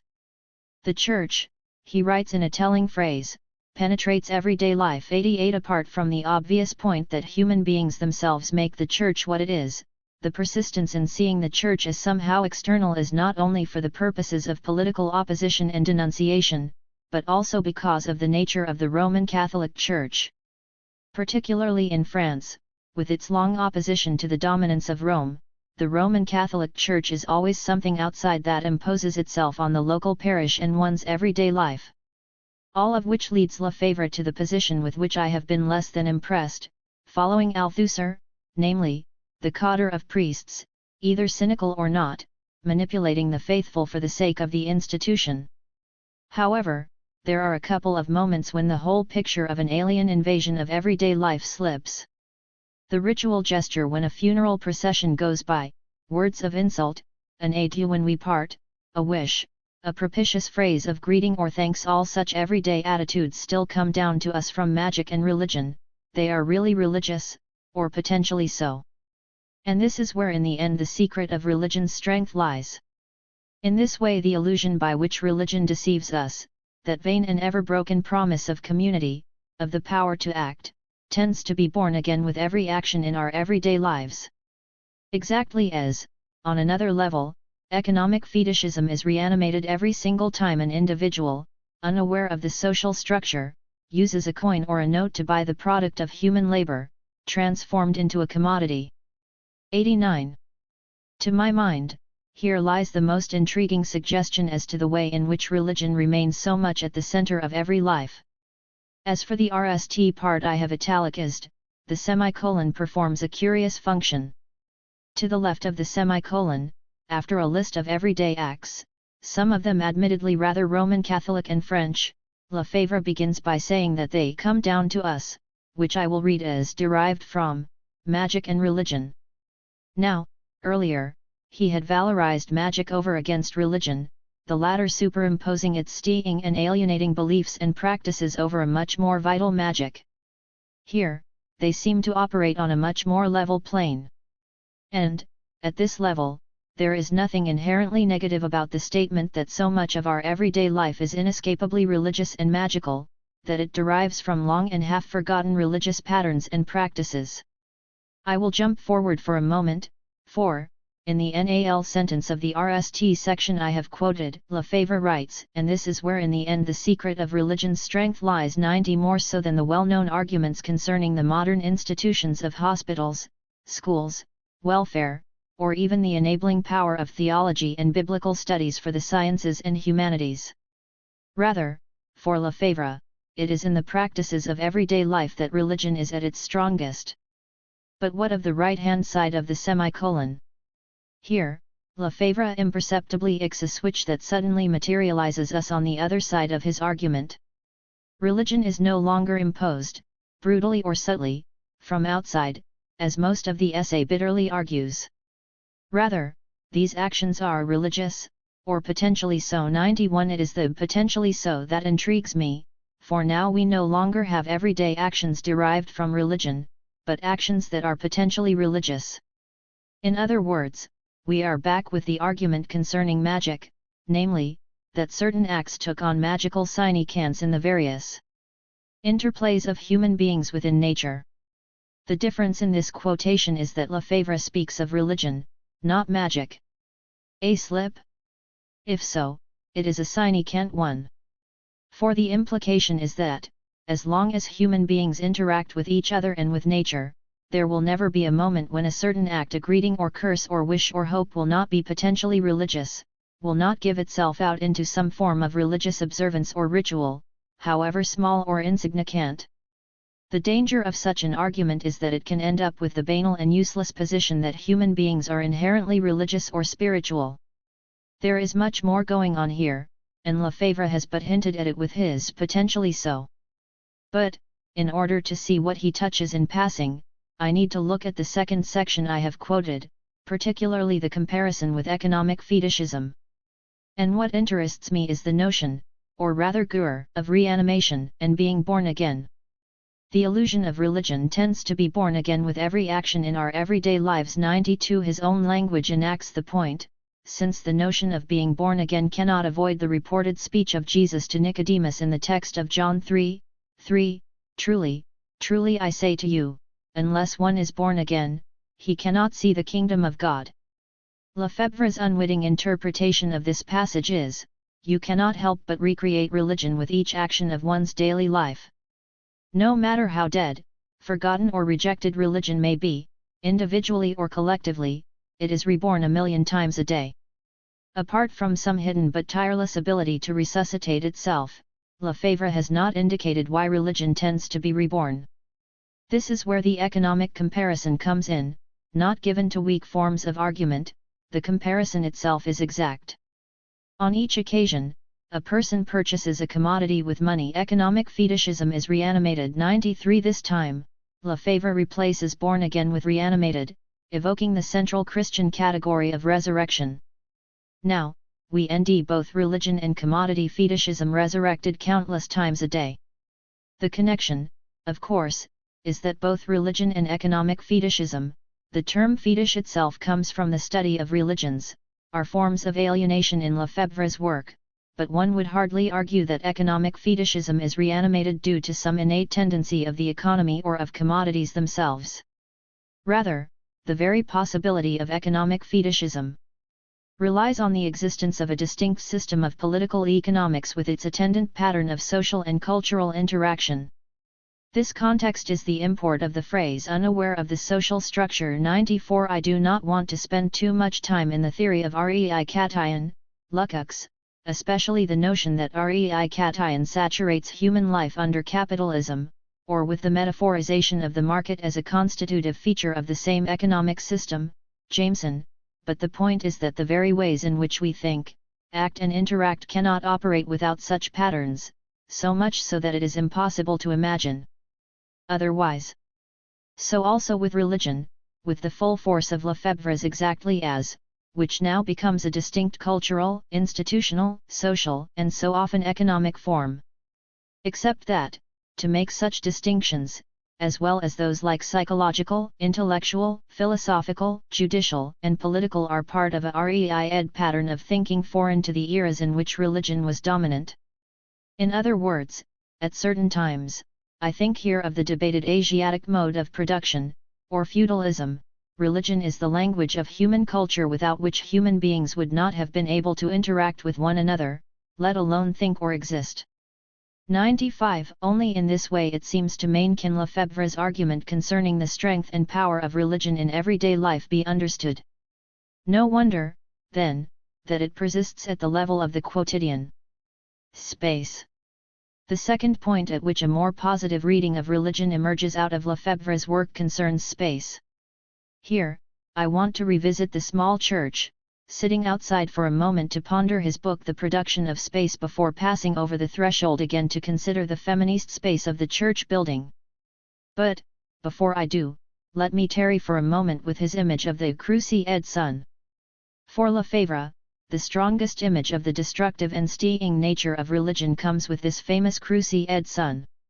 It is, of course, the Celtic cross, with its circle superimposed over the Christian cross, still found in Celtic regions such as France and Scotland. Still in his teens, Lefebvre relates in the ever-present autobiographical tenor of his writing how he was sitting beneath such a cross at one of the many crossroads in the Pyrenees, when the vision struck him. Abruptly I rose to my feet and looked at the cross above my head. They have cruci-ed the sun. They have cruci-ed the sun. And in horror I escaped from that place, from that thing. 96 Reading the cruci-ed sun as the repressive effect of Christianity on all that was enjoyable in life, especially on a personal level, he sought to unshackle the Son from its burden, remove the repressions and hold Christianity responsible. For Lefebvre, the Son was the symbol of pre-Christian, pagan religious and social life, the spontaneous life full of bonhomie that was systematically suppressed by Christianity. 97 His own kin, the people of that region, had committed the unforgivable crime of crucifying the Son instead of the Son of God, thereby abolishing the vital and ancient magic of life in place of the devotions, bigotries, and unhealthy loathing of all things sexual that dominated his youth. I would like to call, he goes on to write, an encounter like this a moment.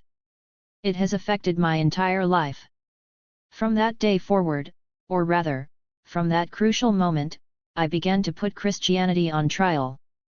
98 Although he states that the Cruci-ed Son enabled him to transform his hatred for his home into the pioneering work of rural sociology, so that he would eventually return there in the last years of his life, the complexities of that hatred and fascination show up in the notes written one Sunday with its mix of passion and careful argument.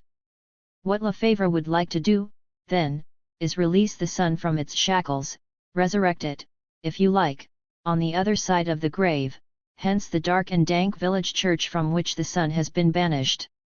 Like Plato's famous allegory of the cave, Lefebvre would like to lead the worshippers out of the dark church and into the sun outside. The problem with all of this is that the cave is far more interesting than the sun, for his desire to lead everyone out into the sun runs up against his famous and well-worked analysis of space. So let us see what that dialectic of spatial practice, representations of space and spaces of representation means for a second tour through the darkened village church. Briouat put, his dialectic of space makes the following distinctions. 1. Spatial practice, embracing production and reproduction, and the particular locations and spatial sets characteristic of each social formation. Spatial practice ensures continuity and some degree of cohesion. In terms of social space, and of each member of a given society's relationship to that space, this cohesion implies a guaranteed level of competence and a species level of performance. This is space perceived per coup in the common sense mode. 2. Representations of space, representations de la space, the discourses on space, the realms of analysis, design, and planning, which are tied to the relations of production and to the order which those relations impose, and hence to knowledge, to signs, to codes, and to frontal relations. In other words, the conception of space la space concoup. 3. Spaces of representation e spaces de la representation, the deeper presuppositions behind plans and initiations. Coded, recoded and decoded, these spaces embody complex symbolisms, linked to the clandestine or underground side of social life, as also to art. It provides partially concealed criticism of social orders and the categories of social thought, and may happen through bodies, aesthetics, gender, and so on. As the third part of a dialectic, it offers, as lived space la space vécu, as historical sediments or glimpses of the new, utopian possibilities of a new spatialization of social life. 99. Given Lefebvre's hostility to the church, one would expect the village church to fall into the RST and second categories. But then, the fact that he valorizes the sun over against the cross suggests otherwise, for is not the sun a representation of space, overt and frontal, clear as the light of day? This would render the church itself a space of representation. But, before we enter the church itself, let me emphasize what I take to be the crucial point from this schema, namely the distinction between frontal and hidden, the overt and the covered relations of production. For this is the key to his distinction an odd one, on RST reading between the representations of space and spaces of representation. Not only does each mode of production produce species types of social space, but it also has a species type of relations of production, the organization of human resources in terms of class, division of labor, and so on. The issue here is how those relations of production operate spatially. In order to trace this, Lefebvre invokes all the complexity of his dialectical materialism. Under capitalism, he identifies three types of interaction between reproduction and the social relations of production: biological reproduction, the reproduction of labor power, and the reproduction of the social relations of production. Each of these three interacting layers is displayed symbolically, simultaneously exhibited and displaced, that is, concealed. Such a symbolic system works with relations of production that are both out there and not, in the forefront and clandestine, explicit and repressed. The former, overt type appears in the forms of monuments, public art, and buildings, especially those of state and business. This is the realm of the representation of space, the frontal, obvious node of the relations of production. The more covered and clandestine version, the shadowy realm of spaces of representation, is interested in what is hidden, closed over, spaces that represent in wayward and diverse fashions.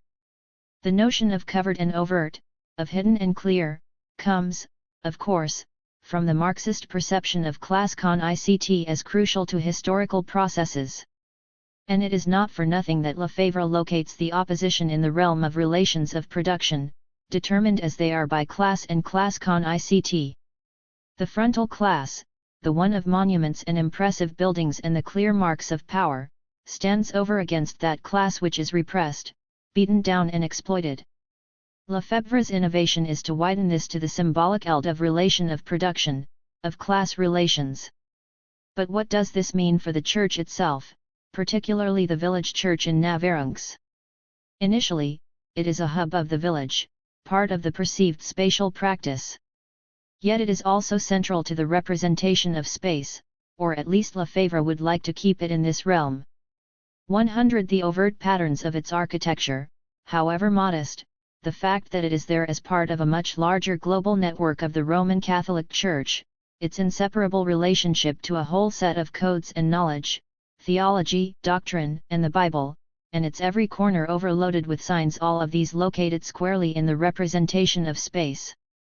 Lefebvre identifies the church building's own claims to its place within a vast network, the evocation of the cosmos, the Holy Family of the Virgin, the Son, Joseph, and God Himself, the connection between heaven, earth, and the realm of the dead, the Mass with its overdone symbolism, and the ability to say everything about human life, history, and the universe. In the end, the surest mark of its frontal spatial control is the overwhelming alienation that Lefebvre reads everywhere in the building, its people, and its rituals. As far as he is concerned, the order imposed by the Church, which stands in as the local manifestation of the Church, is dehumanizing, crushing the symbiosis with nature that he at least NDS in the magic of his ideal rural community. Yet, when we enter the church, after hesitating on the threshold, a somewhat different picture emerges. In fact, the preceding description is characteristic more of the cathedral than a small village church. 101. By contrast, the interior of the village church is an empty, echoing space, with hidden recesses crammed with hundreds of objects. 102. Small, dark, mysterious, a bit like a cave. 103. Full of the smell of damp and incense. Almost to his relief, in a deeper recess he NDS statuettes of the little patron saints of cattle and sheep. 104. Saint Blasius and St. Roch, whom the crafty locals have enlisted to their aid simultaneously. Even the Mass is as simple as possible, reduced to its bare essentials, with no grand organ, canon's kiss, or plumed verger. 105. Lefebvre himself, as I noted earlier, argues that the strength of Roman Catholicism lies in the ability to link these mundane, everyday realities, with the transcendent power of God. But the description of the dark, cave-like interior of the church pulls in another direction that he cannot contain, despite his effort to describe it elsewhere as cryptic space, as the control of the church over death. 106. And that is the covert, clandestine dimension of the spaces of representation. Lefebvre's description slips over into an underground space, dimly lit with altered light, damp and recessed. Historical sediments clutter every turn and corner. Above all, as part of the village, it is integral to the lived space of the peasants who live there and attend the church. Even those who do not attend count in some way. The murmur of a threshing machine can be heard getting slowly louder, suddenly cutting out and then starting again. The godless are working on this holy day. 107. But, if this is indeed a space of representation, the realm of the covered and hidden, is it not also a source for Lefebvre of possible subversion and revolution?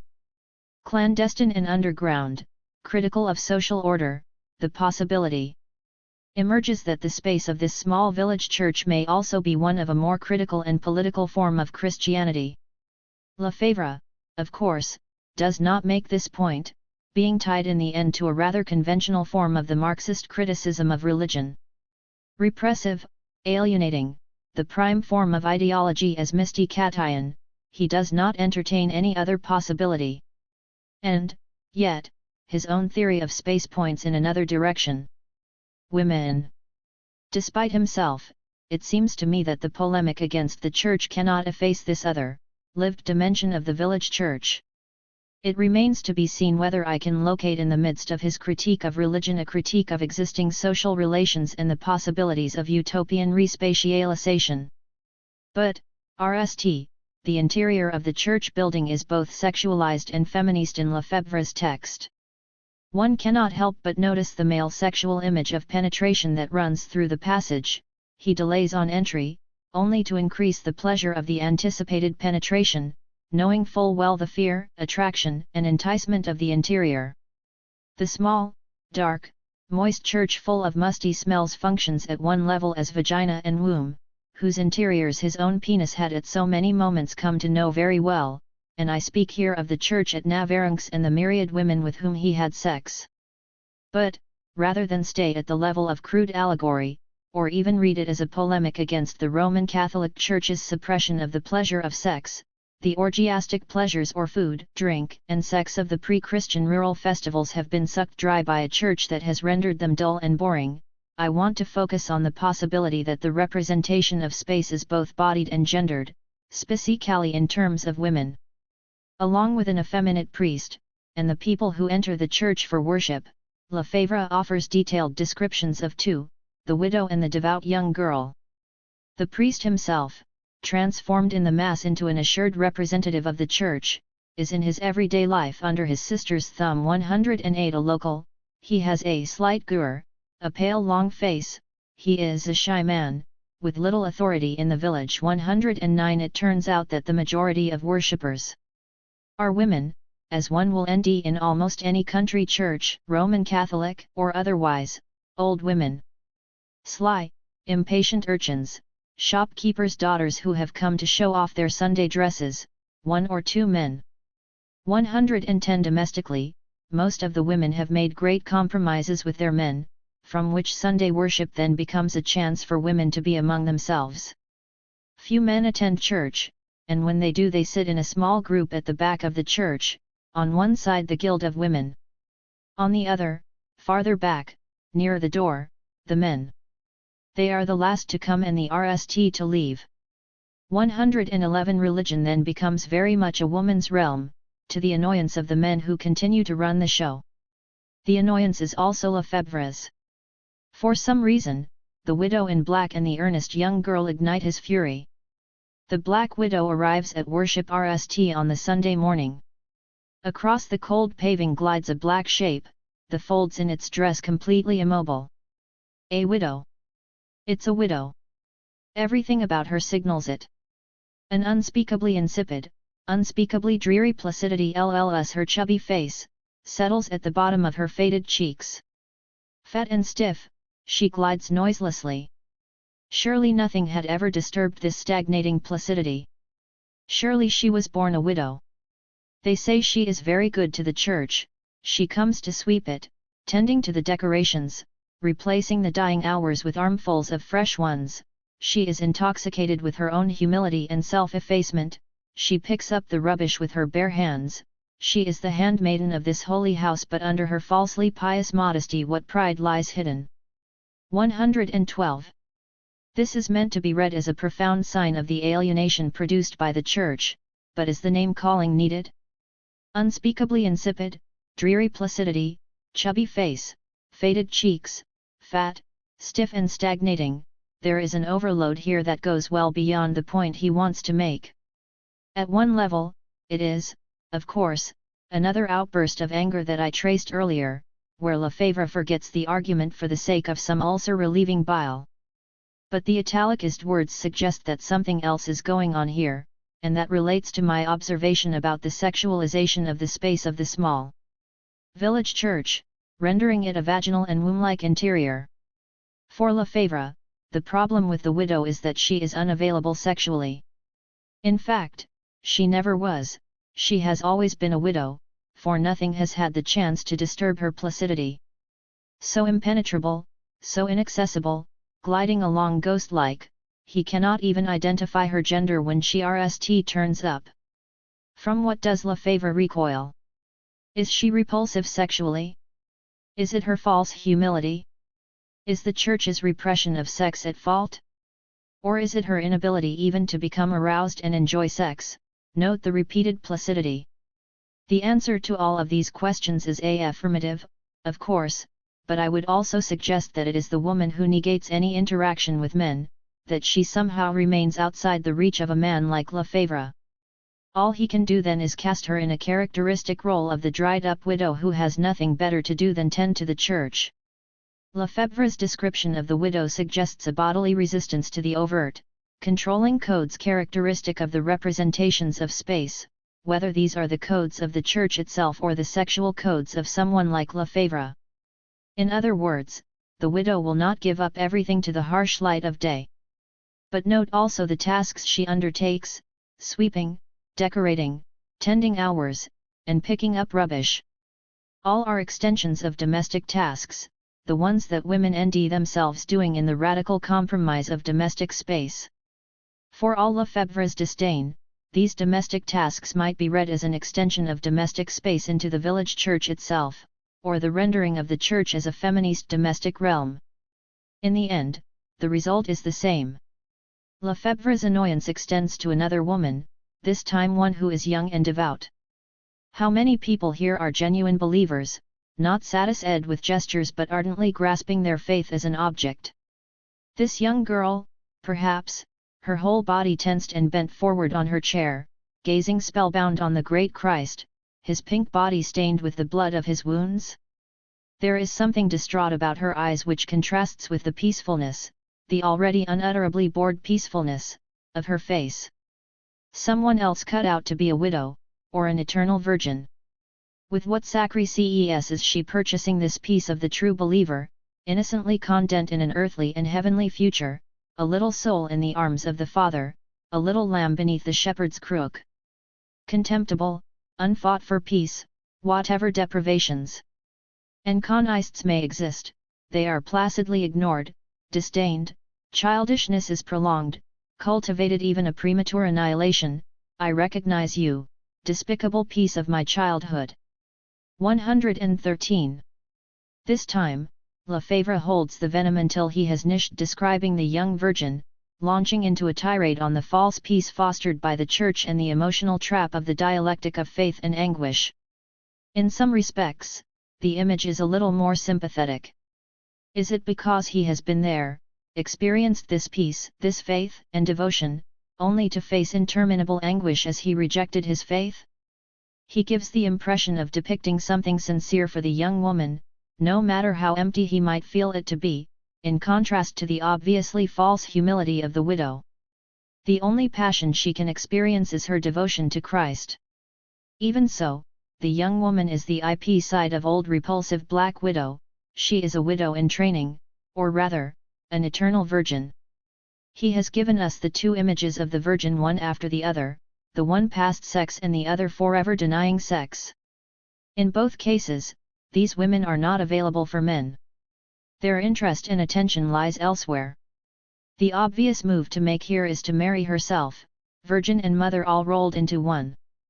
But let me contrast the depiction of the young woman, which even with its hint of sympathy nds her unacceptable to a comparable passage on Kierkegaard a little earlier in the book.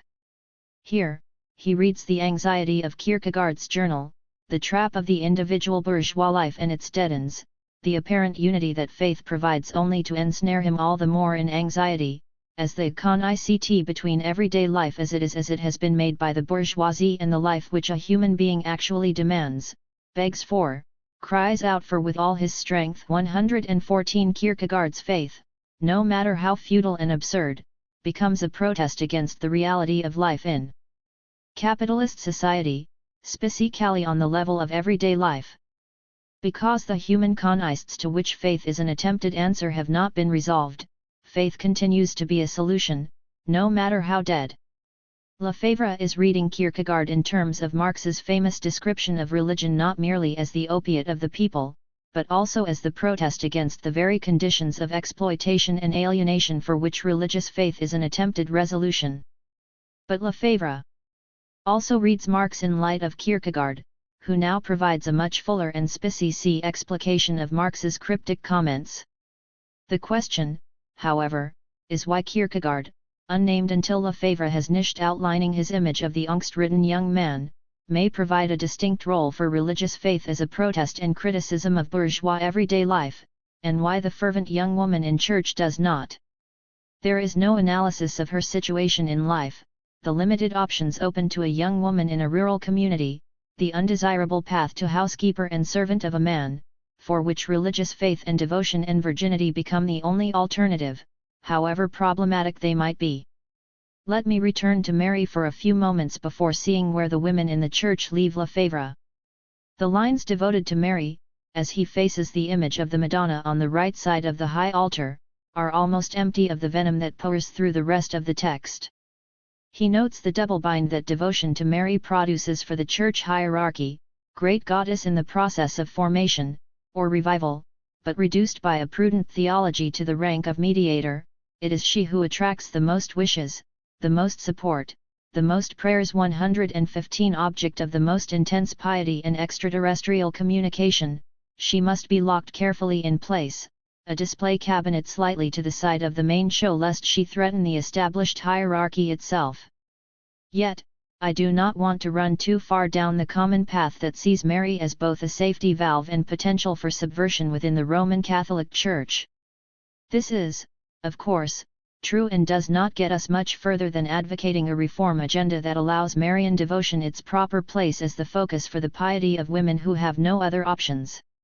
What Mary does do, in cohort with the Black Widow and the young devotee, is ensure that Lefebvre's village church is an ambiguously feminist space. And it seems to me that there is a good dose of his third spatial category in this building, the space of representation with its clandestine critique of the more blatant effort at control and clear direction, the representation of space, that one would expect with a church building. That critique is both bodied and gendered, and, although heavy with the sedimentation of the past, there is also a glimpse of a possible respatialization that relies on the notion of women among themselves, ranks closed. All of the above is a somewhat long way to show how Lefebvre's own writing, when read against itself, allows the possibility for a more positive role for religion. It seems to me that, if we follow Lefebvre's heavily ingenious analysis of space and the valorization of the third category, spaces of representation, as the locus of revolutionary promise and activity, then the village church in Navarrenx becomes one such space. Or, to move from the particular to the general, Christianity may well contain within it an inadvertent subversive and revolutionary potential. Ernst Bloch, of course, agrees, and so does Slava Heek, as we will end in a later chapter. But, unlike Eek or Bloch with their focus on the Bible, the argument I have prized out of Lefebvre